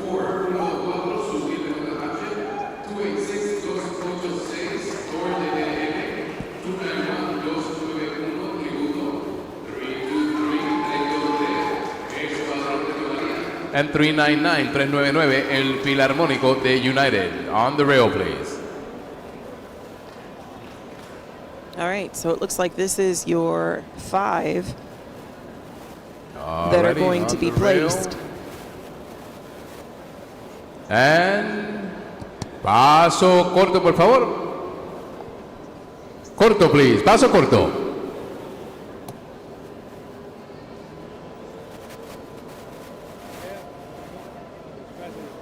Thank you, Hope. I've been using my words 5 times as the rest of us. Give yourself some grace.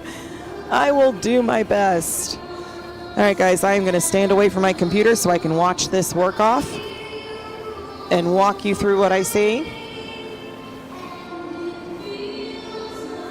This is a great song for Pleasure Championship.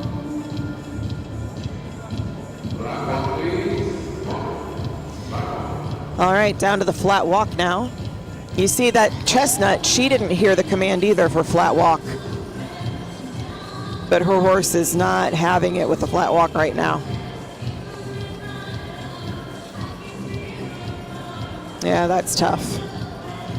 There she goes.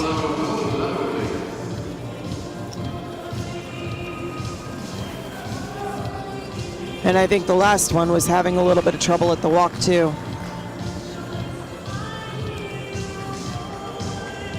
Nice Largos though.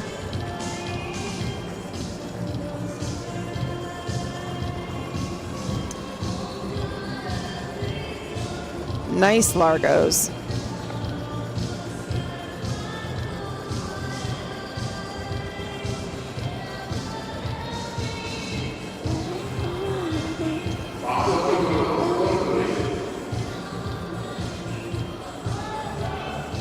Very nice transitions. So one of the horses that I'm seeing, it looks like she's kind of going into a little bit of a trot, but the owner got her pumped back up again, so she's gaiting.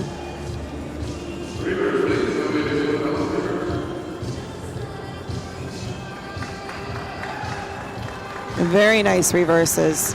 Again, remember guys, I told you you don't have to immediately reverse. You can take a couple of seconds to get your bearings and then reverse.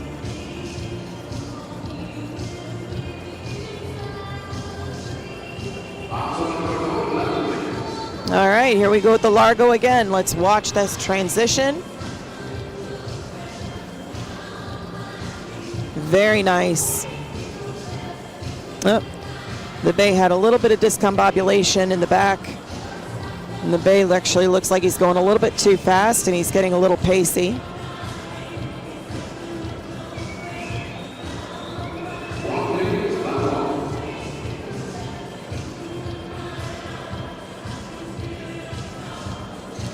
So the gray I really like for pleasure, although as a judge I would like to see a more immediate down shift to the walk.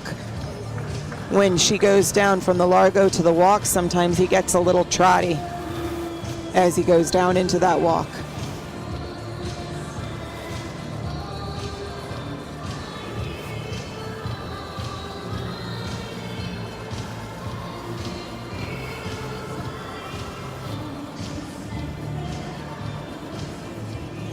And that's it for the work off.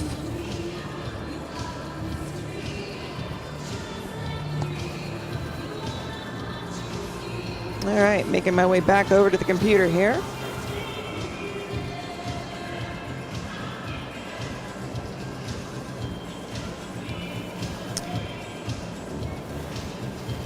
Tango says, excuse me, but is it possible for a gray to stay dark? So it is, but not often, Tango. Eventually, at some point, they'll start to lighten up.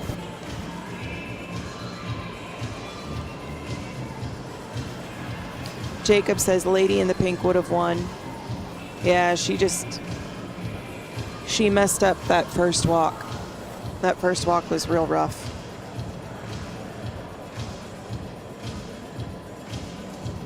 K9 says, my bronze buckskin grayed out on the mane and tail at least. Oh, that sounds like a beautiful horse. Yeah, like Heather said, not normally. They gray out more and more as they go. Some keep a little darker gray in their manes. Yeah. I would give my left elbow to know what the horses are thinking. K9 said tracking comments, Jess. Oh, K9, I wish I would have been in front of my computer when you said that. It was a little hard for me to look at the tracking when I was up here, when they're on the rail, because I can never tell if at the angle that I'm at, if that's why I'm seeing what I'm seeing. Jacob Harris thinks it's the guy with the chestnut and blaze face.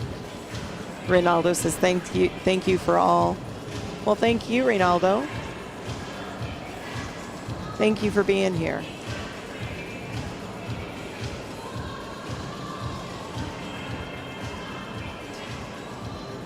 Jen says, eventually all are white, be it with or without freckles or speckles, minus a grula.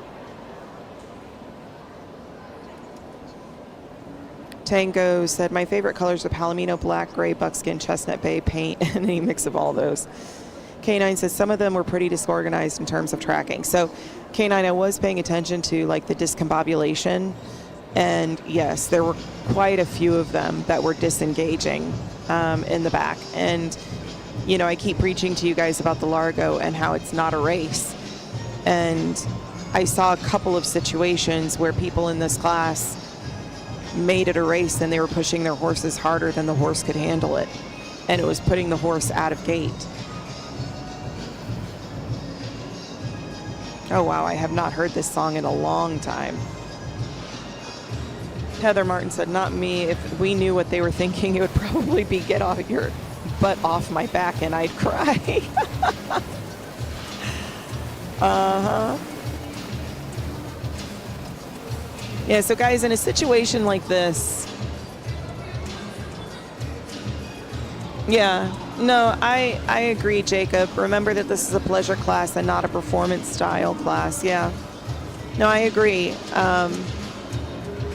But, you know, consistency in gait is consistency in gait. And unfortunately, you know, that this is one of those situations where I would have liked to see them pull out more horses in the work-off, because I feel like,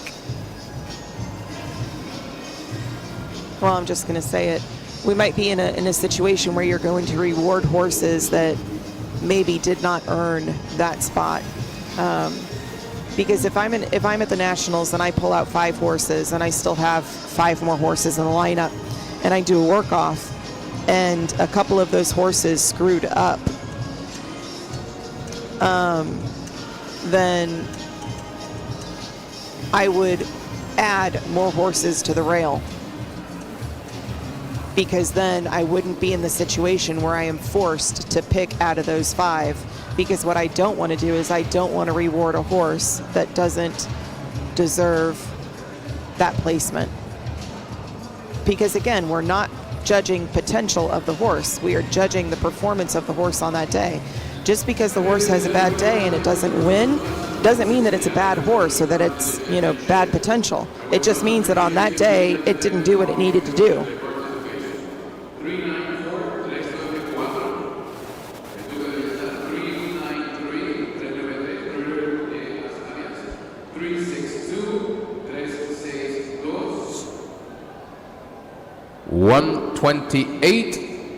Aquarius de AGM and 104 y 104. Cacique de la Tormenta.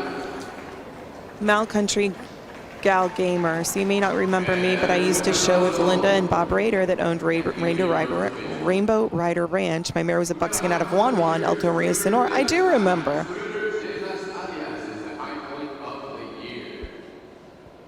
I do remember. Welcome in.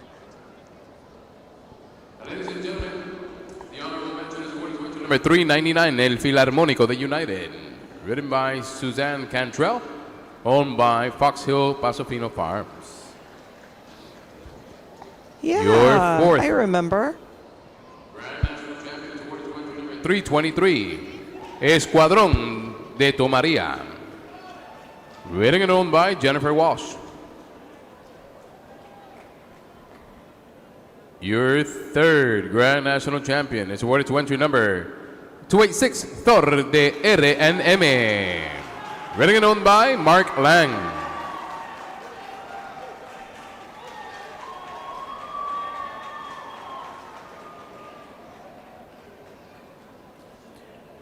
And it's worth mentioning that first is unanimous. The Grand Champion is unanimous. Ladies and gentlemen, your 2024 Amateur Pleasure Reserve Grand Champion is awarded to entry number 124, Sutil de JH.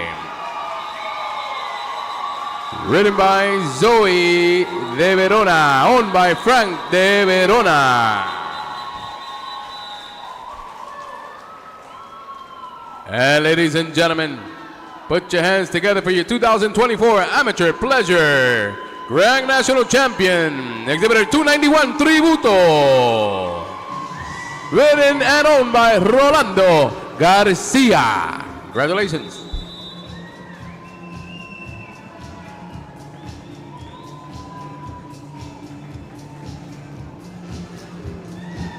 Well,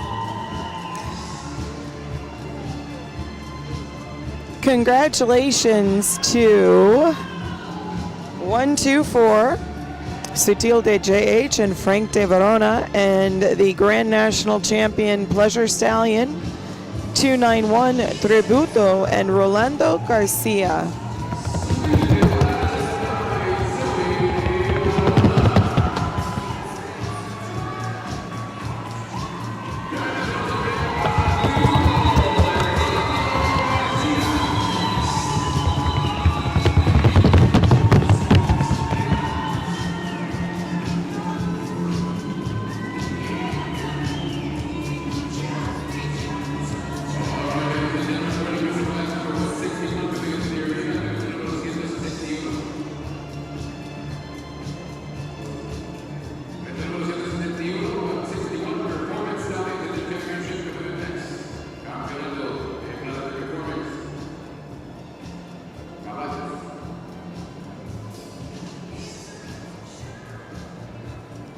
Jacob Harris, you said, so the issue of having horses that don't constantly gate starts and ends with the judges. I think that it's a shared responsibility. I think that people need to educate themselves on what gate sounds like and what gate feels like. Because the problem with it starting and ending with the judges is that if people are not educated correctly or appropriately, then it becomes a dumpster fire on the judges don't know what they're doing. And I'm not saying that the judges are perfect, right? Because we are human. And there are plenty of times that I can admit to that I was at a show and I placed a class a certain way. And then when I went and sat down and I was watching them give the ribbons, I thought, what the heck was I thinking? And then I want to go and apologize to the owners of the horse that I feel like I wronged because, you know, I don't like doing that. I don't like making mistakes. But it doesn't happen often, but it happens enough that it makes me feel bad because I always want to step out there and do the best that I can. And I know that my peers out there are doing the best that they can too. And we can only see what we can see. But I do agree that as judges, we do need to get tighter around gate. And we need to be firmer and stricter about gate. We need to start having the more difficult conversations. We need to have those conversations that make everybody uncomfortable in order for us to improve.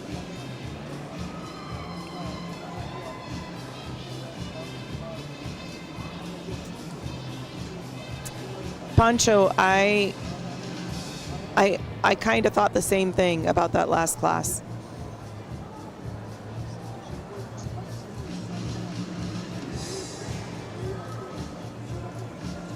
Elena says everything is soaked here in Tennessee. Oh man, I wasn't even paying attention. Yeah, Reef's class is in right now. Whoops.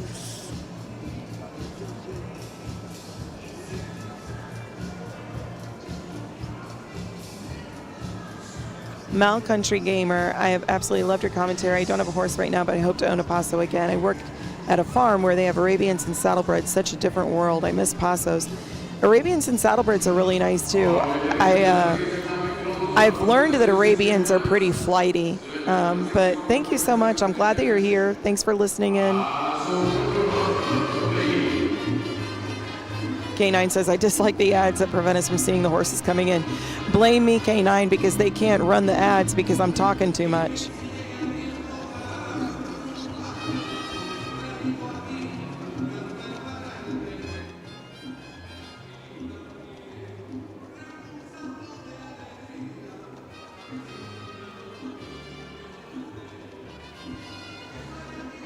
All right, guys, so this is Performance Stallions Championship. Thinking about performance, what are the percentages? The percentages here are 30% on the Paso Corto, the collected Paso Corto. 30% on the collected Paso Largo. 10% on the collected walk.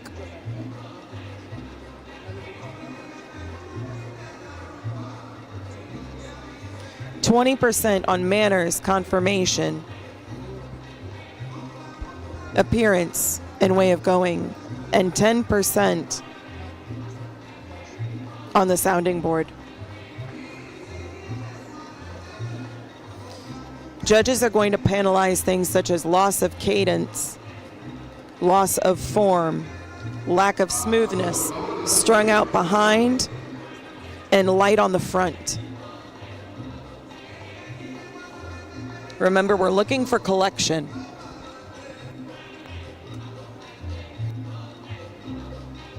I'm going to step away from my computer again so I can watch this class a little bit and see what's going on. I will follow up with your comments, guys, in a little bit.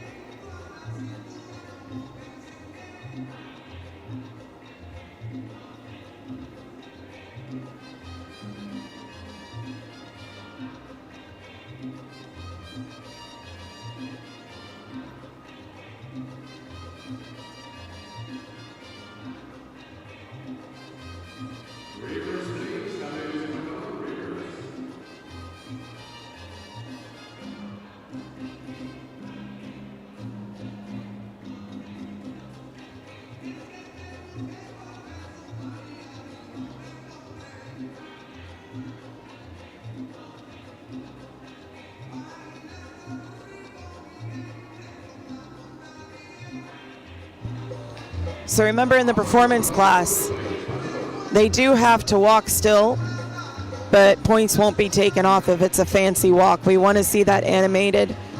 We want to see that fancy walk, but it still has to be a walk. The corto needs to be collected. We're looking for boldness. We're looking for brilliance. We're looking for power. Again, we're looking for like you're riding a fire-breathing dragon.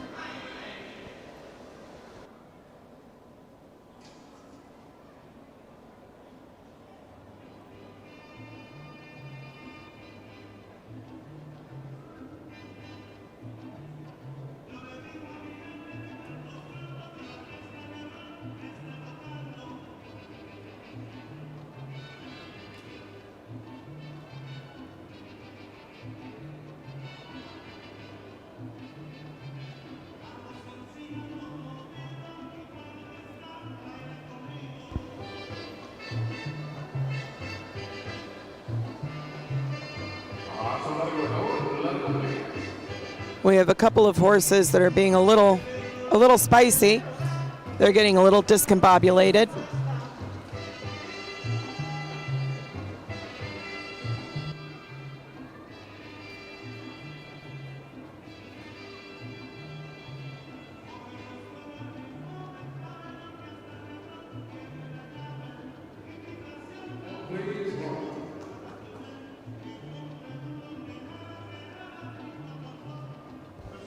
Yep, and that one, there's one that was really giving the guy a lot of problems, and I kept watching him look at the judges, and I knew he was probably going to ask to be excused. That was 150 something.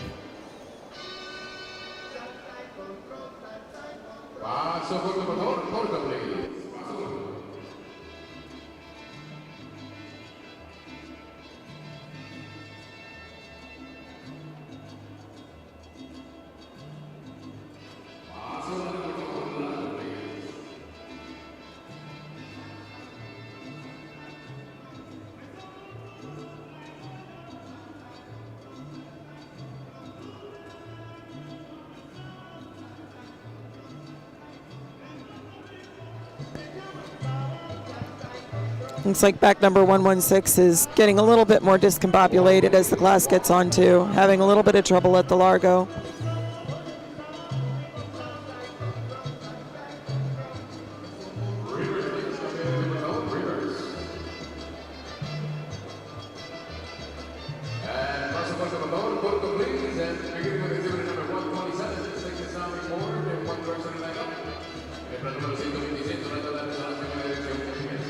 All right, sounding board it is.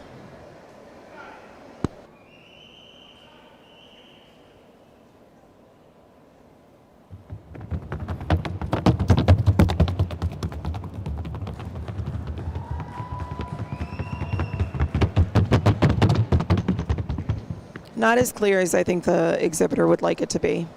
Not a bad horse at all, though. Just not as clear as he would have liked to be today.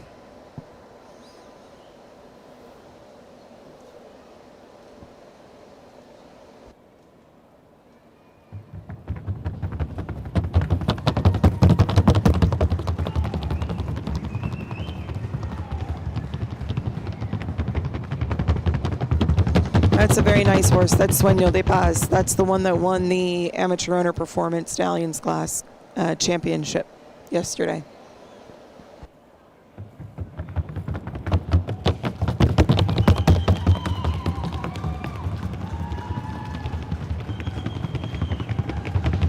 Very powerful horse. He had a little bit of a bobble in the beginning, but brought it together quite nicely.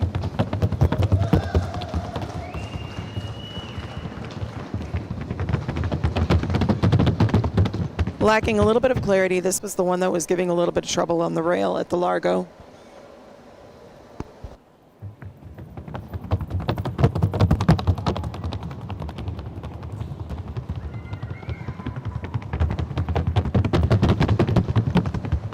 Very nicely gated.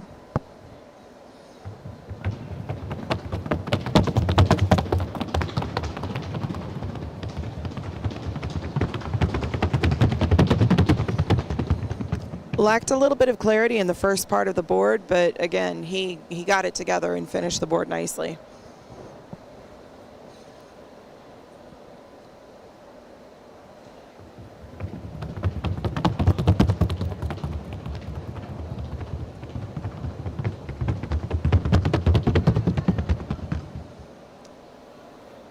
Not a bad board. This is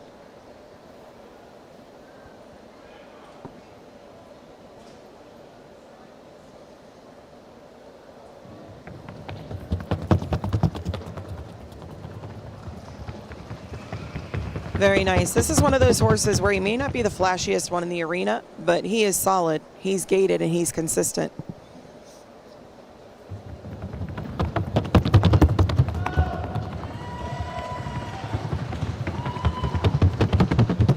I love the coloring on this horse. I know the color doesn't matter in the scheme of things, but he is a beautiful horse. And he moves very nicely. That was a nice board.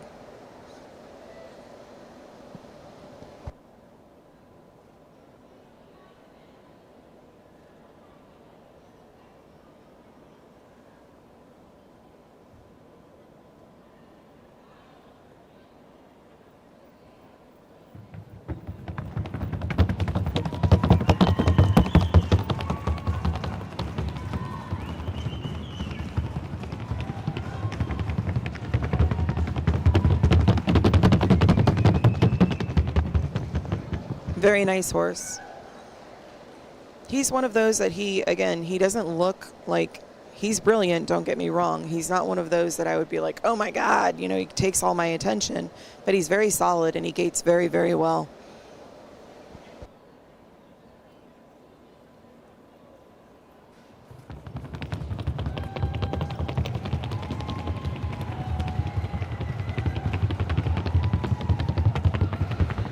Again, this one is very refined. He's very polished. He's very finished.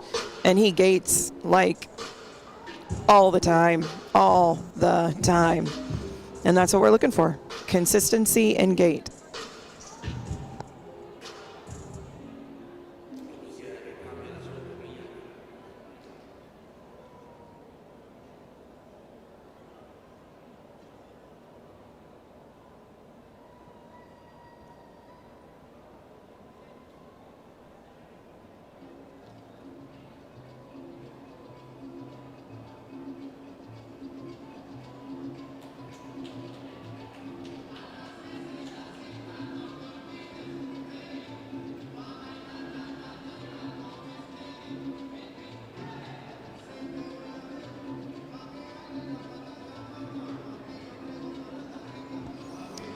Reynaldo, I'm sorry, my name is Jessica Hernai. I have not said my name at all today, I don't think. So thank you for reminding me. Again, my name is Jessica Hernai. I am your host on the English commentary for the Grand National Show. If you don't know me, my background is I have been in the Paso Fino since about 1988. I've been a judge. I think I got my judge's card in 2008. I am a senior certified USCF and PFHA judge. I've judged at the Nationals twice. I judged in 2017 and I judged in 2019. I am currently serving on the Judges and Stewards Committee for the PFHA.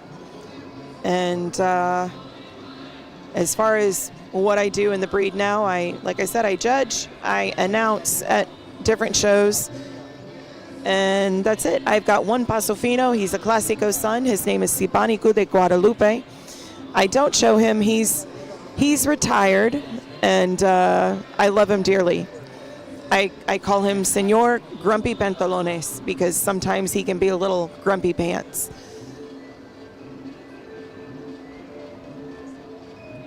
All of the neighbor kids call him Sibby Buttercup.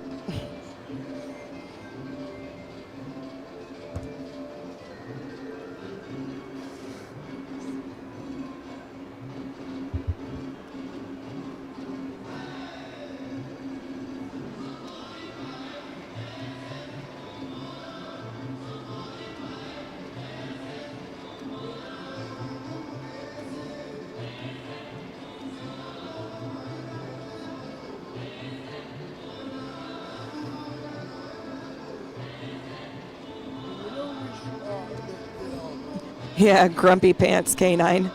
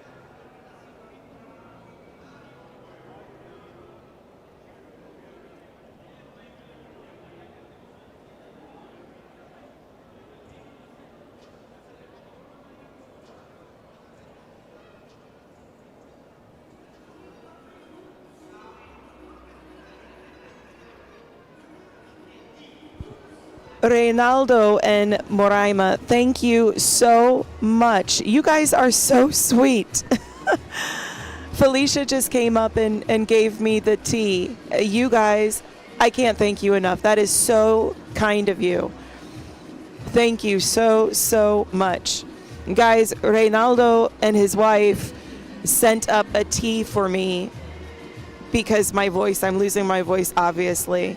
You guys are the best. I cannot thank you enough. I am so humbled. Thank you.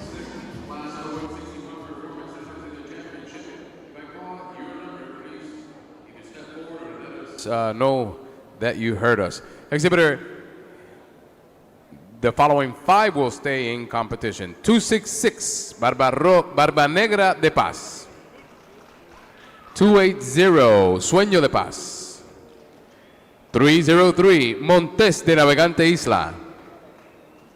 419, El Amanecer de United. and 503, Su Majestad RR. If we did not call your number, we appreciate your participation. Los despedimos con un fuerte aplauso.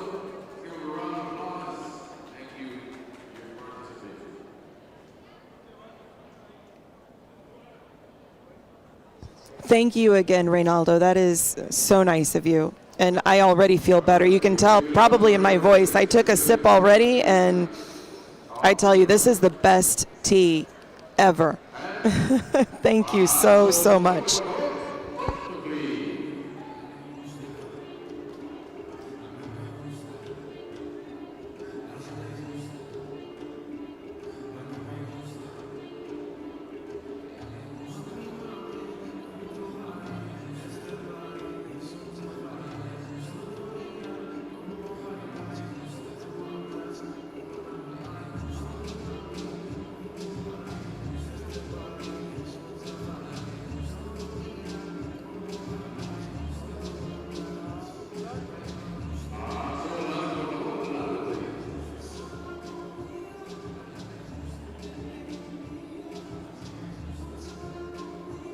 Thank you so much, Annette. Oh my gosh, my voice already sounds better to me. My throat feels amazing. Thank you again, Reynaldo. That was so sweet of you and your wife. I can't thank you enough. All right, let's get back to the class and this work off, huh?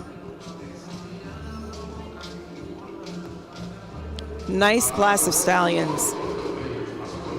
All right, so remember, when we're looking for going from the largo to the corto, we're looking for consistency in gait.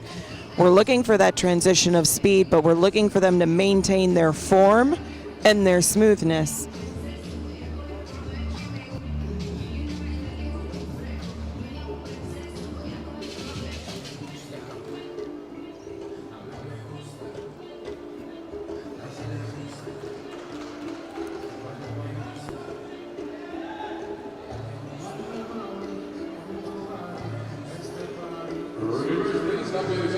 We're looking for consistency here. They cannot break gait.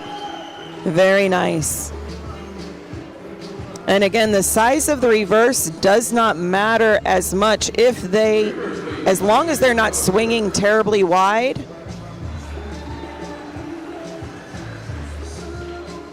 In this class, I wouldn't take off or penalize for any of the reverses as far as how big they are. I agree, this was an excellent class.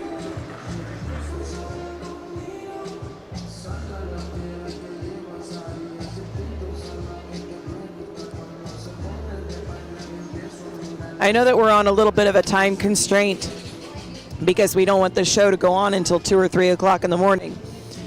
But for me, I would have liked to see them work a little bit more.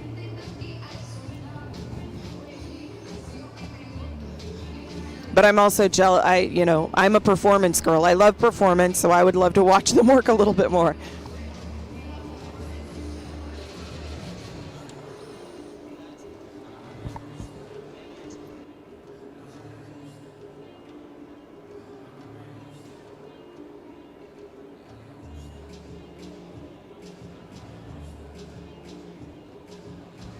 That's the thing that is a little bit tough for me for nationals is the predetermined work-offs, because when I'm judging, I know what I want to see, and I know how I like to work my horses.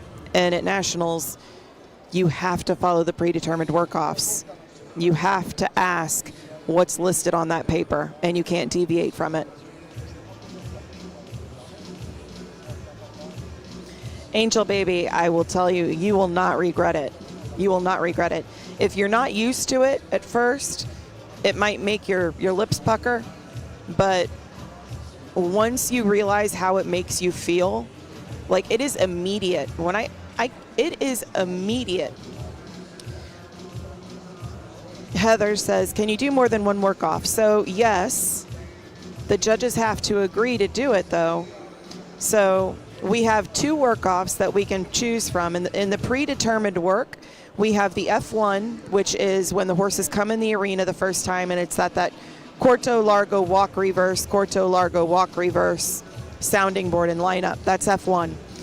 Then we've got the F2, which is after they make that first cut, they're supposed to put all the horses back out on the rail and work them, and that is the F2, and that is also predetermined, and you can find that on the website, on the pfha.org website, if you go to the Paso Fino Grand National Show page. And then there's work off A and work off B, and then there's a tiebreaker. So yes, you can do more than one work off. You can do both work offs if you feel you need to. You could even do, I believe, because I remember having to do it either in 2017 or 2019, one of the years that I judged, we had to do like work off. We did work off A, then we did work off B.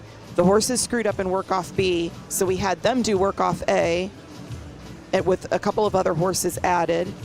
So I think that you can work off horses as much as you want, but let me caveat that with it. Our job as judges is not to exhaust the horse. It's not to deplete the horse of its energy and work it to death. So you should never, when you get your judge's card, you should never walk into that arena with the intention to work the horses until somebody makes a mistake. That is not fair to the horse.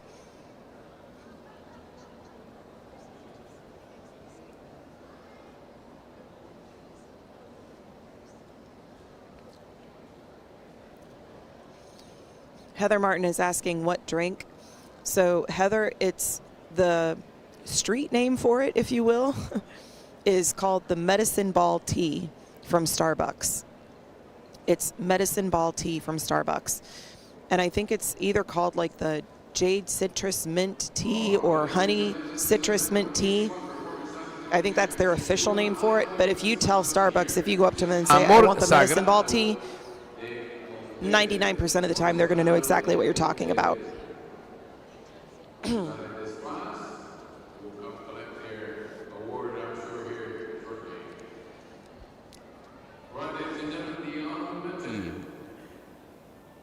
Is awarded to entry number 503, Su Majestad RR. Written by Emanuel Castellar, owned by Luis Rivera.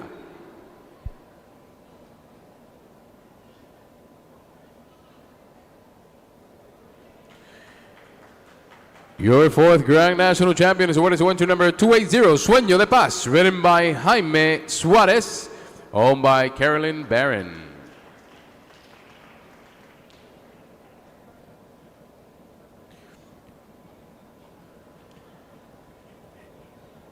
Your third Grand National Champion is awarded to entry number 419, El Amanecer de United, written by Octavio Ramirez, owned by Karen Crochard.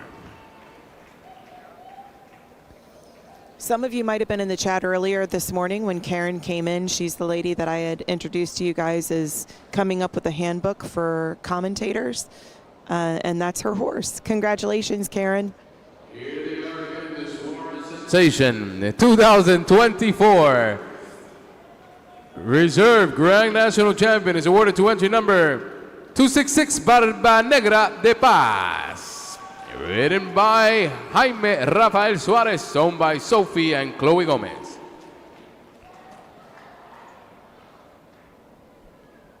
And ladies and gentlemen, by unanimous decision, your 2024 Grand National Performance Stallion is awarded to entry number 303, Montes de Navegante Isla, written by Jorge Nicolás Suarez, owned by Castle Ridge, Paso Finos.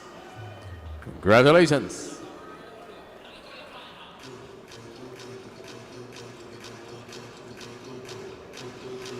I'm not mad about this placement at all. I think both of these horses deserve the placements that they received.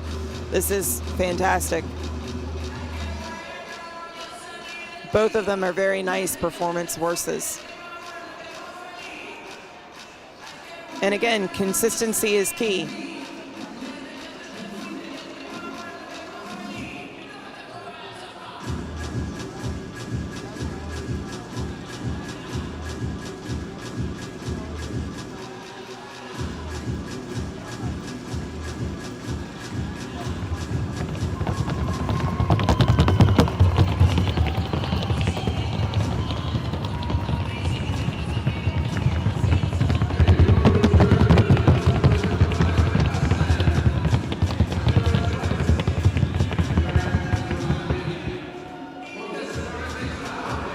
Very nice. Excellent performance, championship class.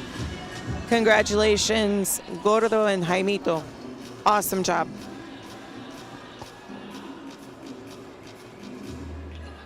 And for those of you that are judging in the chat, I'm proud of you. You're doing good.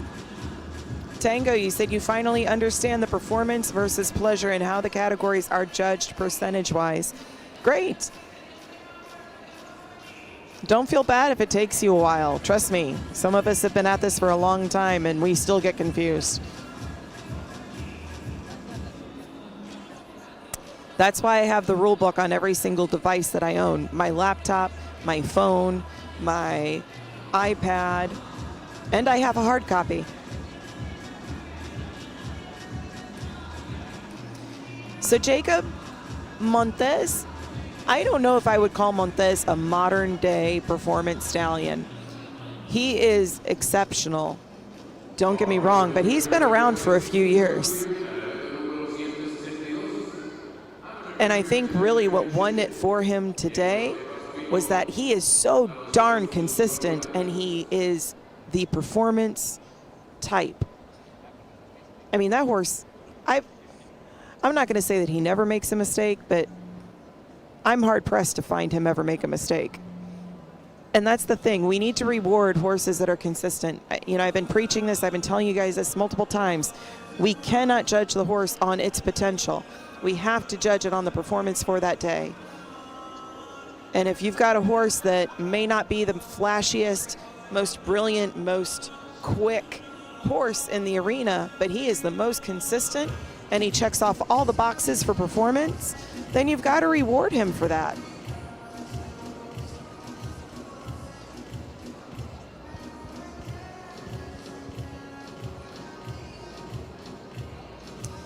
Hannah asks, just curious, can judges and stewards show an amateur, or by being a judge or steward, are they automatically considered professional? You know what, Hannah, that is a really good question. That is a really good question. I know that if you are compensated for any work with horses and they list the type of work that you are, I just said the word and I've already forgotten it, compensated for. They do have a list of the jobs that if you're compensated for, it can remove your amateur status. You can lose your amateur status. But that's probably a question for one of our stewards because they are the keeper of the rules. I'll see if I can find it in the rule book, but I'm betting you that Andy will know that pretty quickly.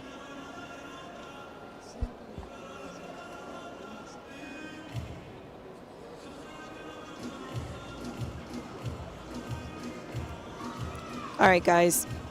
Sorry, I'm sitting here sipping on my tea, enjoying the heck out of it, and not even paying attention to the class that's coming in the arena. 162 amateur pheno mare. I have 18 on my sheet. Wow, that is a lot of mares. That's awesome. So 18 on my sheet.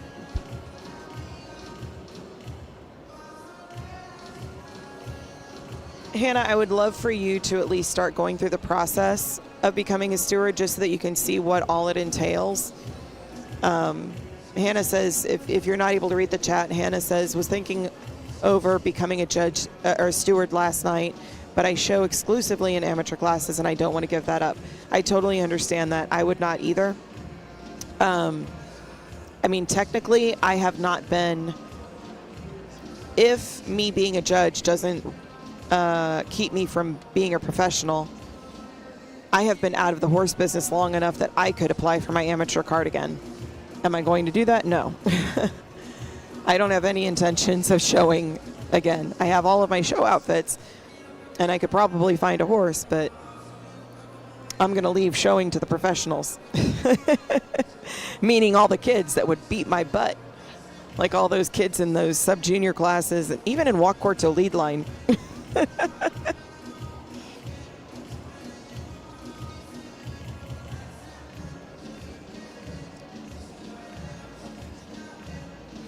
Hannah, oh, come on, Jess. We'd love to see you in the ring again. Maybe one day. Maybe one day. I thought about bringing Sib to one of the shows earlier this year and showing him in trail just for fun. Maybe I'll do that next year. I don't know. Or show him in country pleasure. I think he'd have fun with that. Elena, do it. I shouldn't have said it out loud because now I have a feeling that I'm going to have a few people telling me that I need to go do it. K9, come on, Jess, show Grumpy Pants. Hannah, bring him to the Midwest Classic, you and me in trail. Maybe I will, Hannah. Maybe I will. That would be fun. That would be fun. Somebody would have to announce for me while I'm in that class, though. Or they could give me a mic and I can announce while I'm doing it.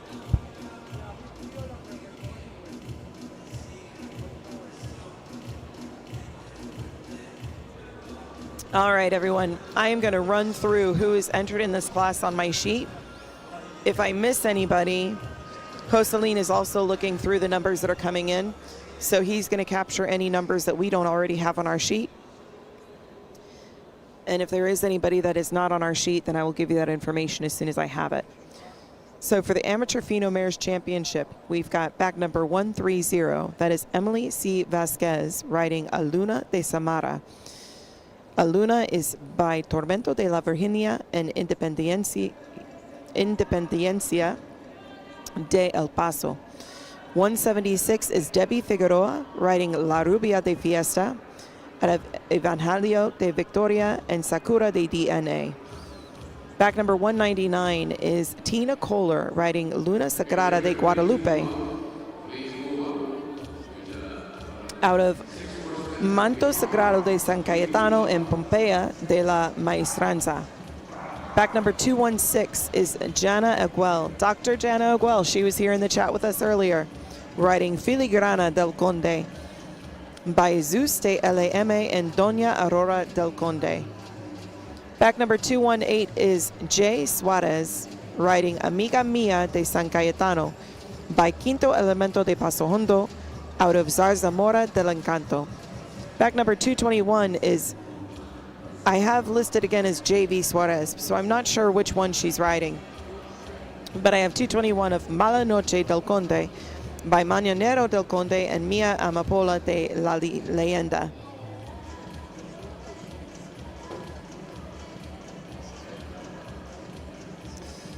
Back number 244 is Rhett Simmons riding Pintora de Doña Lola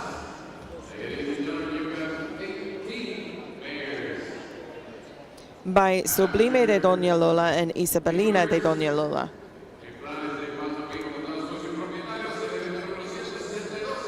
Thank you.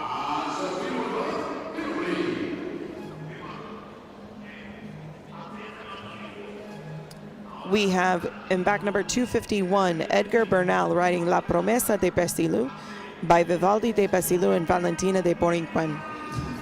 Back number 304 is Amy Yarborough riding Dulce Muñequita de JH by Dulce Sueño de Lusitania out of Muñequita de JH. Back number 314 is Jorge Izquierdo riding Mercenaria del Cristal by El Regreso de la Cosecha out of Cumbanchera de Mercenario. Back number 317 is Sofía Izquierdo riding Lunita Nueva de la Nube by Quinto Elemento de Paso Hondo out of Lunita de Milagro. Back number 324 is Jennifer Walsh riding Magnifica de Golden Ranch by Maquero Segundo out of La Melodia de Corozo. Back number 415 is Kelly Eggers riding Dulce Predilecta de GA by Dulce Sueño de Lusitania out of La Predilecta de Ortiz.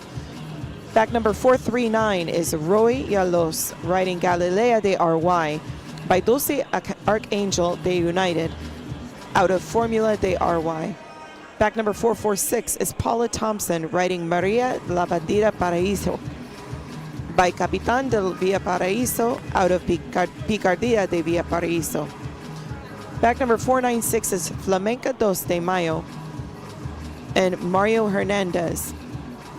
Flamenca is by Rey de Quique de San Cayetano out of Salsa de la Libertad.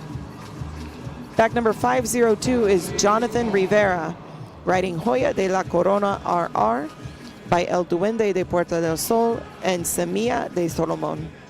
Back number 526 is Brianna Osorio, riding Primera Dama del Conde by Mañanero del Conde. Oh my goodness, all of these names. And I should be able to say that one. Mañanero del Conde and Athena de los Reyes. We do have one back number that I do not have on my sheet, back number 259.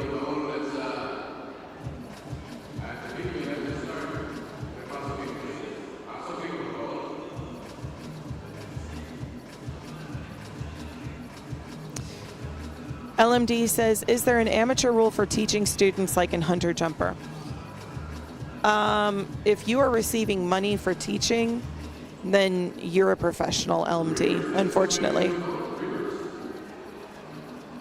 Tango says, I wonder if any judges ever quit judging and become trainers. They would know what to concentrate on. The funny thing is, Tango, a lot of our judges are trainers. And that's part of the reason why we run out of judges for the national show, because they can't not compete in the national show because that's their business. And if they judge the nationals, they can't compete here. So a lot of our judges are trainers or somehow earning their living through the Paso Fino, through the horse thing.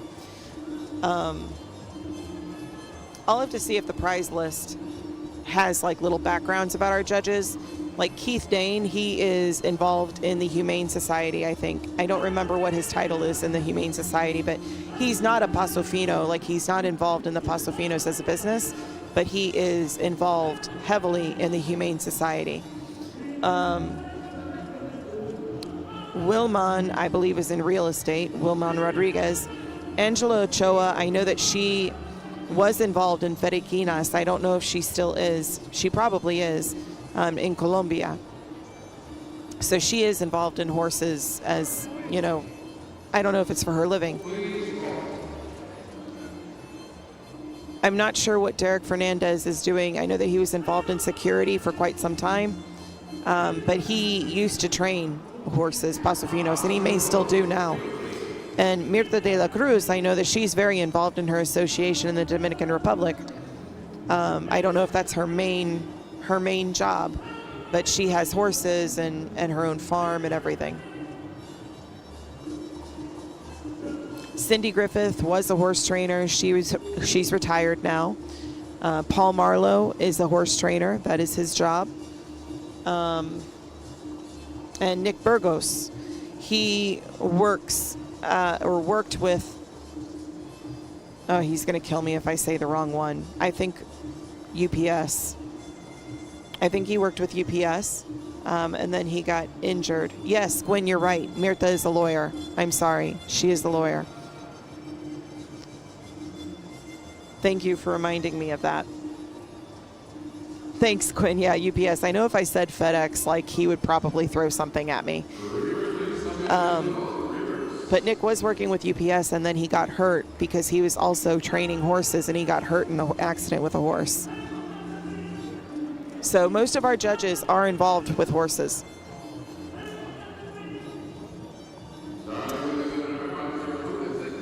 So LMD, are you talking from an exhibitor perspective? The question is, do people generally stick with one division, or does everyone generally do everything? Are you speaking about an exhibitor showing in multiple divisions, or a judge judging multiple divisions? And I'm going to go ahead and turn my mic off while we're going across the board.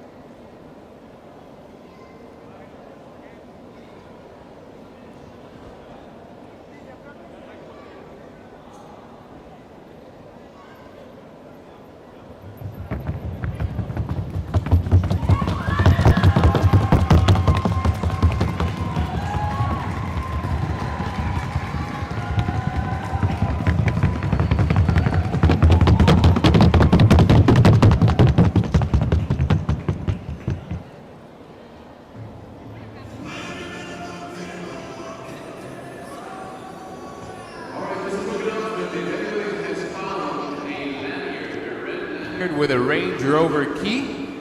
Don't take the Range Rover, give it back. So if anybody has found a red lanyard with a Range Rover key, please turn it into the office. They're looking for it. That person needs to leave, so a red lanyard with a Range Rover key. Tango says, I am retiring as a judge effective As they check these immediately." exhibitors, I'm just going to mention Tango, that was quick. the exhibitors that we have in here. That was way too quick. It was a nice class. It's a big class. It's a very big class. Lots and lots of horses.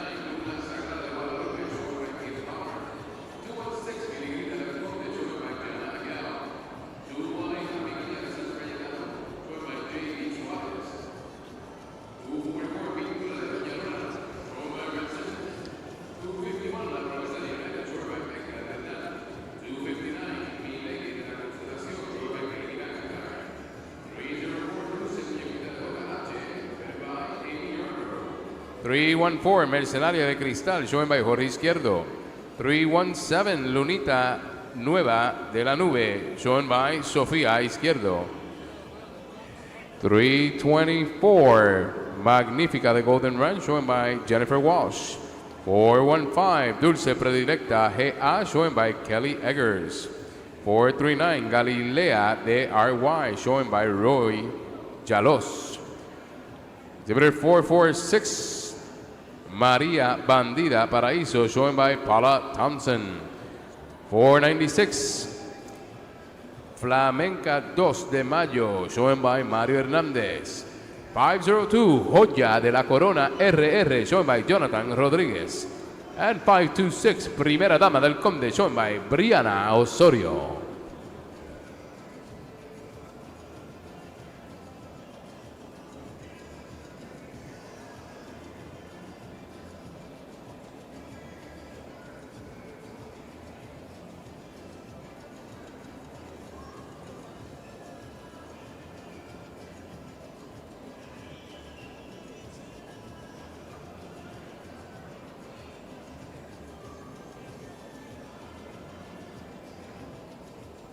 And this class is being sponsored by Cura and Seminole.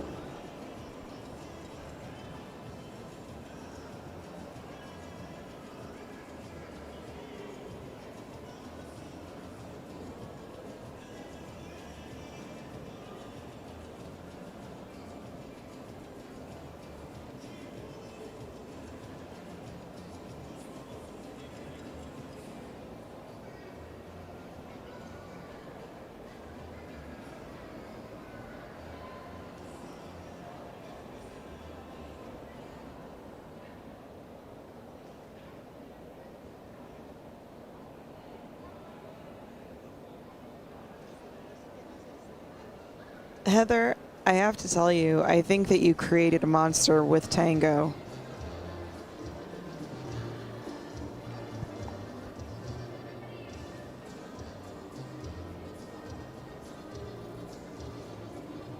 So I think the ones that he called the numbers for are staying.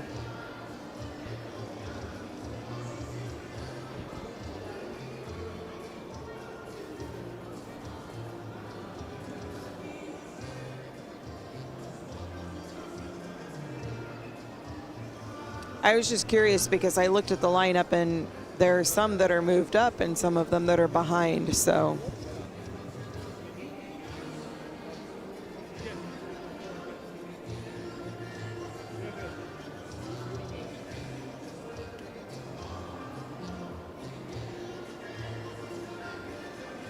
Yeah, I don't know. I think we're all a little confused. I'm going to go ask him. I will be right back. All right, ladies and gentlemen, this is class number 162, amateur Pino Mares in their championship. Again. We have 5 exhibitors that will be sent to competition. Van a haber 5 ejemplares que se van a quedar en la competencia. These are the numbers. 130, 130 Aluna de Samará. 176, La Rubia de Fiesta. 251, 251, La Promesa de Besilú. 304, Dulce Muñequita de JH. And 526, Primera Dama del Conde. If you did not hear your number, we appreciate your participation in this 2024 Grand National Show. Los despedimos con un fuerte aplauso. Let's give them one big round of applause for being here with us today. Thank you so much.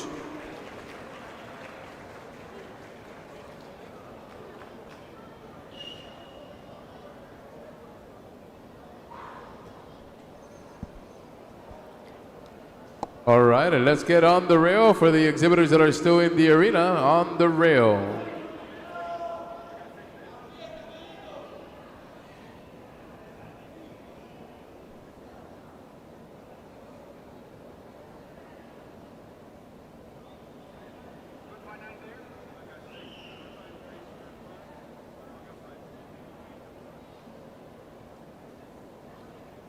We should have 5. 130.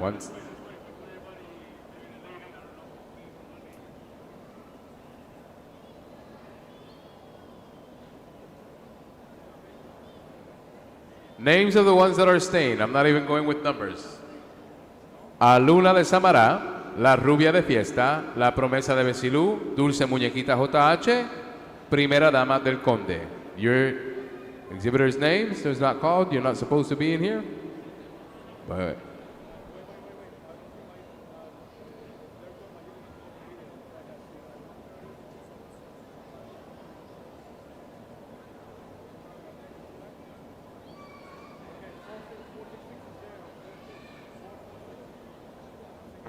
446, Maria Lavandía Paraíso, please, thank you so much for your participation.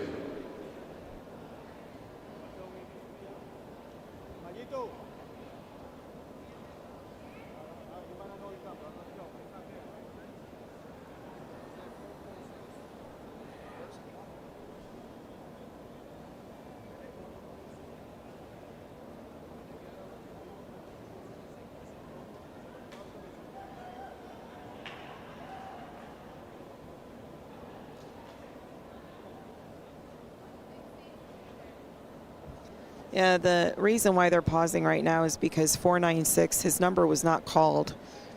And I don't know if he thinks that his number was called or he just doesn't want to leave. I'm pretty sure he thinks his number was called, and that's what the mix-up is. But the gray, they did not select. 496, please. Exit the arena.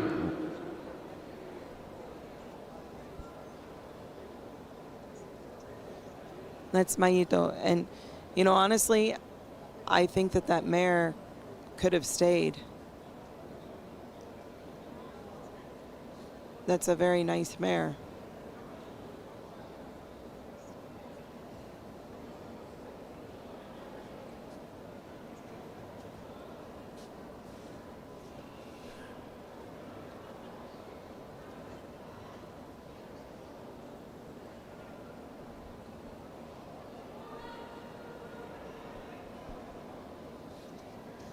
That's tough. That's tough. And Mayito is a very nice guy.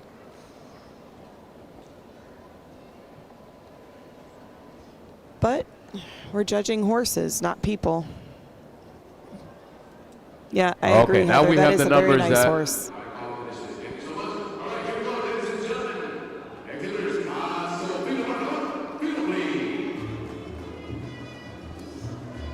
K9, will there be a dinner break? That is the $1 million question. So they're going to have to take a break anyway to allow the judges to change into their evening wear. Jose 92483. Yes. I would have liked to see more horses stay as well. And by the way, welcome in. I haven't seen you commenting, so thank you for joining us. And welcome to the chat. So in the Fino class, guys, we have 5 exhibitors that have stayed in, and there's only 5 placements in the championship.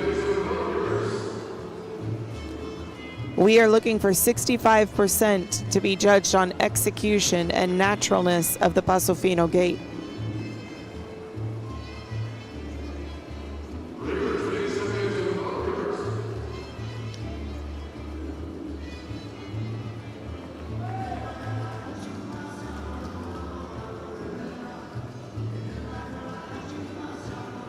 15%.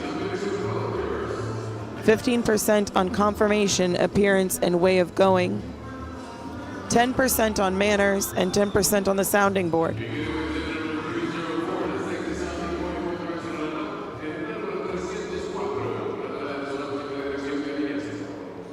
But as I told you guys before, one of the rule change proposals that I'm going to try to get together is removing that 10% of the sounding board. Not because I think that we should be judging classes on the sounding board, but because it's confusing.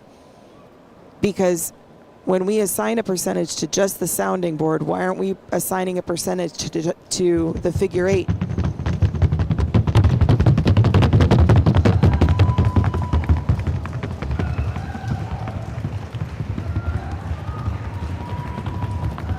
This is an extremely nice mare. She is a complete package. She has the elegance, she has the execution, she's natural.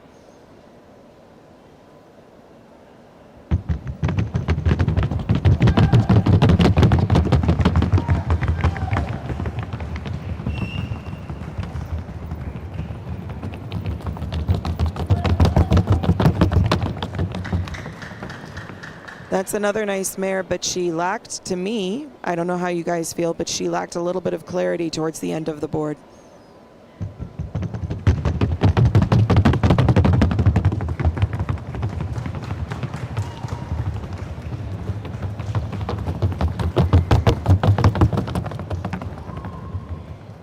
A nice mare again, but towards the end of the board. I don't know if there's something wrong with the board or something wrong with my hearing. I don't know, but it seems like in the same place.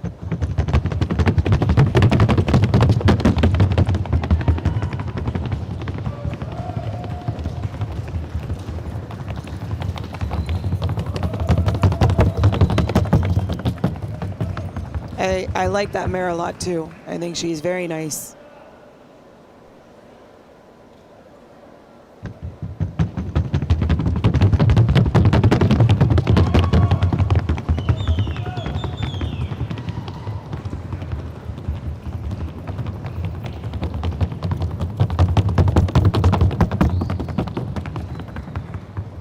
So this is a younger mare. She's not a schooling filly, but she's a younger mare.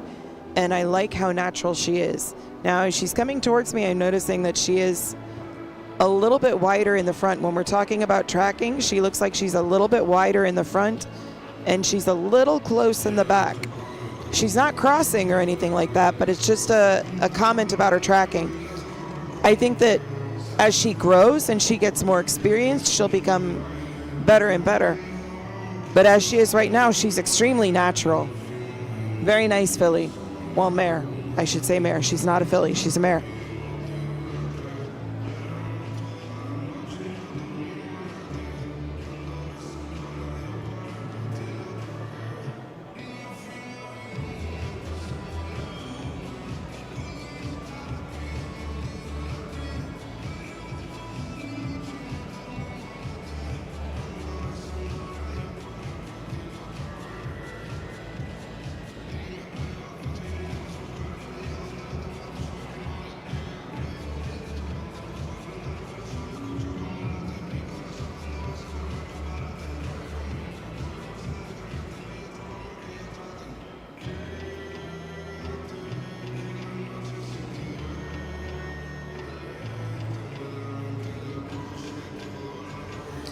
Yeah, I still would have liked to see more horses in the work-off, though.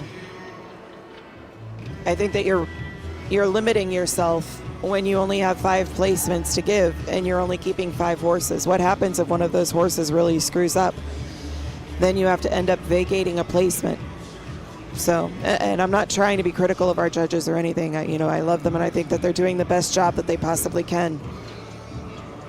But just an observation, and a note for myself, if I ever do decide that I want to put my name in for nationals to judge nationals again, it's just more proof to me that I need to make sure that I'm putting more numbers on my card than, yeah, Heather.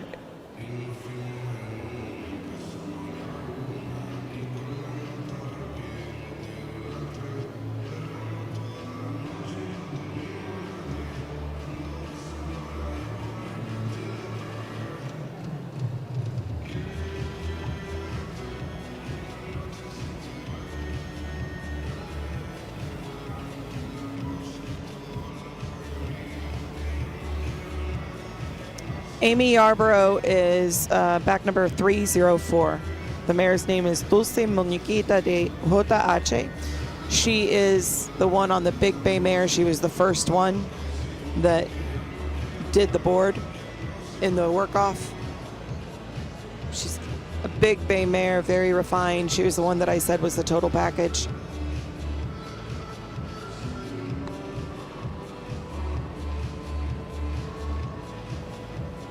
Heather, if you guys are across from me, then she's in the cream-colored jacket closest to you guys.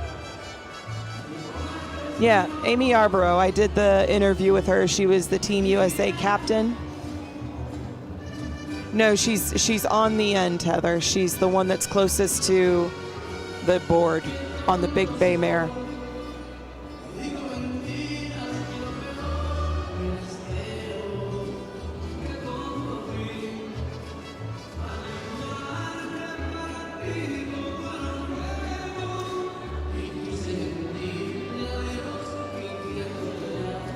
I do really like both of the chestnuts though too.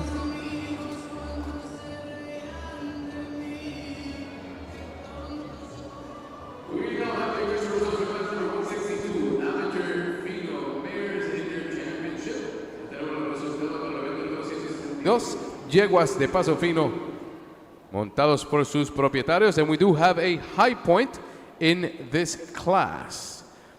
And the high point is here, so let's go ahead and give the high point award first, which is La Promesa de Besilú.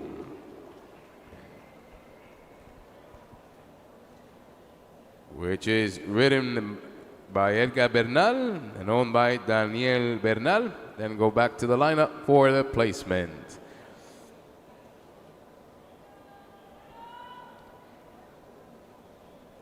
The honorable mention is awarded to entry number 526, Primera Dama del Conde. Written by Brianna Osorio. Owned by Juan Pablo Osorio.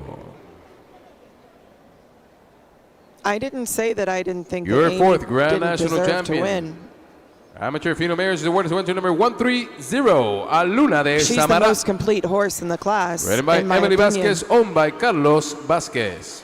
I was just saying I like the two chestnuts too, so I don't Your think I'm third wrong. Grand National Champion is awarded to entry number 176, La Rubia de Fiesta. Winning and owned by Debbie Figueroa.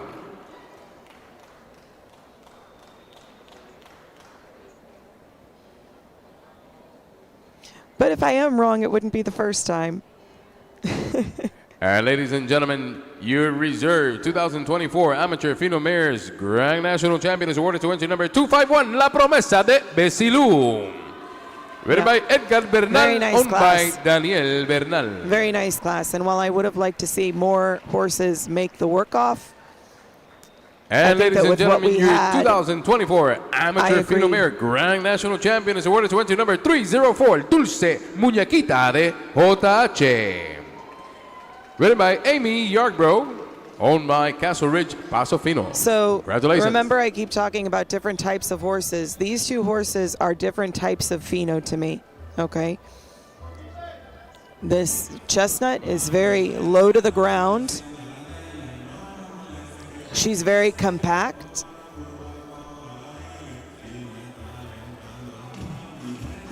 And I think that's sometimes when it gets difficult to judge because they're both pheno horses. They are both top pheno horses, but the way that they move is very different.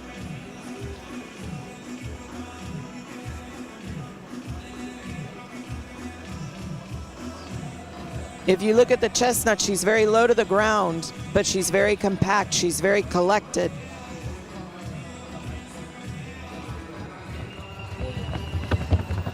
But she still has really nice action. I mean, look at the back end. She is a little bit, she gets a little bit behind the vertical sometimes with the head, but that's part of her collection. Now, compare Amy's horse. This horse is very upright.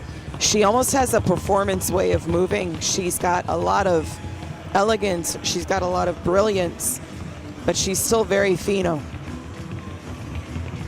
Her headset is up higher. she almost sits back a little bit on her back end. She's very excited right now, but I hope you guys can see what I mean with the difference when I say that there are different types of pheno horses. And that's why sometimes it makes it a little challenging.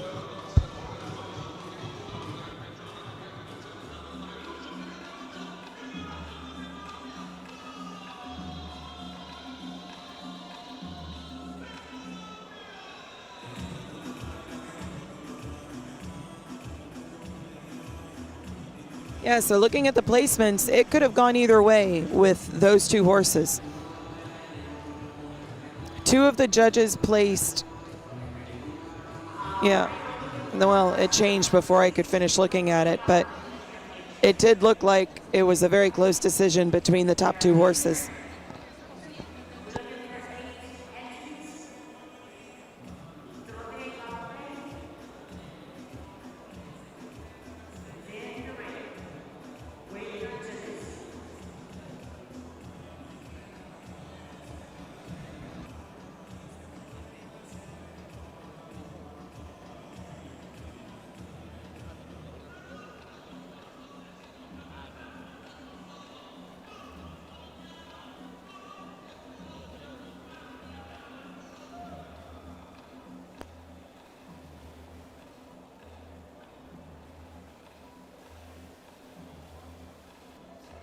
Jacob knows his stuff. He knows his stuff. He's been around for a while and he knows what he's looking for. We're voting for Jacob.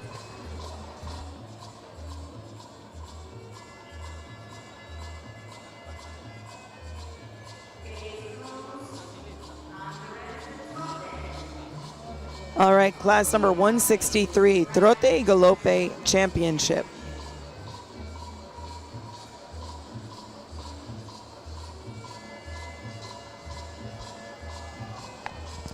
I will go ahead and grab what the class procedures are and what we're looking at as far as percentages in this class.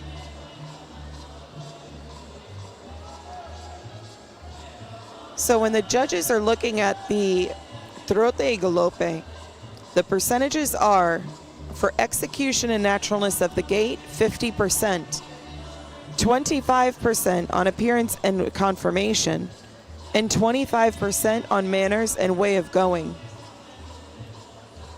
And if you're wanting to know what the gait description is for a trote, the trote is a movement described by successive and alternating diagonally paired leg positions. Unlike the trot, the trote is a smooth gait with no suspension in the air, therefore posting is not required. This produces a 1-2-1-2 beat, making a tas, tas, tas, tas sound when striking the ground. The galope, or canter, is a movement of forward diagonal propulsion in 3 beats. The first stage begins with the striking of one hind leg, the second stage is taken by the opposite hind leg and the foreleg diagonal to it, and then the third stage is completed when the last foreleg hits the ground. This beat makes a 14, 14, 14, 14, 14, 14 sound.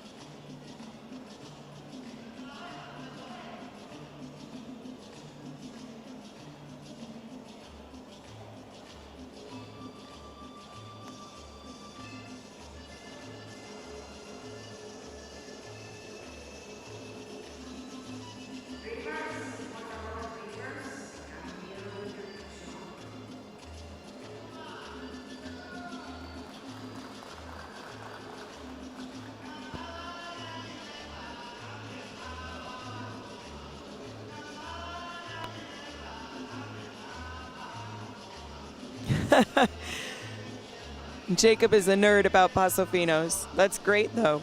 You've got a lot of knowledge.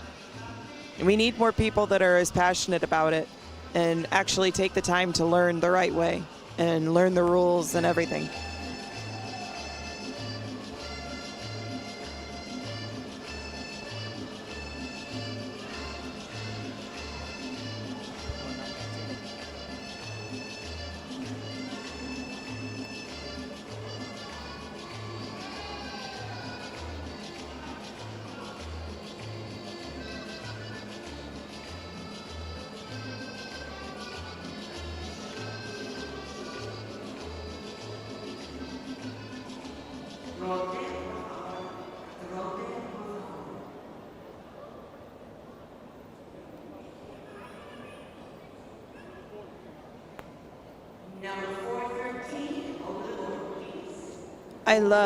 I love the Trocha and Galopes. And I don't remember who asked, but I just realized that I forgot to answer, and I don't know if anybody answered, but somebody had asked if people will impulse buy, and maybe it was recently, and maybe I'm not as late as I thought I was. But I'll answer it as soon as these guys finish going across the board.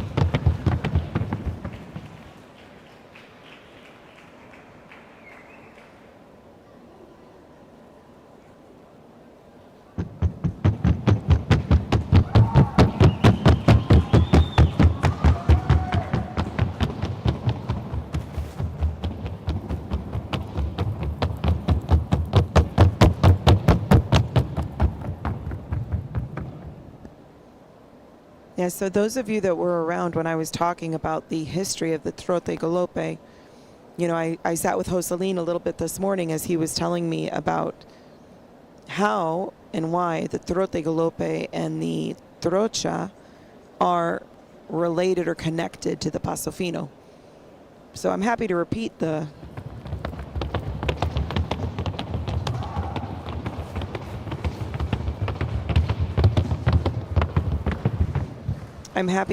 story if you guys would like to hear how the diagonals are connected to the Paso Finos.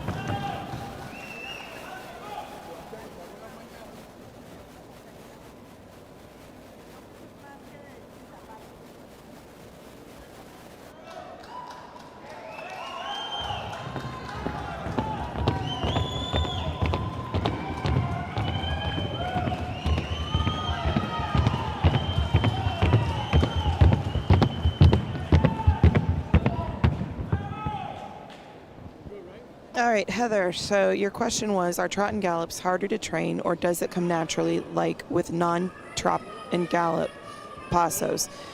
So it's actually probably harder to train paso finos because the trot and gallop, they're simple gaits. The trot is a trote, and the galope is easy to work with too. And the only thing that they're really doing with the trot and gallop is they're teaching the horse collection. Whereas with the paso finos, you know, if you've got a fino horse, yeah, sure, it's one gait that you're training them, and you're also training them collection. But with a performance horse or a pleasure horse, you're teaching them different gaits. You're teaching them how to maintain different speeds. And I know what you mean with, you don't mean with attitude-wise, because, you know, trot and gallops are just like pasos in the fact that they're a horse. A horse is a horse is a horse. You've got bright horses, you've got dumb horses, you've got horses that want to work and want to please, and you've got horses that are stubborn or lazy. So, but I think that probably trot and gallops, I'm not trying to say that a trot and gallop is easy. So, now, okay, so you're asking, can a trot and gallop gait like the paso? So, there are horses or instances like Don Danilo. Don Danilo was a horse that was pretty famous back in, I don't know how long ago, but they say that he could gait and he could trote and he could trocha. But that's not typical. That's not usual. And I don't know if you were on when I was talking about the history of the trot and gallops and how they're connected with paso finos, but back when the Spanish conquistadors came to the Dominican Republic and they were discovering the New World, they brought over those three different breeds of horses, the Spanish Jeanette, the Barb, and the Andalusian. And they didn't all just stay in the Dominican Republic, right?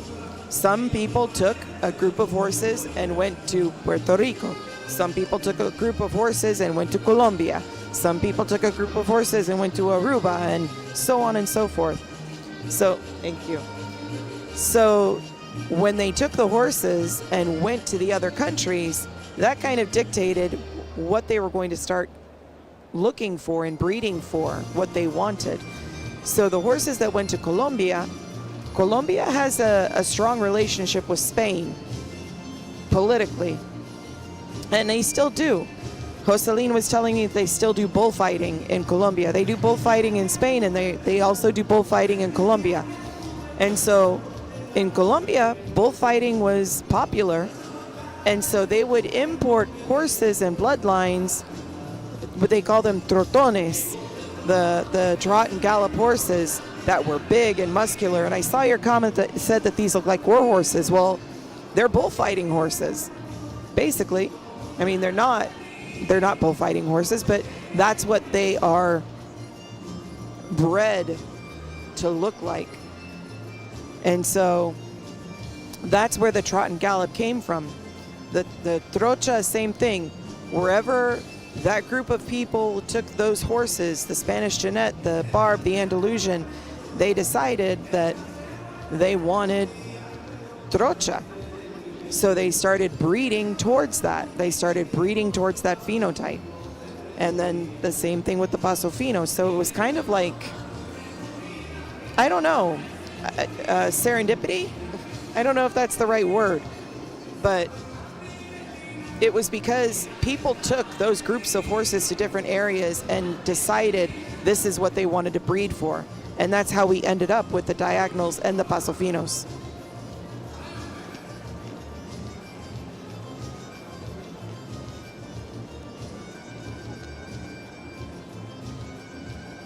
So, you're asking, would they ever allow a regular paso fino that can gait to show in a trot and gallop class, or vice versa? So I think, Heather, now that the Paso Fino Horse Association does have classes for trot and gallop and trocha, I think that if you had a Paso Fino, like for instance, I had a Classico daughter that would not gait. She was pure trocha. And when I realized that I wasn't going to be able to get her to gait, I started working with her and taught her how to gallop too.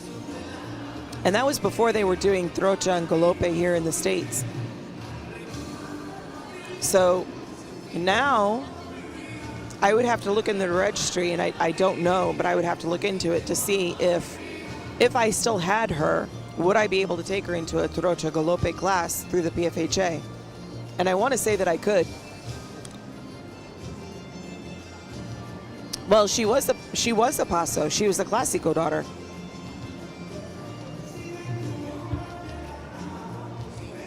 So if I had a horse, a Paso Fino that I bred that for some reason preferred to trot and gallop, I probably could take her in a trot and gallop class here as long as she did the gates.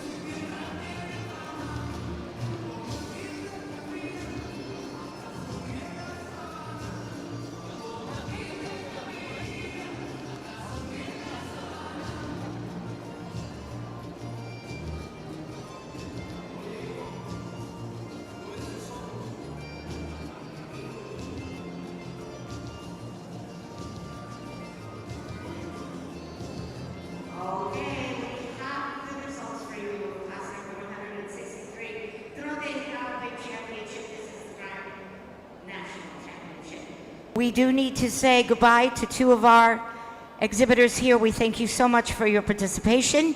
Entry number 370 and 231. Congratulations on making it here. 370, 231. Thank you so much for being with us. And we'll start with our first award. This is going to be honorable mention. Your honorable mention going to entry number 191, Electra del Encanto. Pascual Santos is the rider, the owner, Hacienda El Negro. Congratulations. Fourth place, Grand National Champion is entry number 117, Milonga de Arizona, Ethan Miller, riding for Semil Ranch. Entry number 231, we did excuse you. C. Myra, yes. Thank you, Myra. Third national champion entry is entry number 375, Egipto de Maria Isabela, Julian Zapata. We're down to the final two. Your reserve Grand National Champion, entry number 404, Conquista de Besilu and Octavio Ramirez. Congratulations. A horse owned by United Pasofino Show Horses.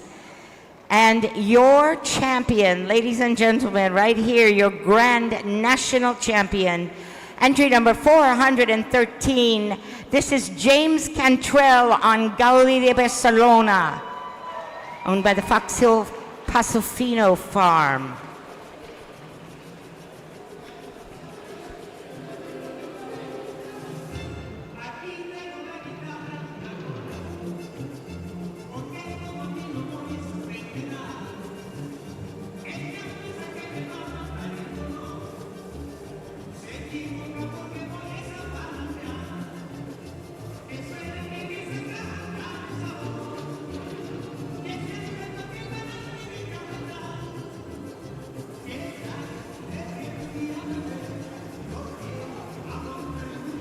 On the sounding board now for your reserve Grand National Champion, Conquista de Besilu, Octavio Ramirez.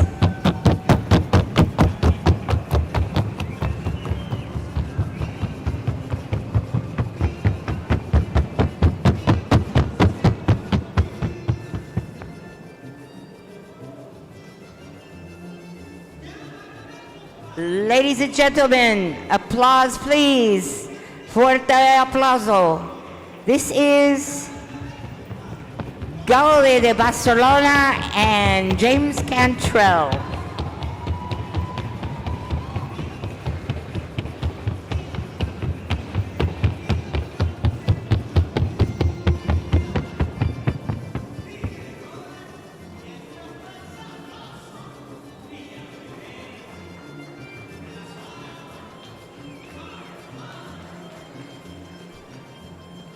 All right, we've got our gate open now for class number 164. This is our Performance Mares Grand National Championship. We should have 9 entries.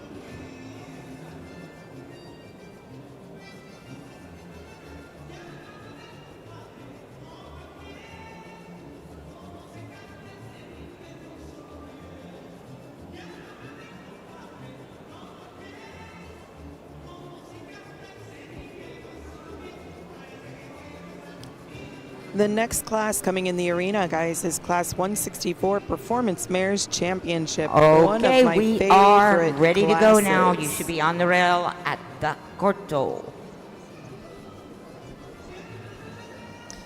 Your entries that I have listed for this class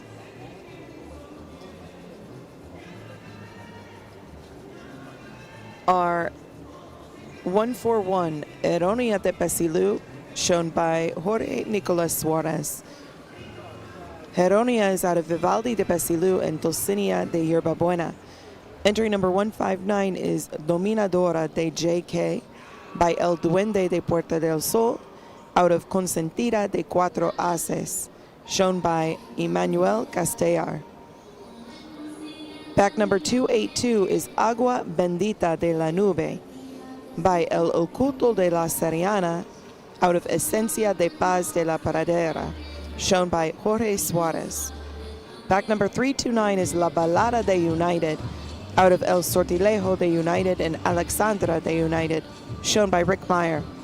Pack number Paso 345 largo, is por La favor, Abundancia. paso largo. I have always have trouble with this mare's name, and I don't know why. La Abundancia de OL by Virtual de Oro and La Patrona de OL, shown by Allison Arcos. Pack number 353 is Caprichosa de la Aurora, out of Capriccio de Richuelo and Aurora de Baccarat, shown by Juan Luis Gonzalez. Pack number 429 is Candelita de JM by El Sueño de Selecta and Candelaria de HSL, shown by Charlene. Pack number 441 is Naiad de Milagro by Cinco de Milagro, Walk, out of please, Luna caminado, Llena por de favor. Milagro, Walk. shown by Rick Schaefer. Pack number 471 is Conquista de HH by Intercambio, out of Victoria de la Hacienda, shown by Bill Hurd. Reverse, reverse.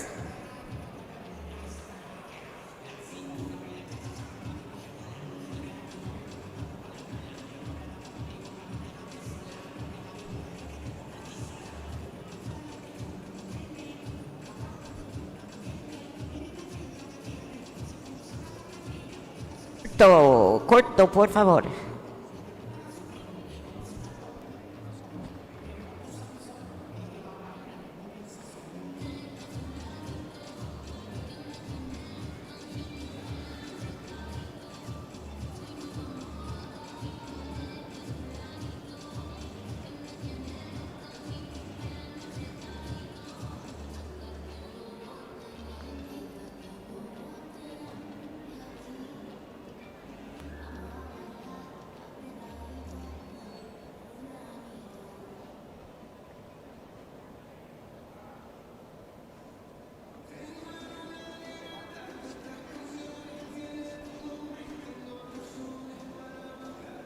Paso largo, largo, please.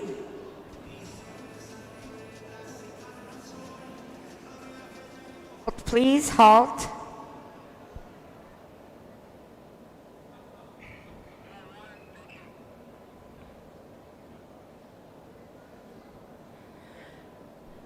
Four one has asked to be excused. Thank you.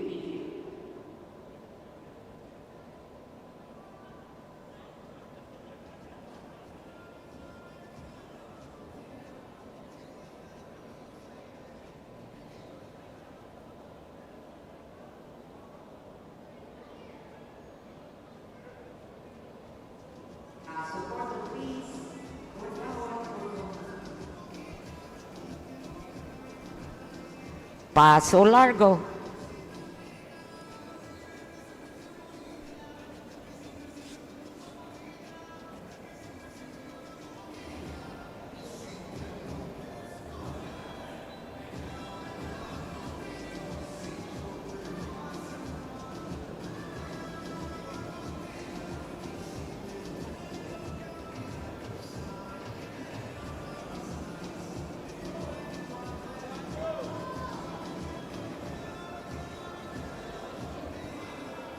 Yes, K9.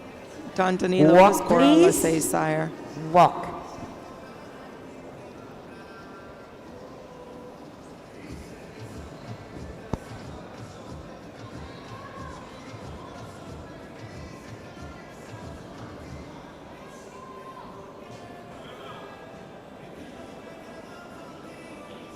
Reverse, please. Reverse.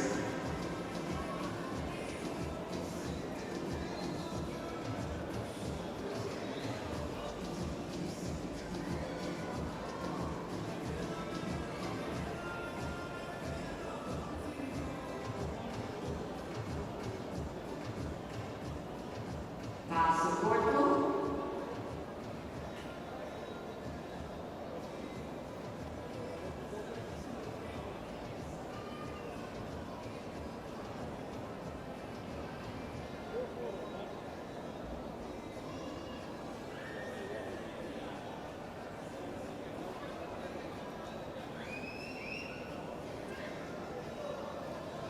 One five nine over the board.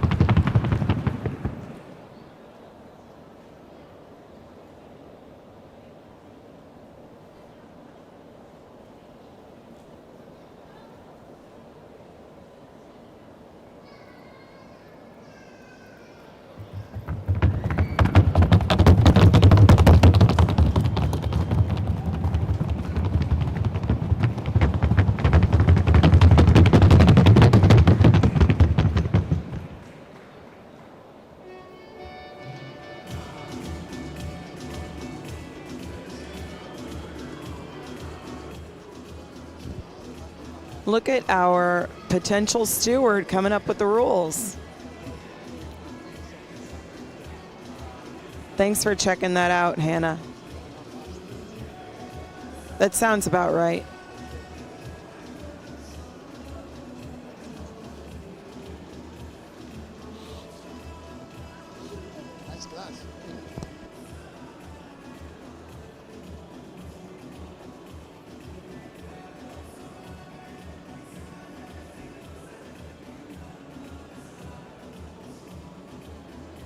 Well, it sounds legit, Hannah.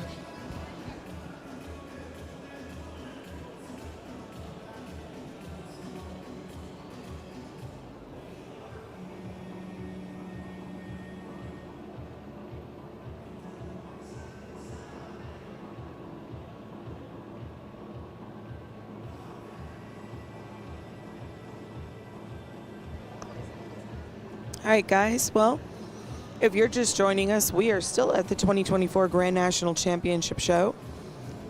And actually, I'm going to stand up and wave.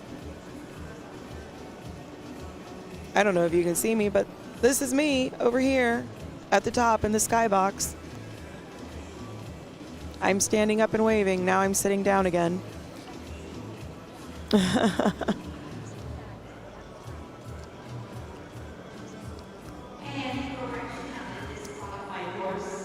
The last two to go across, one was Jorge. So Conquista de HH, I think, was the second to last one to go across. She's an intercambio in Victoria de la Hacienda, shown by Bill Hurd. And then the last one to go across, I believe, was Jorge Suarez.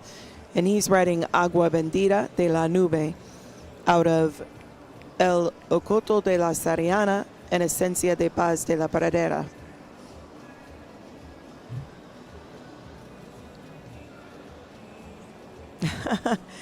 Tango and Patricia. Tango, you're in Maryland. No, I'm sorry. I did not see you wave back, but I believe you. I believe that you did. Glad you saw me, Patricia. Hey, Bonnie.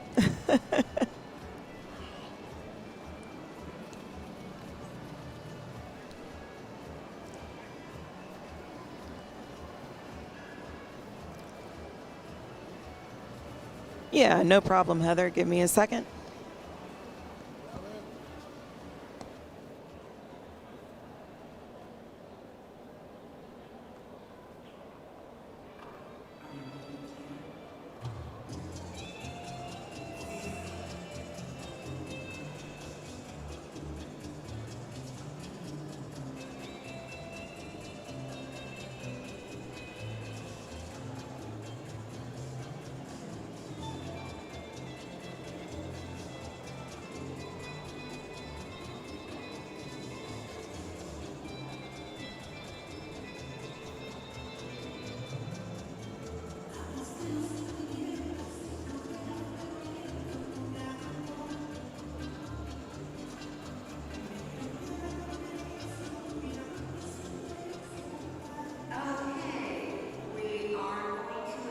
Some riders here, and we thank you very much for your participation and congratulate you on participating.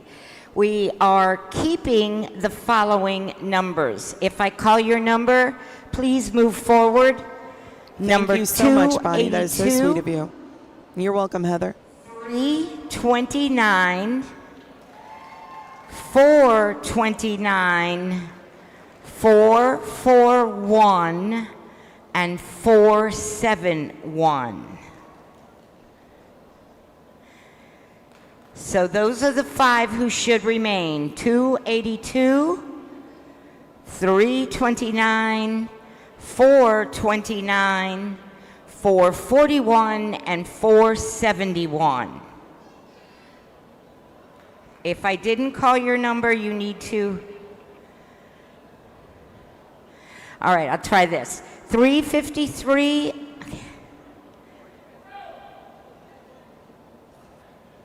345, 159, 1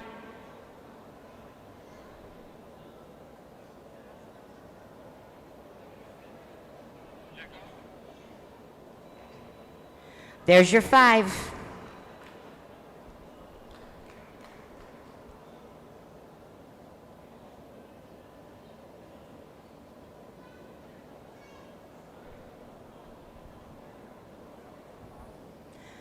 Back to the rail. All right, let's watch Paso this corto, class. please.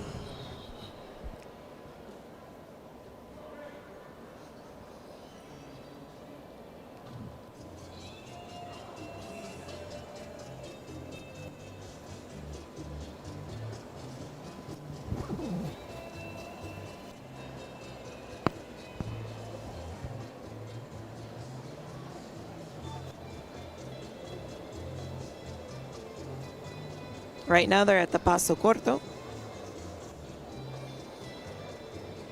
Paso largo. Paso Going largo. into the paso largo. So remember, this is 30% on the paso corto, 30% on the paso largo, 10% on the walk.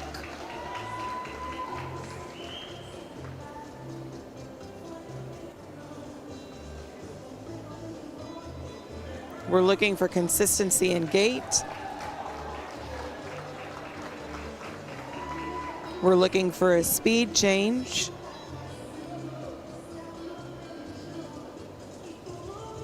We're looking for boldness. We're looking for brilliance. Corto, please. Paso corto. Going down to the corto, we're looking for horses that can make that transition without breaking gait.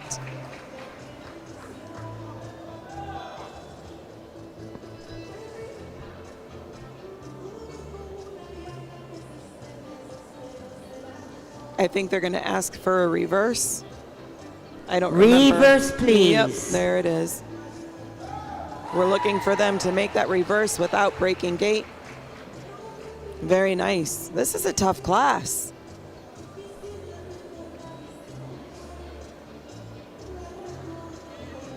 This is a very tough class. Reverse.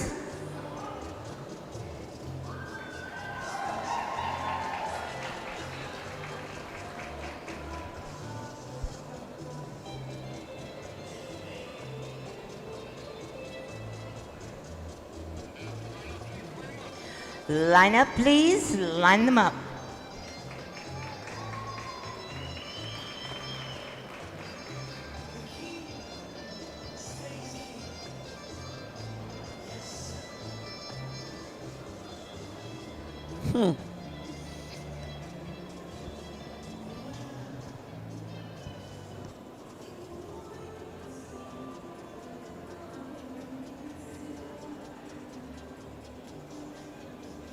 Yes, Jacob, I did see Shalani in the work-off. He is riding Candelita de JM out of El Sueño de Selecta and Candelaria de HSL. He is back number 429.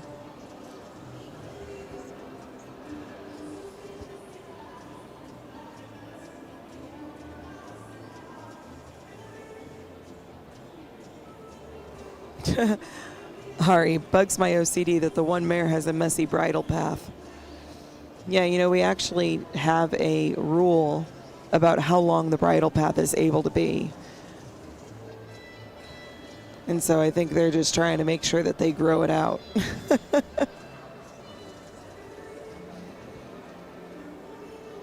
All right, guys, I'm going to get up and stretch my legs a little bit. I'm going to go stretch. I'm going to go take Eddie out to use the potty, because he has been a good boy and he's been sleeping all day. I will be back in a few minutes. We haven't taken any breaks, so yeah, I'm gonna go take a little break, but I will be back. So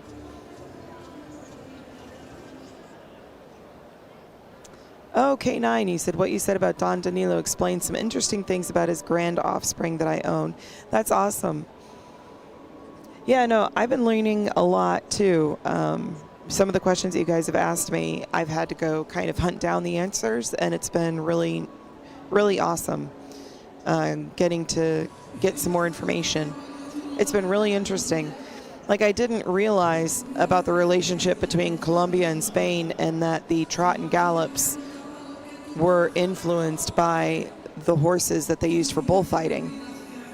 And now that makes sense to me. You know, I think that Joselin, if I understood him correctly, that there's more of an Andalusian influence on the trot and gallop, which would explain the size, it would explain the conformation, the big necks, you know, the big butts. So yeah, it's been a really, really interesting week. So yeah. All right, I'll be back in a little bit, guys. If any questions come up, please don't hesitate to put them in the chat, and when I come back, I will read back and answer whatever I can. Enjoy the show, and I will be back shortly.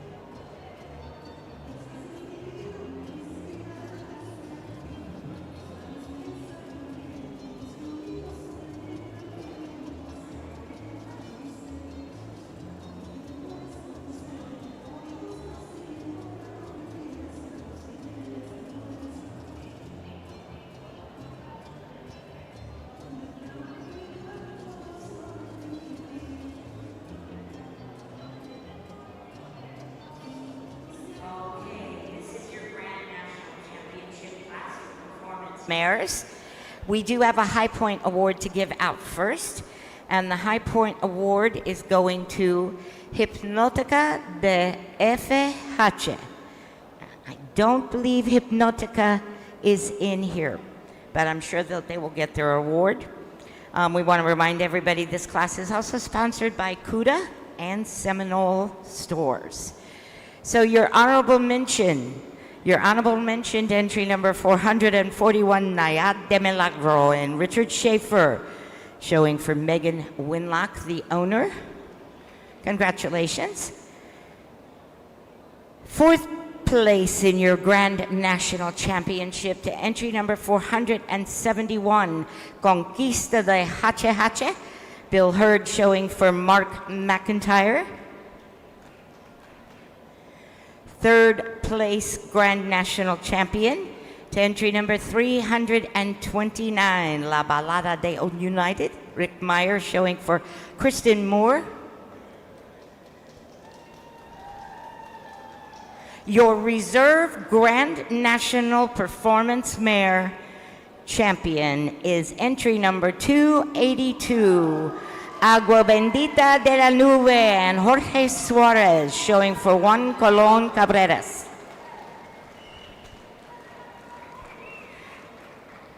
And your champion, grand champion performance mare, Candalita de JM, Shaw Laney, riding for Mickey Evans.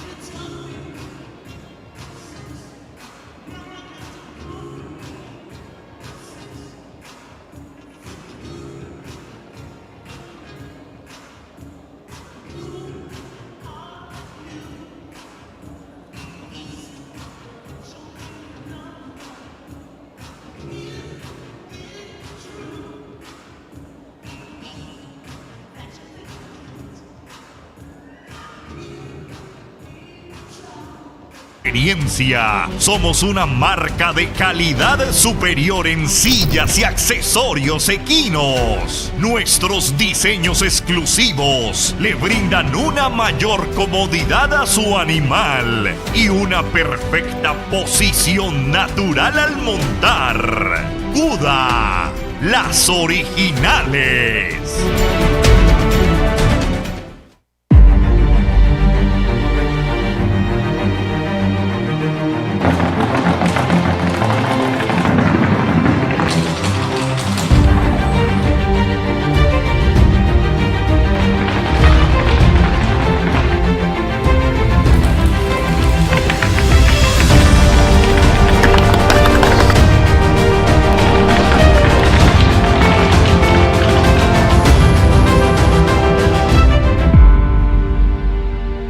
El Pórtico.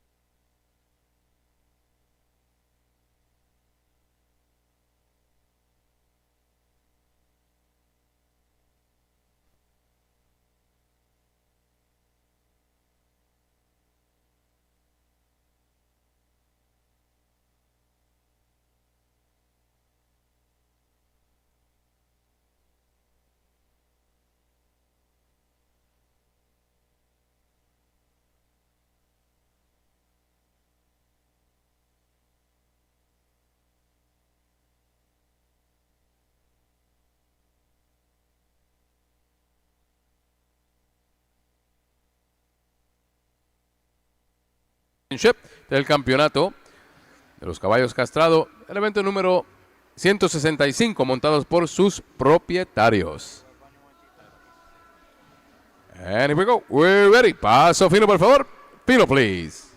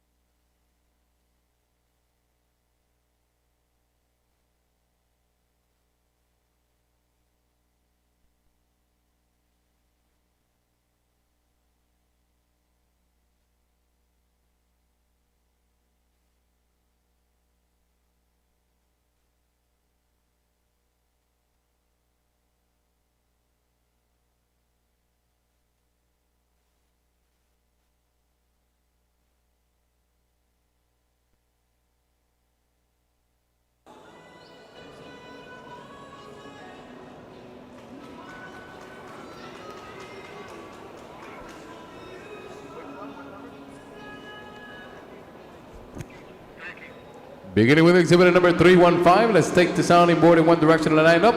En el plan número 315, una tabla de resonancia con la dirección y alinearse, por favor.